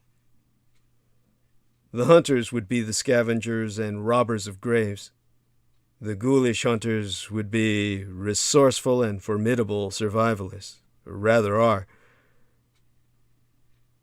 Clever and extremely dangerous to enemies. They would seldom wear any armor, lightly armed, if at all, with knives. But the other important ghouls would be the engineers, who build and conceal traps, tunnels, and accessways. The rest would guard and care for the home or excavate graves under the direction of the engineers. From what I learned, a ghoulish community can empty a human grave in 2 hours, entering from below and leaving no sign of their presence, other than the missing body should someone on the surface ever suddenly decide to disinter the dead. But returning to the Yazidi on the surface of the land above, whose experience parallels that of the ghoul in the sense that, of course, you would wonder why, like the ghoul, the Yazidi don't become suspicious and occasionally ruthless. Certainly, from what I understand, occasionally individuals of the ghoul or even entire communities can turn to evil, twisted by centuries of genocidal persecution. But in the desert crescent of Asia, southwest in the Middle East, all the way into the Gobi of Mongolia, by and large, they'll seek not to harm the living as they struggle for survival. That's been the attitude of the Yazidi as well. One has to imagine how they maintain that rather than turning towards terrorism. Now, only younger boys of the Yazidi were ever spared execution by ISIS because they were instead mass abducted to be indoctrinated into Islamo-fundamentalist ISIS ideology. But in February of this year, the Iraqi government held the first official commemorative ceremony in Baghdad for these victims, specifically honoring 104 victims from Kocha village, whose remains were then transported back to their village to be buried. This would not be ghoul food. The cadavers are not fleshly rotting. While the United Nations investigation and the process of bringing ISIL as it's known today, to international justice continues, life for tens of thousands of Yazidi refugee families, far from the public gaze, remains one of trauma and desolation. And then there's been the fire outbreak. Almost 7 years after the Islamic State drove them from their homes in August of 2014, an estimated 200,000 Yazidis live in tent cities scattered across northern Iraq and Kurdistan. Less than a fortnight ago, fortnight or 14 nights ago, literally a dozen days before tonight, on the 4th day in June, a fire destroyed almost 400 tent homes in Sharia IDP, displaced persons camp in Kurdistan. Since October of 2014, tents the size of an average, what my dad would describe as an Irish sitting room, have been home, if you could call them that, for more than 13,000 people. It is one of 15 similar camps housing an estimated 200,000 displaced Yazidis each. Summertime temperatures can reach 50 degrees at night, but winter can plunge below 10 degrees or minus 10 on the thermometer. The fire broke out during daylight hours, so there was no loss of life, but dozens of people were injured. Families lost remaining possessions in the desperate rush for safety and have been left destitute. For remaining residents, there is a fear that their aging tents, which in many cases have lost their fireproofing, have become a potential death trap. Try and find hope for the future in a scenario like that. Because despite the difficulties, there are now plans to start a competition between the different internally displaced people, the IDP camps, and to support and foster a greater feeling of Yazidi community. The sense of resilience is enabling this devastated community to hope for the future. Recently, the Iraqi government passed the Yazidi Female Survivors Bill to support Yazidis, and the Kurdistan parliament has been debating a draft law that would establish a tribunal to prosecute crimes committed by the Islamic State and enable prosecution based on international crimes. Bear in mind that Kurdistan itself is not a recognized nation by the world, but should be. However, the resources of the Iraqi and Kurdistani authorities are limited and in high demand. So, Yazidi survivors are seeking justice abroad, especially in European countries. Already, several cases have been taken by Al-Mel Clooney, who is representing Yazidi survivors in ongoing national court proceedings in Die Neue Vereinigte Deutschland, the New United Germany, and the French Republic. Continued and greater focus by the international community is needed at legal, political, and resources levels. My sire's Ireland in particular, or rather the Ireland my father, the man who raised and guided me, so identified with, as a temporarily seated member of the United Nations Security Council, could play a very helpful role in highlighting the plight of the Yazidi community and work with the Kurdistan and Iraqi administrations to mobilize and deliver greater international support. Now, Iraq's Yazidis are warning of ongoing threats from Islamo extremists. In a landmark decision this month, Iraq's parliament passed the Yazidi Female Survivors Law, recognizing the atrocities committed by the Islamo-fundamentalist terrorist network established by Michael Aquino and General Paul Vallely, known as the IS, or the IS, the Islamic State, against the ethno-religious group recognized as the Yazidi as genocide. When the Islamo-fundamentalist terrorist network of IS took control of swaths of northern Iraq. Between 2014 and 2017, he killed, kidnapped, and enslaved thousands of Yazidis, while tens of thousands more were forced to flee their homes. And so, in a statement after the law was passed on the 1st of March, the United Nations' IOM, or International Organization for Migration, said, "The passage of the law represents a watershed moment.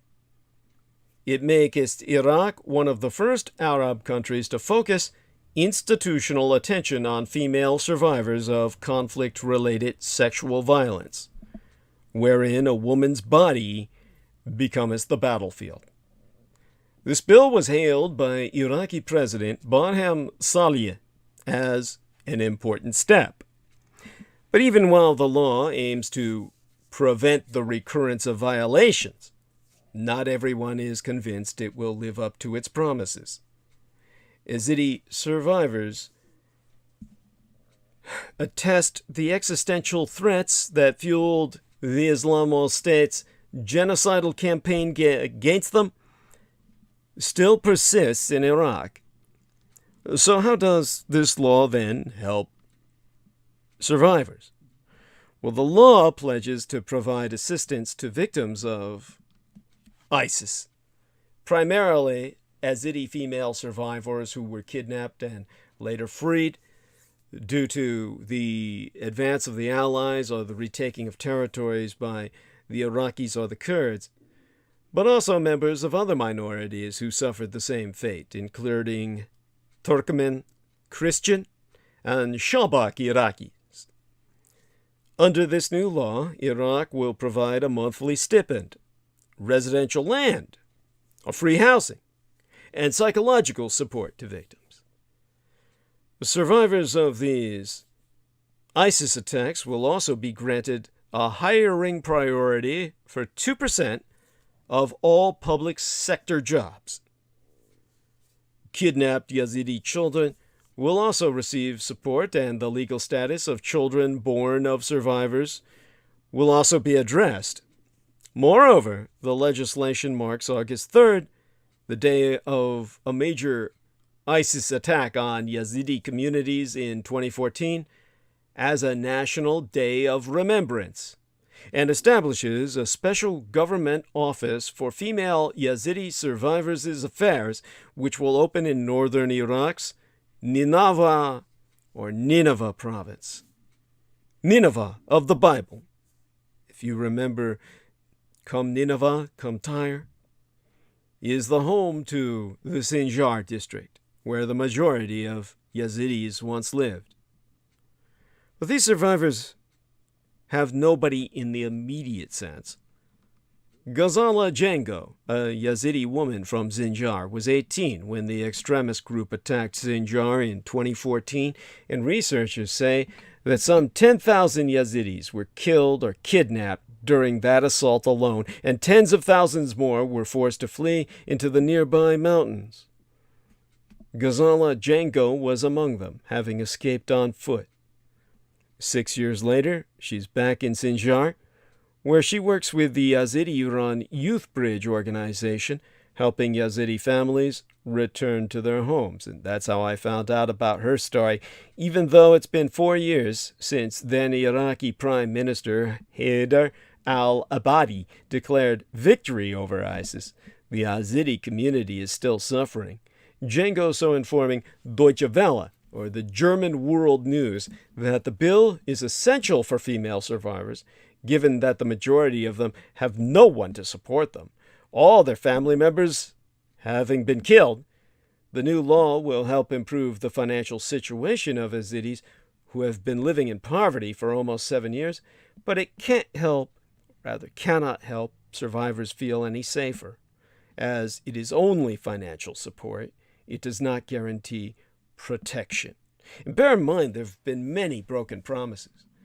Other Yazidis interviewed by Deutsche Welle, the German World News, whose German language reports I've been reviewing, have echoed this sentiment. They are skeptical that the Iraqi government will deliver on the promises it has made, all coming down to devil worshippers. Thanks to misconceptions about their religion among Iraq's Muslim majority, Yazidis have long been labeled devil worshippers.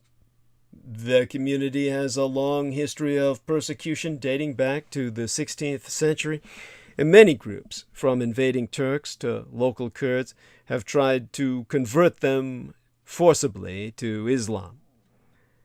"I am the descendant of 72 genocides" is still a common phrase among Yazidis. And this is why the new Yazidi female survivors law to aid Yazidi female survivors, while positive, is not enough. The Yazidi community says it's only a matter of time before they be attacked again.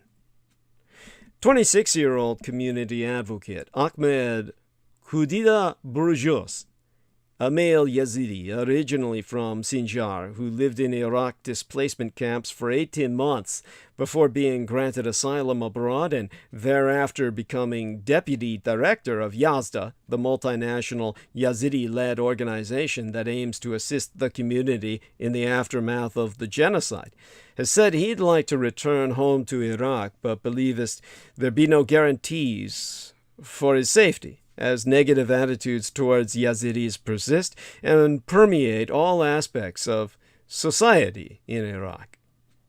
When consenting to an interview with DW, Deutsche Welle, the German language or Deutschensprach news agency, he requested not to use his real name because speaking out against the local Iraqi Kurdish military could put him in real danger, as he has testified that in 2014, Iraqi Kurdish forces were supposed to be in charge of security in the Sinjar area, which is adjacent to the semi-autonomous northern region of Iraqi Kurdistan.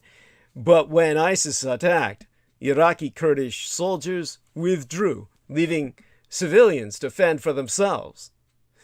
Along other advocates for his community, Saud has articulated that it's about more than just rebuilding.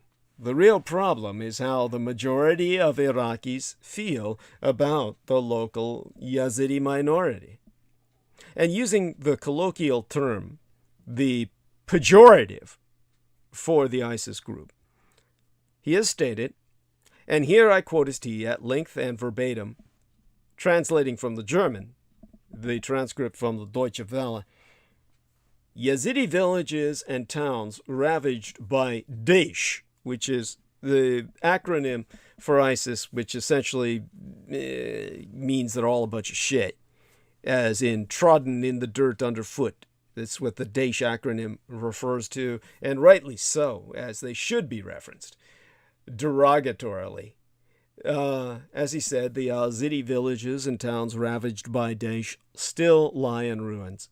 In the past 6 years, many promises have been made and very little has been done. Our neighbors are Sunnis and Kurds. We were betrayed by all these tribes.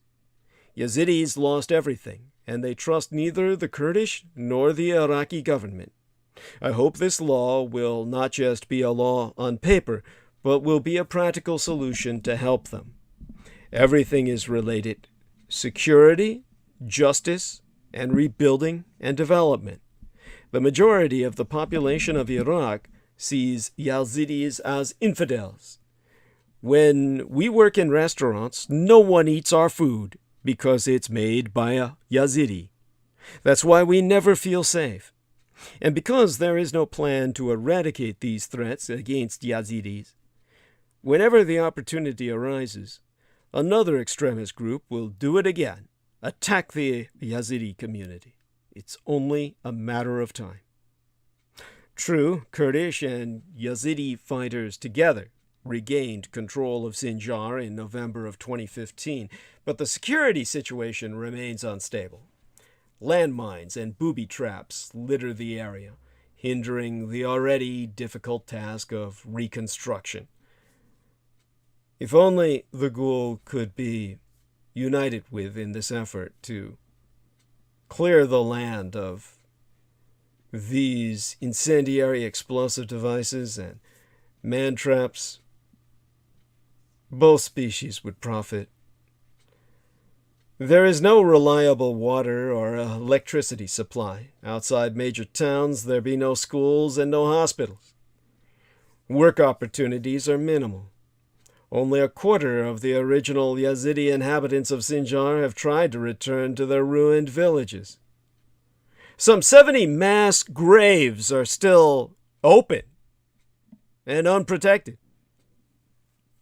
Again, if it weren't for the fact that the bodies were decayed beyond any edibility, the ghoul would have ransacked them long ago.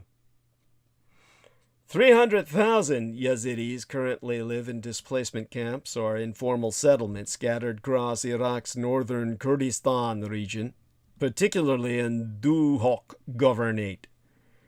They are exposed to extreme weather conditions, and the challenges of inadequate water and sanitation infrastructure continue to persist. These poor living conditions, the lack of stability in the region, and a constant sense of fear and insecurity are making physical and emotional recovery more difficult for the genocide survivors. Waning prospects for a way out have led to sharp increases in suicides. CPTSD, or complex post-traumatic stress disorder, behavioral disorders of any category, and acute depression in particular. There is a high incidence of suicidal ideation among Yazidis in the age group between the years of 15 through 25. Young people are losing all hope for their future. Most Yazidis feel that they have been forgotten. So I myself can but ask the world to join me in standing with the Yazidi people. In principle, do not forget them. If you want to know more about them, there is a book entitled The Yazidis, subtitled The History of a Community, Culture, and Religion, authored by Birgul Asik Yildiz. Birgul is spelled B-I-R-G-U-L, as in Birgul. Asik Yildiz, his surname is spelled A-C-I-K-Y-I-L-D-I-Z. Then there is, much more accessibly, The Heir of the Forgotten Kingdom by Gerard Russell, surname spelled with 2 S's and 2 L's. And then there is The Yazidis, simply The Yazidis, as it's titled by Esther Spot, first name spelled E-S-Z-T-E-R, the surname S-P-A-T as in spat. Returning to the Yazidi theology, the mystery religion of the Middle East,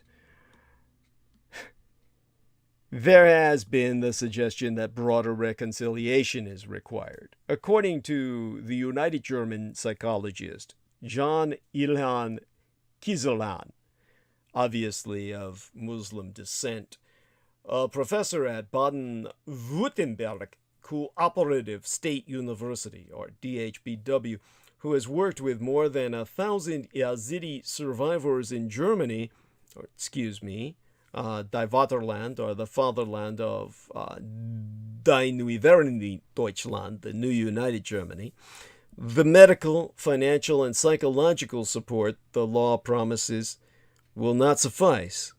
Himself telling DW that true change will require reconciliation between Yazidis and Muslims who supported the ISIS group. But the Yazidi religious minority has been lifted from obscurity, as I said, for the worst of all possible reasons.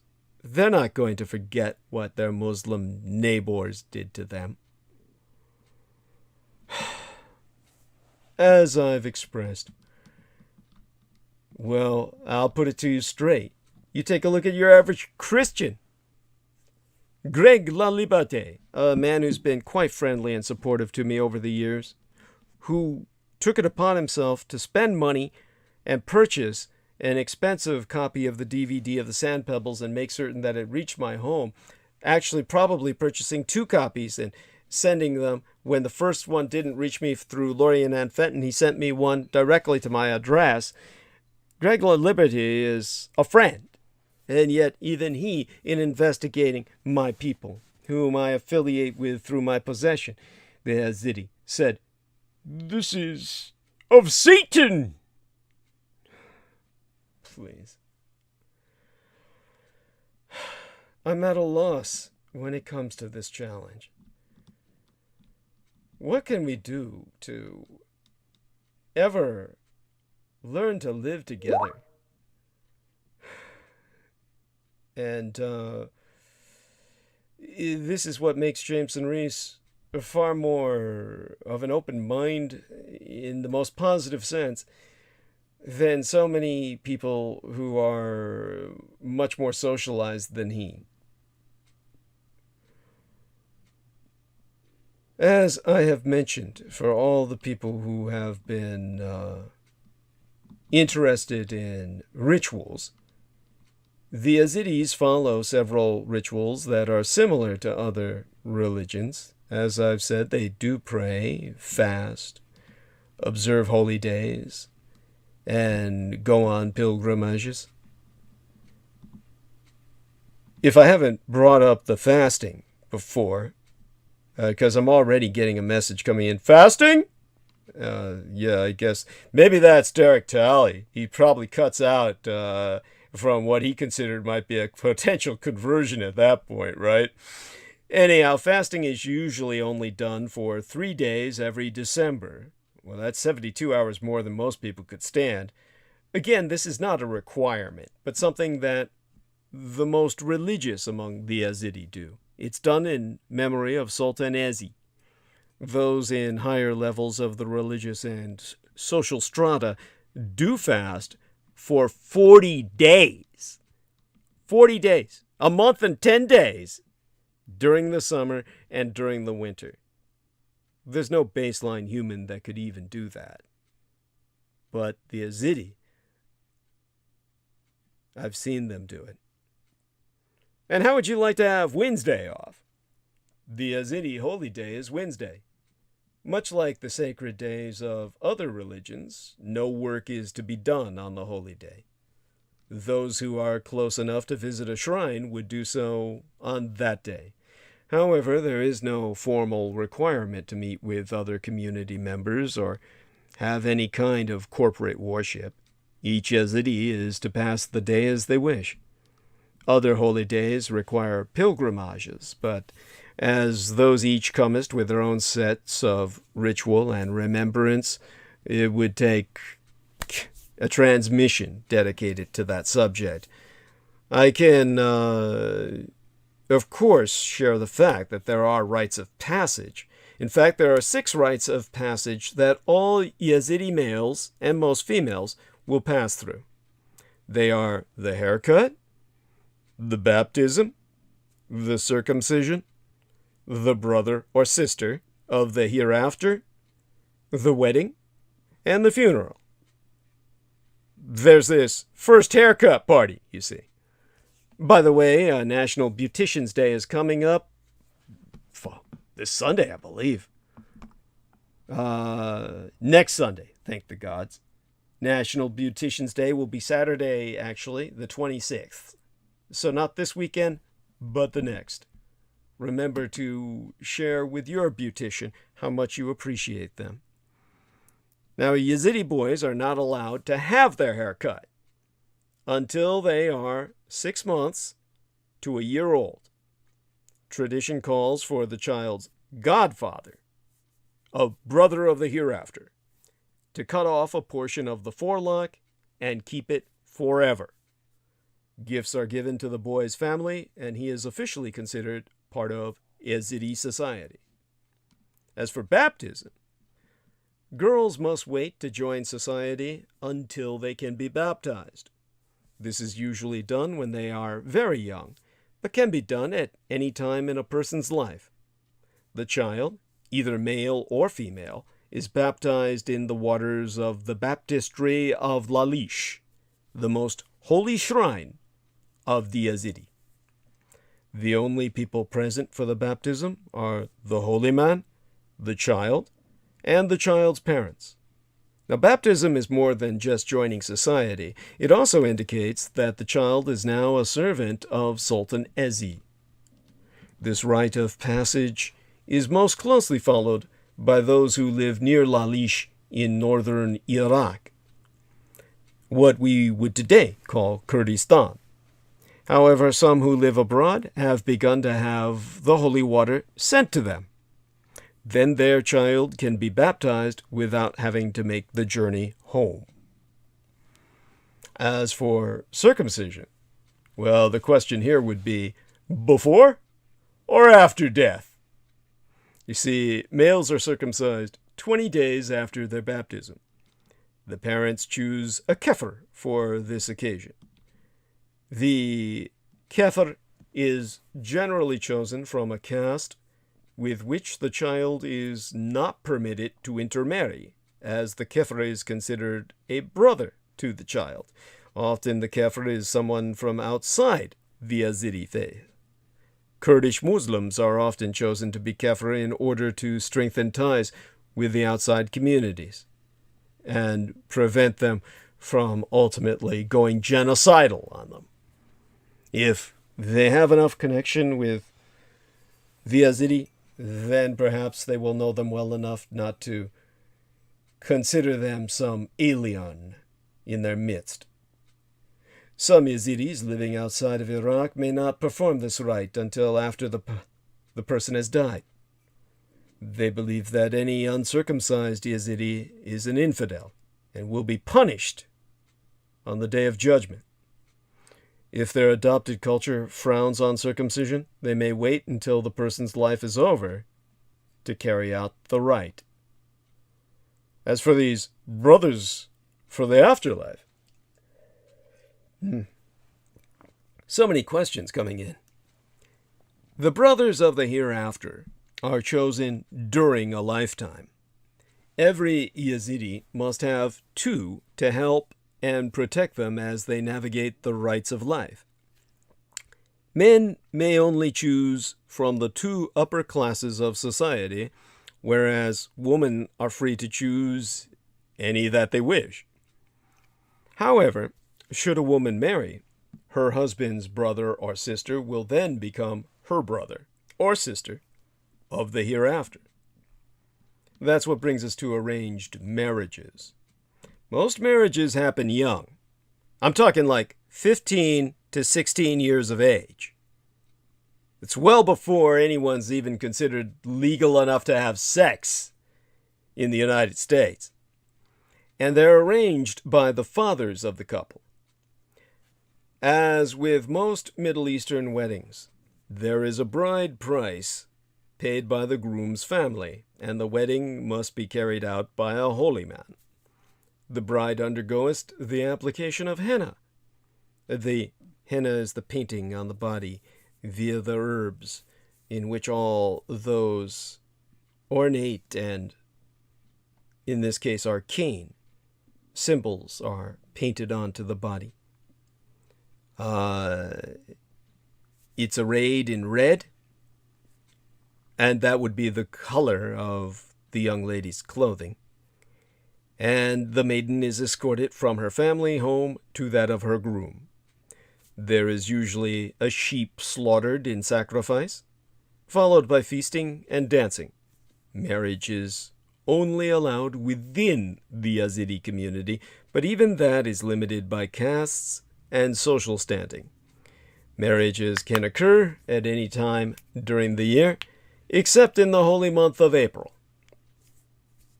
And of course, when I spraketh on the funeral, what is death to the Yazidi? A funeral does not denote the passing of a soul, but only the end of its time in that body. The soul will transmigrate to a new body after undergoing its judgment day, and will have no remembrance of its previous life. The corpse is washed, dressed in a white shroud, the color of death in Asia, and placed in a sarcophagus Soil from the shrine of Sheikh Adi is placed in the mouth, and the body is buried with its head facing east, there to forever witness the rising of the sun. After the funeral, a seer is asked by the family to determine the destiny of the deceased. If the soul is seen to have entered or returned as a Yazidi, the family celebrates with a feast. If, however, it is found to be housed in any other living being, the family offers sacrifices to redeem their lost soul. For 1 week after this, the brother of the hereafter visits the family. His job is to console, sing praise to Taoji Maliek, and share happy memories of the deceased. After 4 days, an ox is sacrificed on the tomb, and its meat is given to passerby as alms. All of this is just the beginning. There is obviously much more to the Yazidi religion than I have but barely outlined. To reiterate in specificity, Meliek Taoish, or the Peacock Angel, is the Yazidi name for the central figure of their faith. In the Yazidi belief system, God created the world, and it is now in the care of a heptad of 7 holy beings, often known as angels or Heftsir, the 7 mysteries. Preeminent among these is Taovush Meliek, or vulgarized as Melik Taos in English publications, the Peacock Angel. Now, according to the Encyclopedia of the Orient, the reason for the Yazidis' reputation of being devil worshippers is connected to the other name of Malek Taosh, Shaitan, the same name the Quran has for Satan. Furthermore, the Yazidi story regarding Tavush Maliak's rise to favor with God is almost identical to the story of the Jinn Iblis in Islam, excepting that Yazidis revere Tavush Maliak for refusing to submit to Adam, while Muslims believe that Iblis's refusal to submit caused him to fall out of grace with God and to later becomest Satan himself. Tavush Maliak is often identified by Muslims and Christians with Shaitan, Satan. Yazidis, however, believe that Tavush Maliak is not a source of evil or wickedness. They consider him to be the leader of the archangels, not a fallen angel. They be forbidden from speaking the name Shaitan. They also hold that the source of evil is in the heart and spirit of humans themselves, not in Tavush Maliak. And I feel anyone with any sensibility would agree. The active forces in their religion are Tavush Maliak and Sheikh Adi.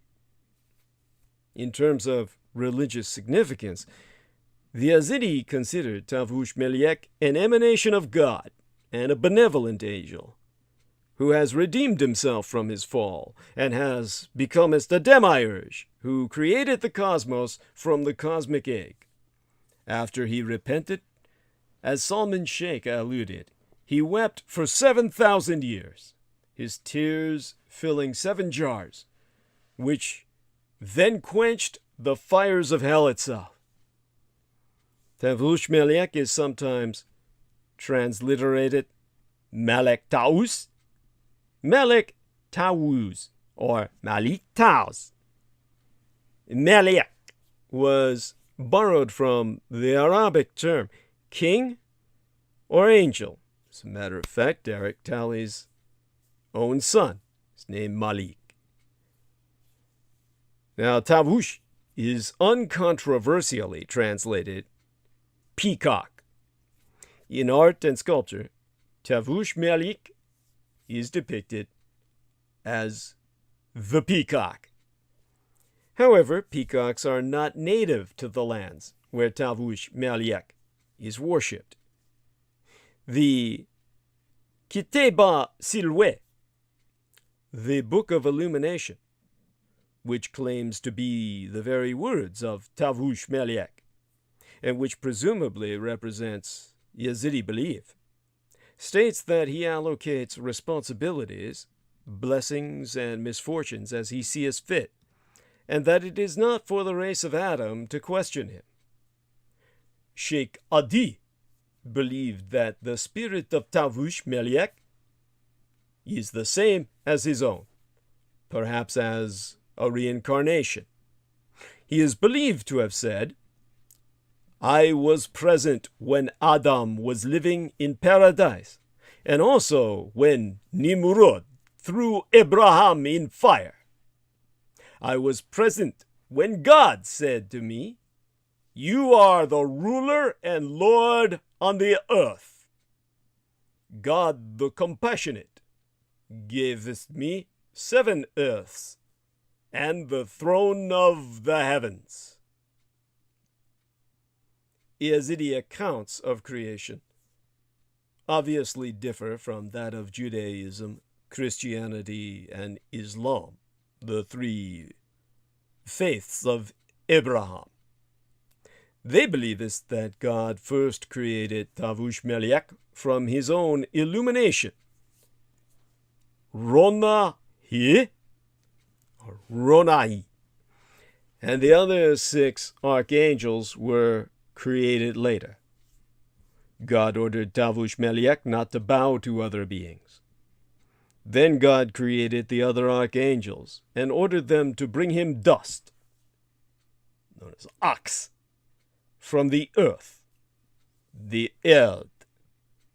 From the Germanic, Deutschensprach is exactly the same as it's conceptualized and spracheth and spelled in the Yazidi. And thereby, from this axe and erd, this dust and earth, build the body of Adam. Then God gave life to Adam from his own breath and instructed all archangels to bow to Adam. The archangels obeyed except for Tavush Merliek. In answer to God, Tavush Merliek replied, "How can I submit to another being? I am from your illumination, while Adam is made of but the dust." Then God praised him and made him the leader of all the angels and his deputy on the earth. This likely furthers what some see as a connection to the Islamic shaitan, as according to the Quran, he too refused to bow to Adam at God's command, though in this case it is seen as being a sign of shaitan's sinful pride. Hence, the Yazidis believe that Tavush Merliek is the representative of God on the face of this earth, and cometh down to the earth on the first Wednesday of Nisan, spelled in the Yazidi exactly as it is Romanized from the Japanese, as in Nisan, the month of April. Yazidis hold that God created Tavush Merliek on this day, Wednesday, that is, midweek, what you in the West with your 5-day work week would think of as hump day. And they celebrate it as New Year's Day, or the first Wednesday of April, that is. Yazidis arguest that the order to bow to Adam was only a test for Tavush Merliek, since if God commands anything, then it must happen. Bibe, dibe. As above, so as below. In other words, God could have made him submit to Adam, but gave us Tavush Merliek the choice as a test. This is the primary difference between angels and man. God imbued man with free will. Angels have none. But Lucifer was different. Lucifer had free will. God gifted him that for this very reason. So the Yazidi believest that their respect and praise for Tavush Meliak is a way to acknowledge his majestic and sublime nature. This idea is called Zanista Siwaniye, knowledge of the sublime. Sheikhs Adi. The Sheikh Adi has observed the story of Tavush Meliak and believed in him. Yazidis, therefore, ergo, believest that good and evil both exist in the mind and spirit of human beings, not the external entities humans project their blame upon. It depends on the humans themselves as to which they choose. In this process, their devotion to Tavush Melek is essential, since 'twas he who was given the same choice between good and evil by God, and chose the good. The Yazidi believest that the founder of their religion, Sheikh Adi ibn Musafir, was an incarnation of Tavush Melek. So, if you seek further references for the direction where this takes us, which is really before we return to Africa, it takes us the route via Alexander the Great and his wall.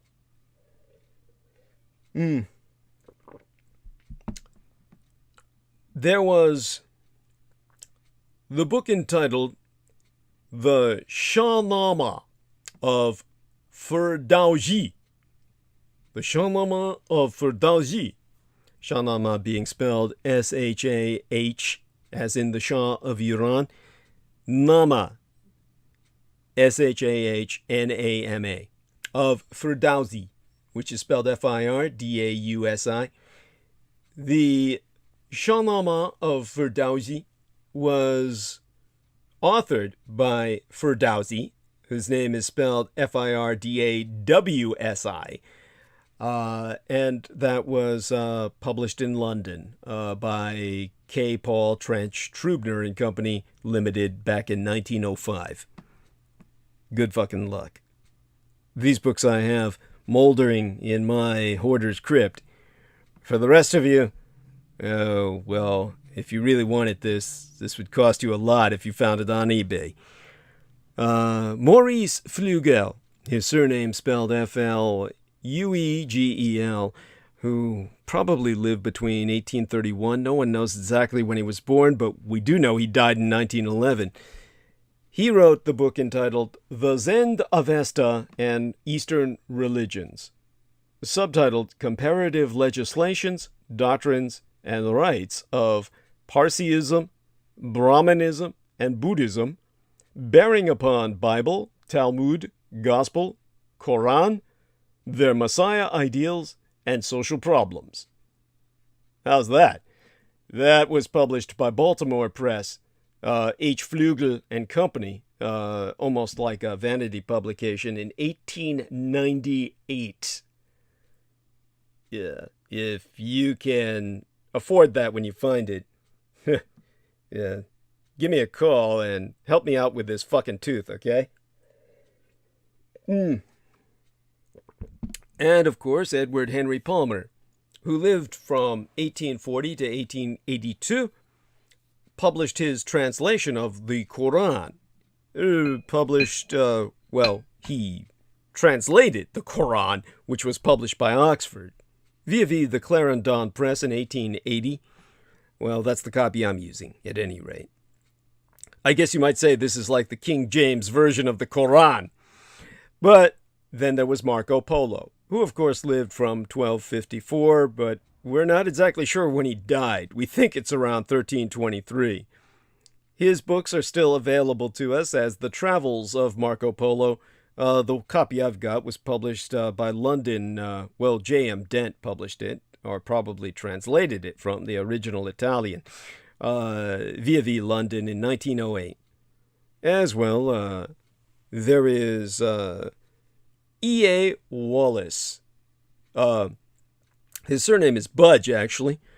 And Sir Budge lived from 1857 to 1934. He wrote The Life and Exploits of Alexander the Great, which is subtitled Being a Series of Translations of the Ethiopic or African Histories of Alexander by the Pseudo-Callisthenes and other writers. Published in London by C.J. Clay and Sons in 1896. Obviously, my library is not your average library. There are moldering tomes that have been gifted to me by many sources after they died, and the estates considered their occult tomes too vile or too disquieting to be kept in their homes, and would often hear noises emanate from the books, or the books would open of their own accord. Nobody likes that happening. What do? Oh, let's send it to Douglas Dietrich. I've become a landfill for haunted tomes. By the way, a tome is spelled T-O-M-E. It is a book or volume. It has nothing to do with a tomb, T-O-M-B. But, the interchangeability of the terms, though completely incorrect and wrong, is somehow apropos in my case. At any rate, let me try and tell you what I've learned. Yes, I have a tome, T-O-M-B, of tomes, T-O-M-E, yes, thank you. That's very good, son. Our Jameson is, yes, he's got it down. All right, it was sent a nice photograph here. Let me heart that. Okay, then close the message box. Okay, so, let's try and put this into some perspective, shall we? I mentioned, of course, that incredible mythological beast, or seen as mythological, the ferocious animal, the fifth son of the Dragon King, the Tao Te, which, of course, our man, Mr. Peter Moon said, well, how do I disambiguate that from the Tao Te Ching? Of course, it's all a matter of tonality. There are 4 basic tones in the Mandarin language. If we were speaking Cantonese, you go to fucking 9. As far as I'm concerned, Cantonese is a language that cannot be spoken. Of course, all my gang brothers speak that. But the more sophisticated among us, who drink tea and write poetry, for us it's 4 tones is enough. And the Dao Die, that's the monster. The Book of the Way, Tao Te Ching, would be a completely different tonality in terms of expression, and meaning something completely different and benevolent, as opposed to the Diao Die and its personification or manifestation as an animal, the manifestation of avarice and greed and endless, gnawing hunger, all-consuming hunger for everything. This is what brings us to Alexander the Great in battle and his Macedonian monster hunting method. It was Publius Cyrus who said, "The wise man avoids evil by anticipating it." Now, many people think the Macedonian bad boy, Alexander, who gifted us his presence in history from 356 through 323 years before Lord Christ walked the earth, was called the Great just because he carved out an empire from Greece to Pakistan, and is widely regarded as the preeminent strategic genius of the past 2,000 years. In point of fact, he set the bar for effective modern monster hunting.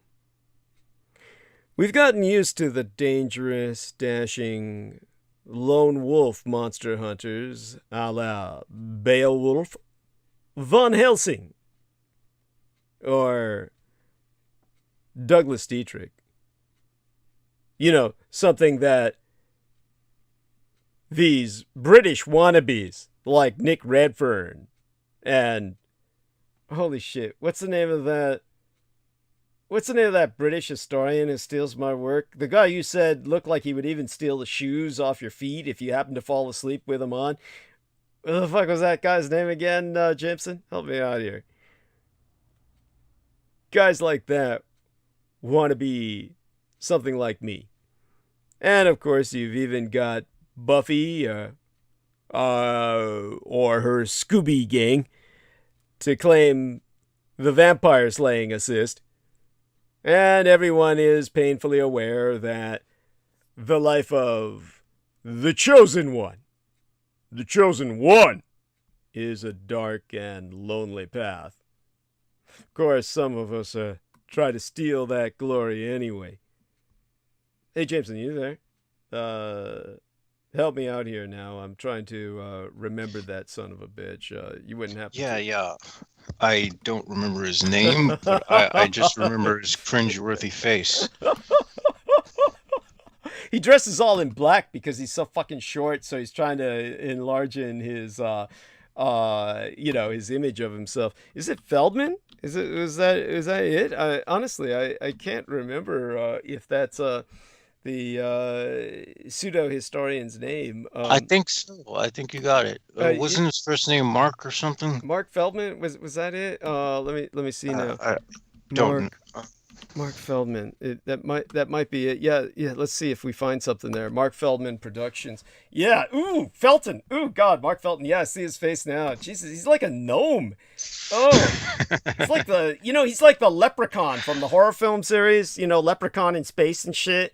That's what it reminds me of. Anyhow, so there you go. That's like him. He wants to be in this category of the one, the chosen one. And since Alexander had a massive army, complete with combat engineers and a full-blown research and development team, his own RAD, R-A-D, and ruled a sizable portion of all the known world, he had no patience for troublesome monsters, democratic or dramatic individual duels with pesky paranormal phenomena, or battles between mythological titans on some mono-a-mono kind of level that everybody loves to see in film. But you don't rule a continent-spanning Hellenistic empire without learning to delegate, and by the same token, this made monsters more of a tactical problem rather than a supernatural horror. Well, actually, they were still supernatural horrors. But a well-organized phalanx of crack hoplite commandos can quickly make mincemeat of your garden variety dragon or ogre, and when the boss may just be the son of Zeus, as Alexander was the son of the gods, it suggests you might have a little divine juice to back you up. So Alexander the Great institutionalized, organized, and calculated monster hunting, eschewing the stylized individual slayer model in favor of leveraging his vast resources and capacity for project management, and given the number of monsters he is credited with effectively handling, he was pretty damn good at it. Or at least recognized the fact that if you're going to deal with the devil, it's nice to have a sizable contingent of cavalry on hand and a bunch of pencil-necked scientist types to make his super weapons and solve structural engineering problems along the way. The Persian poet Hakim Abdul Qasim Ferdowsi Tushi, who lived from 940 years after the death of Christ to the year 1020 Anno Domini, more commonly known as Ferdowsi, who I mentioned earlier, wrote an epic 50,000 verse poem called the Shahnameh that I brought forth to you as a reference, one of the ones I'm using now, one of the oldest books written in Farsi, the Persian language, detailing the history of the Persian Empire from creation until the 7th century Anno Domini Islamic conquest of Persia and pretty much the rest of the Middle East. Well, all Southwest Asia and North Africa, really. Now the Persians were generally not big fans of Alexander. He to them is the equivalent of the Antichrist, holding him largely responsible for the dissolution of the Persian-centered Achaemenid Empire, the Achaemenid dynasty being the source of the Shah of Iran, that lasted from roughly 550 years before Christ walked the earth through 330 years before Christ, but technically after that going underground with their dynastic genealogy and lineage retracing itself through the family of the Shah of Iran to this day in exile. And particularly the Zoroastrians, who referred to Alexander as Gujastak, or accursed, as he leveled the capital city of Persepolis and demonstrated a propensity for burning Zoroastrian temples and holy books. Sometimes referring to him as Iskander or Sikandar. Even the Persians had to admit that Alexander had some mad skills at dealing with monstrosities. Most folk in antiquity that dealt with monsters got their macho on, slung a sword, and waded in swinging. You know, we have all those swords and sorcery novels and movies inspired by just that attitude and methodology, or rather complete lack thereof.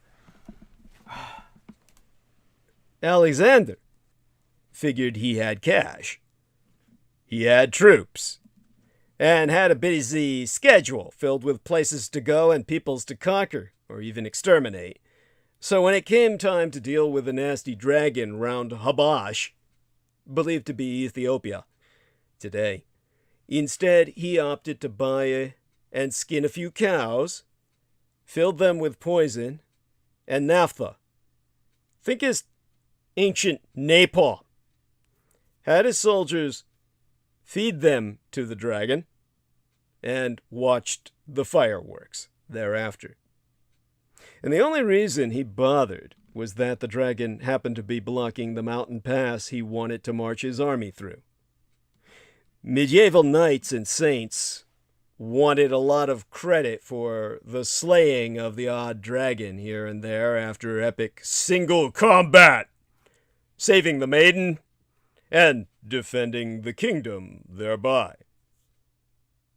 Alexander thought of dragons as mere roadblocks, and like most roadblocks, considered them susceptible to the creative application of explosives.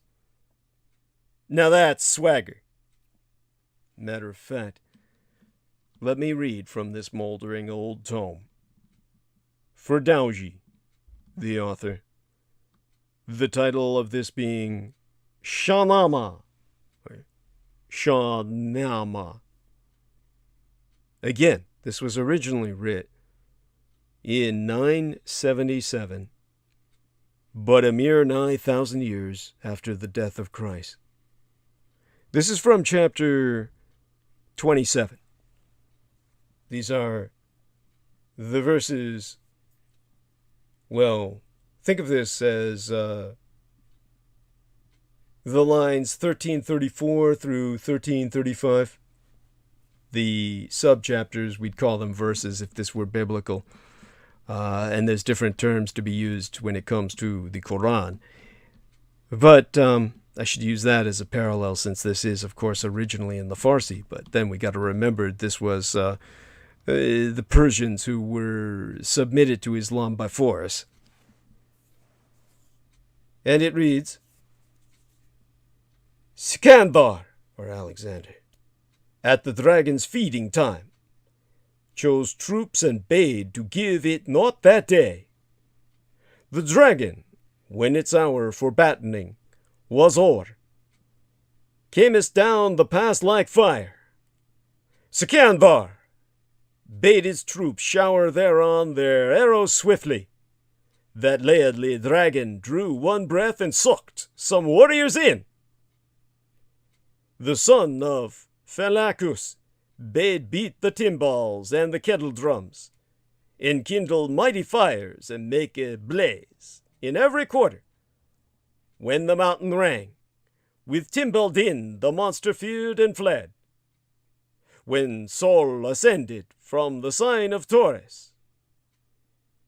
Basically what he's saying so far is that the dragon inhaled and sucked warriors in with his breath like a vacuum cleaner.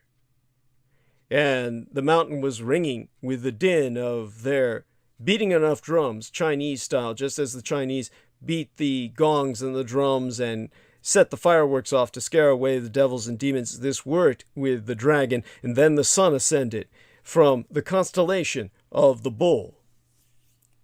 When Sol ascended from the sign of Taurus, and soared the lark's note from the garths of roses, the warrior chieftain brought with him 5 oxen, procured with money from his treasury. He slew and skinned them, heads and all. His scheme gave courage to his friends.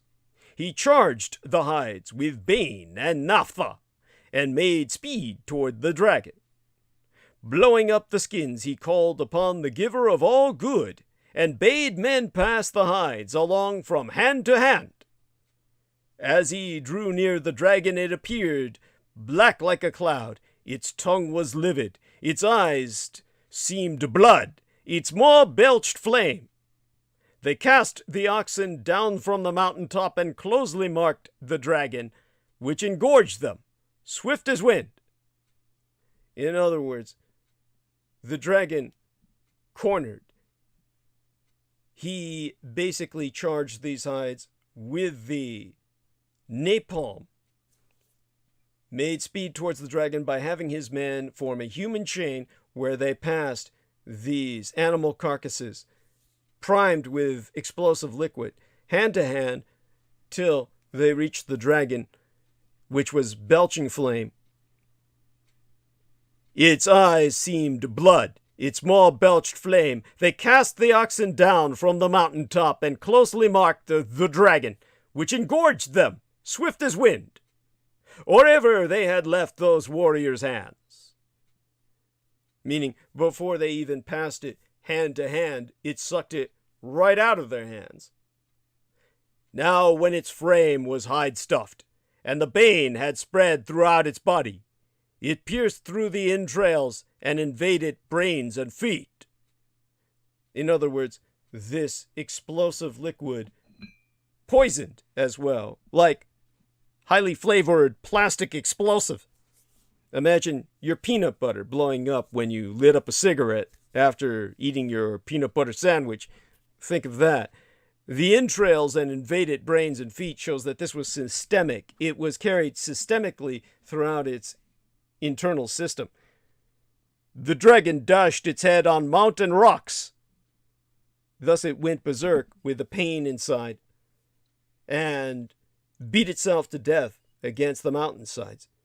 And thus a long time lapsed while all the troops showered arrows on it till that mountain form, that hunter, fell. Thence fared the host with speed, and left in scorn the dragon's body there. In other words, while this was happening, the soldiers assaulted it while it was down, spraying arrow after arrow, waves enough upon it as to blot out the sky and the sun. So it died in the shade, pierced with countless arrows, and thence the host, the army, sped forward, leaving in scorn the dragon's body, broken and sundered.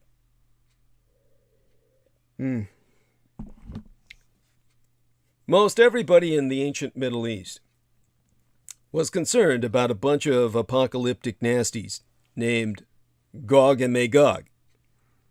Jews, Christians, Muslims, and Zoroastrians don't traditionally agree on much, except that pork is definitely not the other white meat. But nonetheless, they all concurred that we should all be worried about Gog and Magog.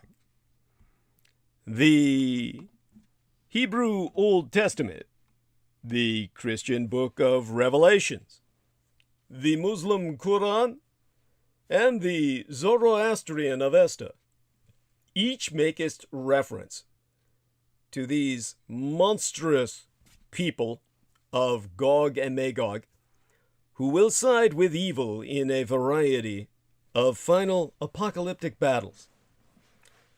Around the 6th century BC, Ezekiel was busy warning the Hebrew people that Gog from the land of Magog was an enemy of God, saying, "Son of man, direct your face towards Gog, of the land of Magog, the prince, leader of Meshech and Tubal, and prophesy concerning him.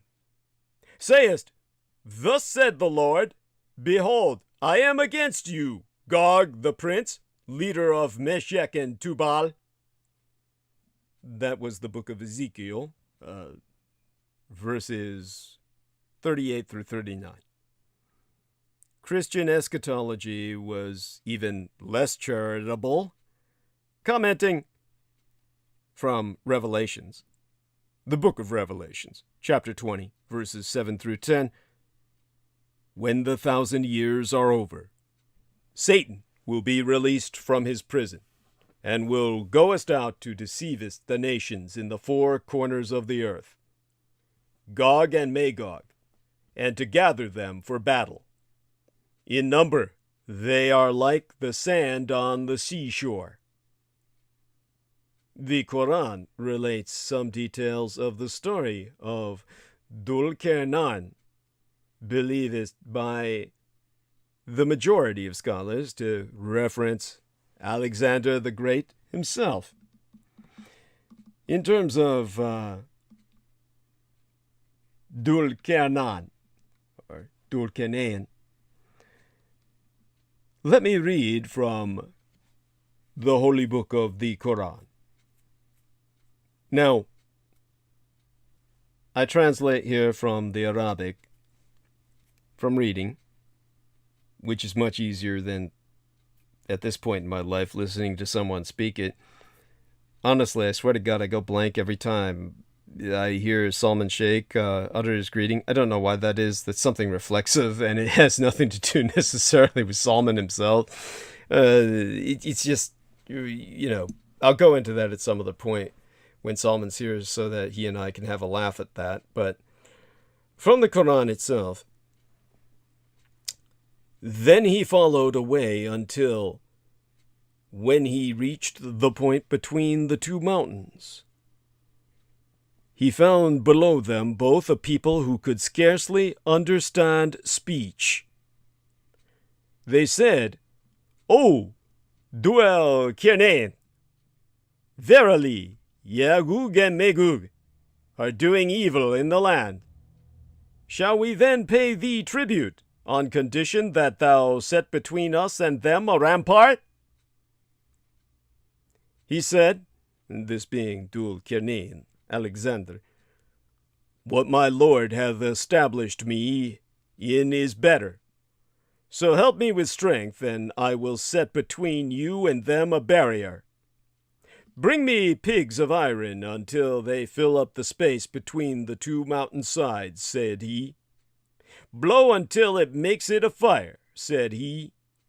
Bring me that I may pour over it molten brass. So they could not scale it, and they could not tunnel it. Said he, This is a mercy from my Lord. But when the promise of my Lord cometh to pass, he will make it as dust, for the promise of my Lord is true. And we left some of them to surge on that day over others, and the trumpet will be blown, and we will gather them together. This is from that book of the Quran, Surat Al-Kahf. That's chapter 18, verses 85 through 95. There's actually different terms used for the Quran, but I'll just make it easy on you. No point in giving you any new lexicon at the moment or expand your vocabulary overmuch on a single night. The Zoroastrian Frashkoreri, think Armageddon, similarly seems to involve Gog and Magog, as extant Avestan scriptures comment. This is from the work of Flugel from 1898, page 228 of this book, which is by now older than the majority of nations on earth. After 4,291 years of the world's creation, will the world cometh to an end. The monsters will rise in mutual destruction. The wars of Gog and Magog will take its place. Thereupon the Messianic age will open. For God renovates the universe, but after 7,000 years. These Gog and Magog dudes seem to figure pretty prominently in the end of our world, and by all accounts are not a very pleasant bunch. Luckily, these scourges of humanity did not bother Alexander one whit, and rather than even engage them, he dealt with them as a practical engineering problem. He simply walled them up and let them rot behind what came as to be referred to as the Gates of Alexander. Marco Polo, in his travels to the east, believed the Gates of Alexander were in the Caucasus Mountains, associating Gog and Magog with what were called the Tartars in his day, a tribe so savage that it became synonymous with our word, the Greek word for hell itself, Tartarus. And of course, from whence we get raw meat that is eaten. The Tartars never cooked their meat, instead beating it via heat under their saddles that they rode into a semi-heated tenderization, hence the term steak tartare. And of course, tartar sauce, which was a pungent sauce applied to fish so you couldn't taste the rot after they transport it miles in the sun to arrive decayed for you to eat. And of course, tartar is the plaque that builds up in the teeth to the point where it decays, eats right through your enamel, the porcelain of your teeth, and burns the nerves, the insides of your tooth, burns like hell itself, hence the name tartar applied to that level of plaque disintegration, like Tartarus or the flames of hell. So these Tartars, identified by Marco Polo, included the story of Alexander's building a wall to pen them in. Let me read from Marco Polo's work. This is the province into which, when Alexander the Great attempted to advance northwards, he was unable to penetrate, by reason of the narrowness and difficulty of a certain pass, which on one side is washed by the sea, and is confined on the other by high mountains and woods, for the length of 4 miles, so that a very few men were capable of defending it against the whole world. In other words, these mountains were so impassable that you could leave, as they said in China, with certain similar geographic phenomenon, but one man is left to guard it, but an army cannot pass. Disappointed in this attempt, Alexander caused a great wall to be constructed at the entrance of the pass, and fortified it with towers, in order to restrain those who dwelt beyond it from giving him molestation. From its uncommon strength, the pass obtained the name of the Gate of Iron, and Alexander is commonly said to have enclosed the Tartars between 2 mountains. It is not correct, however, to call the people Tartars, which in those days they were not, but instead of a race named Cumani, with a mixture of other nations. In other words, these were not human beings. That Alexander was instead walling out a completely different species. Marco Polo goes on. In this province there are many towns and castles. The necessaries, he says the necessaries are instead of the necessities. The necessaries of life are in abundance. The country produces a great quantity of silk, and a manufacture is carried on of silk interwoven with gold. Golden thread and silk. Decadent. Here are found vultures of a large size, of a species named Avigi, with a question mark. In other words, the species name is not known, but these vultures are prehistoric size. Well, you'd have to be if you were a vulture competing with the ghoul. You'd have to be big enough to use just the flap of your wings to wind them away Rodin style, create a little miniature storm there, cause the air itself to become uncomfortable for them, and then knock them away with your beak for the dead flesh you're after. Likely piles of bodies after a battle. And of course, due to wars and plague and famine, there are always plenty of piles of bodies to maintain vultures of a super size to compete with the ghoul erupting from underneath the earth. One descending from the skies, one erupting out of the ground. Competition, a kind of evolutionary competition of species from the different elements for what's on the surface of the earth. And it's, what would you call it? There's the offal of the surface world on which they feed. All right, back to Marco Polo here. This is The Travels of Marco Polo, translated by Maysfield and Marsden, published in 1908. This is pages 38 through 39. Let me go a final sentence here. As I said, in this province there be many towns and castles. The necessaries of life are in abundance. The country produces a great quantity of silk, and a manufacture is carried on of silk interwoven with gold.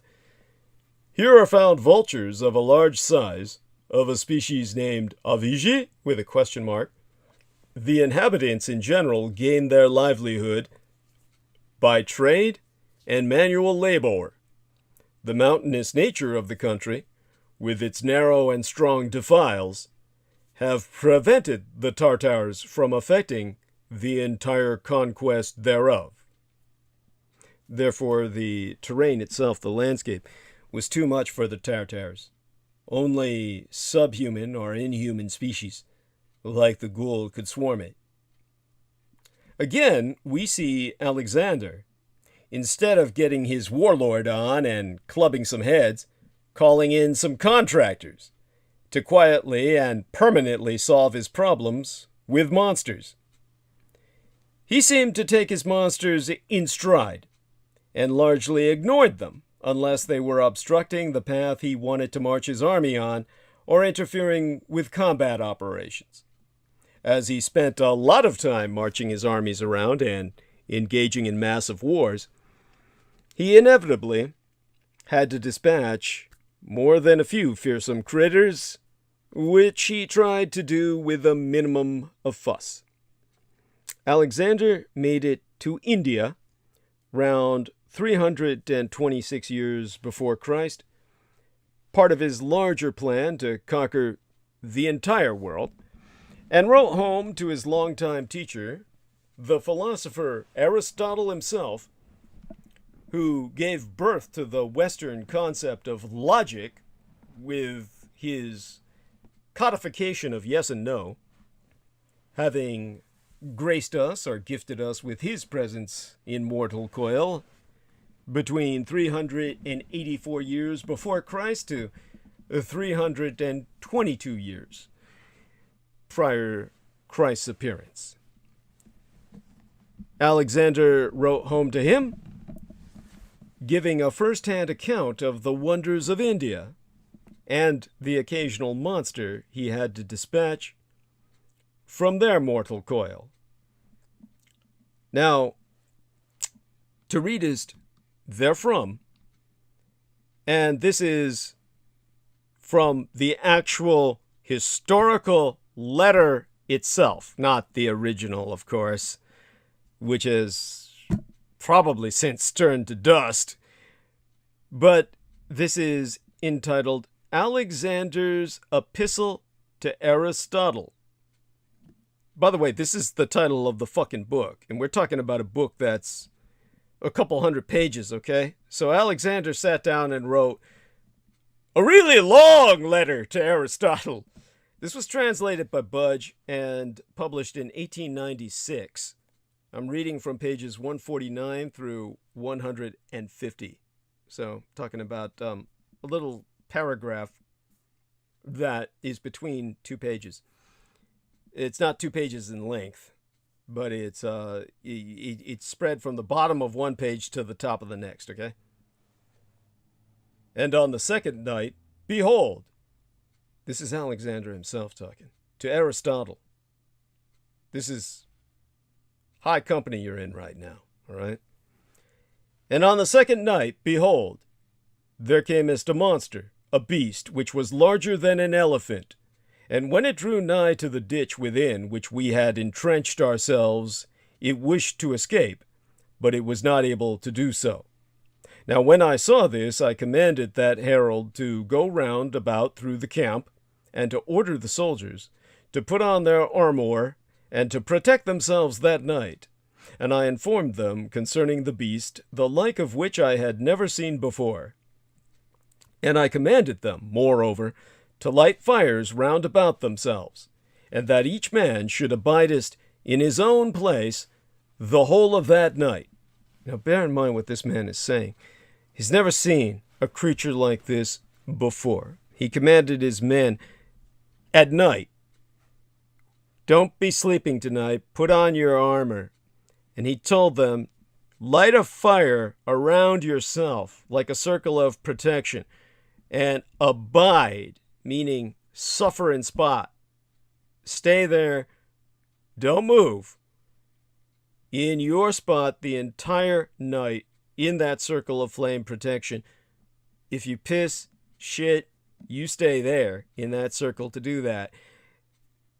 Returning to his letter. And when the beast saw the fighting men, it lifted itself up and betook itself to flight. But as it was fleeing, by reason of its mighty rage, it fell into the ditch within which we had entrenched ourselves. And I commanded 30 of our mighty warriors to rise up against it and to slay it, and they slew that beast. And it came to pass, on the morrow when daylight had appeared, that I commanded the men to bind the beast with ropes, and 300 men dragged it out of the ditch and cut open its belly. And they found therein great numbers of snakes and scorpions, and fish larger than oxen. And each of its tusks was a cubit in length, and its claws were like unto those of hawks. So, dig this. Alexander is describing a monster that was capable of flight for short distances because it's so large and heavy that, enraged as it was in its attempt to fly, fell instead into the trench that they had dug. Think of a World War I level trench here. And when it fell into that trench, they were able to overwhelm it like army ants and kill it, with the rest of his men hiding in place behind their protective fire rings. The men, his elite commando squad, were able to put this down. The next day, he had all his men come out from their protective circles and in the sunlight bind this beast's body and drag it out of the ditch, the trench. 300 men it took to do this.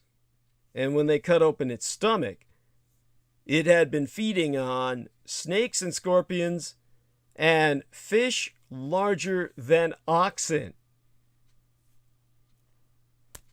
Thinking of huge bass groupers and shit.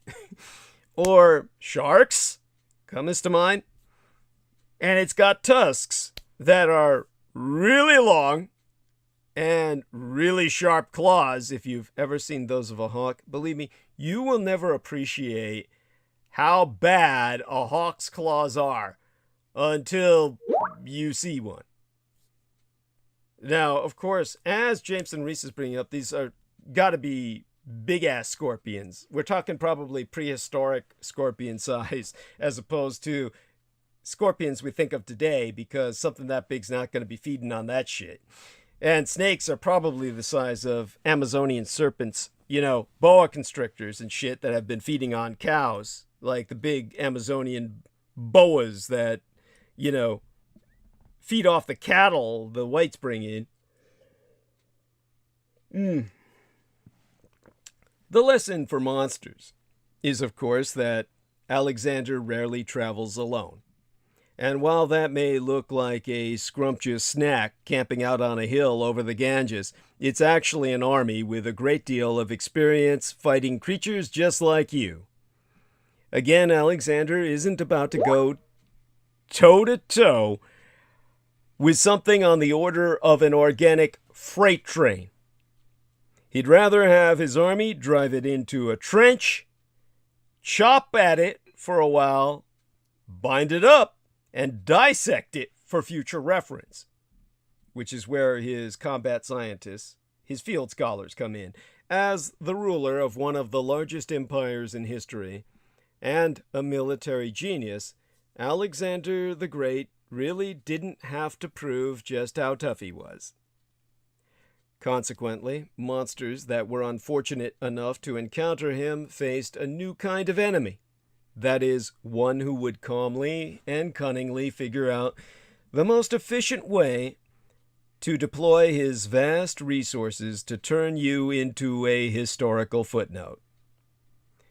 In the person of Alexander, we see the advent of scientific monster hunting, as well as the pithy, yet incredibly egotistical catchphrase, "Heaven cannot brook two sons, nor earth two masters," no doubt uttered after he sent yet another monster to meet its malevolent maker. Unfortunately, monsters seem to have learned their place in the universe after Alexander, sticking more to the shadows and stalking individual victims, where they were less likely to encounter the overwhelming force of a globe-trotting, siege-equipped army and its fearless, monster-mangling general. No doubt, conventional historians and I use that term in quotes, are sneering at my interpretation of Alexander as the intellectual father of modern monster hunting, a scientific approach that has since been lost in the maze of machismo. But that's because historians are keen on controlling how and why we name things, much as the 19th century English clergyman Charles Kingsley so observed. To quote us, Charlie Kingsley, "Did not learned men too hold, till within the last 25 years, that a flying dragon was an impossible monster? And do we not knowest that there be hundreds of them found as fossils up and down the world? People call them pterodactyls, but that is only because they are ashamed to call them flying dragons, after denying so long that flying dragons could exist." This is from an English man of God. Bless him. It's hard for most to admit that Alexander the Great was a monster hunter, when we spend so much time disbelieving in monsters. But this is what connects Gog and Magog behind Alexander the Great's wall in China, which is ultimately what his Persian snake wall did connect with, in a world wall that bifurcated the supercontinent of Eurasia. I spraketh in my transmission, the one before last, I believe, on Alexander the Great's incredible wall that we are only now becoming acquainted with. And this was the Wall of Persia, the second longest wall in the world after the Great Wall of China, the Red Snake in northern Iran, the Great Wall of Gorgan, or the Wolf's Wall, as it's also known. This Great Wall of Gorgan ultimately connected in those days with the Great Wall of China in what had to be a cooperative civil defense project. Now, Gog and Magog are apocalyptic figures in Jewish, Christian, and Islamic scripture. Alexander the Great was an ancient Greek leader who conquered much of Western Eurasia and northern Africa. Like Gog and Magog and Alexander the Great, a great wall in China was well known about 2,200 years agone. A millennium later, it is 1,000 years on, a story existed with learned support that Alexander the Great built a wall in China to protect civilization from Gog and Magog. Those story pieces incredibly fit. If you remember that I spraketh on the Tao Te, these manifestations of avarice and greed, and the film which was produced to portray them. The book of Ezekiel describes Gog like a Mongol leader.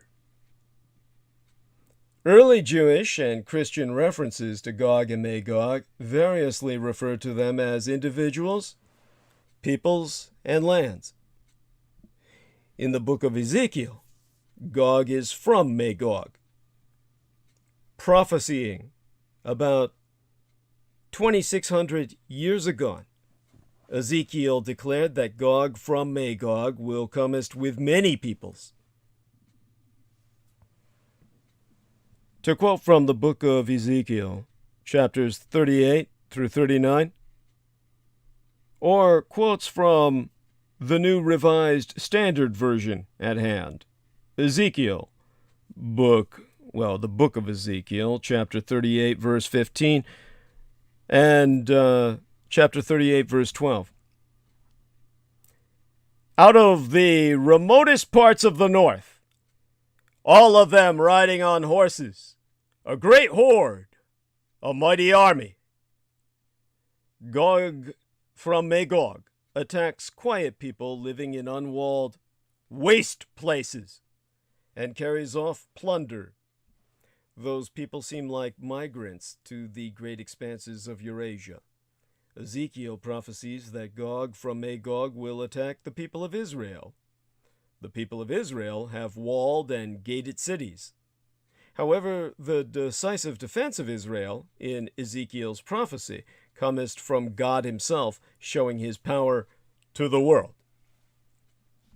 In stories popular among sedentary peoples of southwestern Eurasia, let me try to put this into some perspective for you.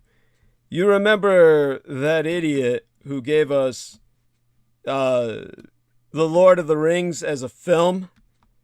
Oh, I hate him. What's that guy's name? He made that horrible King Kong film. Help me out here, Jameson. That director from New Zealand who, became so famous. Peter Jackson. Thank you. Yes.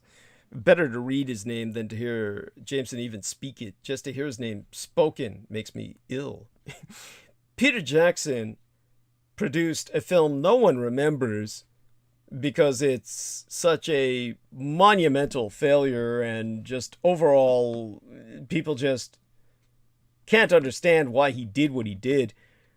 And it was called Moving Cities. What was it? The Moving Cities film. Peter Jackson. Let me look this up. Jackson, Moving Cities. Let me look this up and I can give you... It was based on a series of books that it was called Mortal Engines.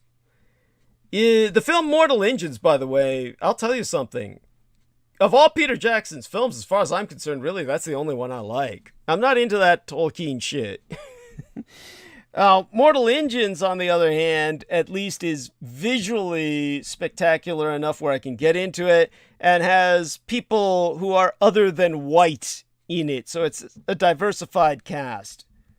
When I was younger, I ultimately preferred racially homogenous films. I'd like to see films where everyone's white or everyone's Asian or everyone's black.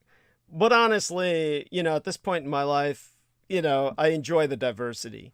I mean, I can go either way with it, really. But, compared to The Lord of the Rings, where everybody's white, it doesn't matter what the fuck they are, dwarves or elves or orcs. Well, maybe the orcs are, if you call them black, at that point, you might as well say the Planet of the Apes they were all supposed to be black. And that, of course, is just plain racist because they had black humans in the Planet of the Apes, even the original one from the 60s and 70s. Despite the fact that it's racial allegory, you can tell that the apes are, they may be an allegory or an analog of black experience, but they're not black, okay? So there's nobody who's black or Asian in Tolkien's work. They're white elves, they're white dwarves, they're white humans, everybody's white. Of course, Jameson says orcs could be blacks and whites. Both are horrid races. Yeah, I agree with that. That's awful. Okay, I can go there. Anyhow, with Mortal Engines, okay, you've got all races, and they're attacking China basically, which is the sedentary, meaning in place, culture, whereas the moving cities are tractionist. They call themselves tractionists. They really represent. Everybody's going to say something stupid like, "Well, this represents." end stage capitalism or something stupid like that. What they really represent are the mobile cultures or the nomadic cultures of the Mongols or the other steppe peoples, the horsemen of the Inner Asia that ransacked the sedentary civilizations, establishing themselves on the river basins of the Yangtze and the Rhine. The sedentary cultures of Europe and Asia, the Mongols and the Huns and the Tartars and the Scythians and the horsemen of the steppes. This is what the mortal engines or the moving cities, the attractionist cultures represent, is pillaging nomadism, taken to a extent where they not only loot the cities, they take them with them. That's what Mortal Engines is, and it is a visual splendor to behold. The physics, of course, are out of this world, but yeah, the visual is what you go to a film to see. So enjoy Mortal Engines. And let me see now. George Knight posted a video on my timeline. You can hear the sound there. Cool. Okay, there we are. Let me put that on pause. And he brings up the Thousand-Year Reich in Exile. Let me see what I can do. If this is... Has this made it to my timeline? Let me find out. Give me just a second here to deal with George Knight interrupting transmission, which is fine. George Knight is part of the transmission. He's our man. And let's take a look at this. I'll try not to get distracted. Okay, I can get distracted. Okay. Female lingerie commercial. Let me park that aside so I can look at that later. Let's see. Oh, George Knight's. Okay, his stuff actually made it to my timeline. Most of the stuff that people send to me doesn't make it to my timeline. Let me heart that. There, I don't need to approve it or anything, so that's cool.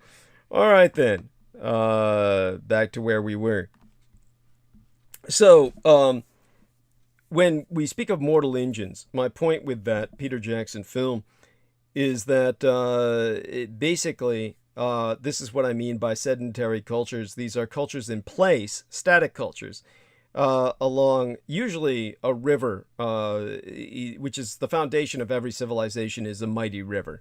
The Nile, the London on Thames, the Mekong for the Vietnamese Sinitic culture, the Colorado River for the American frontier, the Mississippi, Goa Sansane, a great river for America. That would be to America what the Ganges is to Asian India. All right, so you get the idea. It's not really climate change that has historically disrupted civilizations at all. It's changes in river courses, believe it or not. It's only recently we fucked with climate enough to make it a factor. Now, in terms of these nomads carrying off plunder, as I said, Mortal Engines takes that to its logical extension. That's not what I'm saying is happening here, but it's magnificent allegory. That is metaphor, magnificent metaphor. So, this is why those people seem like migrants cross the great expanses of Eurasia.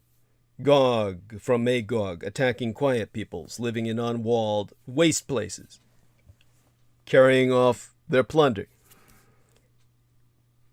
With Ezekiel, speaking of the siege of Israel, bringing forth or bringing down from the heavens the wrath of God himself.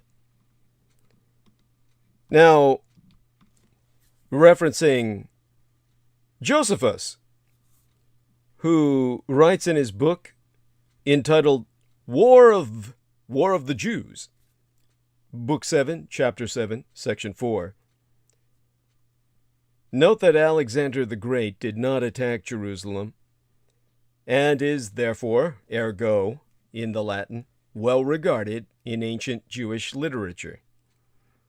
Alexander said the Jews are what they are, and he basically just let them go on being what they were because he needed accountants to count his money, and he needed some financial backing, and figured that no point in making enemies of them. They're better off on your side.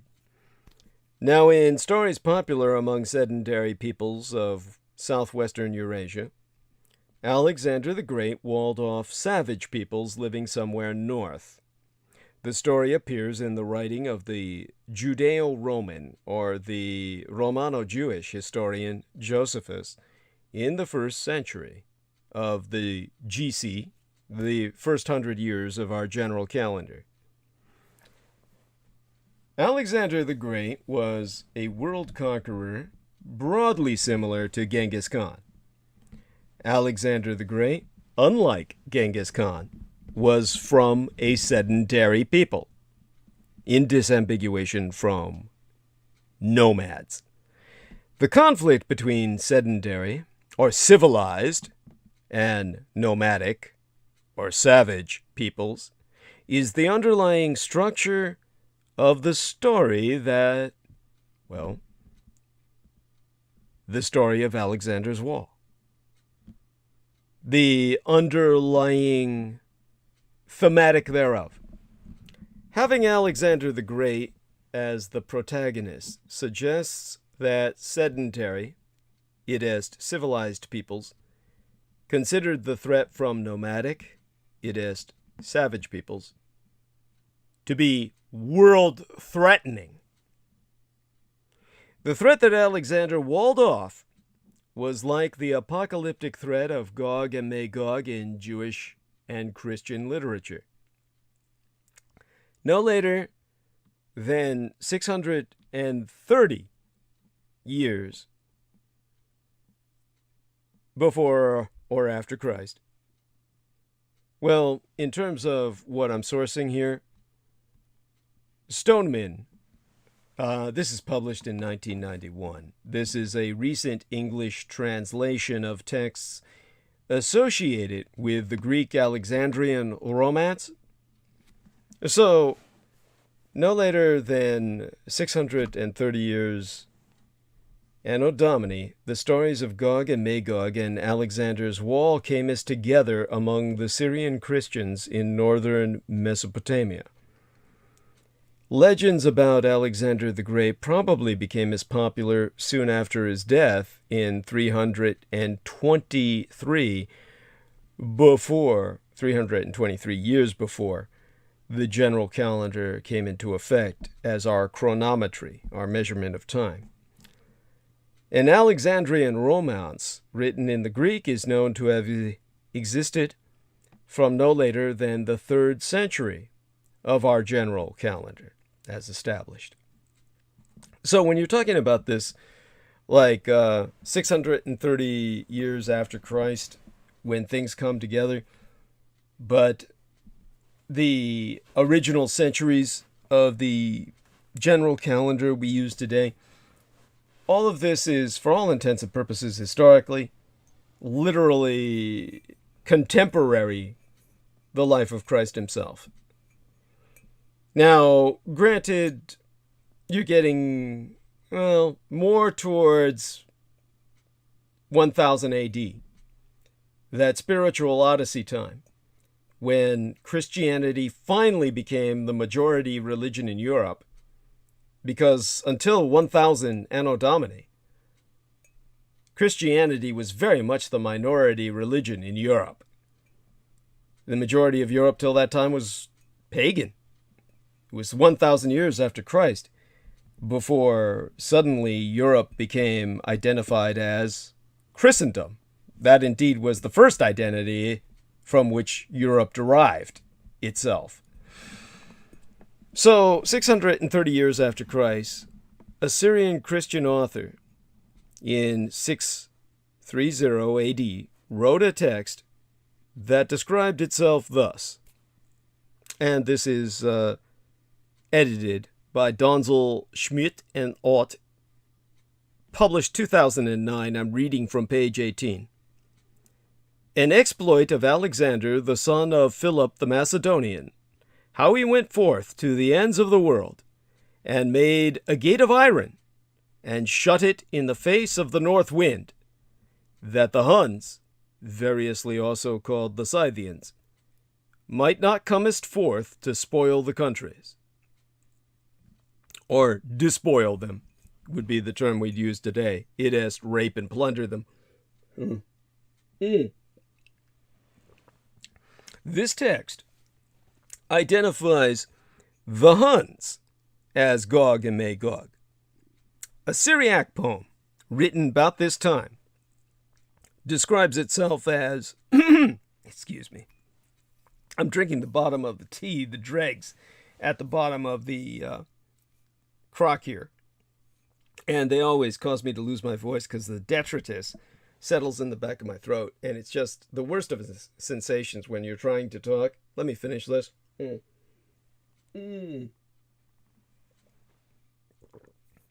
Now I'll wash this down with water. This literally takes my voice away.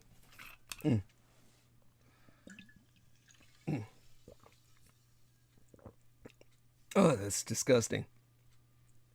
This is because I put the turmeric powder in the tea. And even though that's, you know, what it is, which is very good for you, it's a superfood, the turmeric powder settles at the bottom. No matter how much you stir, it's a large crock. And that's what is the detritus that gets into my throat and just robs me of breath. So I've got to wash this down with water. No matter what you do, that settles at the bottom of the tea, and that's those last few swallows that take my voice away. Now, as I said, this text identified the Huns as Gog and Magog. A Syriac poem written about this time described itself as Poem on the pious king Alexander, and on the gate which he built gainst Gog and Magog.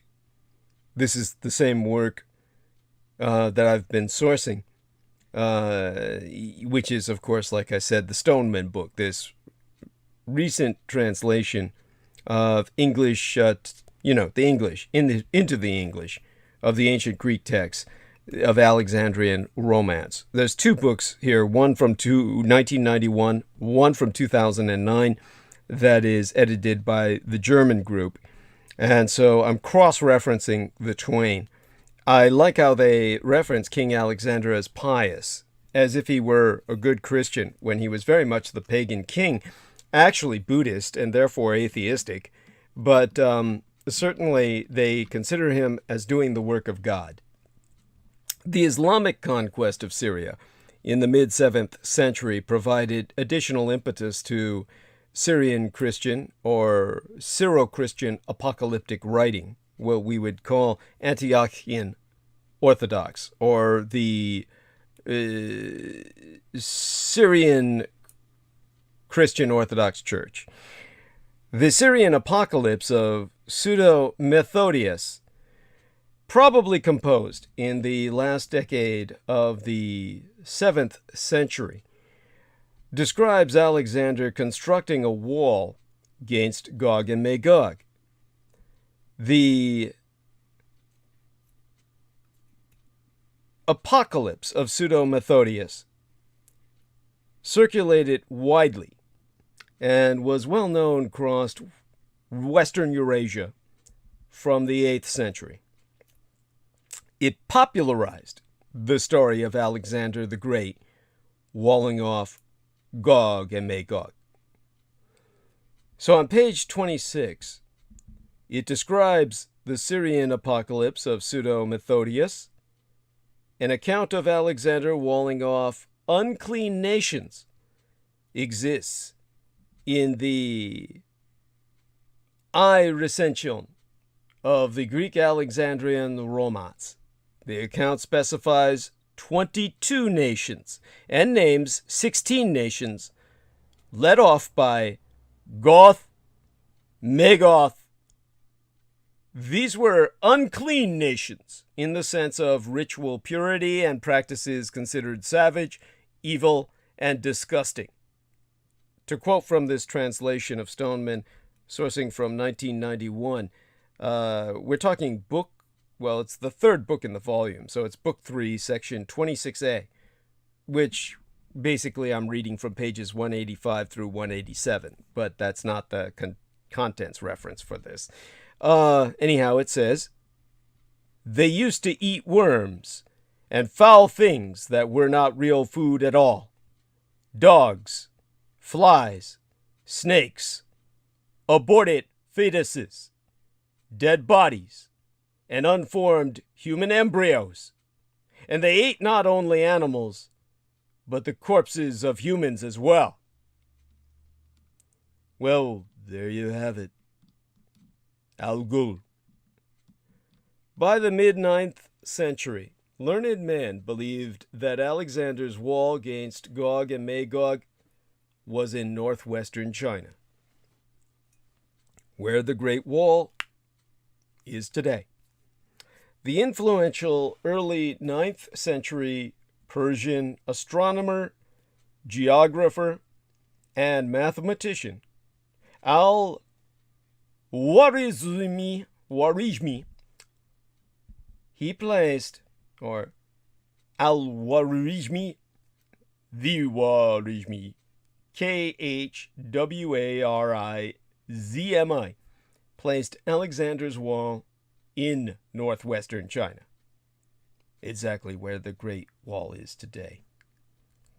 His works are translated by Duquesne, and Duquesne published them in 2012. I'm reading from page 107.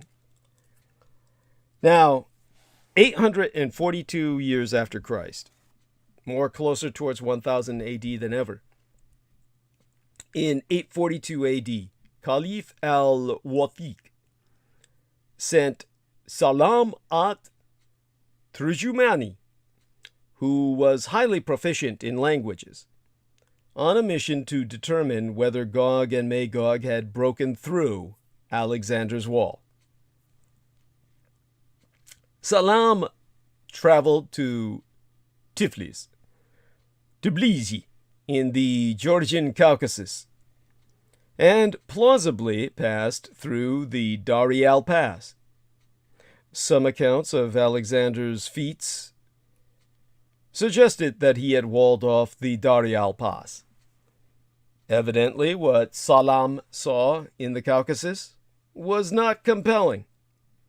He headed east, traveling 3,200 miles to northwestern China, about 300 miles from Igu, which would be the present-day city of Hami, or Hamai, which would probably be under Chinese communist conquest today, the city of Yumenguan.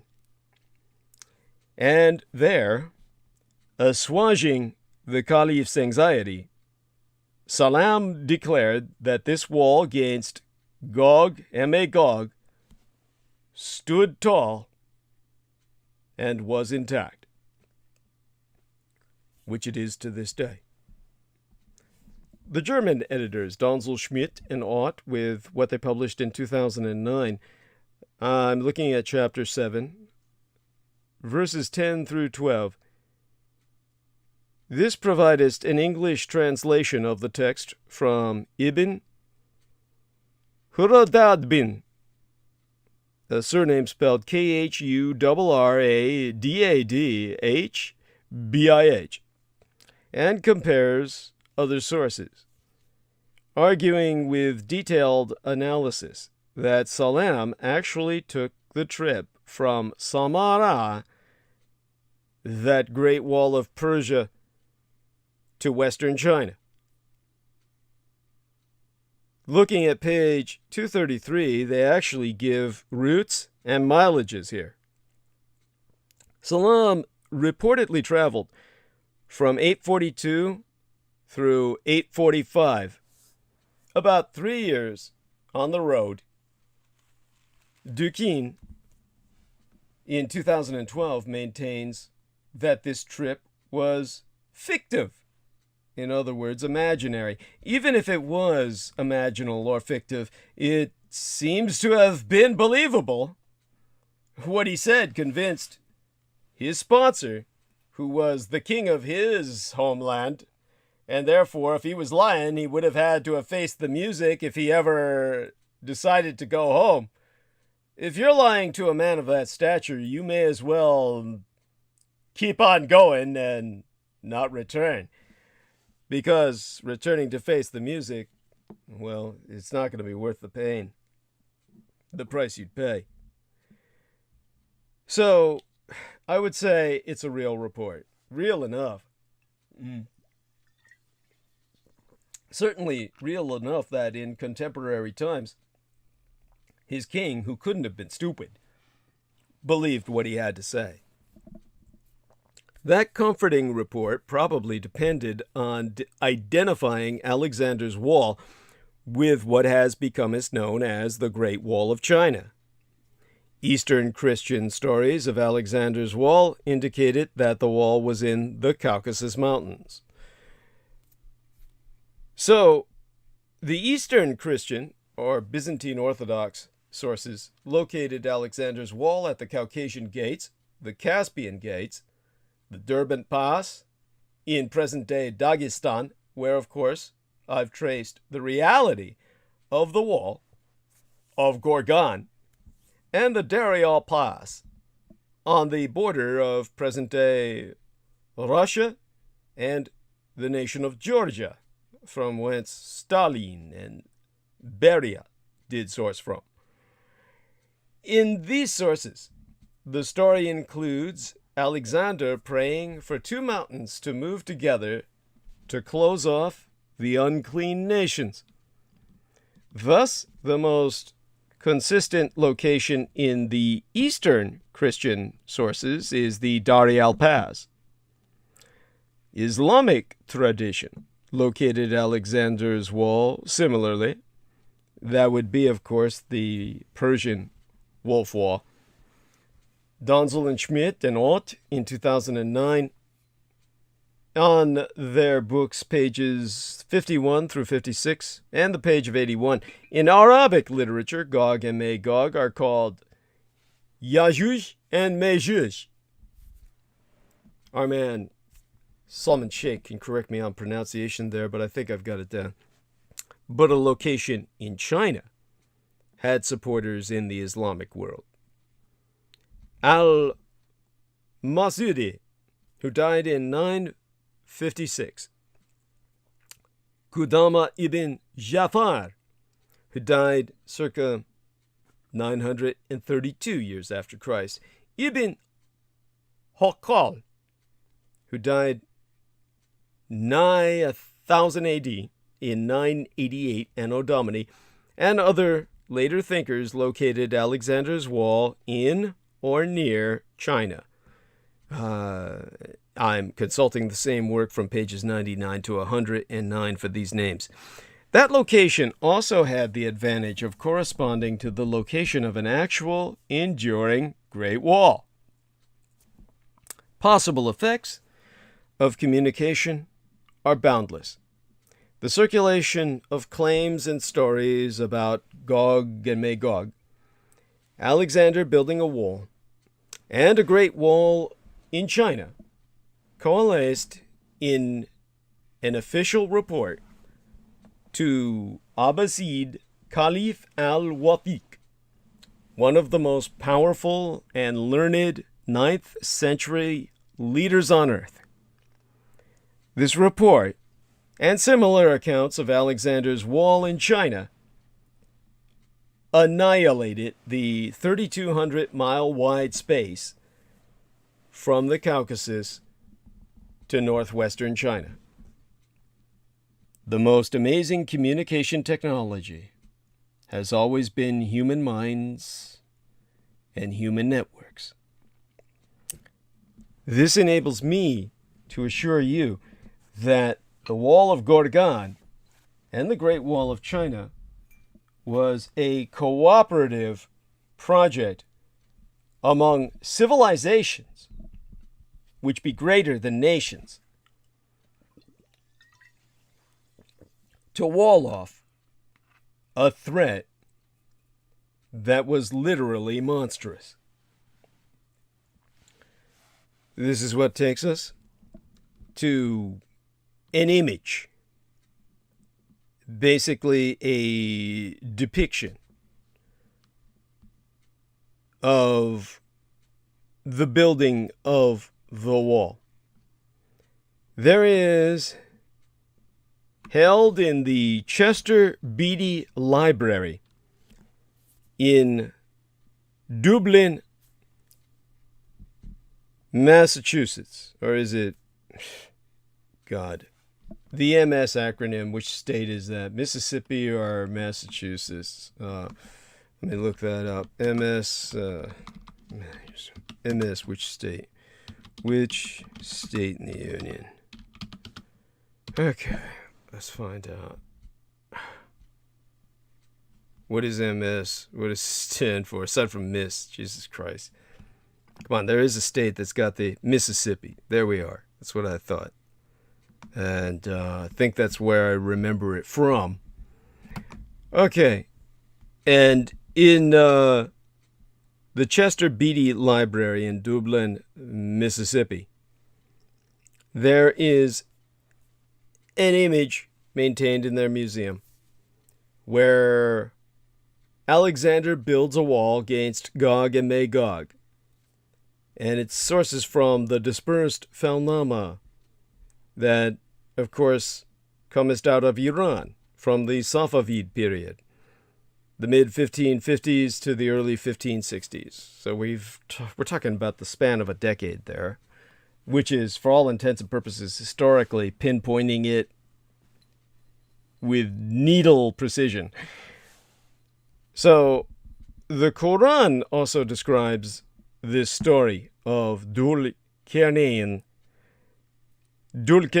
wall against Gog and Magog. Dulkarnain really means, from the Arabic, the two-horned one, which almost certainly represents Alexander the Great. Like Moses, who is portrayed with horns. These men might have suffered a condition, or they simply might have been deemed demonic or literally demoniacs, by those who physically represented them or spracketh of them.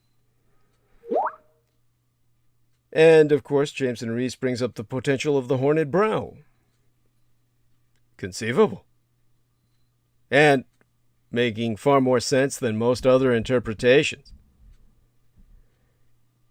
Nevertheless, whatever the case, Dulkarnain met an uncivilized people who could scarcely understand his words, as described in the Quran, chapter 18, verse 93, who offered to pay him tribute for building a protective wall. Dulkarnain refused to accept tribute, but asked the people to help in constructing the wall. Again, this is in the Quran, chapter 18, verse 95. The creatures working on the wall in this painting that I'm looking at now, as held in the Chester Beatty Library in Dublin, Mississippi. These creatures working on the wall in the painting that I'm looking at, they may indicate those uncivilized people. The depiction of two of them as dog-headed, kynocephalic, seems to reflect descriptions of persons associated with Gog and Magog in the Alexander stories. Now, this is important because the skull of the ghoul that I held in my own hands in Africa, the anthropologist who was working with it, he deemed it the skull of Mandius africanus. And of course, he later, upon my sharing with him what I did, said, oh yeah, it would have been perhaps much more apropos to name it Ghoulish africanus. He said this will with his voice dripping with sarcasm, mind you. But he was an idiot, and nothing came of his work because he was an idiot. In terms of what he and his academic expedition were involved with, they felt that they had unearthed what promised to be the burial sites of African kings from some yet unknown civilization predating the tribes already settled in the area. And it was while digging they discovered this nearly intact hominid skull believed to be somewhere between 30,000 and 100,000 years old, which they named Mandius Africanus, before everything they had worked on faded to obscurity. Now, that skull certainly lent itself to the theory man evolved in Africa, which we've been dealing with ever since Leakey and his discovery of what he named Lucy. But of course, the characteristics of the artifact is what distinguished it. Obviously, it appeared humanoid in shape. There were also obvious characteristics that made it very different from all other finds from Africa, Europe, and Asia. The most obvious being the very sharp carnivore teeth, the enlarged eye sockets, and of course the almost canine-shaped snout, which makes the depiction in the painting held in Chester Beatty Library in Dublin, Mississippi, portraying those helping Alexander building the wall as kynocephalic or dog-headed peoples all the more significant. In terms of the anthropology of the skull that I held in my hands, where obviously it wasn't hominid or human enough to ever make the anthropological news, the species was most certainly a meat-eater. Its teeth more commonly found on scavenging animals, such as hyenas, as opposed to those of true carnivores, such as lions or leopards, proving that species fed on meat that had been decomposing for some time. As for biology, the brain cavity was equal to, if not larger, than those found in humans. Just like Cro-Magnon man was brainy, with a brain capacity larger than ours today, which you needed if you were dealing with bears and mastodons and, fucking flesh-hungry ghouls and everything else in the natural world. You probably had to be much smarter than your average idiot today on their fucking cell phone. So this brain capacity in the skull suggested that the ghoul are as intelligent, in some aspects more intelligent than modern-day humans.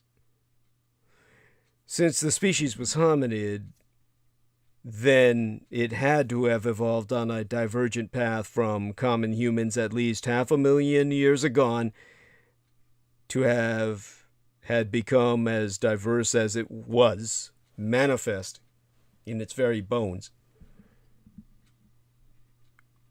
When looking at it through the filter of a natural historian, I could easily conclude that the large eye sockets meant large eyes, which suggested the creature was nocturnal, that it either hunted during the night or lived completely underground.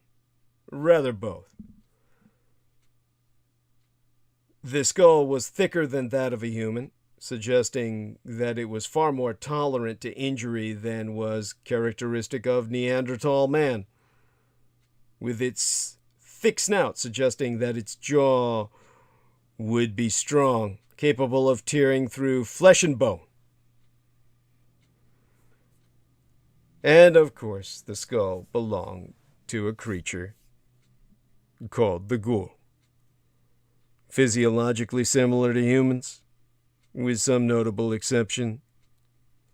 Ghouls are roughly bipedal, with a slouching, vaguely canine aspect, which includes their rubbery hide, their rather pointed ears, their mold cake bodies. Did I ever neglect to bring that up?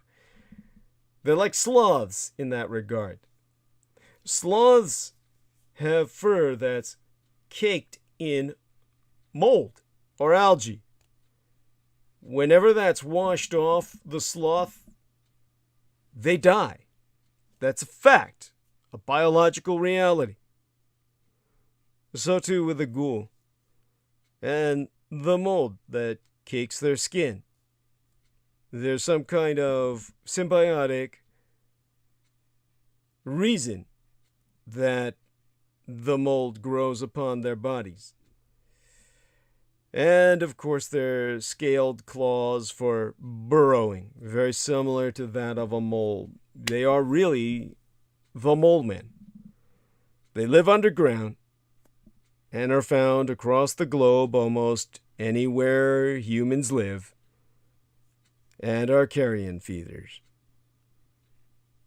When I brought this up to the anthropologist, all of it, everything I've just articulated to yourself, then that's when he so sarcastically said, "Oh, perhaps I should rename it Ghoulish Africanus." Oh, but such was not to be. Now,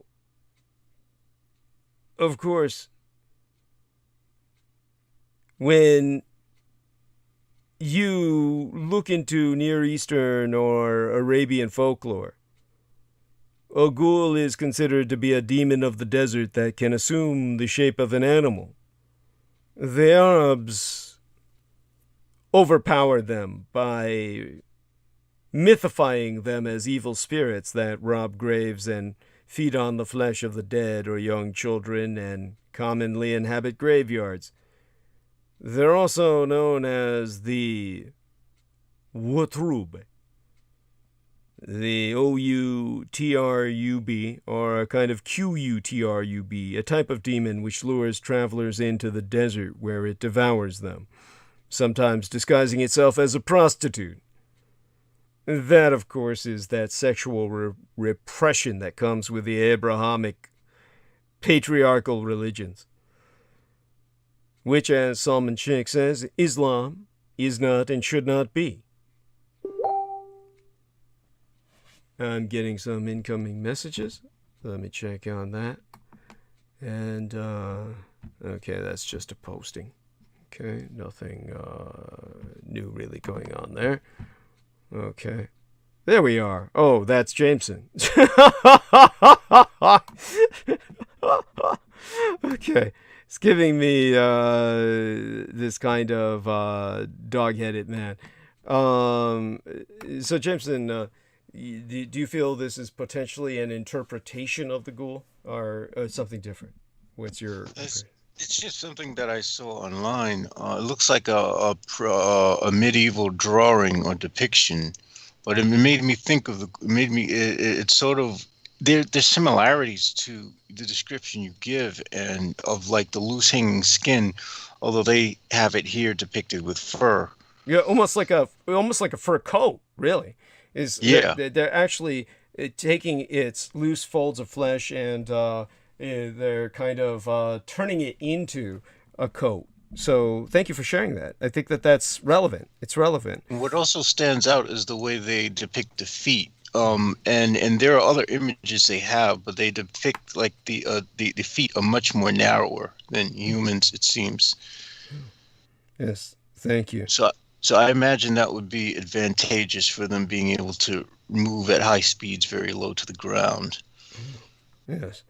Now, there we are. Thank you. And now, in terms of the Arabian Nights, which of course was a favorite of H.P. Lovecraft and what inspired him to convert to Islam, a passage in the Arabian Nights recalls the legends of a vast cavern that stretches beneath the entire African continent and is home to demons who feed on human flesh. So, in terms of what we're speaking of in this case, when I was dealing with that expedition of anthropologists and was providing security escort. Now, I don't want to give people too much information here because I was paid to keep things secret. I take my contracts seriously, even though I'm no longer in the profession. This has to do with genuinely liking some people and protecting them. What people might notice is that when I know about people, because I have no secrets in my life, I really don't understand half the time why people think I should keep their lives secret. Nobody has any respect for my privacy. So I have no respect for that of others in the casual sense. When we're speaking professionally, that's a completely different manner. I betray the secrets of those who betray myself. When people hold true to myself, then I hold true to them. That's what it really comes down to. When it comes to professional contracts, we're talking about something beyond even that. This is the sense of honor of Bushido, of the warrior's way, of reciprocity. There are people who deserve respect, and then there are treachers who do not. So, in terms of the fossilized bone fragments and cave art found in Africa, this particular expedition was dealing with, that never came to fruition in terms of a professional recognition because of their dismissal of the reality of what I relayed to them that was dismissed as occult in nature. It was obvious these creatures were as smart as man. And I actually concluded it was quite possible they taught humans the skills of cave painting. And according to the scarred individual who had bargained with the flesh of his face to be released back to the surface world so that he could serve as reconnaissance for the dwellers in darkness beneath the surface of the earth, the ghouls themselves, he insisted that they taught humanity the use of fire and primitive tool making. Naturally, all of this would have revolutionized our understanding of human origins. That, of course, is controversial even to myself. But this man had, at this point in his life, become a thrall of the ghouls. In other words, they were essentially his master race, and he felt that they were the source of all, and man was but their cattle in every respect. At that point in this man's life, there was nothing for him to cling on to in terms of identification with his human origins anymore. So this was something that I had to contend with in terms of what we were dealing with on that particular contract in Africa. And I assure you, the worst of it all was dealing with not even the man's appearance, but rather trying to relay what he had to teach us with the so-called professionals of the academic world of the West who were unwilling to see beyond their conventional boundaries. They suffered from paradigmatic constriction. And because of that paradigmatic constriction, nothing new could ever be discovered. And this is so ironic and so frustratingly, well, it's just aggravating and ultimately maddening when you think of, I think his name was George Leakey, his full name, but Jameson can look that up for me. Leakey, the discoverer of Lucy. Here we've got a son of a bitch who, with his wife, They just walk into Africa, pick up some bones, and say, this is early man. This is the first man, rather the first woman. And everybody just says, oh, let's take it and run with it. And once they revolutionize in this Copernican sense, a total overturning of all sense of human origins, which were classically believed to be from Asia, and suddenly say, oh no, it's Africa, then everybody just runs with it, and that becomes the doctrine, the paradigm that no one can diverge from. Now, as I've said, I'm a polygynist, which means I believe that man sources from multiple origin points. As a matter of fact, this is why we speciated. And indeed, you can look this up yourself. All anthropologists will concur. He found a Lewis leakey. That's probably the wife. Thank you. And you mentioned the feet.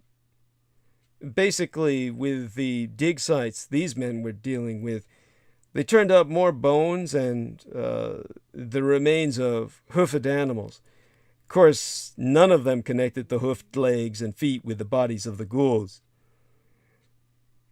But in terms of what else they were encountering, of course, well, in terms of what I can remember providing security for the academic expedition, there was a human counting stick. It is the fibula of a human, with notches carved into it. 20 in total. Now, this was a common practice used for counting by primitive humans as long as 35,000 years agone. There were human teeth.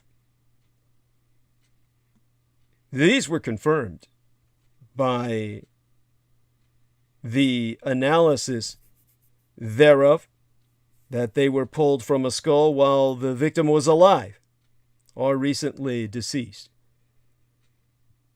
The arrangement of the teeth and the holes drilled through them rendered it obvious that they formed a necklace. There was a combination of a human femur with a sharpened stone bound on one end to fashion a weapon.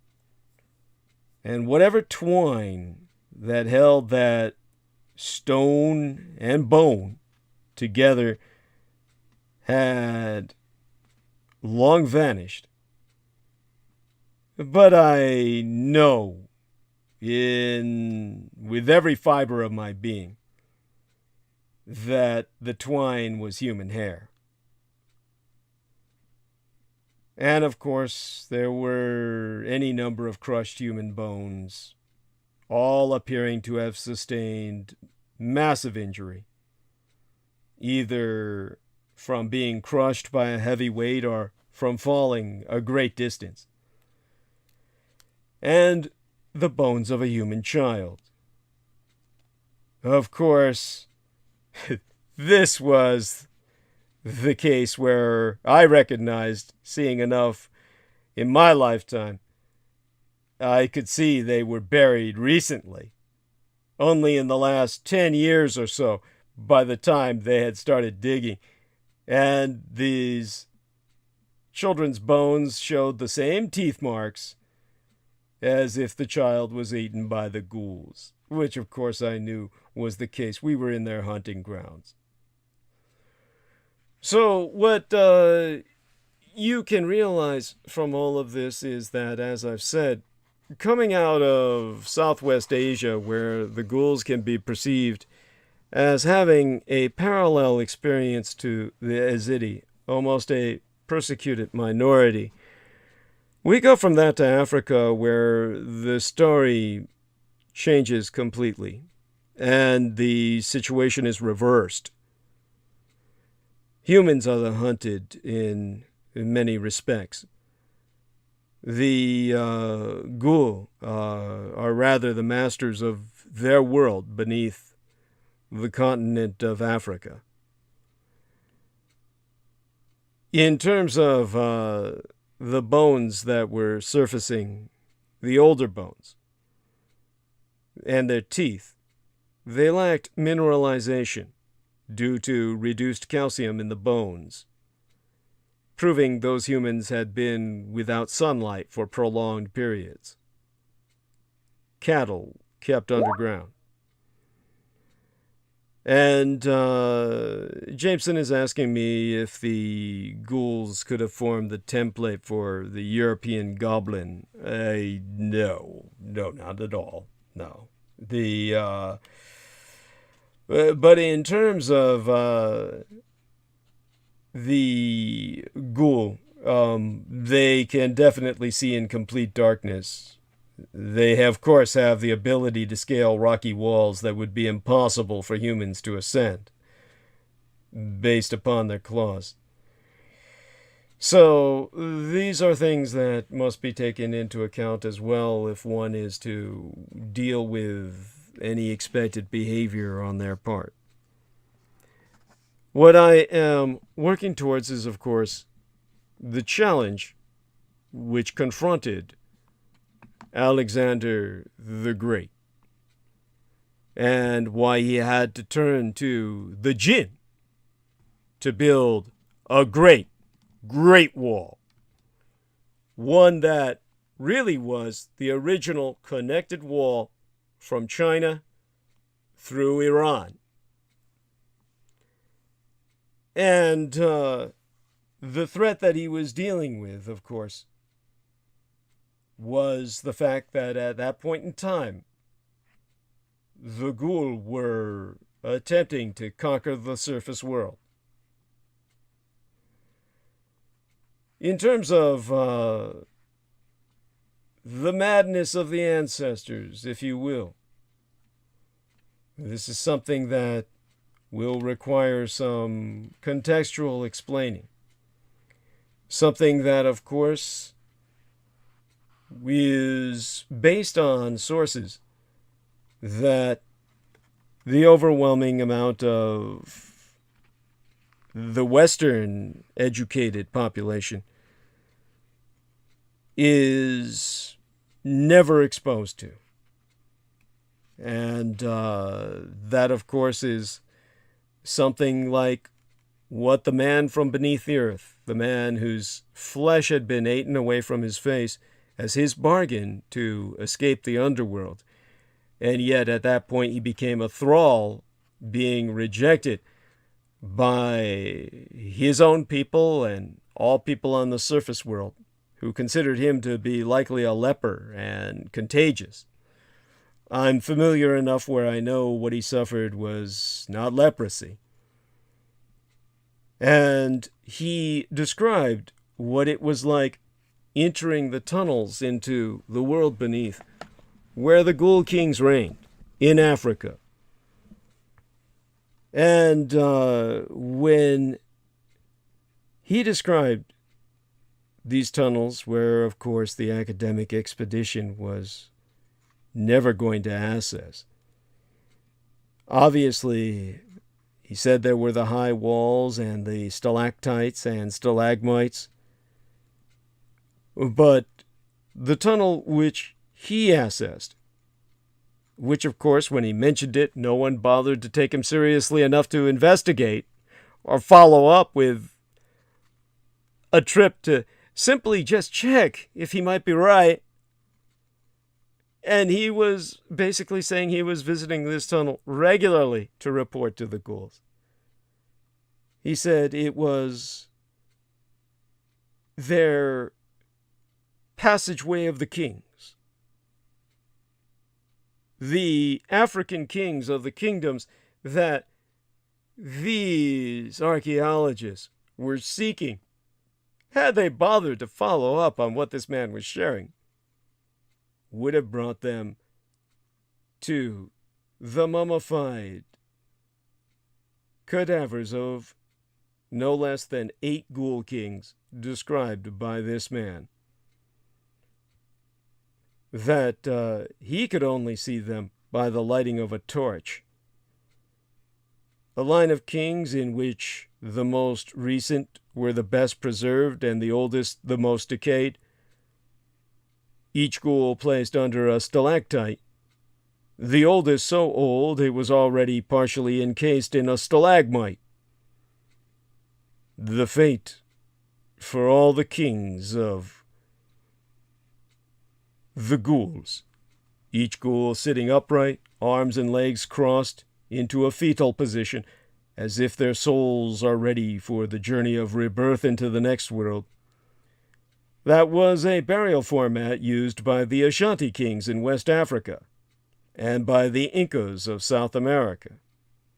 It causes one to pause and wonder if human beings learned this method of burial from the ghouls. And only the more recently deceased ghouls displayed ornaments and jewelry that had not decayed. The latest ghoul to be entombed was, well, the recent ghouls wore leather capes that were made from human skin, decorated with jewelry such as earrings, piercings, and necklaces fashioned from human teeth and bones, bound by twine made from human hair, crowns constructed from the finger and toe bones of human beings tied together with leather twine also fashioned from human skin. But of course, he insisted they bore no weapons. And of course, considering the claws on the Ghoul King's hands and their powerful hoofed feet, the ghouls probably never needed them. So, once one is confronted with the realities this individual himself saw, he also explained that the tunnels that went deeper and deeper into the earth were ultimately where the ghoul kept humans, living humans, as cattle beneath the earth. I've spraketh before on the disappearance of an entire Christian civilization in North Africa. Their original baseline source for cattle that they've been farming ever since. Preparing, of course, for those end times when the stars are right and they'll overrun the surface of the world. Something they were attempting to do in the time of Alexander. And so Alexander was confronted with the need to drive them back below. And this is why Alexander the Great rendered himself, despite his mania, despite his murderousness, he remains one of the greatest men who ever lived. In terms of their own cave paintings, this man told me that there were on the walls of these tunnels vast murals of the ghouls that were painted by themselves. And it was here that I really found out that this individual was no mere, shall we say, homeless person without any sense of education. He was by no means refined or some example of some kind of poetic manner of expression. But he definitely had reached a point of education of probably, I would deem, almost high school level. At least not if any sense of literacy, then at least in a sense of communicative capacity that enabled me to understand how he was able to interpret a certain kind of nuance to the cave paintings in the tunnels of the ghouls. Chaotic cave paintings, neither aesthetic nor well composed. The way he described them, if I were to interpret them, with my own filter, would be that they seemed schizophrenic and deranged. The curvature and style of the depicted figures, the way he drew them out for me when I asked him to replicate them on paper, they would be somewhat similar to those shown by tribesmen in caves on the veldt, only wild and frantic, as if the artists who drew them feared for their lives or had lost what sanity they might have once retained, with the subject matter lavishly relaying in all its feverish and gory detail the story of the ages. Now, you might say, well, maybe that's the derangement of the man's own mind. And I'll acknowledge that. But if so, the derangement of his mind was no different from the subjects who had made the original paintings he was merely trying his best to replicate on my behalf. And the subjects of many of the paintings, which he in his many journeys down to meet his masters had acquainted him with, were thousands of human beings being herded like cattle, nude, forced to move in one direction towards the bowels of the earth, all looking ahead and down, fearful because they knew there was only one path that could be taken to whatever end. These people were being driven underground, deep into the bowels of the earth, deeper than any South African diamond miner could dream to reach. And the herders were also depicted, creatures shaped as humans but far more grotesque than even the ugliest man. Their mouths but snouts, like those on a dog, their feet ending in cloven goat-like hoofs, but their most telling feature being their hands, with the fingers ending in sharp talons. And the style of the art, distinctively for the man who himself was of African descent, no doubt. The style wasn't African. In fact, it really wasn't art at all. More the handwriting of nightmare. And so I believe that what the man was reproducing for me was the carvings of the ghouls themselves. And like hyena, or vulture scavengers, the pictures showed that the ghouls fed upon the corpses of the fallen slaves, captives too weak to continue the long march to the underworld.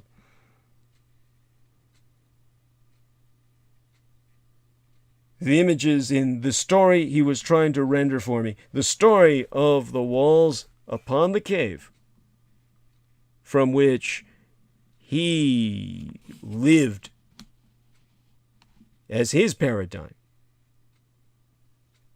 The world he had come to know, the future he had come to know, would come to pass as far as he was concerned. What he had been indoctrinated into as inevitable. The images went on, the deeper the tunnels went, crudely recreating the surface world. But nothing of what I knew to be Africa. Rough constellations showing stars changing positions. As, of course, numinous and nebulous shapes representing the anti-gods, feeding upon the ghoulish captors who were but prey to these greater predators, feeding on human and ghoul alike in the age of the anti-gods, destroying and engulfing rather than hurting. A vision of the end of the world in this mad and scribbled tale from a future time when the waves rise and the skies permanently darken, a time when neither humans nor ghouls will be left alive on the surface of the earth. Only those who live beneath, human prisoners and their ghoul keepers, surviving the age of the anti-gods. Humanity serving a single purpose, to be kept as ghoul food, held in pens and bred for the long, dark nights to come.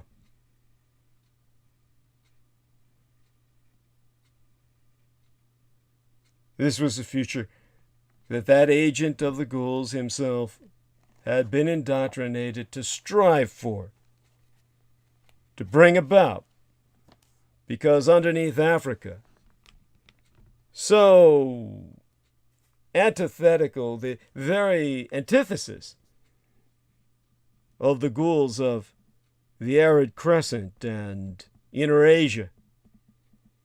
Underneath Africa, from the Atlas Mountains in Morocco, across the Sahara and into the Rift Valley, and perhaps as far as South Africa and the Cape, are a series of these interconnected tunnels, caves, subterranean rivers, and massive lakes, and most importantly, the largest kingdom of ghouls found anywhere on this earth. These ghouls are organized, disciplined, hierarchical, even cultured. Their artwork may be twisted and grotesque, but they adorn and decorate their world nonetheless.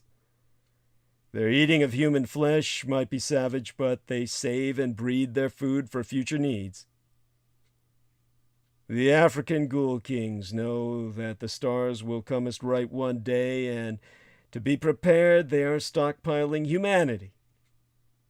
If what this man said was true, those ancient Christian civilizations that fell into their clutches by this point have multiplied, along with others gathered from the surface of Africa over the centuries, into tens of millions of them. Tens of millions of human chattel fornicating and breeding ever more human flesh to be stripped and leathered and eaten in vast caverns deep under the earth. These slaves herded into large groups, forced to survive with minimal resources, those who do survive under the harsh conditions remaining lean and fit and savory, whilst those who don't soon become as food for their masters. All of this is a world that they would like to replicate on the surface world, and indeed attempted to do so before the coming of Alexander. This is what brings us to a book of divination for the end of the world itself. A real book, not so much like the fantasies that people try to manufacture to produce some simulacrum of the Necronomicon.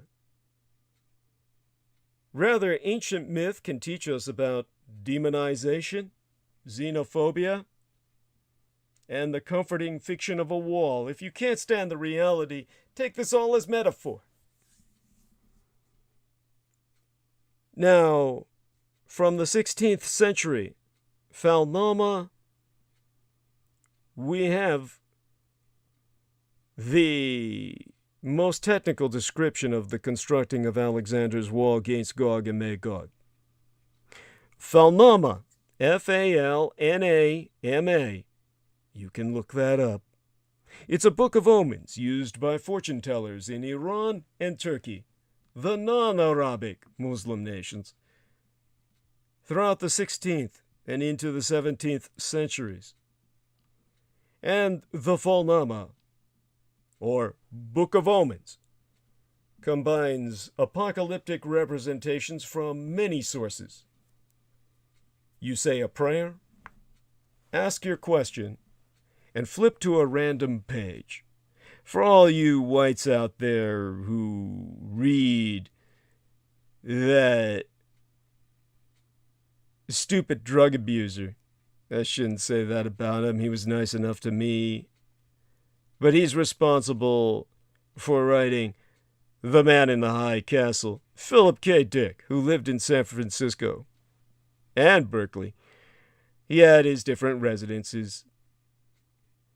He was gone on the I Ching, which he integrated into The Man in the High Castle with a sense of morbid obsessiveness. I've seen men who lost their lives to the I Ching, lost their sanity to the madness of tossing the coins and flipping the pages open and reading what they wanted to see from that book of omens. The Falnama would be the Muslim version of I Ching. Now, the end. The end. It's always nigh, but never here. Throughout history, people have believed themselves to be living through the end of the world. The 16th century in the Gregorian calendar corresponded to the 10th century of the Islamic calendar. For medieval followers of Shia Islam, the turn of the millennium meant that the wheel of history was due to roll over. The end times, or the end of time itself, was on its way. By the way, Jameson Reese tells me that it's an expensive book. He's checked it out. Means he looked it up online and found whatever copies they're selling, they're gouging for. Bear that in mind, should you choose to investigate. Now, he says it's about 200 to 300 United States dollars. And I am not surprised. By the way, the chat room is wonderful. I'm glad to see it light up with participation. Oceanus, Procelarum, or Procolarum, Okeanos Procolarum, to use the Greek pronunciation. He says, just found Ghost Tape number 10 audio for the first time. Did you pass the Iden's assassins yet? Omid Iden's Jackson. He's talking about Peter Jackson. There we are. Ragnar Lodbrok says, good night and good tidings, Douglas and Company. Mortal Engines, what a trip. Everything you say connects and makes total sense.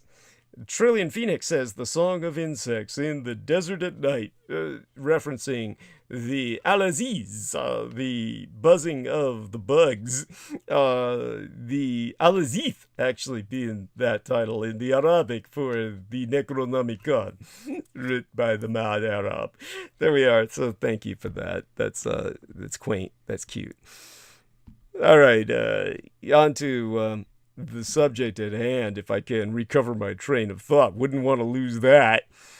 In terms of the end of time itself, do remember that the very concept of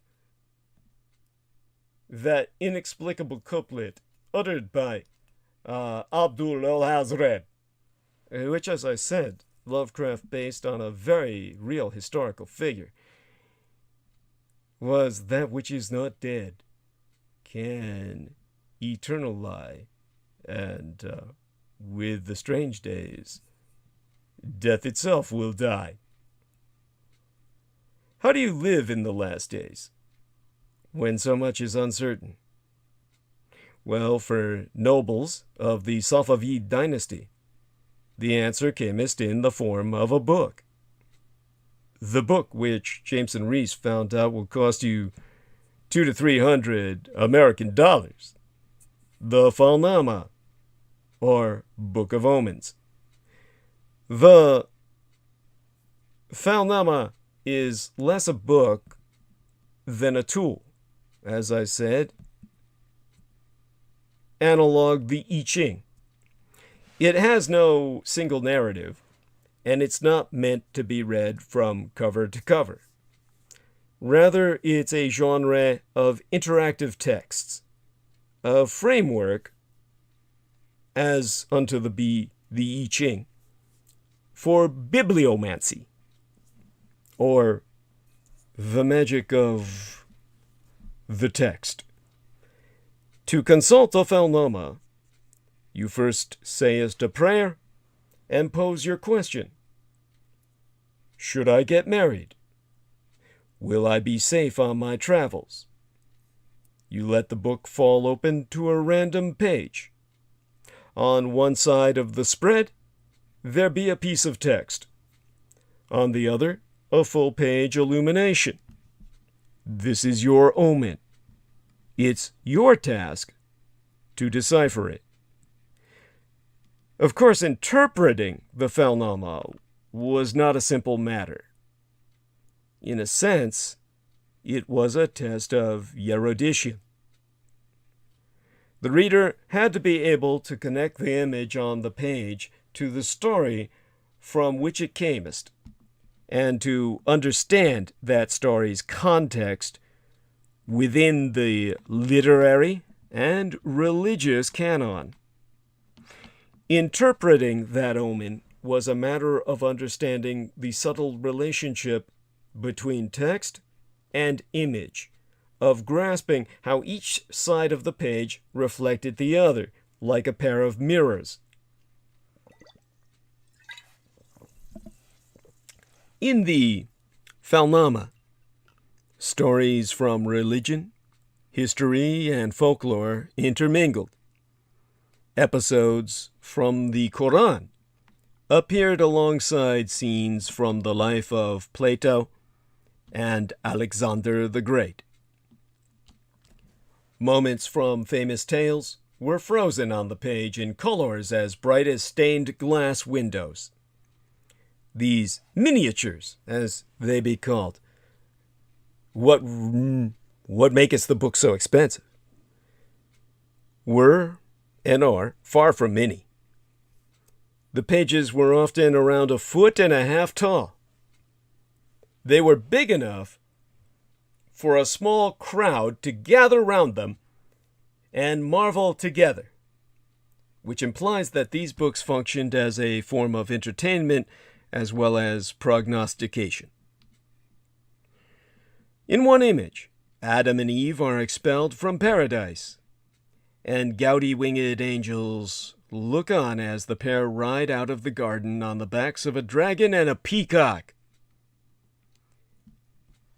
In another, the prophet Mohammed, peace be upon him, ascends to the 7 heavens on the back of the Burak, spelled B-U-R-A-Q in the anglicization, rising through a velvety night sky adorned with silky clouds and blazes of golden fire.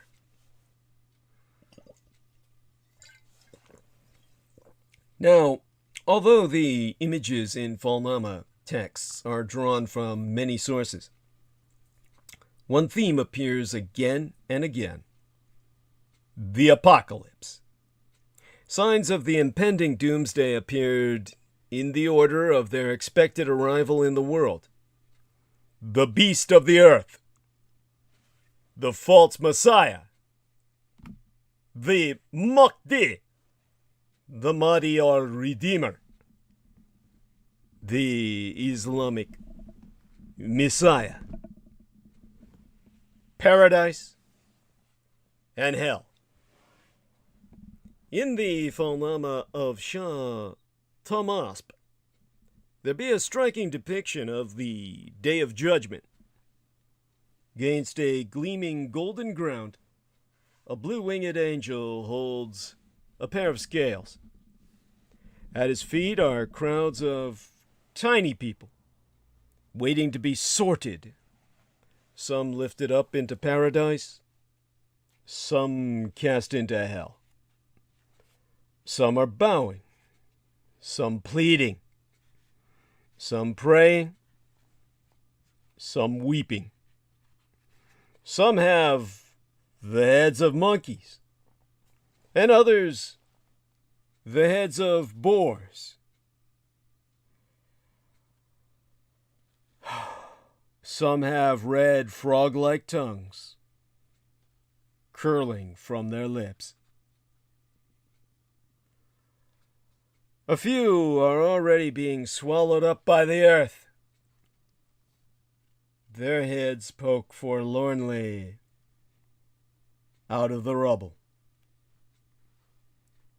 These images of impending mass destruction were counterpointed by depictions of the creation of the universe. In this way, the text becometh a microcosm of time itself, from beginning unto end. In the introduction of the Falnama of Sultan Ahmed, the compiler writes that the world resembles, in its meaning, a book in which the conditions of all nations are written line by line.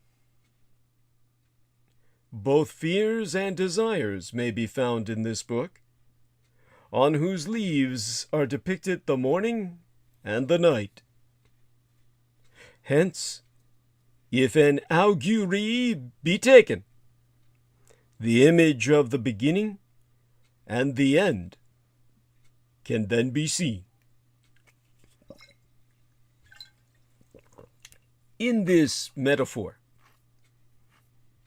the universe is a gallery of images, and God,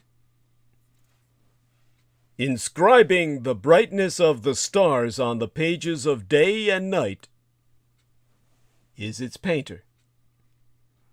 The world is the book of God, and the Falnama is the book of the world, in miniature. Now, consulting the Falnama was not like shaking a magic 8-ball. Its purpose was not to answer a question, any question, with a simple yes or no. The Falnama doesn't simply tell its reader what's going to happen next. It requires interpretation. It requires you to connect your story to the cosmological story, to find the way you fit into the scheme. By posing the questions of the daily life to this universe in little, readers of the Falnama unveiled the subtle linkages between the mundane and the divine, and discovered their place within the network of symbols that makest up the world. In this way, consulting the Falnama was a means to making meaning out of the chaos of experience. What better way is there to cope with uncertain times? Now, probably sourcing from Kamze of Nizami manuscript from circa or around 1590 through 1600, that last decade of the 17th century, is an illustration of Iskandar, Alexander, building the brazen wall against the people of Gog and Magog. Then there is a 16th century, an earlier Persian miniature of the jinn, the genies, helping Alexander build that iron wall. And the scene, in either case, looks like a Technicolor Mordor. Red and yellow beasts, hunched like men, but sporting leopard spots and feline tails, are baking jet black bricks. Human masons are working with tools, expressions of worry and focus under their work hats. At the center is something that looks like an albino armadillo, but with horns the color of fire, wearing jewelry of gold and a look of complete exhaustion. Well, our scaly white friend there is making a black brick wall between two mountains, whilst a kingly man looks on, explaining this scene to two other men whose heads are wreathed in flames. The three are in a tent, enjoying a plate of pomegranates while they discuss the black wall, the white armadillo-ish creature, and the other laborers. The royal is Alexander the Great, as depicted by a Persian miniaturist in the 1500s.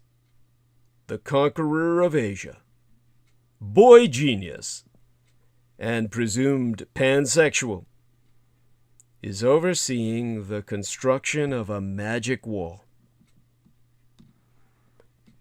Now, Alexander the Great was a historical figure, but just barely. When he died in 323, before our Christian era, at the age of 32, then the king of an empire that stretched from modern-day Greece to Pakistan. He was considered by the overwhelming majority of his contemporaries as something of a god. In just over 3 decades of life, Alexander sowed the seeds of a vast legend. The Alexandrian Romance, a fabulous chronicle of acts both heroic and magical, includes one particularly outlandish bit of history. Alexander, the legend so goeth, built a wall to keep all of the evil out of the Middle East. This magical wall, built with the help of magical beings, was meant to save man's order from unspeakable death at the hands of malevolent demons. But as I've said, the ghouls of Africa, who be the same as other ghouls encountered across the globe, except that they have a more advanced civilization with vast kingdoms stretching over hundreds of miles in seemingly endless caverns under the dark continent. These were the threat that was overwhelming man at the time of Alexander. A man who found himself confronted with the task of not simply conquering the world, but at this point, saving all humanity. As I said, in terms of this man who, in his kindness, because I was the only human being on the surface world who took him seriously as a spy of ghoul kind, this series of rock paintings within the tunnels that went ever deeper into the earth, that he tried his best to replicate for myself on paper, was a vast mural of ghouls freely wandering the surface of the earth during the day, feeding upon humans who flay at the very sight of them. But then the humans discover fire and fight back against the ghouls. Now the ghouls only come out at night to eat the humans. Now, at some point in those murals and among the paintings, the ghouls are met by some androgynous, ambisexual human in the paintings he recreated for me with etched skin, whom they seemed to fear. What represented the Antichrist. Those who were confronted by this entity. Obviously, the ghoul kind recognized this man or non-man or ambisexual as the emissary developed enough in power that it registered not to them as food.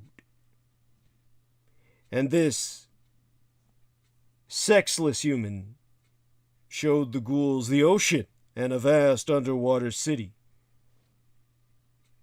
from which the anti-gods would rise. Representative, no doubt, of one of the sunken ancient civilizations.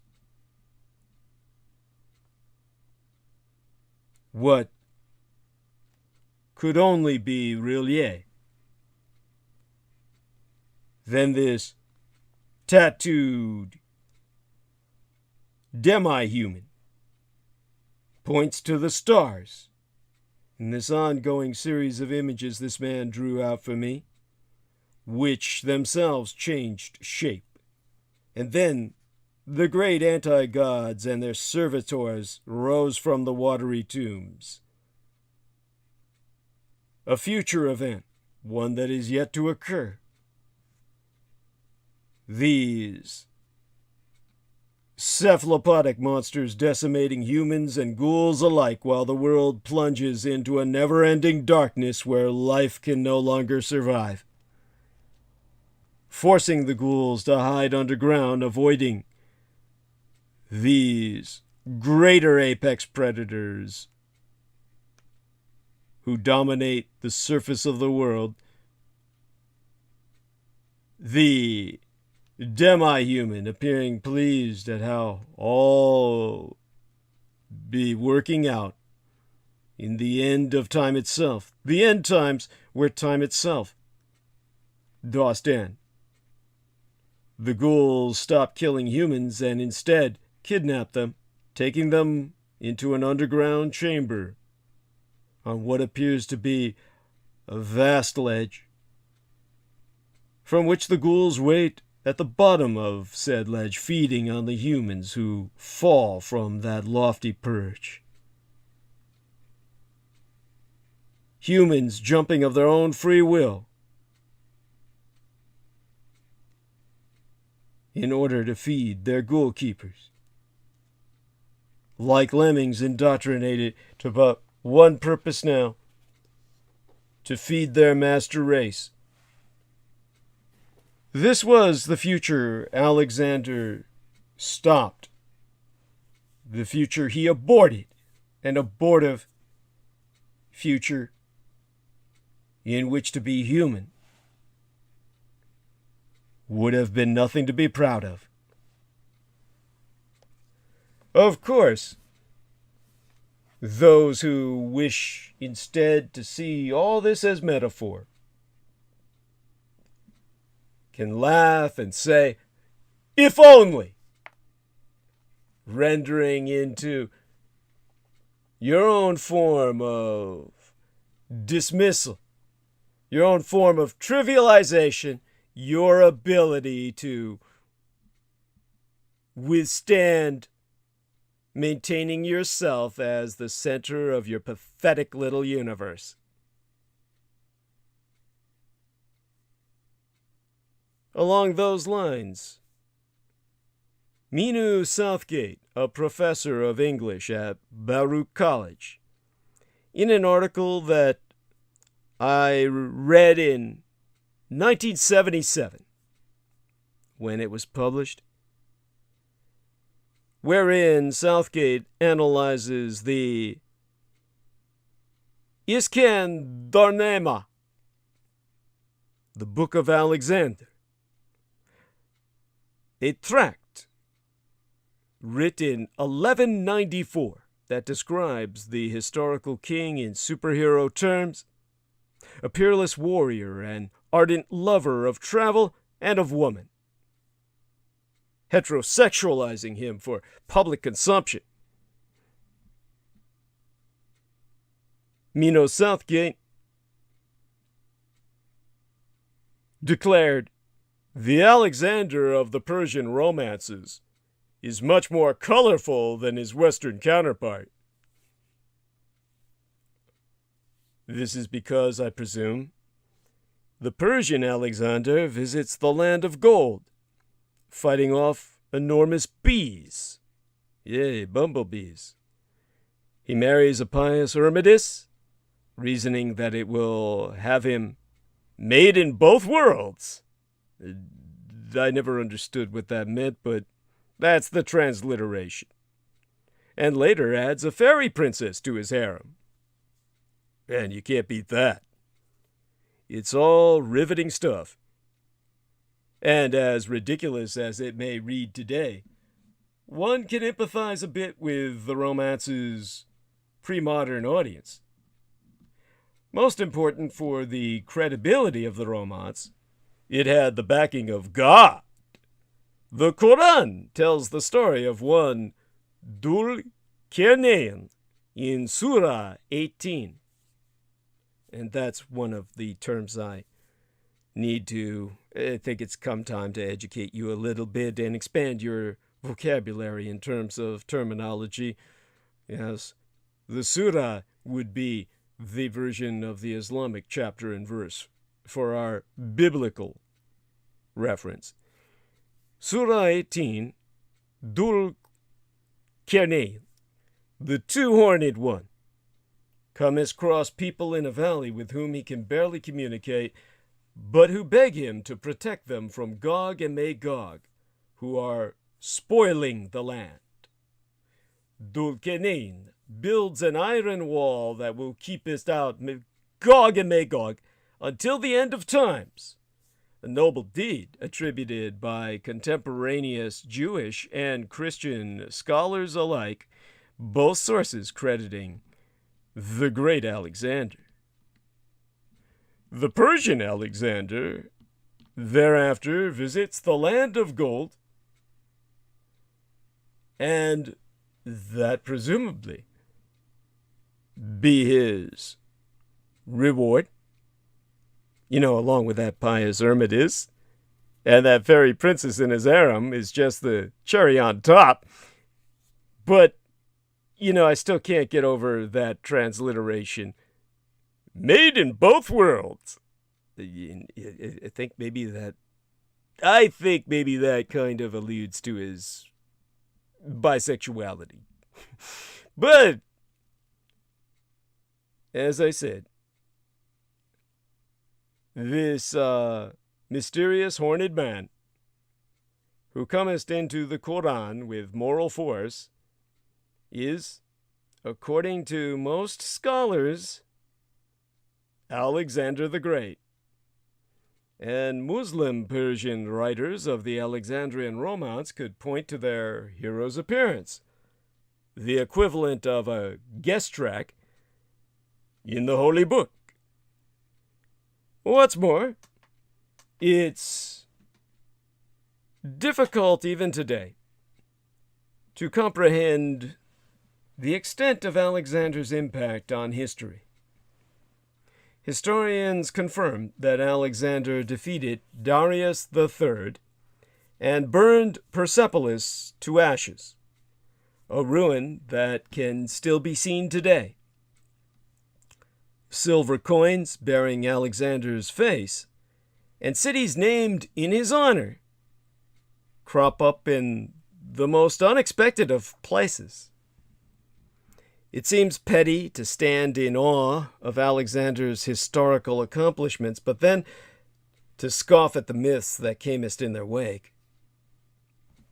If you ask me, if you truly cannot accept just how great Alexander truly was, what you're telling me is that you can't bear to deal with history. A man like that, who proves that there really is such a thing as men who, like Christ, I literally had it all. Emmanuel, the original name of Christ, essentially meaning God on earth or in the flesh. These are the men that truly makest the rest of us worth our existence. Our existence is validated, justified, made worthy of creation by men like Alexander. Now, Alexander's conquest of Persia came as nearly 1,000 years before or prior the advent of Islam. That leaves a long time for history, legend, and perhaps pure fabrication to mix. The task of trying to sort out which is which deserves in and of itself no small degree of imagination. But all this discussion of Alexander's legendary derring-do prompts the question, who were Gog and Magog that they could terrify a man as bold as Alexander? What could make a world conqueror go on the defensive? Most keepers of the romance identify Gog and Magog with a basic inhumanity. A source from the 800s states that they are cannibals. Even worse, the two eat puppies and kittens. A modern historian, Adam Silverstein, connects Muslim descriptions of Gog and Magog to the Epic of Gilgamesh, which reminds myself of Howard Phillips Lovecraft's Great Old Ones, who harbored an unfathomable evil. Think us back to that Persian miniature with its jaguar people and its shiny armadillo, those flaming heads, and yes, those ripe pomegranates. Those are the good guys. They are so terrified they are prepared to bunker down until the end of days, to build a wall of iron and coat it with lead rather than face Gog and Magog. Who are the devils that terrify even Alexander's own demons and genies?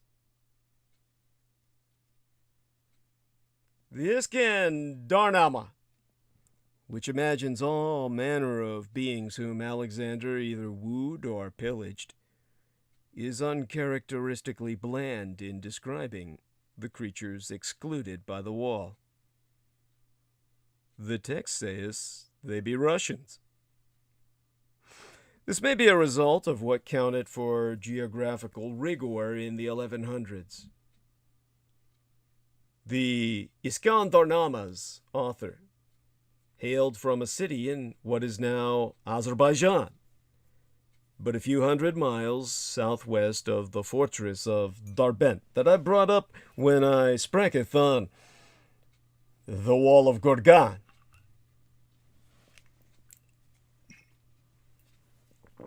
Sitting high in the Caucasus Mountains, the fortress of Derbent sealed the Persian-speaking world behind the Caucasus Mountains, from whence we derive the very name Caucasian, from the vast plains to the north. The Romance attributes the fortress to Alexander. In fact, it was built by Persian kings in the 6th century of our communal era, in the time of the Christian calendar. Beyond the wall layest the Mongols, who seemed properly chastened. But beyond these horsemen were people who could reputedly defeat Mongols in a land war. In this case, it was Russians, but the Iskendarnaima would develop a more universal trope for its iconic terrors. Gog and Magog were the people that the scariest people were afraid of. The pair constituted a sort of eschatological Kaiser Soze. In the centuries that followed, Gog and Magog became as political bogeymen. Persian Shahs would tell their people that they must keep out the rival Ottomans or scheming Romanovs, lest the old demons return. Gog and Magog had a star turn in the 1970s. As governor of California, Ronald Reagan used these harbingers of the end times as avatars for communism. One could argue that once Reagan became as president, his Strategic Defense Initiative, SDI, but popularly marketed as Star Wars Defense Initiative, was his wall, and the crumbling Union of Soviet Socialist Republics his demon. Today, of course, there be no shortage of candidates for comparison to Gog and Magog. According to Ali Karju Ravari, a scholar of religious studies at the University of Pennsylvania, he said, I'll quote his team, Gog and Magog was used in history to describe the forces that have usually caused mass migration. The wall was thus usually identified with something that kept the steppe peoples outside of the urban centers that marked medieval Persia. The steppe people being the people of the steppes, S-T-E-P-P-E. Karju Ravari's steppe peoples were the nomadic Turkic communities that gradually converted to Islam but continued to flood south into Persia and later Anatolia, the peninsula of Asia Minor, today's Republic of Turkey.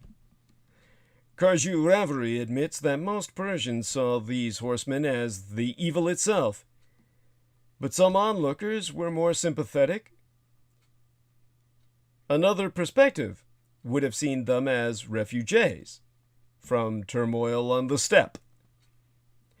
Gog and Magog could be interpreted as refugees from social strife in a faraway land. In this understanding, it's not their eating habits or military superiority that giveth Alexander reason to fear, but their threatening inertia. Alexander and the medieval Persians who studied him feared Gog and Magog as one domino fears its teetering neighbor. In that way, the wall is more of a physical than political solution. It's a way to keep the bad things over there from becoming bad things over here. It is this same threat, in this case, the specter of refugees of the Middle East, that Magyarország, or Hungary's prime minister, is seeking to stave off by building a wall, arguing that his country has no option but to defend our borders from the refugees and migrants pouring into Europe. For millennia, politicians have built walls to keep out a cresting mass of foreign bodies. Once the walls be built, it is easy to hide behind them and avoid asking difficult questions about that cresting mass. Demons and monsters, or rather the creatures that we call demons and monsters, are most frightening when we construe them as a horde, a headless mass with no individual appeal to empathy. Syrians became as difficult to demonize only after the body of Aylan Kurdi, a child, was photographed on an otherwise idyllic beach. A politician can't portray Mexican Americans as monsters if he must rely upon their votes. But the forces that push immigrants into Europe or the United States are complex, and all the more terrifying for it. Alexander the Great, who had the ingenuity to cut the Gordian knot and the temerity to convince an Afghan warlord that Macedonian soldiers could fly, is famous in Persian sources for taking one look at the problem of massive population displacement and saying essentially, "Not today." Which is to say is that in Alexander's time and today, a wall remains a cop-out. If legend is to be believed, Alexander's wall will one day be defeated by a common fox. That fox will ally with Gog and Magog, then send the armies of darkness through the gates. Alexander had an army of demons at his disposal. Yet even his wall is doomed to failure. It is difficult to imagine the somewhat less ingenious, less temerarious politicians of today succeeding where he will not. Ali Karju-Ravari, whose work focuses on Sufism, mystical Islam, also points out that Gog and Magog can be interpreted as analogs for human tendencies. That is, the bottomless depths of evil may not be kitten-eating armies or even communists, but rather a lack of belief or empathy. One could tease this reasoning out historically and argue as that the fear of Mongol hordes or Syrian refugees is not the dread of political evil, but an unwillingness to confront a social problem. This is, perhaps, an argument better left to theologians than to journalists.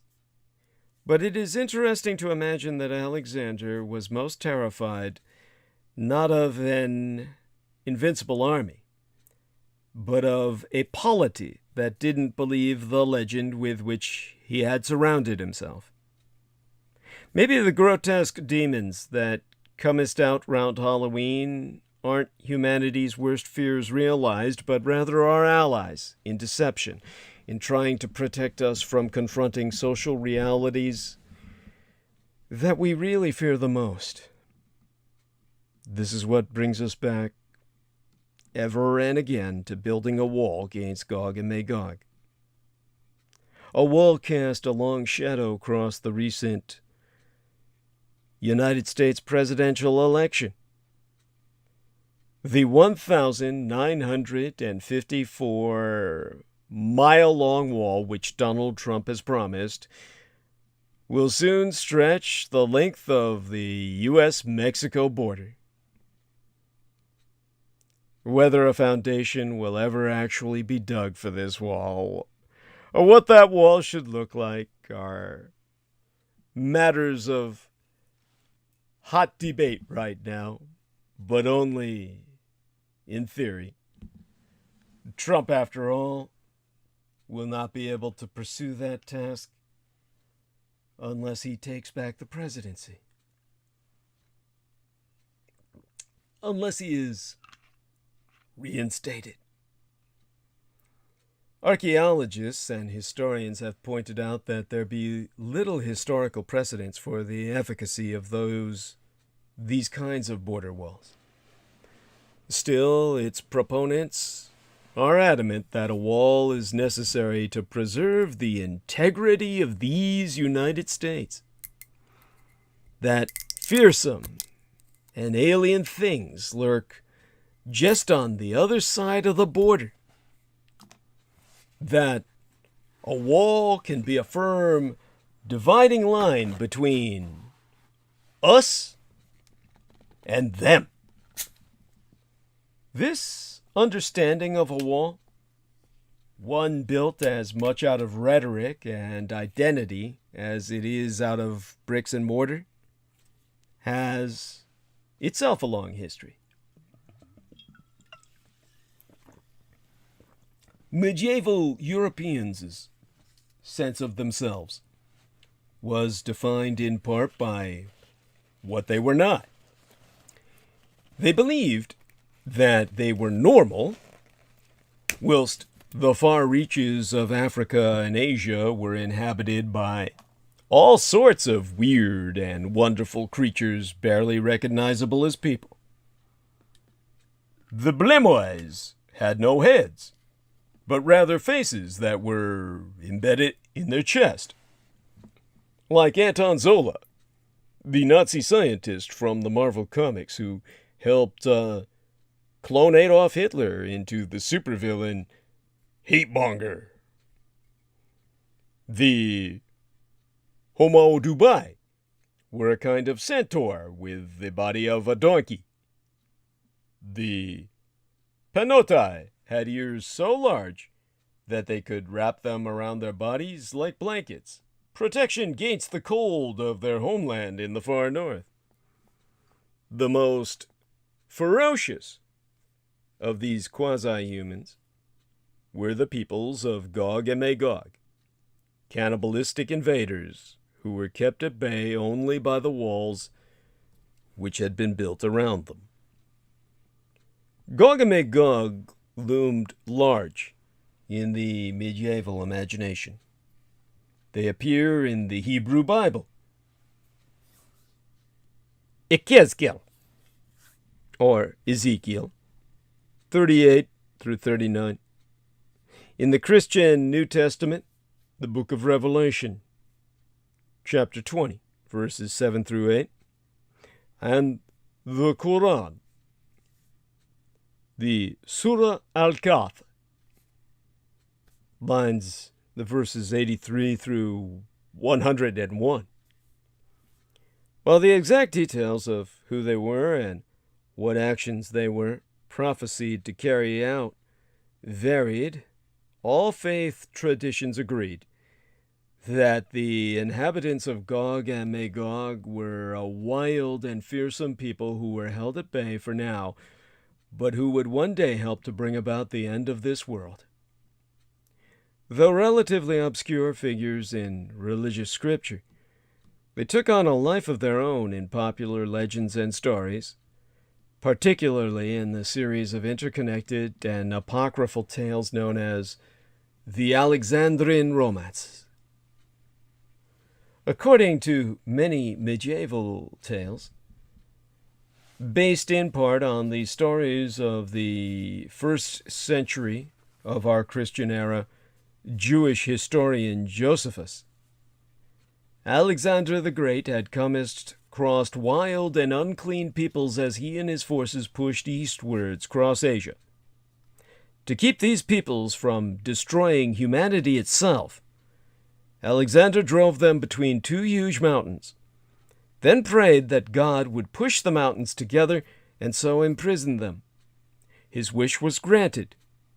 This story was repeated and embellished in later influential medieval texts, such as the 7th century Syriac apocalypse of Pseudo-Methodius, and the Alexandrian Romance cycle, where the peoples imprisoned by Alexander became misidentified with Gog and Magog. In some of the stories, Alexander orders his army to build a set of gates, cross passes in the Caucasus Mountains, to not only keep back these apocalyptic forces, but forever divide Europe from Asia, the Caucasian world from the colored.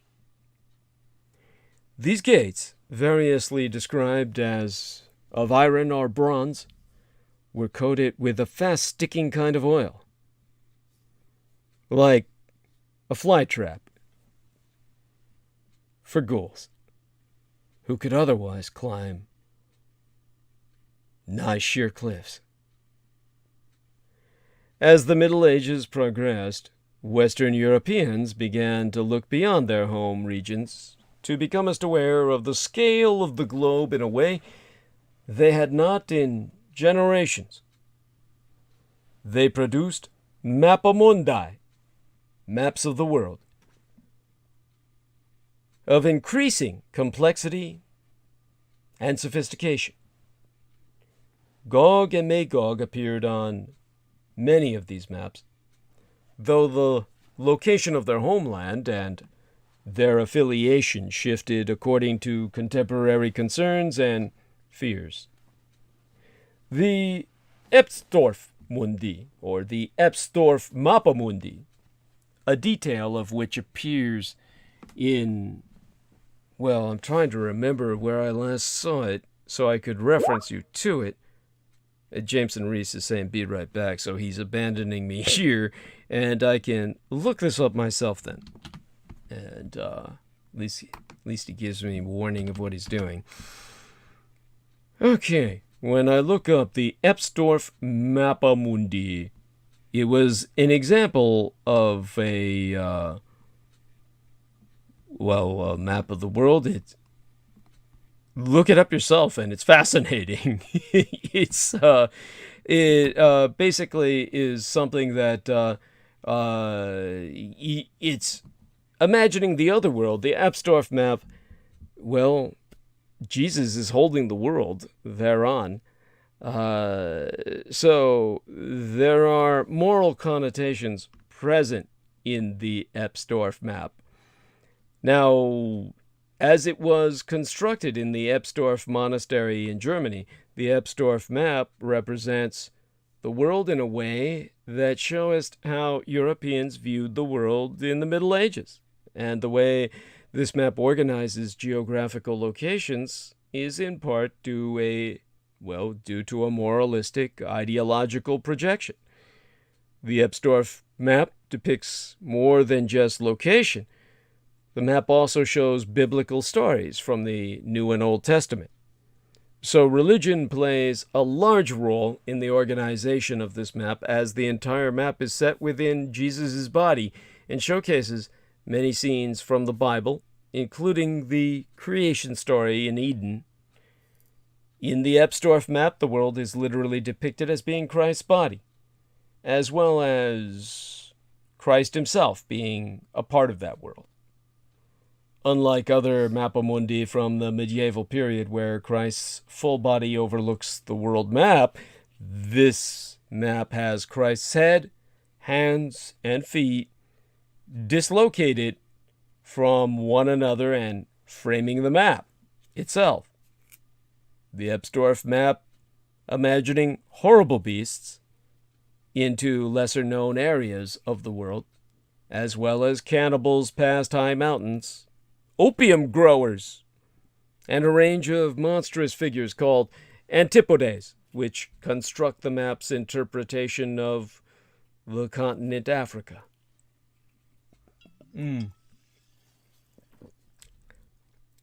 The Ebsdorf map organizes the world around not only Jerusalem and Jesus' body, but also around an ethnocentrism of European Christianity, imagining the other world through mystical depictions and fables. So, Mappamundi combines pictures of beasts, people, buildings with geographical features of mountains, rivers, and lakes, as well as text describing these features, as well as giving background information of how the world was created.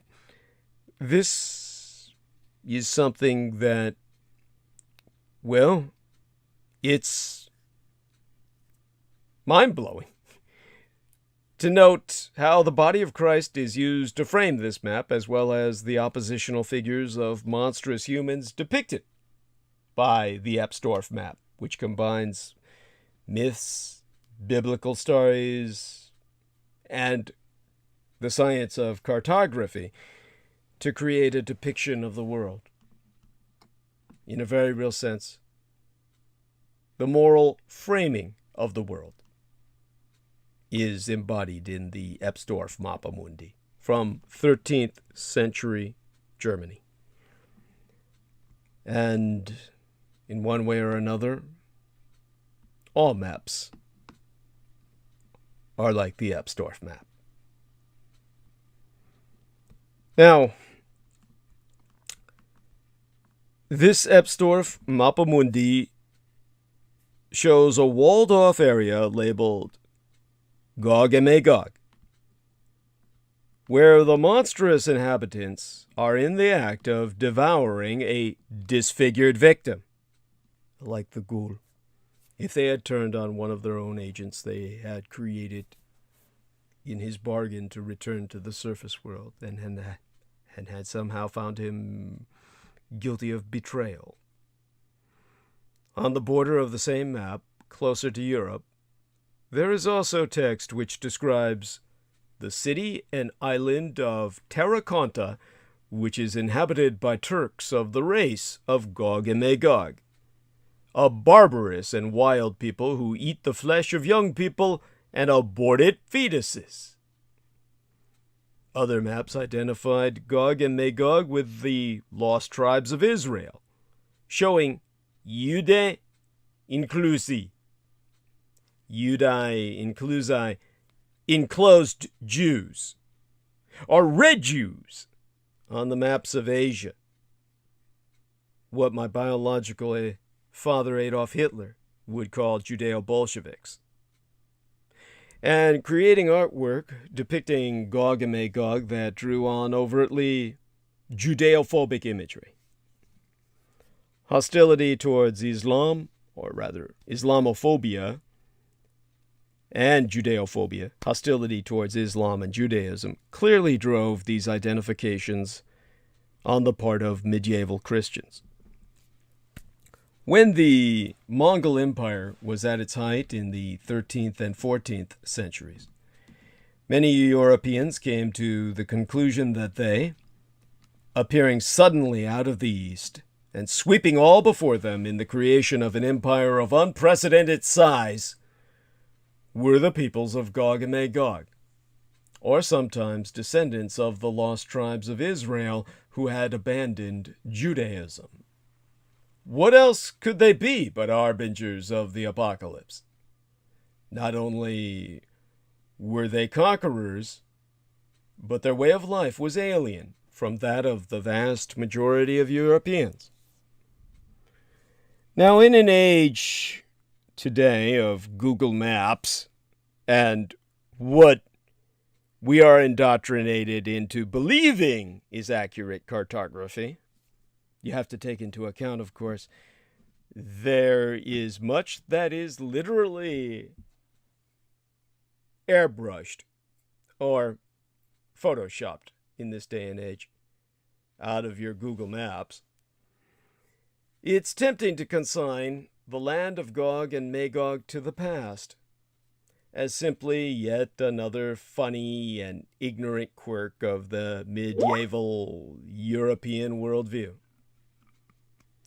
Yet to do so is to ignore that even at the highest political levels, many nowadays still believe that what was written in the book of Ezekiel will literally come to pass, even if they don't imagine a lost walled-off cities somewhere in Eurasia. Exempli gratiae. In 1971, Ronald Reagan, then governor of mine own golden state of California, explicitly stated that the communistic and atheistic USSR was the fulfillment of the prophecy in Ezekiel. It's been claimed that in a 2003 phone call to Jacques Chirac, George W. Bush cited end-time prophecies about Gog and Magog in an ultimately futile attempt to persuade the French to participate in the invasion of Iraq. It is also to overlook the ways in which modern people are still capable of making sharp divisions between us and them based on little, if any, evidence. Political rhetoric turns desperate refugees into an overwhelming horde. It conjures up a criminal threat poised just the other side of the border. Whether in medieval Europe or the postmodern West, people tend to define themselves by what they are not. But as was the case with Gog and Magog, these fears do not truly originate behind distant mountains in lands with unfamiliar names. Their origins lie far closer to home. This is really what brings us back to today. COVID-19, racialized disease, and the yellow peril, accused of carrying the coronavirus. A Chinese-American high school student in California was beaten so badly by peers that he needed to be hospitalized. This incident occurred in February of yesteryear, in the early weeks of the COVID-19 pandemic, when reports were already surfacing of increased levels of discrimination and harassment against Asians and Asian Americans. President Trump and other leaders, as well as media personalities, continued to use terms like Chinese virus and defended doing so, despite widespread condemnation of such terms as misleading and inflammatory. In mid-March, the Stop AAPI, or Stop Asian American Pacific Islander Hate website, recorded more than 650 incidents of race-based attacks across this country, verbal and physical, in and outside of schools, in just its first week of operation. Whether these attacks took the form of teasing, ostracizing, refusing services, or outright violence, they all revolved around an underlying fear that the Chinese are more likely to carry and spread COVID-19. Given the fact that some people cannot or choose not to differentiate between Asian ethnic groups, and given the stereotype that all people of Asian descent in the U.S. are immigrants, it is not surprising that many of the targets of attack included Chinese Americans who had never even been to China, as well as Asian Americans of all other ethnic backgrounds. Associating disease with a particular country or race has serious consequences. From the early 1800s through the early 1900s, Chinese, and at times Japanese, immigrants to these United States were accused of bringing and spreading bubonic plague, cholera, smallpox, syphilis, trachoma, and even sexual deviance. The results of such beliefs were school segregation, systematic destruction of homes and property, and immigration restrictions, which have deprived you, the United States, of being the foremost civilization on Earth. Without your Asians, you are nothing!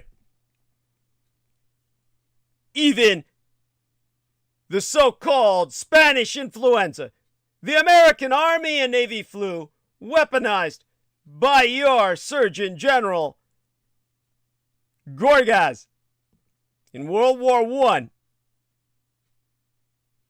That influenza pandemic, incepted by your military here in North America,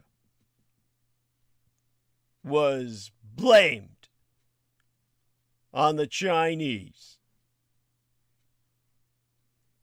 Blamed by Americans on China, despite the lack of consensus among researchers about the disease's origins.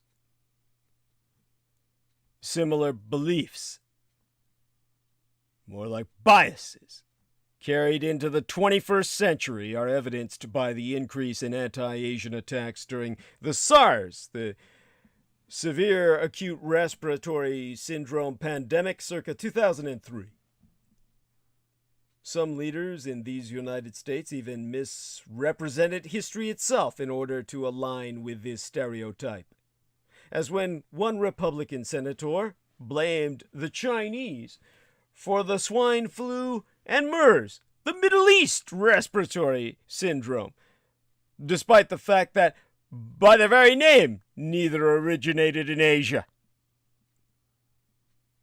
At times, the racialization of disease has derived from perceived cultural deficits, such as living in filthy homes and eating unusual animals.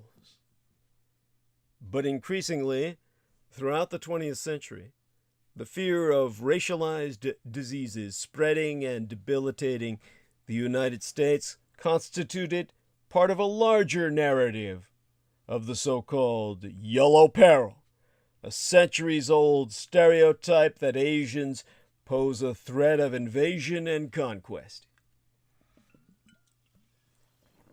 In the 1940s, justifiable fears of military invasion and conquest during World War II contributed to the incarceration of Japanese Americans unjustifiably. In the 1980s, Japan's financial success, known as the Japanese economic miracle, prompted concern of economic domination that led the United States to instigate trade barriers, which resulted in Japanese divestment from the United States into communist China that created the Made in China Revolution, which has forced you into a Cold War with the Communist Chinese Empire. None of this needed to happen. In recent years, the fear of Asian invasion and conquest has carried into higher education, as the number of Asian international and Asian American student enrollment has grown. Now, fear of the Yellow Peril has taken shape in the form of allegations that Communist China is engaged in germ warfare by intentionally spreading COVID-19 to weaken the economies of other nations, particularly that of the American Empire. According to this theory, the Chi-Coms, the Chinese communists, are not merely diseased, but have weaponized disease itself. For how else could China have contained the spread of the virus so rapidly that it is already lifting all aspects of lockdown? And how else could China's economy have survived the stock market crash that leveled so many other countries if they had not planned for the crash beforehand? By the way, all of this gives the mainland Chinese so much more credit than they fucking deserve. They are not insidious, but completely incompetent. Not spreading disease with any concept of strategy, but out of stupidity.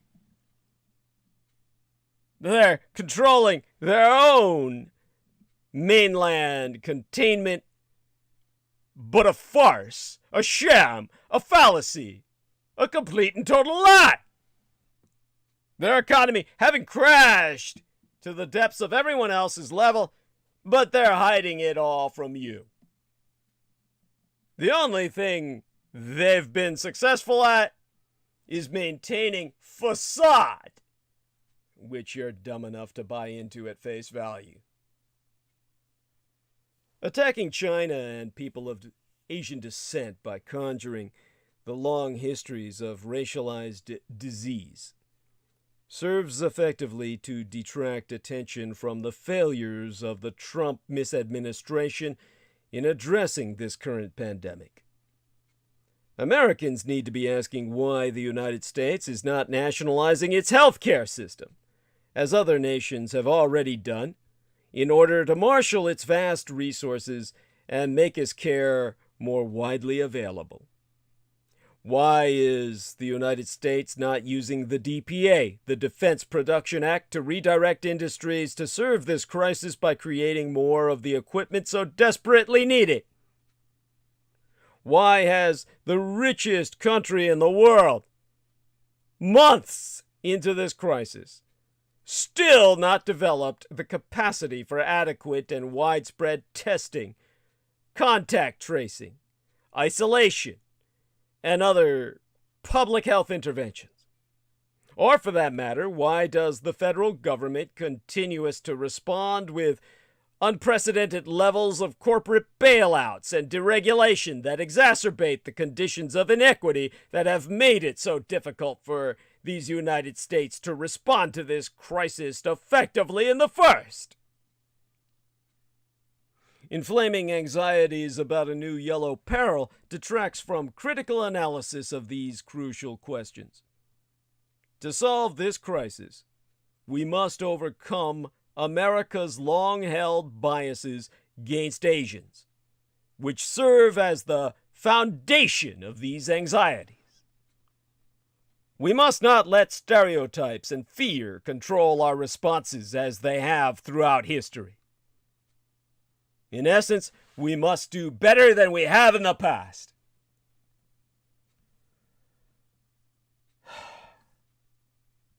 Now, in the time we have remaining,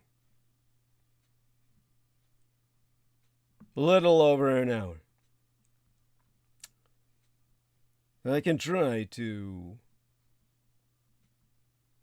address the Biden-Putin Summit, or save that for the next transmission and go us on to more immediate topics at hand. By the time we reconvene on Sunday, Father's Day, the first day of summer, this 20th of June. Juneteenth Day will already have passed. Of course, I can say that by then I can just as well explain how Juneteenth became a national holiday, which hits us on a fucking Saturday, no less. I mean, like, what the fuck? That's hardly a day off, right? Unless they decide to give everyone off on Friday into the weekend, then I'll be impressed. But perhaps in the more immediate sense, let's try and talk about where we are right now. And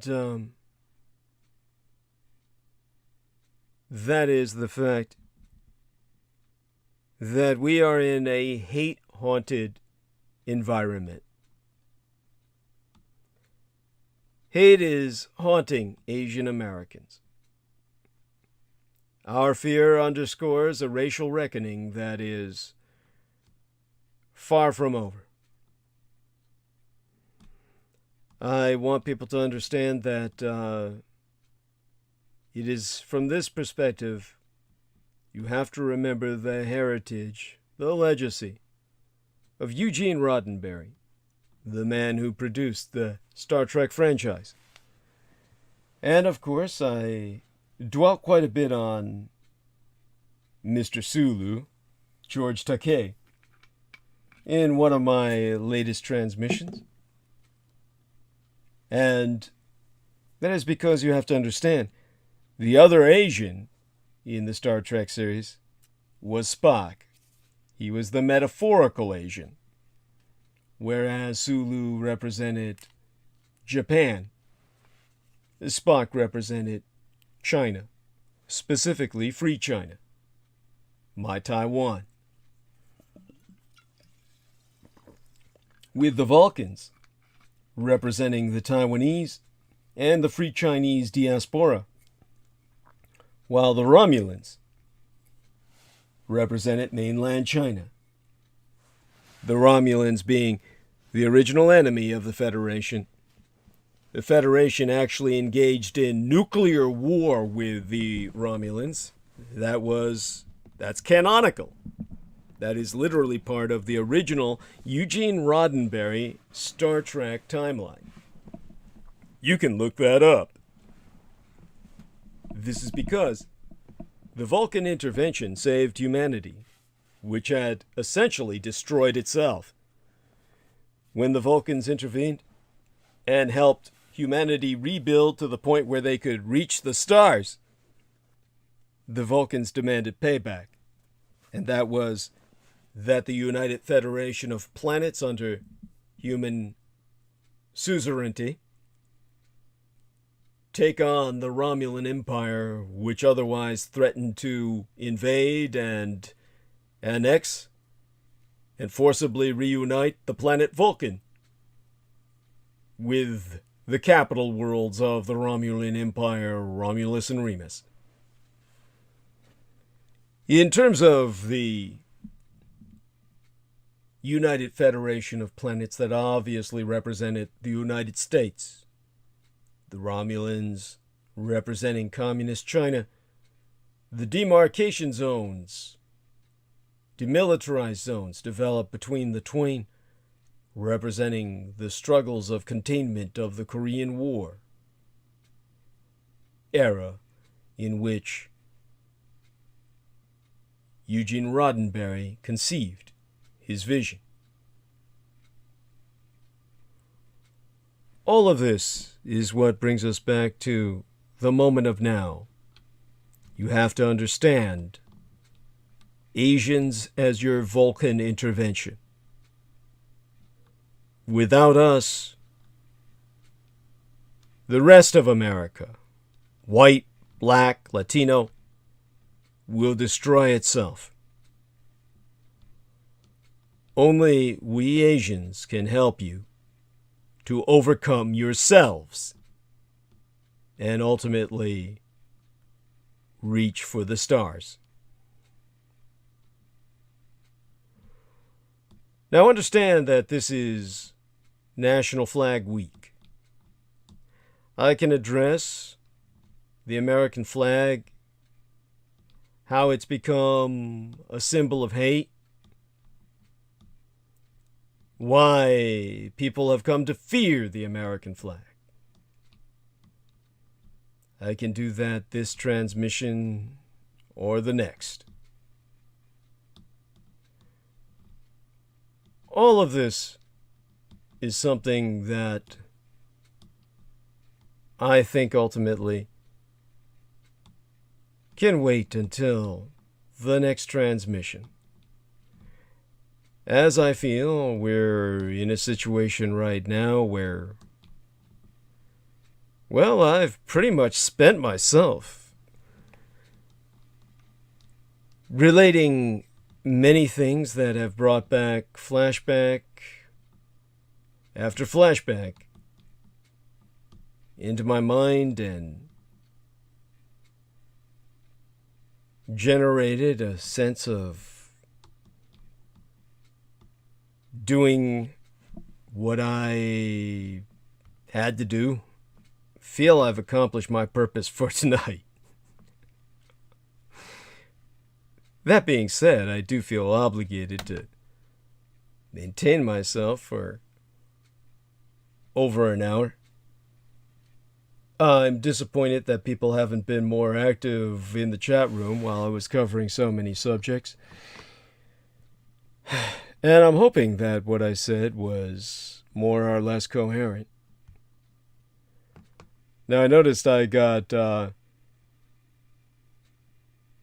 comparatively speaking, a high number of downvotes tonight. 3 of them. Of course, overwhelmingly, we've got the upvotes to support me. 23 of them. And I thank my supporters so very much. What I'm wondering is what I said tonight that angered people. Those few that joined in, aside Richard K. Cole Jr. putting his usual downvote in his madness and his obsession with myself as the only meaning in his miserable, wretched life. Yes, I appreciate what Jameson's saying, but I really don't believe that that's the case. Honestly, I guess what we can do is ask if George Knight can come on. That would provide myself a little break here. Let's send him a message. And he says, well, he's probably out him. Yes, and that's something we must never forget, that the man behind the puppet, the man who's got his ass up Richard K. Cole Jr.'s ass, the guy's got his hand up Richard K. Cole Jr.'s ass and is feeding him one-liners, is Stephen Outroom. All right, where's George Knight now? He says, third might be Pavel. There we are. Yeah, that makes sense. That's perfect sense. Yes, it's true. All right, let's see. Can you come on now? Just curious. Come on. Yeah, we're asking our man George Knight this. Oh, let's see if he responds. What a night it's been. Of course, I'm sure Jameson Reese will review what few parts he's missed, but I think he's got the overall message.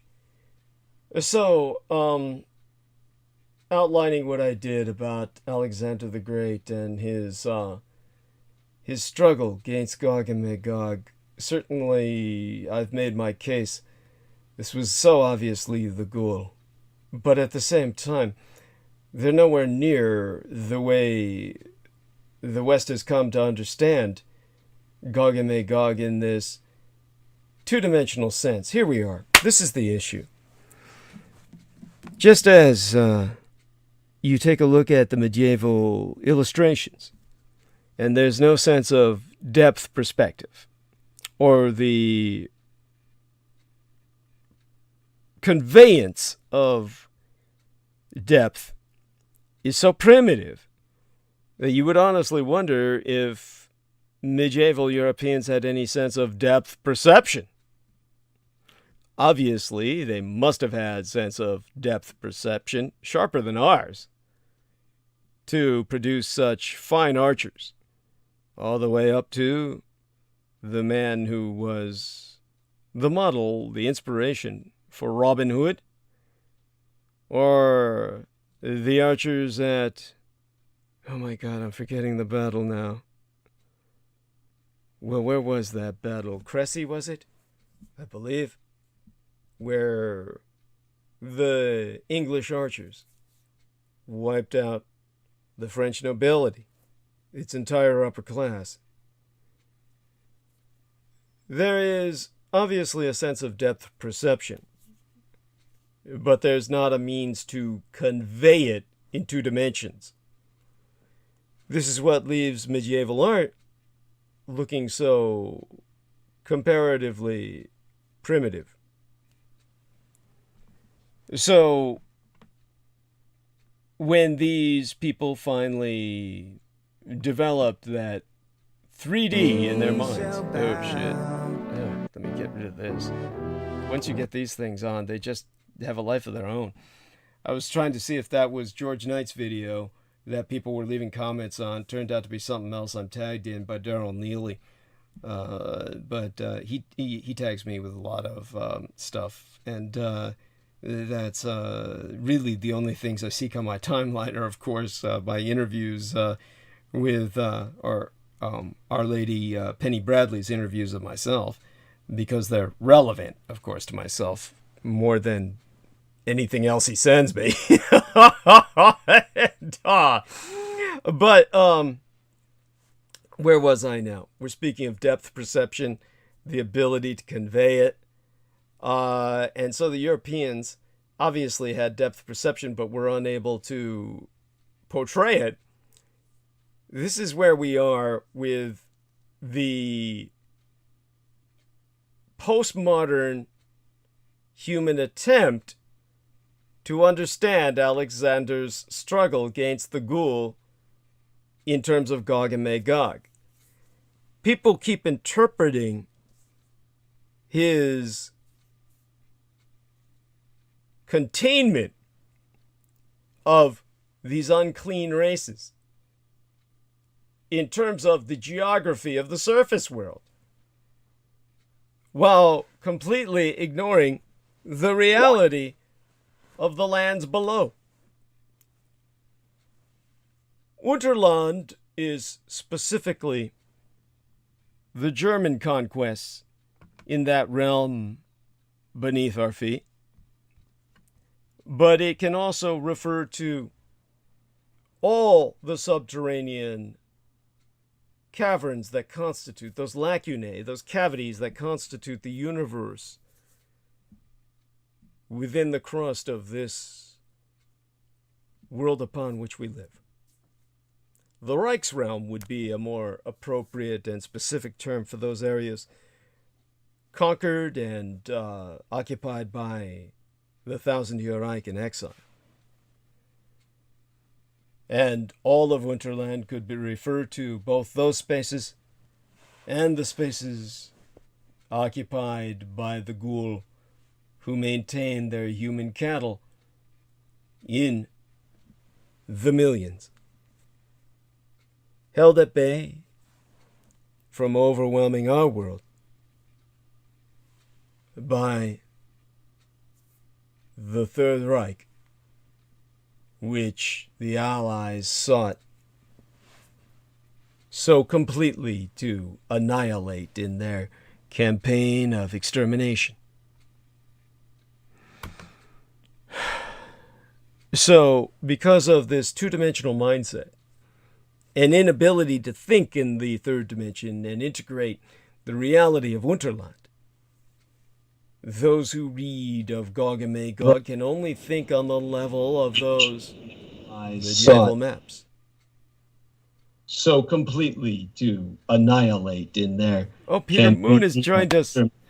Thank you, sir. I hope you have a chance to review later in the day the contents of tonight's transmission. I'll try and provide you a timestamp where I get started in monologue, which wasn't too long after you left, but about an hour thereafter is when I finally got started and was able to last till now.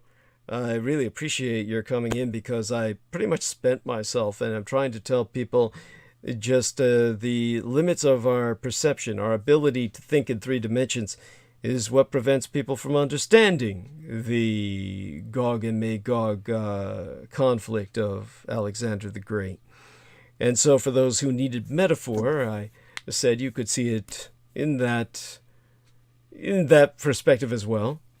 But there you have that. I'm pretty much spent and glad to have you with us, and this will easily help me last through the closing hour.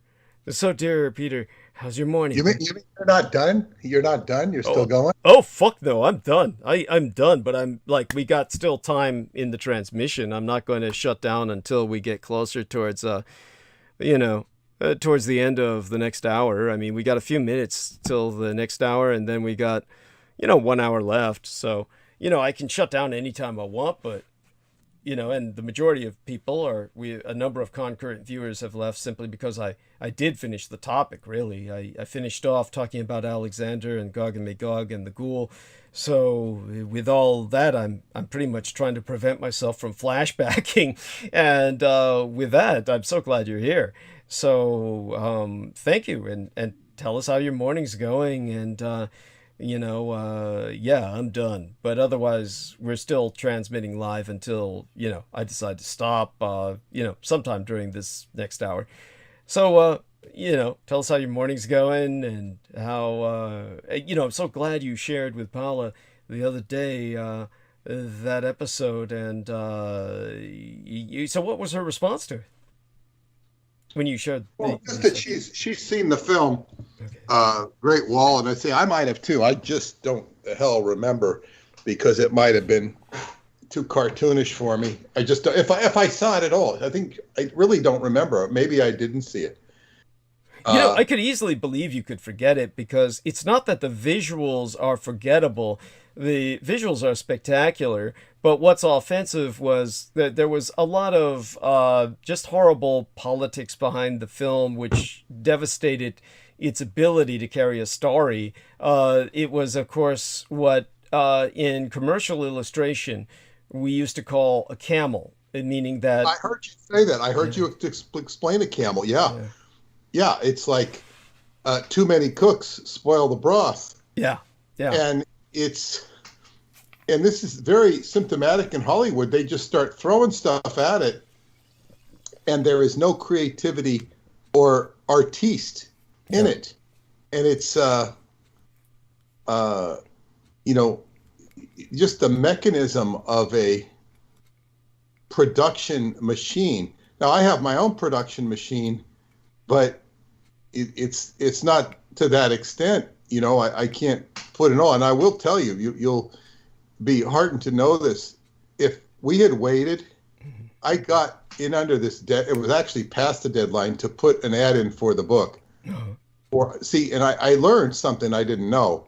Like, I'm actually forced to advertise. And I think the advertising has really helped me. Advertising is a very mixed bag in any field. And I'm forced to take out an ad. I have to pay for it. But it was advertising that built my business originally in one certain trade journal. And then the dynamics of the marketplace changed to where they kept jacking up the price and the circulation, but the response was nothing, because it was a shit circulation. Thank you. Yes. And in the early days, I'd even call them and say, "What's your circulation? What's that?" Holy shit. No, not with them, but with certain other places that want you to advertise. Because when you put an ad out like that in a trade journal, you get calls from everybody wanting you to advertise in their thing. You go, "What's the circulation?" "Well, we don't know. We don't have a circulation." It's like, why would you want to advertise if that's the main thing in a circulation? And then you only expect a small percentage. Yeah. But they have a trade journal, or that goes to all the bookstores or book orderers, and they see what books are available. Well, I made a big mistake in categorizing the book as world history and American history, or World War II history, whatever it is. So I was not able to change what's on the inside of the book, but I changed the listing on what's called the book index subject, BISAC. I changed it for the ad so that I could advertise it as UFOs and extraterrestrials. Okay. Because if I did not put it there, they wouldn't let me advertise it, because it would be with New Age. If it has to be with body, mind, spirit. That's what it is. So it's now in the body, mind, spirit as far as its category. But if you open the book, it'll say world history or American history. Interesting. Because I said I made a big mistake, because I wanted to advertise my Spandau Mystery, and that's, I think, science fiction. So I can't, most of my titles are in body, mind, spirit category. So I have to keep it in there. Otherwise, not only would I have to take out another ad, it's not time. They do it on a calendar. So I was able, Crystal was right to campaign for the time as I was, because I just squeaked, because it was actually overdue. And I know them, they let me, so they said they would advertise it and they will order the book. It will be ordered. Great. I'll probably get orders for it tomorrow. Fabulous. And I should be able to fill them. The book should come, I hate to be sure, because they said they got a big delivery coming today of other books. So they said it'll be shortly after. I think next week they'll send it, which can mean anything, because I mean, understood. Yeah, could take 5 days. Yeah, it's the nature. All the supply chains are all fucked up by the COVID-19, the Cold War with China. I mean, everything was made in China. I don't know, but supply chain, it's just the printing was backed up, unusually so. Well, see, my printer was backed up, but then again, for the print on demand titles, they do them instantaneously now, whereas like I had to wait like 6 weeks around Christmas. Wow. I guess they back up around Christmas. See, you don't know what the hell's going on. I mean, it's like things change, they gyrate. And, like my general titles have bottomed out right now because of COVID's ending. Yeah. COVID really helped me. Yeah. Helped me tremendously. So I'm so glad. And by the way, having the enemy work for you. Yes, it is. That's so wonderful. It's splendid. And by the way, to all our listeners, we're not being facetious here or sarcastic. This really was something that worked in Peter Moon's favor and therefore in mine. So it's wonderful to see that the horror of COVID has its collateral benefit. It's silver lining in the club. But Douglas, this is exactly working with the primordial energies, as we were talking about last night. Yeah. Or night for me, whatever it was. Yes. Night for you too. Yes. Primordial energies, and because these are a part of us, and it's hard to say this, but it's even possible for these primordial energies to actually like you and push you. There's a statement to bring in the New Testament, and it's been translated, because King James chops things up, but it's a statement from Christ saying, Satan, get behind me and push. Yes, get thee behind me, Satan. Yeah. Well, yes. Yeah. And it's like, that's not an allusion to the 11th degree, It doesn't say, get behind me, Satan, and go to town. He says, get behind me, and this was translated for me as push, and move. It's like to have the forces of the nether regions, and have them at your disposal. That they're your motivating force. They're empowering you and propelling you forward there by their own infernal motivations. So definitely. The Satanist types. Yeah. Not all Satanists are like this, but you'll have your Satanist types, who will, just get into that mentality because they feel a certain empowerment. And it's actually a lack of empowerment. Yes. It's sort of like having the empowerment of killing a small animal. Yes. And I can do this because I'm bigger than you. Well, it's some are sort of operating on that level to show off and thrive in their own minds on what power they do have. Everybody has some power, and rather than opting for something more elevating, they will stoop to that and be quite proud of it. I think Anton LaVey was quite proud of his, reducing things to the lowest common denominator. Yes. I can see where he had that element. And then there were other elements to him where he had a greater charm capability than Michael Aquino. Michael Aquino, of course, had his own charm, but it was honestly, that was if you could stand to be in his presence after the stench of his reputation was overcome. He had a more capable intellect than LaVey. Yes, his intellect was more capable. LaVey, however, was more socially adjusted in a sense. He was less elitist than Michael Aquino, and therefore had less of that aloof mannerism that kind of kept people at bay. Whereas Anton Szandor LaVey had a kind of circus-like charm that he exploited. Of course, both of these are evil men, and in no way, shape, or form am I attempting to rehabilitate them.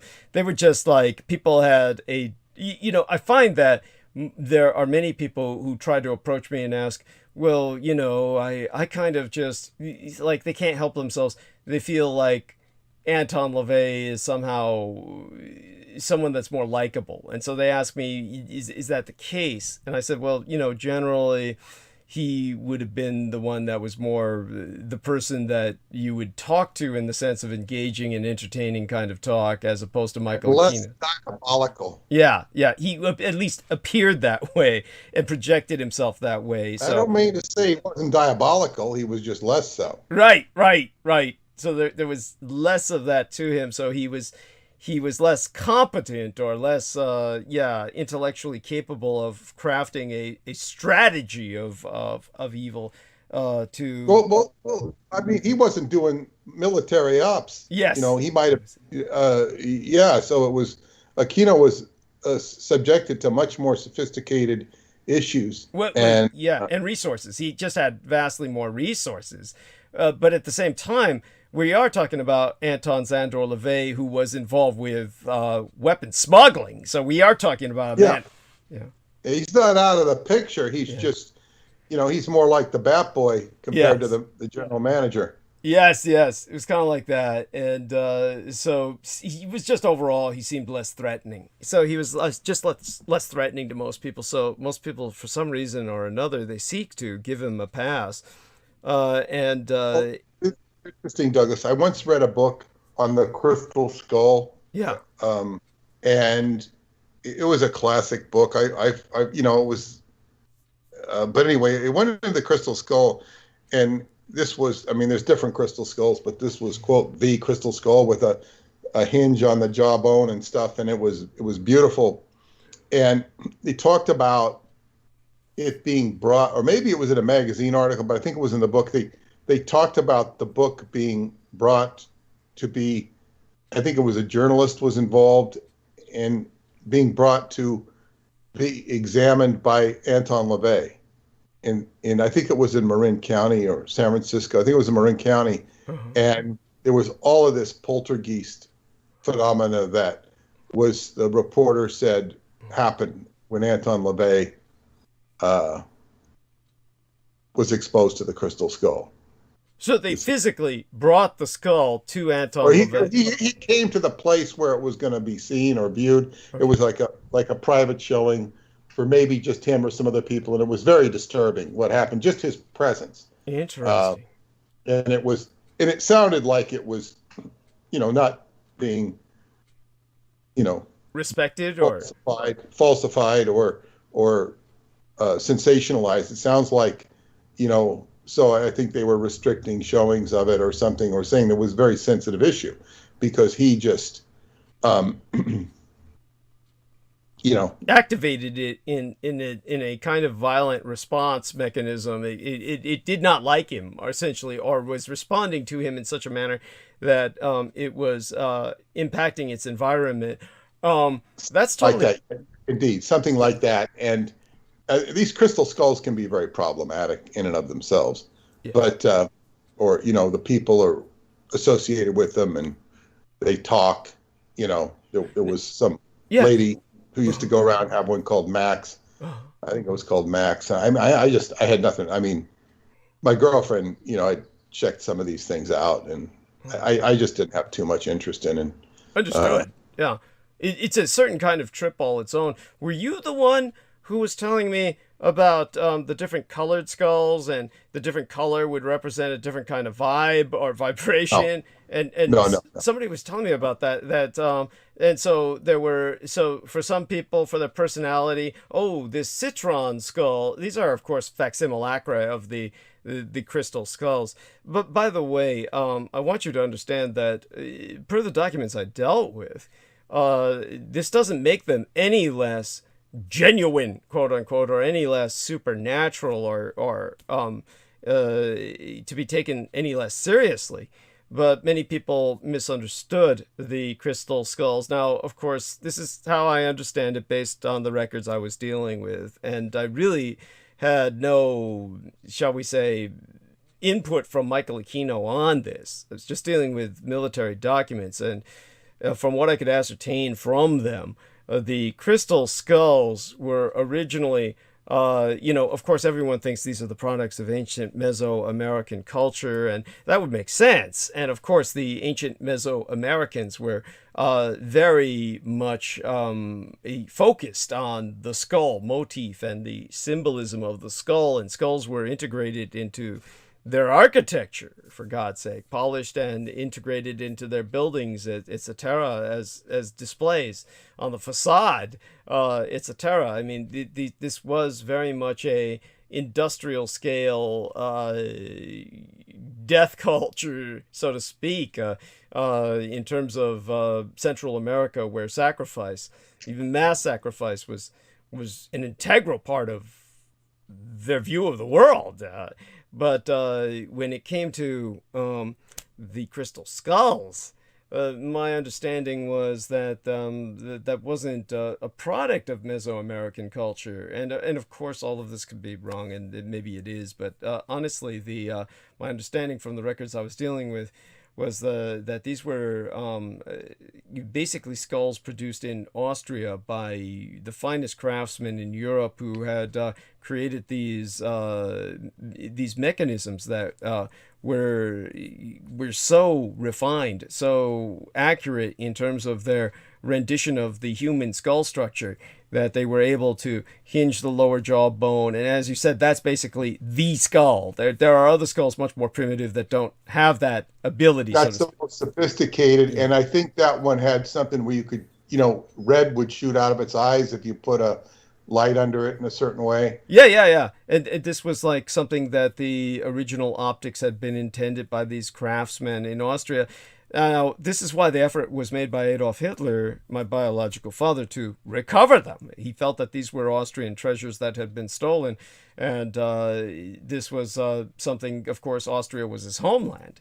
So he made an attempt to recover them, hence the quote-unquote, the Indiana Jones concept of the Nazis are coming for the crystal skull. Of course, by that time they made the film, they were done with Nazism and made it a Bolshevik kind of threat to recover these skulls.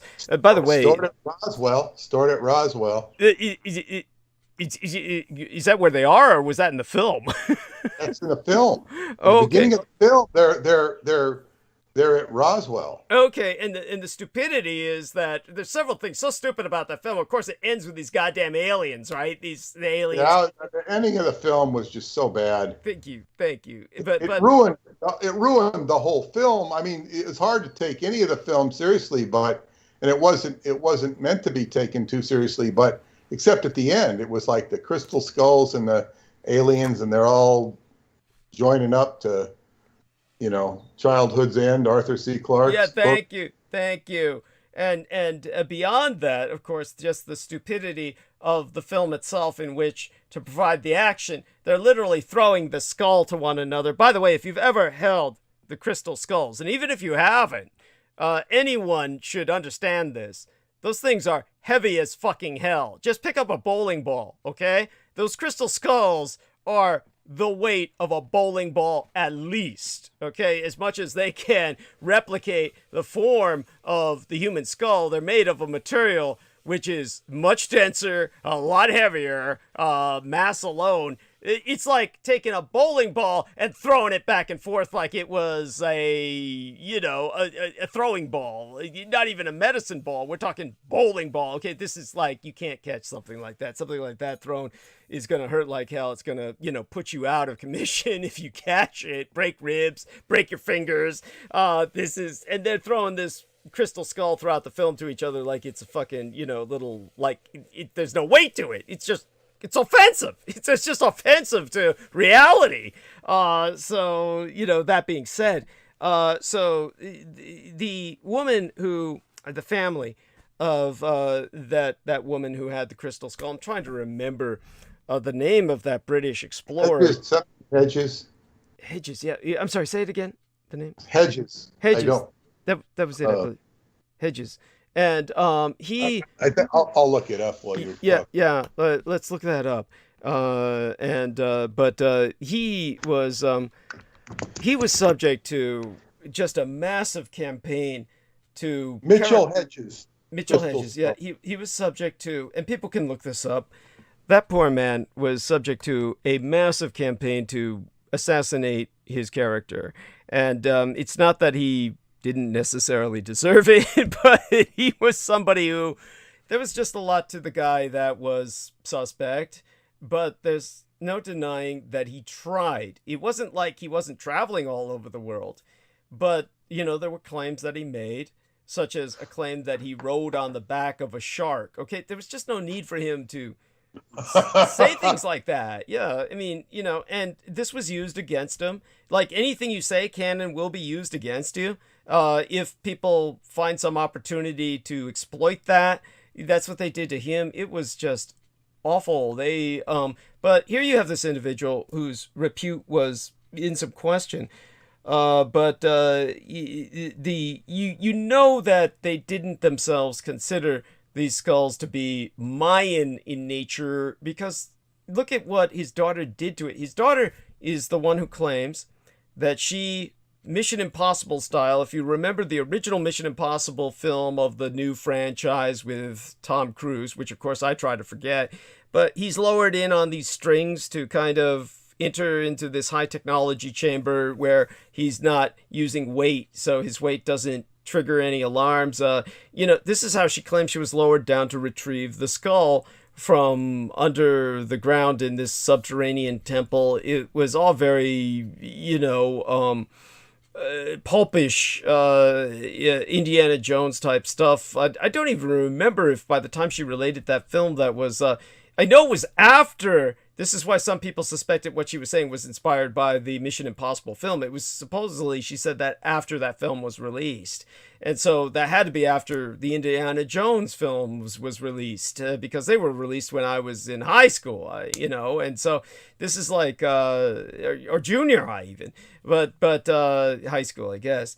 But in terms of my point, she later on had holes drilled into the goddamn skull in the lower jawbone so that they could secure it to a stand. Okay, nobody would treat a true archaeological treasure like that. You don't drill holes into the goddamn thing so you can fit it on a fucking stand. And she forever compromised the structure, the value, everything about it. I mean, maybe someone would be so stupid and irresponsible as to do that, but you get my point. If she truly was from a background where they believed it to be what it was, who would do that? And the way they would just pass it around, this is why I asked, they took it to Anton Szandor LaVey, because that would not have surprised me, because originally... Well, it says here, Douglas, it says here that the skull was taken to...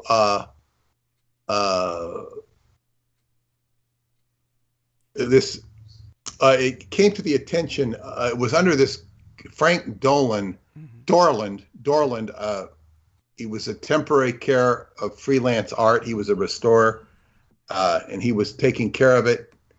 And then it came to the attention of a guy named writer Richard Garvin, who was worked at an ad agency and supervising Hewlett Packard's account.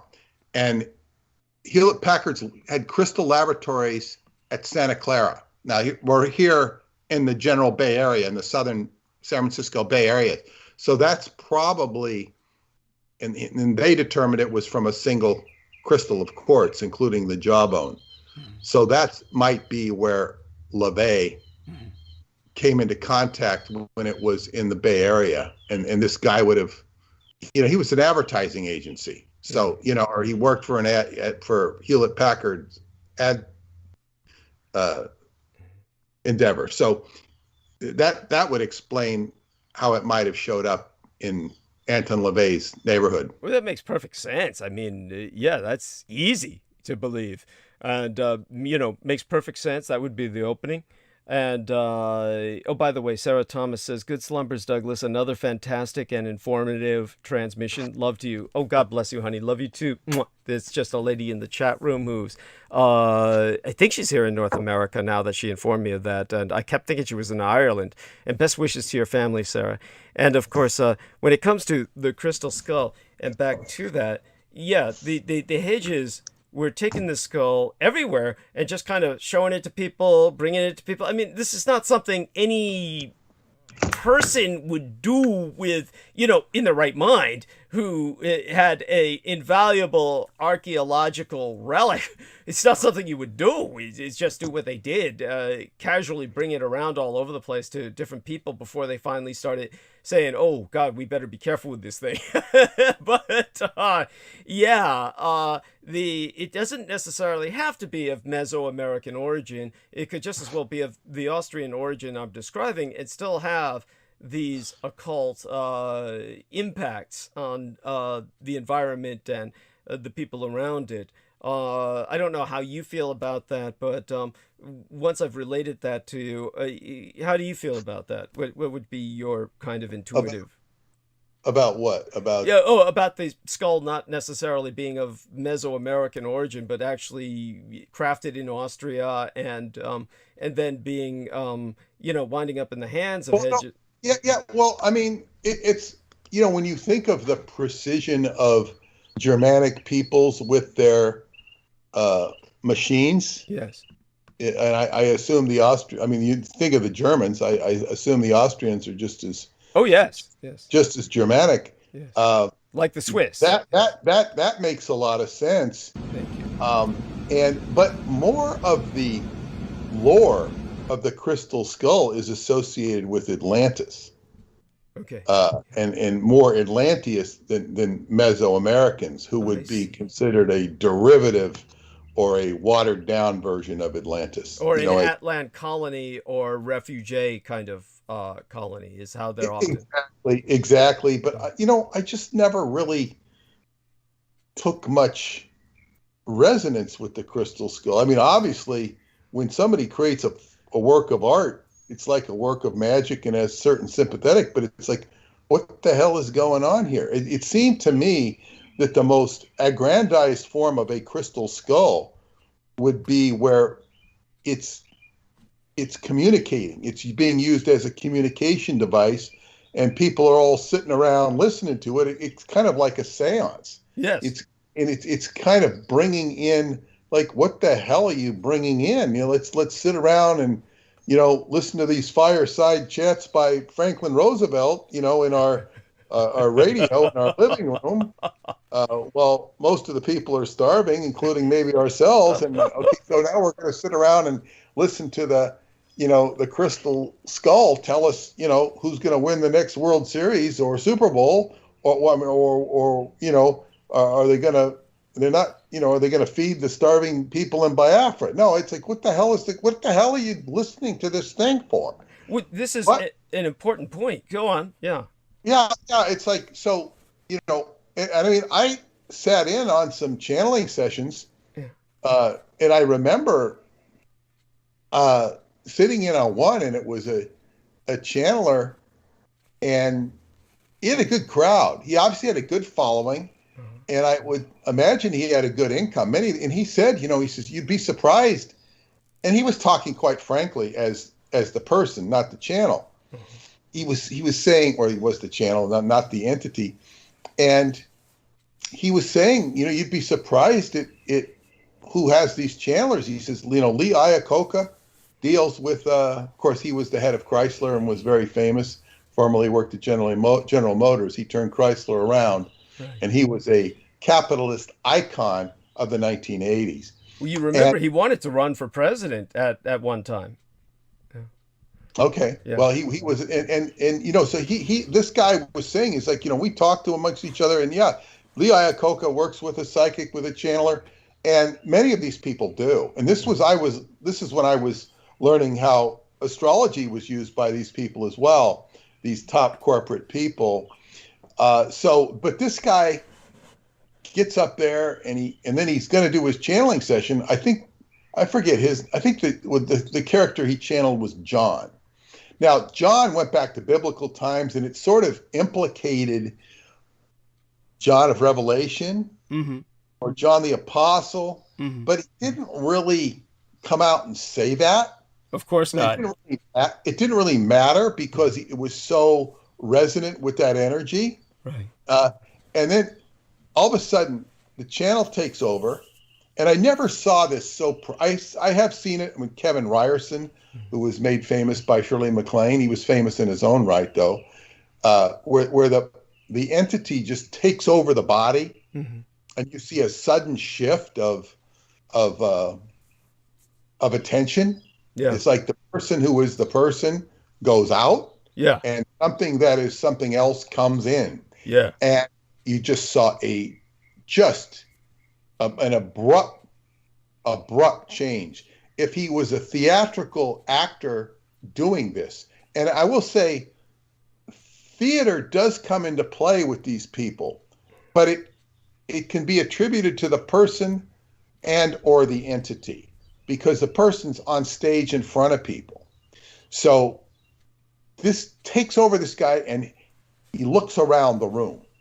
And I could feel when he looked around the room, like, you know, this is like somebody from, 70 AD or thereabouts, looking at a auditorium with an American flag, probably an American Legion flag or New York State flag, whatever they had in the auditorium, and all these people dressed in 1990s clothing, and he's looking around. I said, boy, how disorienting. Yeah. How disorienting could this be to this entity? Yeah. It would look like a bunch of cacophony of yuck. It would be an assault on the senses. It was, and I could feel the assault. And then that being would have to be looking more at the astral or causal energy associated with all the people in the group. And then you have the good old English language coming into play. And then he's channeling in English. He's not channeling in any other language than English. So where do you draw the line between where somebody he's obviously speaking through this man who's an American, and he's, talking about this, that, and the other thing. And I'm thinking, like,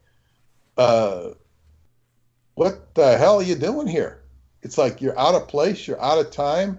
And his prophecy, the beings, I'm talking about the entity's prophecy, is going to be pretty self-oriented, if not self-serving. Yes. And it's kind of like, it's just, and people get all jazzed up by it. They get all excited by it.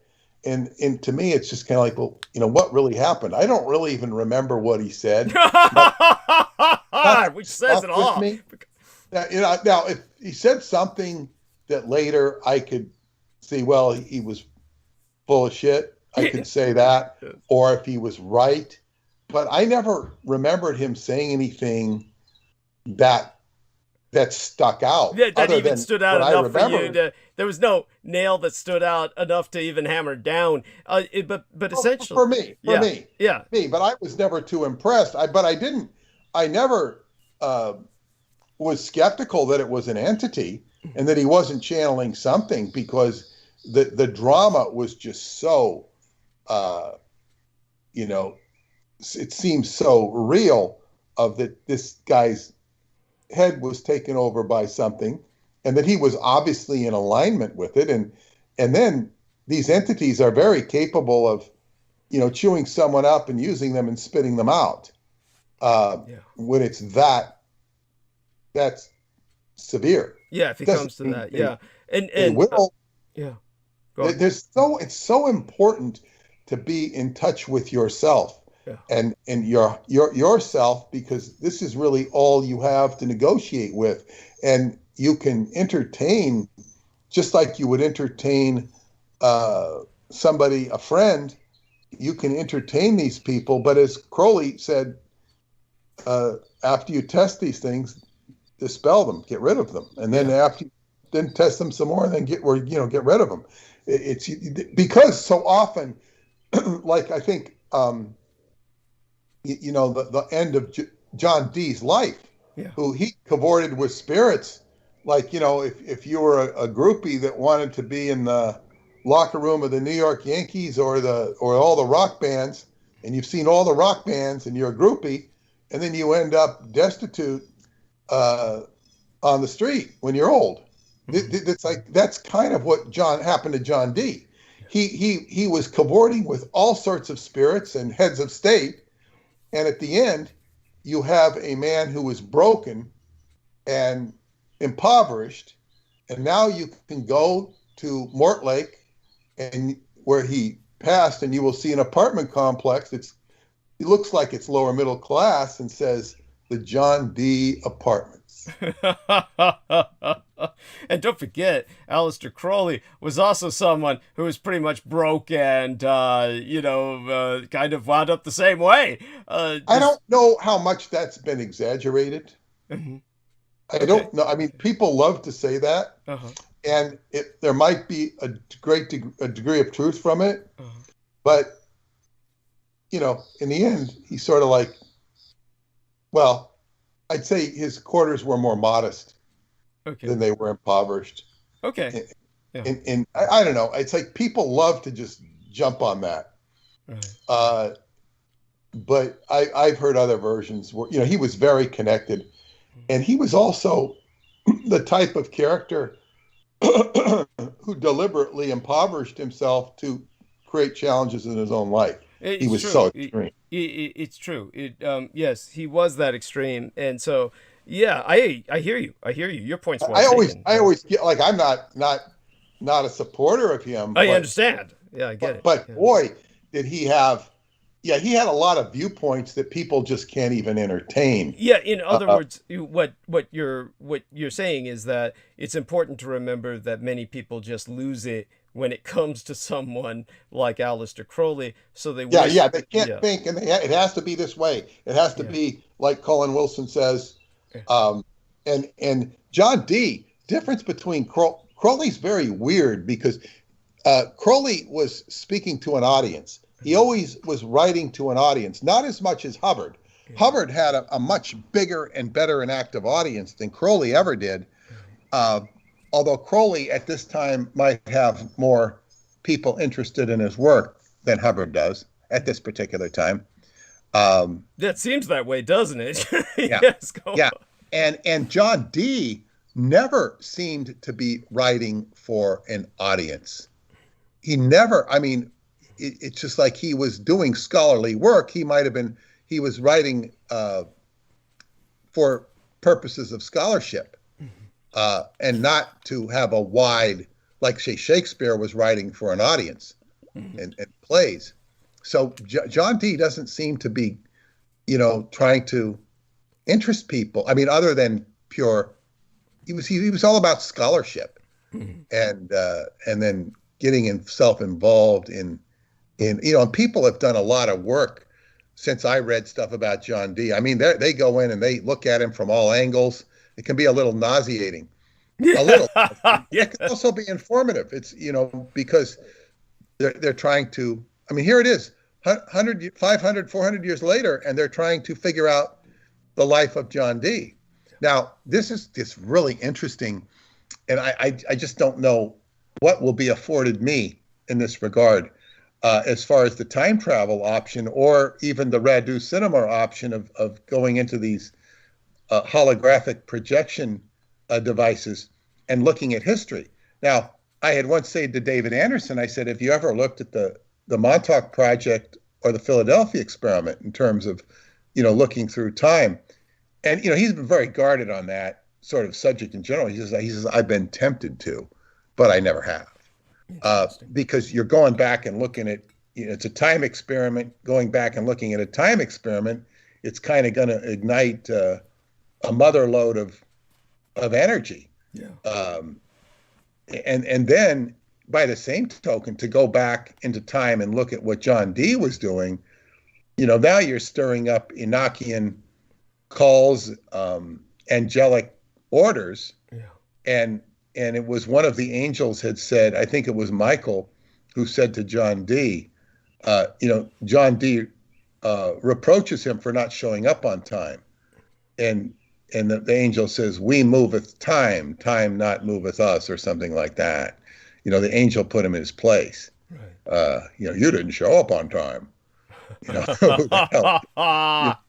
And so when so if David Anderson or anybody with a time machine were to go back and go look at those Enochian calls, or a session with Edward Kelly and John Dee, and what havoc are they going to raise coming through the time reactor or whatever? Is okay, you came, okay, motherfucker, you came to look at us, now we're going to look at you. And it is a very interesting concept that something he would have to deal with potentially. Right. And then you also have involved with Edward Kelly, the shenanigan player, the man who was recognized as a con artist. Yeah, the scryer, the guy who handled he the wasn't all con artist. See, he was a con artist who wasn't a con artist. Right. And he was a scryer who wasn't a scryer who was a con artist. It's you've got this very back and forth element with Edward Kelly. And Marjorie Cameron had told me she thought that Parsons and Hubbard, when they were doing the Babylon working, they were trying to emulate John Dee and Edward Kelly. They thought that they got mixed up in that energy, and she thought that Hubbard had taken on too much of Kelly. That was just her opinion of or a potential opinion. I mean, she's just saying, it looked like he, this is why he absconded with the boat and all this stuff. There's also other elements at play there that she thought he became, she also thought he kicked in William Morgan, or the pirate, or Henry Morgan, whatever, the famous pirate name, Morgan. She thought that was related to the Wilson lineage, and that this is what made Hubbard he was out on the seas, and he just decided to be a pirate because he got so impassioned with that past life that it overtook him. That nautical thematic. So one thing that was I'm just curious. Was Marjorie Cameron still a looker when you were working with her? No. She was a crone, and she identified as a crone. Okay. She had white hair, and you could see elements of reddish in it, but it was basically white. And she was old, craggy face.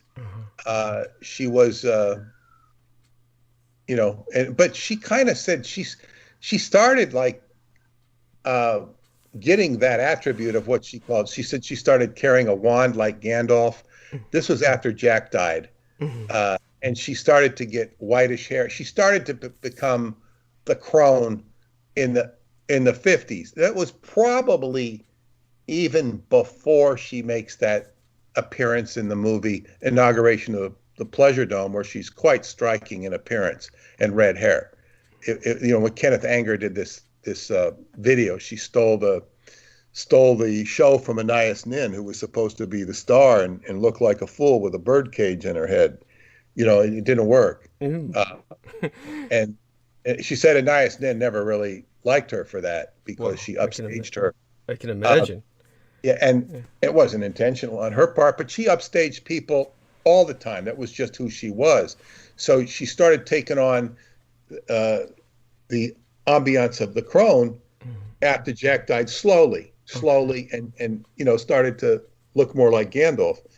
Although, so she had whether she was in her peak of good looks or her more mature days, she was a striking presence. Right. Striking. And of course, I knew her in her last years, and she said that, they kicked her out of she went in to get her heart fixed, and they kicked her out. They called her a witch. And these were medical professionals who did this? No, her harp, not her heart. Her harp. Oh, okay. Her harp. And it was down the road, and it was probably on Melrose, because she was in West Hollywood, and she pointed to the street. Oh, down the street down there, and in other words, they didn't want anything to do with her. And now she didn't look like a witch to me. Right. If you put her in garb, she could look like a witch, and maybe she was wearing witch's garb. She didn't tell me that. I don't think she normally dressed that way at all, like witch's garb. But there was a part of her that even though she didn't necessarily say it, got a kick out of that. Yes, of course. Just like tweaking. Like she liked the fact that she wasn't like them, and I think she made me. I acquiesced her take out. She used to drive a hearse around. She drove a hearse around at one point in her life, and I put that in there. And well, she actually, the way she acquired the hearse was kind of by happenstance. It wasn't like, I'm going to go out and buy a used hearse. She kind of just fell into her. That makes sense. Yeah. It fell into her center of being. But it's one of those things that is also kind of expected, because her energy was such that she's kind of like those goth chicks today, kind of like anticipated the goth chick phenomenon. Oh yeah, but I don't think she would have ever dressed as a goth. No. I know what you're saying, but she would have needed to dress like a goth. That's right. And I didn't say this to my daughter, but we went. One of the things we never made it to Hancock Park. This is where the La Brea tar pits are. Yeah. Okay. Well, I took her there when she was little. Yeah. And she was 3, and 3.5, and she keep asking me how the animals got stuck in the tar, because they had pictures of them all on top of each other. They go in the tar, and I'd explain it to her, and then about 5 minutes later, she'd say, "Dad," she goes, "how the animals get stuck?"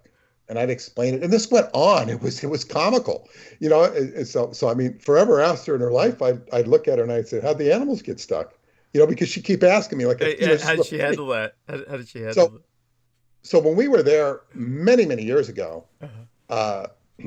this is when the Japanese lady at the Bodhi Tree bookstore my daughter heard her saying, "Everything Peter Moon right, 97% full of shit." That's so funny. And then so she heard this, because I'm using the restroom backstage, and there's not too many people. There's nobody there hardly, and my daughter's behind a curtain, and she's hearing this woman talking. And afterwards, after the lecture, the woman came up and praised me. "Oh, Mr. Moon, you're very good. Well, I'm so glad you're doing this." Oh my God! And it was, my girlfriend explained to me that, Japanese can be particularly two-faced. She said she was used to dealing with them. They say one thing to the American, and behind the back they say other thing, and that's consistent with everything you said about the World War II. Yes. You Americans, you won. Yeah. It was an important lesson. This woman was actually very nice. I could have engaged her in a friendship if I wanted to. Right. She gave me her card. She was a designer, did very well for herself, and she was actually a very nice lady. Yeah. I didn't begrudge what she said about me. I don't care. Yeah, no, I get it. I appreciate that, and I understand exactly where you're coming from. By the way, some things to kind of tie some ends together. The interesting thing that you might want to share with your daughter now, and it would have explained a lot to her when she was young. I'm being facetious there, but it's been found that well over 90% of the animals stuck at the La Brea tar pits and any of those similar types of situations where these bodies get preserved, the overwhelming majority of these fossils that are obviously animals that have come on some kind of misfortune or accident and wind up preserved by falling into a pit of amber or something, etc., the La Brea tar pit type situations. These are overwhelmingly male. The overwhelming majority of fossils are male. This just goes to show that no matter what animal, no matter what species, men are essentially more adventurous and more stupid. Just risk their lives rather cavalierly and wind up in this. Yeah. What the thing was is, at least the way they portrayed it is, one animal gets stuck, Yeah. and they're helpless, Yeah. and then the other animal sees, oh boy, prey. Yeah. Yes. So Yes. jump on them, and then if males were the predators, they keep jumping on each other until they're all. There you go. There you go. It's kind of very, very primal. But back to that anyway. So when she was older on this trip, I'd taken her. I said, let's go back to the La Brea tar pits. When we were going to go there, because now she's, in her teens, and we're going back there, and we never made it because she says, I want to stop at that store, that vintage clothing store. So we go in the clothing store, and these are like $300 was pretty cheap for one of these dresses, vintage clothing. This store used to be in San Francisco. It was, in fact, I don't know if you ever remember it, the way we wore. No, I don't remember it at all. It was a vintage clothing store in San Francisco, predominantly for women. Right. And so we go in there, but I didn't realize the name of the store until I looked at the tag, and then I realized it was my ex-wife's best friend. So I went, and I knew her, and so we had a reunion with her. It was a really odd coincidence. We're just going by this store in LA. So we never made it to the La Brea tar pits. So this trip we did make it to the La Brea tar pits. Just Great. Before the museum closed. We didn't get to go in the museum, but beautiful museum. But I remember, I didn't say it to her because I just, have enjoyed the virtue of being silent. Marjorie Cameron told me that they have a whole art museum now at Hancock Park. That wasn't open either. We were able to go into the gardens or whatever it is, plaza. My daughter knew all about this art museum because she's an artist and what was going on there or something. But that Marjorie Cameron told me they had restricted her art because it had nudity, and it was a big scandal in its day. Yeah. She had basically been smoking grass at that park, at Hancock Park, and I don't know if it was she said she basically manifested that whole museum. And it either showed her art. I don't know if it didn't show her art or showed her art, but I remember that story she told me about creating the whole museum. It was like an act of magic. Her and some guy, they were on grass, smoking grass, back when grass was could put you in jail for that. Yeah, yes, understood. I get it. I was going to bring that up for younger. Well, and I also said it to my friend who just passed away.